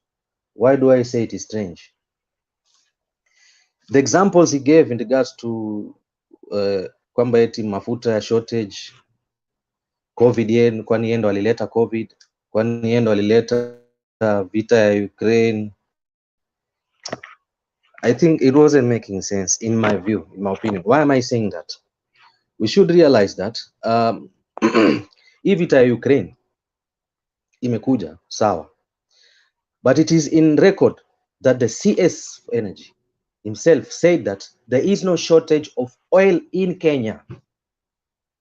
What happened was that the oil marketers did not release this oil to the end consumer. Why? Due to an issue they had with the disbursement of the funds which are supposed to be paid to them by the government, which is collected by the government in levy from the customers or the consumers, to be able to cushion them when the prices fluctuate. It's called the Petroleum Development Levy Fund. In a nutshell, what do I mean? Sasa zile bei inapanda, kuna fund ambao kila time unaponunua mafuta ya taa, there is a charge that is put or placed in that price. That charge, bei ya mafuta ikipanda, it is supposed to cushion you. It is paid to the eventual oil marketers. It's like it's a subsidy for them to reduce the price. Now, this levy has been collected by the government in all the fuel that is purchased, but it has not been released to the oil marketers. That's the reason why, in a show of what, yanile kama ku revolt, they decided to stop, or rather to hold the supply from their end of oil to the eventual consumer until the time that the government pays them. Now, we should put this in mind, that from 2020, this levy had been increased from around 0.4, 0.5 cents to 5.4 shillings. That is in excess of around 1,250% extra in charge of the initial percentage of the levy that was being charged in 2020, before 2020. So now, mkiwa mmeongeza hii levy by 1,250%, of course, a lot more should be expected to be done by this levy, but none of that was done. Now, the question that should have been asked is, where was this fund going to? Now, as per the Auditor General, Nancy, she established that these funds were being channeled or being diverted to other functions other than being used to subsidize the cost of the fuel, such that the prices do not rise so much. Ikuwe imepungua kidogo, angalau ndo nini wananchi waweze kuafford.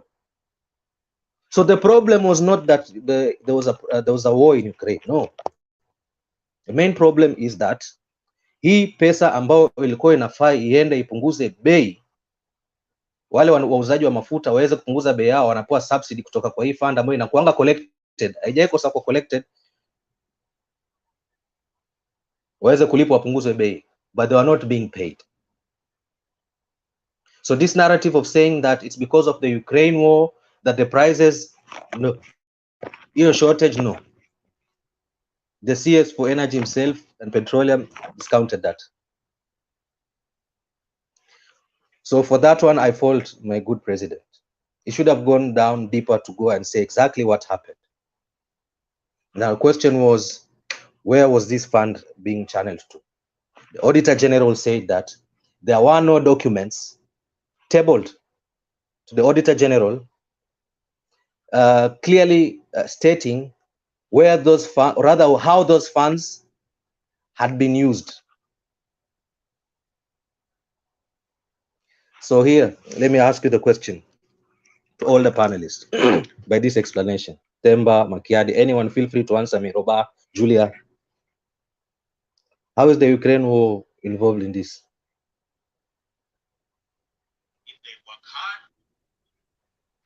Okay, thank you. I don't think you by now someone cannot see how the Ukraine war is involved. Exactly. I don't think there's any explanation you can give that will make someone just make your submissions. Thank you. And then, okay, thank you.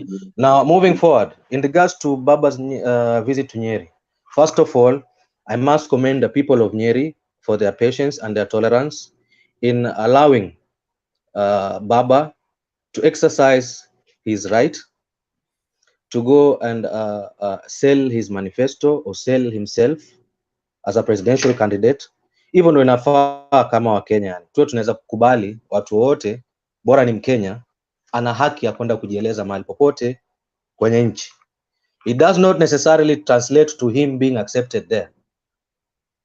Let's not divert that tuseme to translate tuseme kwamba walimpokea. No, what they did is they gave him that chance to explain himself, just as when DP Ruto goes there, they will give him a chance to explain himself.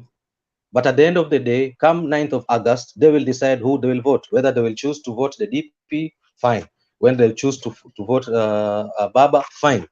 So walimpatia tu ile nafasi kujieleza kama Mkenya yoyote, which is good. And I must say, I think maybe Kenya tumemature as a nation in regards to kuwa na ile tolerance ya kuwa kwamba ile tuna uwezo wa kukubalisha mtu yoyote ule from wherever side he is from, whichever faction he is from, whether you conform to his ideologies or not, but you give him a chance to speak himself out. For that, that's how I look at it. Now, in regards to KKA in Nandi. Yes. Can I finish, please? Can I finish? Hold on, Robert. Robert, hold on. Let's mute all of us. Kindly do not speak kama hujapewa nafasi kuzungumza. And please don't unmute until you are allowed to unmute.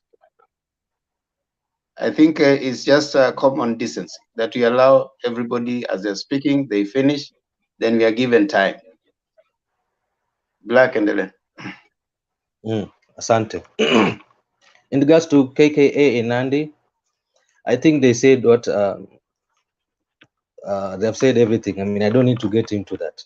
Walichosema, I totally agree with it. Unless somebody will come later and dispute that, then I can get into it. So hakuna haja niingie deep into it because walimaliza kusema kila kitu. Now in regards to Labor Day minimum wages rise, it's fine. I don't dispute anything. I totally agree. So I think that was my submission. Brief, precise. Unless anybody has a question, I'll be ready to answer. Thank you. Okay, now 2 questions, Julia and Robert, and then we move on to the next submission. Julia? Okay, I just want to read for Black a comment by Mr. Thomas Ajoga. Black Who's that? Starbucks is Mr. Thomas Ajoga on the comment section. Starbucks is owned by Ruto and is a supplying company. We cry for the cost of gas refuse. Did you know Ruto owns a refilling company? So, what? Mr. Black, that's a comment that you can go and research. He's calling the company Starbucks. He's saying it's owned by Ruto and it's a supplying company. So, and Ruto owns a gas refilling company. So he's also a key player in the oil shortage thing. So he's causing I think from my point of view, that's conflict of interest. Another thing I what want about to rubies? Through the Who owns moderator, rubies? through Mr. Demba, please don't allow Mr. Black to be asking rhetoric questions when he's presenting. Let him make his presentation, and then after that, he can ask who has a question. Yeah, because he keeps on asking, Julia, is it right or not? Right? Not? Like we're in a classroom. So please, Mr. Demba, I request you stop him from doing that. Thank you. Okay. Wait, Black. Just mute. You just note the questions and then you will, and listen, you don't have to respond to that's what I usually say here. And I want to repeat again. Not everybody who has made a presentation, you're supposed to do a response. Okay? You can let go because sometimes we engage in a what do you call it? A rabbit hole where you're not ending anywhere. I mean, you're just going to engage for the sake of engagement, but it's not adding value to the conversation. So sometimes even when someone has presented, do not just engage because he has made something have to be bad. There are things that you can just let go and let it be. I mean, he's made his case. That's his case. That's what he thinks he believes. Let's move on to the next person. If it is something, you can make a response to that person. And even Black, if it's not something that you have to respond to, like for example, Starbucks, you don't have any documents. It's just something that has come there. You don't have to defend it because you don't know. You don't defend what you don't know, right? They have said he owns Starbucks. You have not been given documents to that fact. So what do you want to respond to that? And even if you deny, so what are you using to deny? Okay. So let's just be, kind of value add to the debate. You don't have to differ with Julia because she's Azimio. Just let's differ with the comments that are being made, and let's not just be unnecessarily irritated because someone has said something we don't like. Right? I think that kind of will be helpful. Robert. Thank you, Temba. It's so black. I'm glad you just brought up the idea of the issue of Ukraine. I think the president meant that he had nothing to do with the war, and you know what the war has brought us. The whole world, the prices have gone up. So for you to pretend that what has Ukraine to do with what the president said, that's not being genuine. On top of that, the president said, he was one of the people who went there saying about Ukraine was his vice president. And he should answer that question, which you are asking. I wish we was one of the people who work for them. You should ask Mr. Ruto, what did he mean by Ukraine when he was on the market and other places talking about gas? Go and ask Mr. Uhuru when they talked about it, where there's some issues. Okay, to come to that idea, one thing I just wanted to respond is the idea when you talked about Papa. I'm very glad now you can agree that there were some of you are presenting Papa before kama yule kwa mlima ni kama ule yani kusia Muislamu nguruwe ama Seventh-day Adventist kama mimi kumuhusia hapo. So I'm very glad you are accepting reality, and that knife keeps on cutting. It's going to cut for the next 3 months. Then come election night, my friend, I hope you'll be here. I'll be celebrating. I just voted some days already. Thank you. Okay, Black, if you have a comment to make on any, the others you don't have to make a comment on, so just. In regards to mzee wangu Roba, namita mzee wangu Roba manake amenishinda kiumri. Now, in regards to mi kusema kwamba baba kukuwa pale ni kama nimeaccept kwamba amekubaliwa pale. No. Kitu nilichosema ni kwamba, na I'm saying this in Swahili, just in case my English was not so clear, kwamba kisiasa nashukuru kwamba wale watu wa pale Nyeri waliweza kumpatia ile fursa na ile nafasi ya kujieleza na kuuza sera yake. Kama Mkenya yoyote yule pale anaye haki ya kwenda popote Kenya na kuweza kuuza sera yake. Sasa na kwa hilo mimi nilifurahia na nimefurahia, na naomba kwamba iwe hivyo kwa pande zote mbili, wawe wanaweza kwenda mahali yoyote pale waweze kujieleza, wapewe ile fursa kujieleza. Haimaanishi kwamba kuwa amepewa nafasi ya kujieleza kwamba eti amekubaliwa mahali pale ama amekataliwa mahali pale. Ukweli utajulikana tarehe 9 August. So kwangu tu kwamba nilikuwa najaribu kusema hivi Roba, kwamba we have matured as a people, that it is no longer about tribal politics like it was before, whereby kabila hili halingeweza hata kujisema mahali fulani.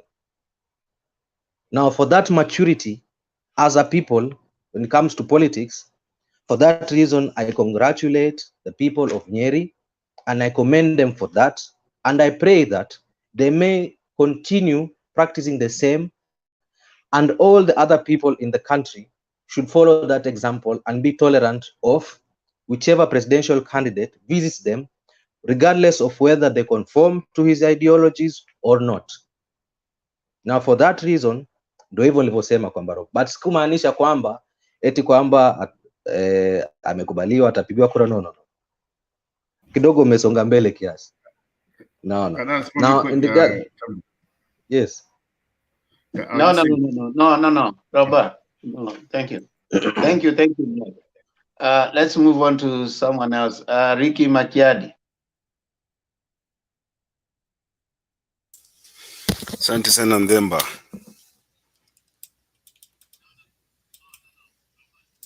Okay. Mnanisikia Mnanisikia? Najaribu ku adjust microphone yangu.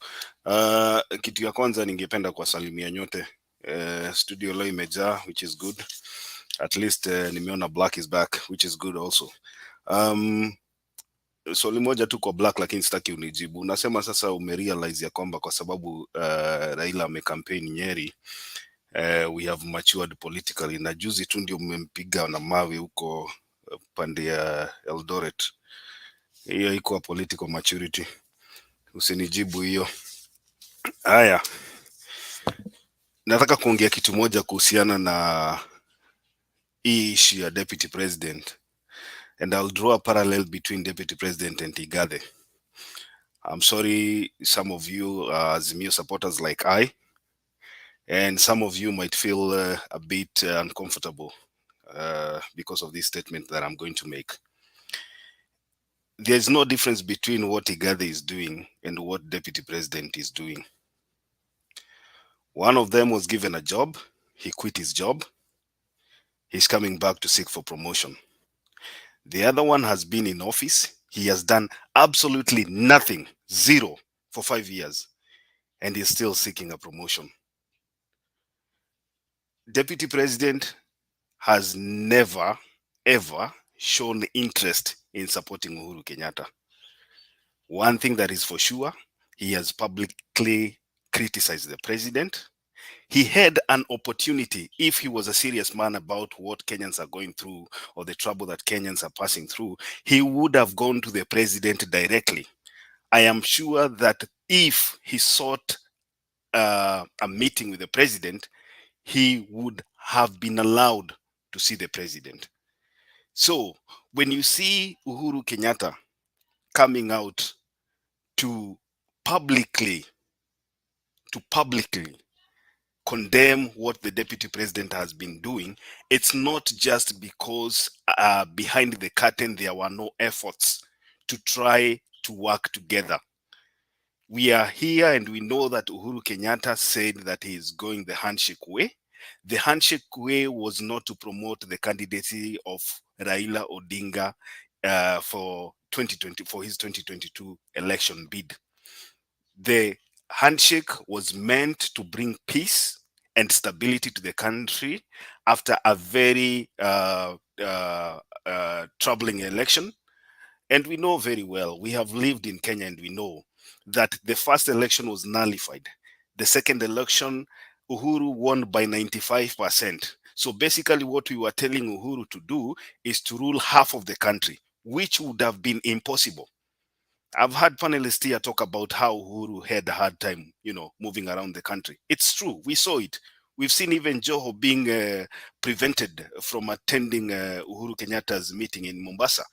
We have seen how leaders were avoiding, even accompanying the president. It was like a taboo for the president to be seen together with a NASA MP, governor, or senator. So Uhuru Kenyatta thought about the bigger picture of Kenya, which is to unite Kenyans.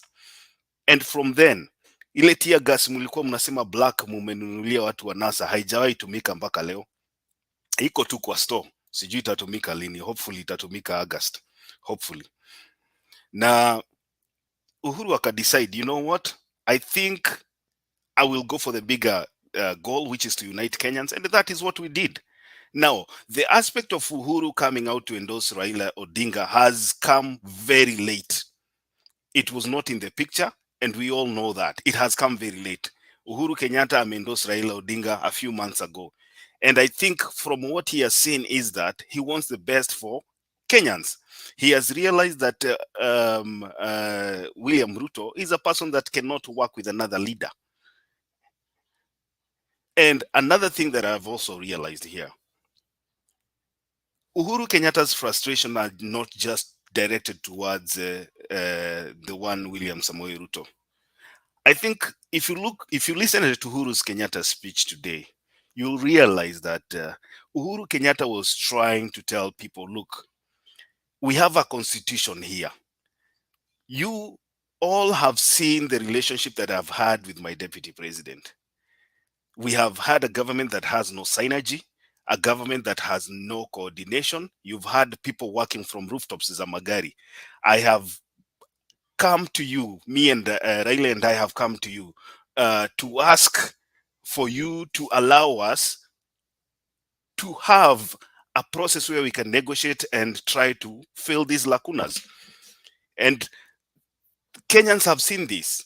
We have always talked about the nasty working relationship between Uhuru Kenyatta and William Samoei Ruto not being held by the constitution, because Uhuru Kenyatta cannot fire his deputy. The deputy governors are also immune to being fired by the governor.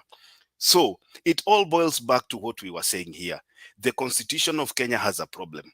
And the constitution of Kenya needs some form of amendment so that it can heal the process whereby we have leaders in office that do not have a working relationship. So the frustration you saw today, with Uhuru Kenyatta are not just directed towards William Ruto as a person. I think Uhuru Kenyatta has seen, and every Kenyan has seen, that Kenya needs some form of amendment to make this constitution workable, especially when it comes to the president and the deputy president ticket. And also it goes down to the governor and the deputy governor's ticket. Now, let me finish off here with the issue of Baba in Nyeri. I think this one, what we've seen today in the media confirms one thing: the resilience that Baba has. Yesterday, Black and your fellow UDA fellows, you ferried people to go and heckle the president and jeer the president and washabikie deputy president. But now you have seen the kind of reception that Raila Odinga received today in Nyeri was not an organized event. It has shown very clearly that the people of Mount Kenya know what they want. There are a few elements that will be bought. Richie, may I disrupt you? Go ahead, Julia. So what you are saying is right, Mr. Makiadi. How come these people dared to go to a funeral, supposed to cheer Ruto and jeer the president, and the same people now came out to cheer Baba? That is really irony. What does that tell you? That what happened is that it was not genuine, was stage managed, and is a shame to the UDA camp. That's what I wanted to interject. Thank you, Julia. We have seen it. Black, you may disagree with us. We have seen it. It is obvious that whatever happened to yesterday at the funeral of Mwai Kibaki, and yesterday I told Julia even and nikaona umeanza kuteremsha camera. Yesterday I said because I never expected that. But now I pull back I take back my words, because now it is very clear and obvious that people were ferried, people were paid to heckle the president. Unsuccessfully, they only got an opportunity to kushabikia deputy president, and I think that was the case. The deputy president was poised to make a speech, and in between his speech, walikuwa wameambiwa wapige makelele ndio aonekane yako famous. Now today, Raila Odinga goes out in the streets of Nyeri. You are telling us that you are una congratulate watu wa Nyeri kukubali Raila Odinga. Raila Odinga has the liberty to campaign anywhere in the country. The people of Nyeri are mature people. The people, Kikuyu community are mature. They are mature democratically, and they will decide when it comes to the voting day. I am very sure, just like it happened with the nomination process of UDA, you guys are going to be disappointed. I yield.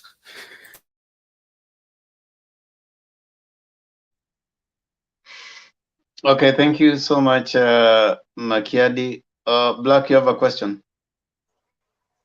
Yes.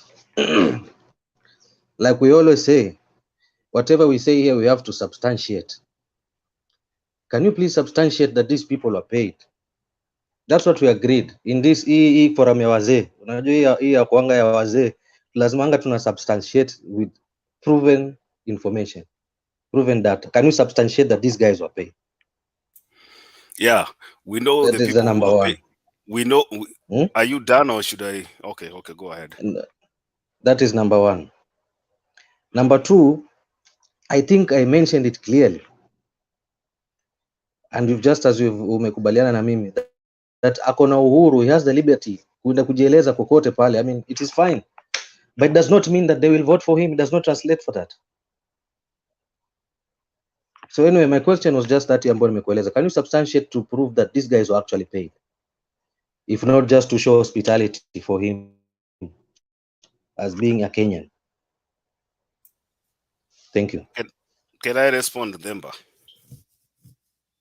Now, Mr. Black, I'll answer you with another question. The question is this: Raila Odinga, if yesterday William Ruto was alipigiwa mayoe na nderemo kwa matanga, na the other leaders walionekana ni kama they don't have that support. Can you tell me why is it a coincidence that the next day Raila Odinga has people singing for him in the streets?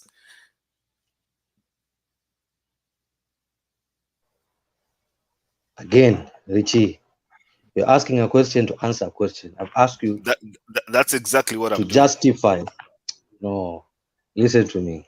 Now, in that Ninio Matanga, by the way, hakuna mtu alikuwa booed. Just to be precise.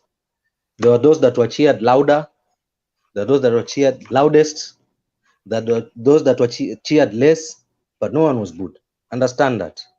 Okay, good. And the crowd that was present at the funeral is not the crowd that was present in the event where Raila was today. Oh, so you understand that. The it's crowd not that that were you're present. not. Come on, let's use logic. We are using logic. Hold on. Let me answer now. So you know which crowd was at the funeral, and you know what crowd was at Raila's event. We are using logic. We are using logic. This is a different location, different people. When you go to a different location, you don't expect to meet the same people, do you? Wherever you are, when you move from where you are right now, when you go to point B where you want to go, do you expect to see the same people that are around where you live in the same area where you're going? Come on, let's be logic. Let's reason logically. So can you kindly again? Hold on, Black. I want to call you out. Sure. You know, wait, Black, wait. I want to hold you. You have asked a very good question. That in the event that someone thinks that the crowd was paid to be there, then for them to say that with certainty, they need some evidential proof that actually the crowd was paid. All right. So you are right up to that level. Now, to go ahead again to try and say that you are aware that the crowd that was there yesterday is not the same crowd that was there today, you are also doing the same thing that you're trying to accuse the other person on. There's no way of you knowing if the crowd is the same or if it is not the same. Because when you stay at a particular place, I mean, nothing prevents you from taking a matatu and going to any other place. Kenya, first of all, in the constitution, you have freedom of movement. So even you cannot say with certainty that the same crowd that was in the funeral yesterday is not the crowd or it is the crowd. So you are both generally operating on a level of assertion, all right? So which probably it's an argument that both of you, if you engage in that, you'll be engaging in it for the benefit of spending time. But I don't think is an even if I told you now, prove to me that crowd is not the crowd that was there, you'll end up saying that use logic. Which logic are you going to use to make sure that you affirm that Black did not take a matatu to this place unless I ask Black? All right. So there's no way of knowing both. Okay. You can use inference. Okay. Much of the idea of paying is used in terms of inference, and probably Makiadi is using inference. All right. In the previous post by other people, there has been, because even if you're going to buy a crowd, no politician will buy a crowd and show you the receipt that this is a crowd that I've bought. You'll never see that. But you're using inference. For you also, you're using inference, right? In the sense that this crowd is not the same one that was here. So in balance of fairness, both of you are acting on assertion. I don't think that's a debate that I want us to engage in. But I agree with you to the extent that in the event that you want to make a statement of fact, then it will be fair to the panelists also to support your assertion, either by commenting or even getting out some points of reference that could make you arrive at that conclusion. And of course, leave it out there. Or if you're not so sure, you can always say, in my view, this was a crowd that was paid. So it remains your view, and your view can be contested. Anyway, it's not a statement of fact. Just like my view is not a statement of fact, and I say as such. In my view, I have come to a conclusion that this crowd was hired because of A, B, C, in my view. So my view is not a statement of fact, right? So you can agree with me or you cannot. I don't know if you understand what I mean. Yes, I totally agree with you, Bonatemba. So from my end, I would withdraw, and I would expect Richie Makiadi from his end to do the same, as long as you cannot prove that the crowd was actually hired as a fact. Just make it as a statement from you as kutoka kwa maoni yako, then that will go well. Oh, okay. I think Just as Ndemba Kemba will. mentioned. Okay, I think when I come here and then I do not speak on anybody's behalf. I express my opinion. Now, if Black can prove to me that those people are not paid, then I can go back and withdraw my statement that these people are paid. Now, what, like I said, I've not mentioned anyone was paid. Black, don't go there. Don't go there. I did go there. Makiadi is smart. Don't go there. You see, this is what Makiadi is trying to do to you. All right? They say the burden Reverse of psychology. burden of proof is on the accuser. You see, if you take me to court, you don't go there and then start saying that I need to prove that I did steal. That is not how it is. It is the person who has accused you of stealing to prove that you actually stole. You see, so what he's trying to tell you is actually prove that they were not paid. So he's trying to make it your case. It is not your case. It is his case. So he's the one who made the claim. So the burden of proof is on the accuser. The person who accuses proves. So if he has accused you that he has said that they were paid, then it is him to prove they were paid. But if it is in his own view, then I think generally what has happened, and I know that especially for us, the people of Azimio, we have used different opinions from other people to come to that conclusion. It is not, I am yet to find someone who can get you a receipt to show that this is the place where they were actually paid. But there's people who have made posts. But you see, you cannot rely on a post I make on my Facebook to say that's a statement of fact, right?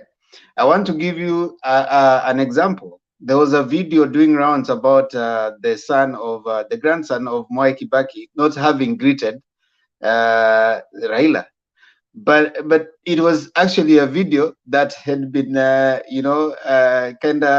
edited to show that he had not greeted Raila, and within a very short time that there was already trolls online about that particular video, only for the real the original video to come up and showing that actually he greeted him, very respectful young man. So you over time you may yes want to read posts that people make, but you can just make inference but cannot arrive at a statement of fact that this is actually what is happening. So in a situation where you want to arrive at a statement of fact, you cannot rely on people's posts on Facebook and on social media and say that this is a statement of fact, right? Especially in places where you are demanded to prove. So I think we in the fairness of a debate, that will fly flat. But you are free to arrive at a conclusion. I think that based on this, I can therefore suggest that it seems they were actually paid up crowd. But that one you can contest. You can disagree with me and say, no, they were not paid up. And because of this and these other things. But it's not a statement of fact. Yes, Julia? Yeah, then, but me, according to me, now I want to use your language. I want to prove to Mr. Black that they were actually hired, because I saw another clip that's according to me.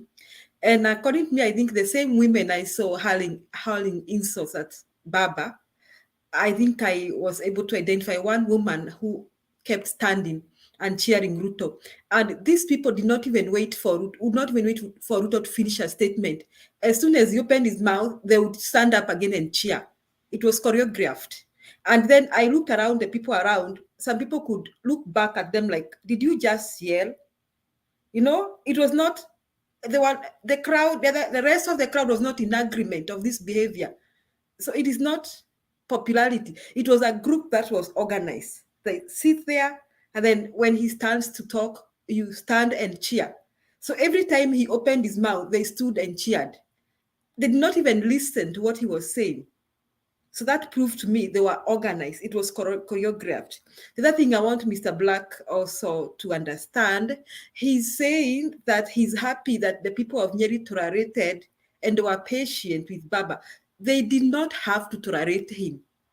They made up their minds to go to Baba's meeting. I want to tell you, Mr. Black, I come from Mount Kenya region. Mount Kenya region, and I said here yesterday, and I have to say it tonight. If they don't like you, the worst they can do to you is not to show up. If they show up, they have an interest with you. That's a fact. They don't have this time for name calling, yelling, shouting, showdowns. Hawana hiyo masaa. Now, Mr. Black, after 9th on 10th, if Ruto loses, you will not see them on the streets demonstrating. They will behave like there was no election. That's the behavior of Mount Kenya region. So if you saw people today with Baba, they had decided with their hearts to go and meet him. They were committed to that agenda today. They did not have to be paid by somebody. And those hecklers that were there during the funeral, if you saw, even people could look back and like, did you just yell in the funeral? That's the behavior I saw with the rest of the crowds. So according to me, Mr. Black, according to me, those were hecklers paid. And even previously, the previous night, there were messages circulating on social media that two politicians from Nyeri were planning to hire youths to go and shout down the president. And for sure, they did not actually shout down the president, but we saw the choreographed cheering for Mr. Ruto. And he was trying to steal the show. That's when he went ahead saying some trash there.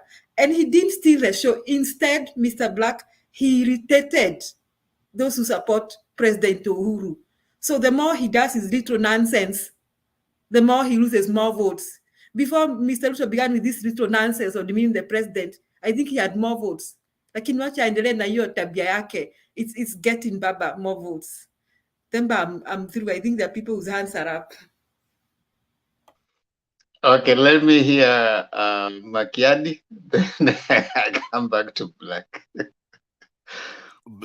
Black, just to add on what Julia said, I think this thing about being paid is very painful and scary to some people's ears. These people were sitting at the same location. They were, this was a state function. The body was a state function.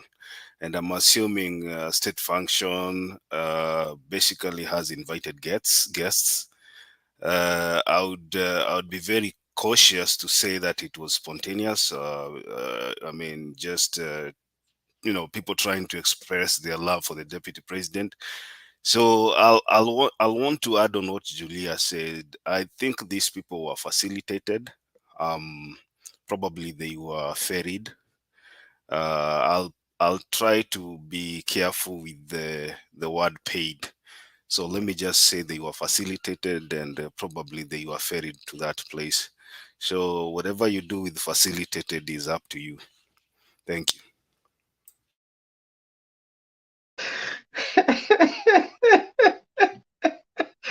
Thank you, Makiadi. Black. Now, Julia and Makiadi. I mean, like Temba said, the burden of proof is for you to give to us, right? I mean, let me ask this question. If you say, in your view, that just because people were cheering for the DP loudest and they were cheering less louder than DP when others were speaking, it means that they were paid. Now, when those attended Raila's event today in Nyeri, and those attended the event, Baki's burial ceremony, not really burial ceremony, but ile kuomboleza ambapo rais wengi wa nchi wengi walikuja pale. Raila was also cheered just as Ruto was cheered. So do you mean to say, kulingana na definition yenu, as per how you've set the standards of being paid, what it means when people cheer, it means that they have been paid. Does it mean that Baba's crowd, I mean the people that cheered for Baba at the stadium and the ones that were receptive to him today at Nyeri were also paid? That's what you're alluding to. Unless you can bring a burden of proof. That's the more reason why, if you see me, I have steered away from that comment of saying that, oh, what Baba walilipo, because I know the backlash that comes along with such a statement. So that's why I avoid saying that wale watu walikuwa na Baba walikuwa, because I know what will follow my statement. That's why I always avoid that. That's a good question, Black. Let's hear from Professor, then we get back. My simple answer will be that for the case of Baba, you guys helped us solve the equation. One of the KA's diehard, Malala, said that Baba has diehards that can always stand with him, unlike the other side. So you already helped us to answer that question. Malala said what? Sorry, come again, okay, sir? Yeah, there's a clip Malala alluded that Baba has always diehards, his diehard supporters, who are always even willing to take a bullet for him. That explains how they behave. So you guys answered that question already. No, but that is kitu najua. I mean, Baba has diehard supporters, just as Ruto does. I mean, I accept. I totally accept. I agree. Hold on, Black. I agree with you to this extent. What is coming out, and the main debate is basically the role of political financing and political, like what Makiadi has called facilitation, in the influence of a Kenyan voter and his role in either swinging perception or influencing perception in Kenyan politics. Let's agree, all of us. If you are if you have friends right now, one of the things they have done for you, and they are campaigning, you have been put in some fundraising somewhere, and you have contributed to someone who is vying in some place. Forget about Nyeri or any other places. You have participated in some fundraiser for some politician. So it is something that we need to, a conversation we need to have. Is there a role of political financing and what Makiadi calls facilitation? What is its influence in the Kenyan politics? The mobilization, what you call the mobilization fee. Let's accept it is across divides, across all political players. Okay, so mobilization. Now, what isolates yesterday's behavior was the function, not necessarily the facilitation and the mobilization. So the function itself. So what we are debating and the concerns arising from what was seen yesterday is about the function, the context of what was happening at that point in time. So that's the reason why it stands out as different. But it is not different. I mean, if you go to Nyanza right now and there is a function taking place, you are likely to hear about the issues of mobilization. We have to mobilize. And we have come to this debate. And some of these people who are in our Azimio, we have said that there was no proper mobilization, or the people are not mobilized enough. What are we talking about?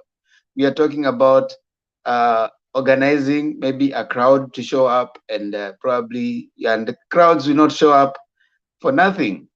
All right. So that is the other Thank conversation. you, Demba, for bringing up that. And sometimes also we need to be fair to the public. Because even as if it's in my company, if I'm going somewhere, I will be facilitated. If you have taken me from Giserian to Machakos to attend your function, and it's a place I pay fare, maybe let's say 300. If you give me 500 shillings, actually, it's not a bribe. You have just compensated my to and fro, and it should not be an issue. We should not see people walk to the function, and is when we believe that they are real supporters. Even a real supporter needs, or if there is a means to be done, they need to be facilitated. Thank you. Yeah, so Wekesa, yes, you're right, and we need to be fair. I mean, in a political situation, people are mobilized, and if someone probably outweighs you on how their mobilization skill works, is that a problem? Do we need to complain? Do we need to say that they have over mobilized? Is there anything like over mobilization? Is there anything like the organic crowd, right? If there was anything like organic crowd, then we wouldn't be having even politicians across board requesting us to to contribute to them to mobilize. So let's be fair and remain within the context of the debate on. So the debate on Kibaki's place was not so much about whether they showed up or not. It's the behavior, was it appropriate within that context? Could there have been a suggestion that there were people who actually took advantage of the event on that day to progress more of their personal agenda? What if everybody there mobilized? What would have resulted of that function? That those are some of the questions you want to say.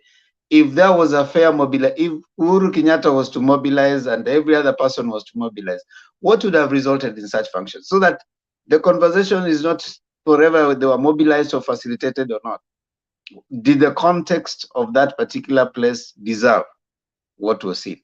And I think when we focus more on whether the crowd was paid or not, we sometimes change, and of course, Black will take advantage of that and twist it, right? Which rightfully so, the people who came on when Baba was there today, they were mobilized, and maybe they were facilitated by the MPs, and that is a very normal thing in Kenyan politics, right? And not probably in other situations you'd expect something different. Now, lady and gentlemen, we can go on and on, but of course, as it is, we have to stop and we have to come to an end. So I want us to start taking our closing remarks, and as we do that, I want to appreciate those who came to our comment section: Kwetu Ventures, Livia Kemunto, Patrick Moshiri. Kindly try and be respectful as much as possible. Julia is a veteran panelist here, very respectable lady. You may not agree with her, but you don't have to be disrespectful to her. We try to appreciate the ladies and in this forum, and of course, they have always been debating with decorum. So kindly, we request and be quite as respectful as you can get. Lineto Bomba Santi, where is Martin Deto? We don't know. Makiadi, your crush, Lineto Bomba, is now today asking for Martin Deto. Can you guys make a decision? We don't want people fighting in this panel. Today you're asking for Martin, the other day you are Makiadi. What do you guys want? Huyo ni wa Texas huko, muulize nyinyi ndio mnajua mnakula nini huko Texas. Thomas Ajuoga, thank you. Bob Werunga, thank you so much. George Nyula, asante. Sema UD has an issue of facilitating people to funerals to heckle their opponents. I mean, this is now this, by the way, so just UDA. That's the bad nature of our political scenario. If you go anywhere, you go to even whichever side, you'll find that kind of thing. Which are things we need to start, debating and telling people. If you don't like someone, stay away. I don't know why you should be able to facilitate or hire a crowd. You need to just go there, find people, stay there, talk to them. I mean, if they are not friendly to what you're saying, and we should probably get to a point where we can listen to people, go back home, then wake up and vote for the person we thought said the best thing, not the person that we can be able to shout the other person more. Oberunga Temba, could you please stop madman to call Muslim fake? No, here we don't discriminate on religion. So if you're Muslim, if you are Christian, if you are a Corino, if you are, a Corino is Christian. If you are Buddhist, whichever religion you are, we don't really discriminate on any of that. So if you found yourself discriminated, kindly apologies from our side. David Olo Asante, Madman. We do not discriminate. All right. So if you are Muslim, we respect your religion. Yeah, just like any other religion. Thank you. That is our official position, and all the rest. So, thank you so much, ladies and gentlemen. We really appreciate your comments. And having said that, I think I'll give you about 1 minute each to give your closing remarks. Do not reopen the debate. And I will start with Black. I'll start with Julia. Julia, let me start with you. You are so ready. Okay, thank you, Mr. Demba. I would just like to say that it is not heroism to be disrespectful. And what the DP did yesterday and his supporters, Mr. Black said that people are being cheered. Nobody else was cheered.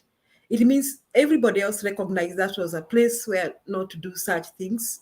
So when the DP fans or whoever, whether those who are facilitated, came and began behaving the way they were behaving, I think everyone else was surprised and shocked that it was utter disrespect for the third president who was being buried, and also the guests, even our president, and even when what the DP went ahead to say, I think that was utter disrespect. So there's no heroism in being disrespectful. It's just that you end up, you create a wrong picture in the public. And for about the DP being a ghost worker, I think he's a ghost worker and he doesn't deserve to be paid by the Kenyan taxpayer. So going forward, fellow Kenyans, I think you can look at the presidential candidates we have, and now you can see who has the qualities of becoming a president. A presidential material works with decorum, talks with decorum, have the people around him have respect. The people around him are civilized. They are not uncouth. They are not uncultured. So, fellow Kenyans, you can tell the difference between Baba and Ruto, who is a presidential material. Kwa hivyo naomba mvuke sakafu, muje pande hii, get out of the camp of hooligans. I'm sorry to use this word, but what I saw yesterday is hooliganism, which should not happen in a civilized society like Kenya. especially when we are burying one of the heroes of this country, our third president, Mwai Kibaki. Asante.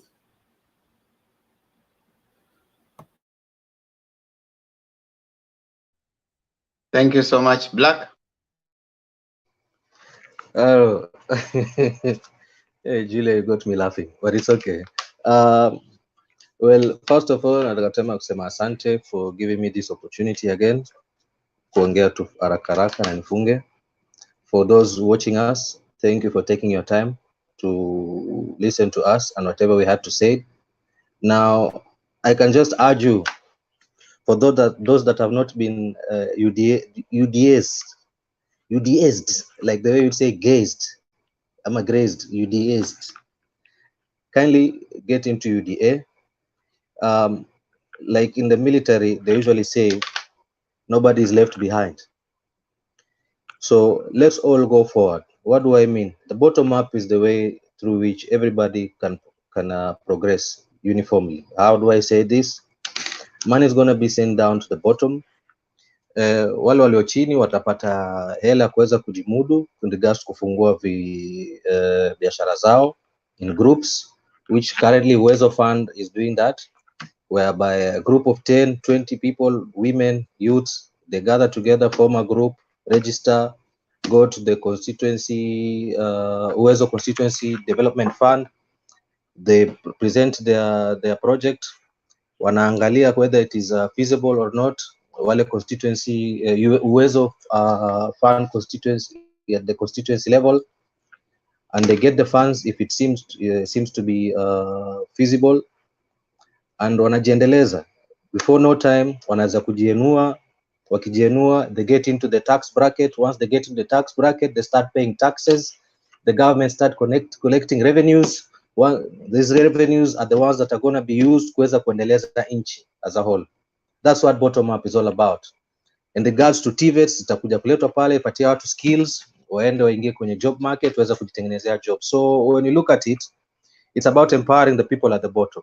If you find time, try to get through issue of bottom up, uende muisome tu precisely vizuri, muweze kucompare, because it gives details as to how and exactly which structures are going to be used. Whereas on the other side of the Azimio, yes, they sound good. I'm not saying that any of them sound bad. They sound good, but they haven't told us the structures which they're going to use to ensure that that happens. So for that reason, since one is clear, the other one is not, jaribu kuangalia ni pande gani ambayo iko bora, alafu make choices yako, but I hope you'll go for the UDA side and the Kenya Kwanza. Thank you. But most of all, we are all one as Kenyans. Nobody should hate anyone here. Nobody should insult anybody here, whether you're from the UDA side, whether you're from the Azimio side. We are all one. We only have one day which you're going to have the elections. The 10th of August election itapita, and we're still going to remain as Kenyans. What will happen once after the election imepita, na umetukana mwenzako sahi kabla election? The relationship will not be good. So acha tuendeleze tu vizuri tu, usiano tu mzuri, regardless of where you come from. Thank you. Thank you so much, Black. Keep, are you there? Okay, tuachia posta alienda kulala. Wekesa, nani, Makiadi, alafu Wekesa. Shukrani Ndemba. Maybe I think closing comment yangu haitahusiana na politics. Basically nitaongea kidogo kuhusiana na mambo ya minimum wage. I think Kenyans should know, okay, Kenyan leadership as such should know that Kenyans are passing through a hard time, and it does not make any sense for workers in Kenya basically to wait until the 1st of May to have a salary increment or a wage increment. I think this I don't know how I can call it. It's been natural that mfanyikazi anafanya kazi yake mwaka mzima, anaumia, kuna inflation, bei ya bidhaa inapanda juu kama vile tunaona saa hii, alafu inangojea until kuna Labor Day celebration ndio watu wanaongezwa 12%. Nilikuwa najaribu kufanya hesabu hapa, nikachukua 10,000 nika multiply na 12%, that's 12%. It comes to 1,200. Ukipatia mtu 1,200 ndio ni pesa, lakini akiingia kwa duka, hebu niambie ni nini ataenda kutoa hapo? Probably atatoka na sukari kilo moja, unga kilo 2 na maybe mafuta ya kupika ile kadogo, ilikuwa inaitwa kadogo, na hizo pesa zimeisha. So I think the government should go further than to normalize the idea or the notion of increasing the minimum wage every year only on Labor Day. And sometimes the government does not even pronounce itself on that. So there are years where even workers do not get such increments. It's a bad thing. In modern countries, the developed countries, I think there's something called a minimum wage, and every state has a minimum wage depending on the affordability of life in that state. So I think the leadership of Kenya should relook at this issue so that Kenyan workers also can enjoy the fruits of their labor, na sio kufanya kazi ni kama watumwa. Thank you. Wekesa. Thank you, Makiadi. Yeah, thank you for all guys who have persisted up to this time. I just want to begin by saying that a few of the facts that my friend Blacks was trying to float here are off balance when he argues that it was maturity that was shown when Nyeri people tried to accommodate Baba, while deliberately not telling us that immaturity happened at the funeral and Nyaya at the same time. So you cannot be mature on Monday and immature on Saturday. Okay. Anyway, my closing remark will be that let's actually try to be civil. I'm just addressing us who have taken this channel as a source of information and interaction. There's no need for me to come out of my house just to take a fight with Themba. For what reason? I cannot stay overnight just because I have beef with Themba. I also will not be adversarial. I've seen people who outrightly don't like people from a different camp. I will dismiss you from the point of knowledge and information when you are giving us wrong information, but I will not dismiss you as a person. And so we want to minimize or even completely eliminate unwarranted attacks that are happening, especially in the comment section. Guys, don't feed that emotion. Don't feed the wrong dog. It will overgrow and one day it will swallow you. So don't keep on hurling insults against your brothers. These guys change overnight. Tomorrow, if you meet him, he's in your camp. So how do you even reconcile that? Or you meet in a different platform. I've met people even in interview, and the one that I never knew we would meet this guy. So this world is a small village. Let's try to be civil and respect each other regardless of our political persuasion or how you feel about my own contributions towards what is going on in the nation. Otherwise, have a good week. Let's meet Gioni for another debate. And for the likes of Makiadi, Julia, and Themba, you have a good night. Thank you so much. Makiadi, tupe constitution. Tumalize. Sawa, leo tunasoma article 42 na inaongea juu environment. Every person has the right to a clean and healthy environment, which includes the right to have the environment protected for the benefits of present and future generations through legislative and other measures, particularly those contemplated in Article 69, and B, to have obligation relating to the environment fulfilled under Article 70. Clean environment. You're right, to a clean environment. Okay, thank you so much. Ee Mungu, nguvu yetu, ilete baraka kwetu. Haki iwe ngao na mlinzi. Na tukae na undugu, amani na uhuru, raha tupate na ustawi. I don't want to do the second one because Makiadi will think I'm giving him a challenge. But thank you so much, ladies and gentlemen. Kindly remember to subscribe to Motembei channel. I can see 204 people are still watching. Thank you so much for keeping locked. Kindly subscribe to Motembei channel.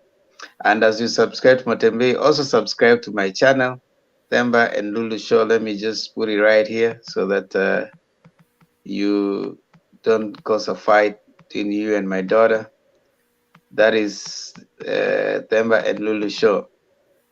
And we have a hot video that you have just dropped. Kindly go there and check it out. Eid Mubarak, Mohamed Ege. Eid Mubarak, my brother. Kenyans, najua mko holiday mpaka Tuesday. Wekesa bado, kimwona Wekesa hapa masaa kama haya, ujue kesho yuko kazi. Anaenda kazi. And I'm just, I hear Nani has revoked the Gazette notice for Tuesday because the sun appeared and these guys are celebrating today. Oh, so our 5 days come back to 4. So inaisha leo eh?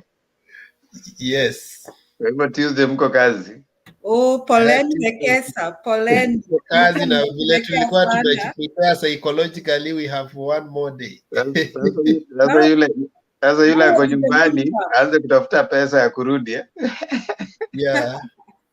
Now, why did the moon come, Mary? Why you can't pray for the moon to take some time? Nilisema hii moon nayo iko na kimbelembele, mbona inaonekana haraka hivyo?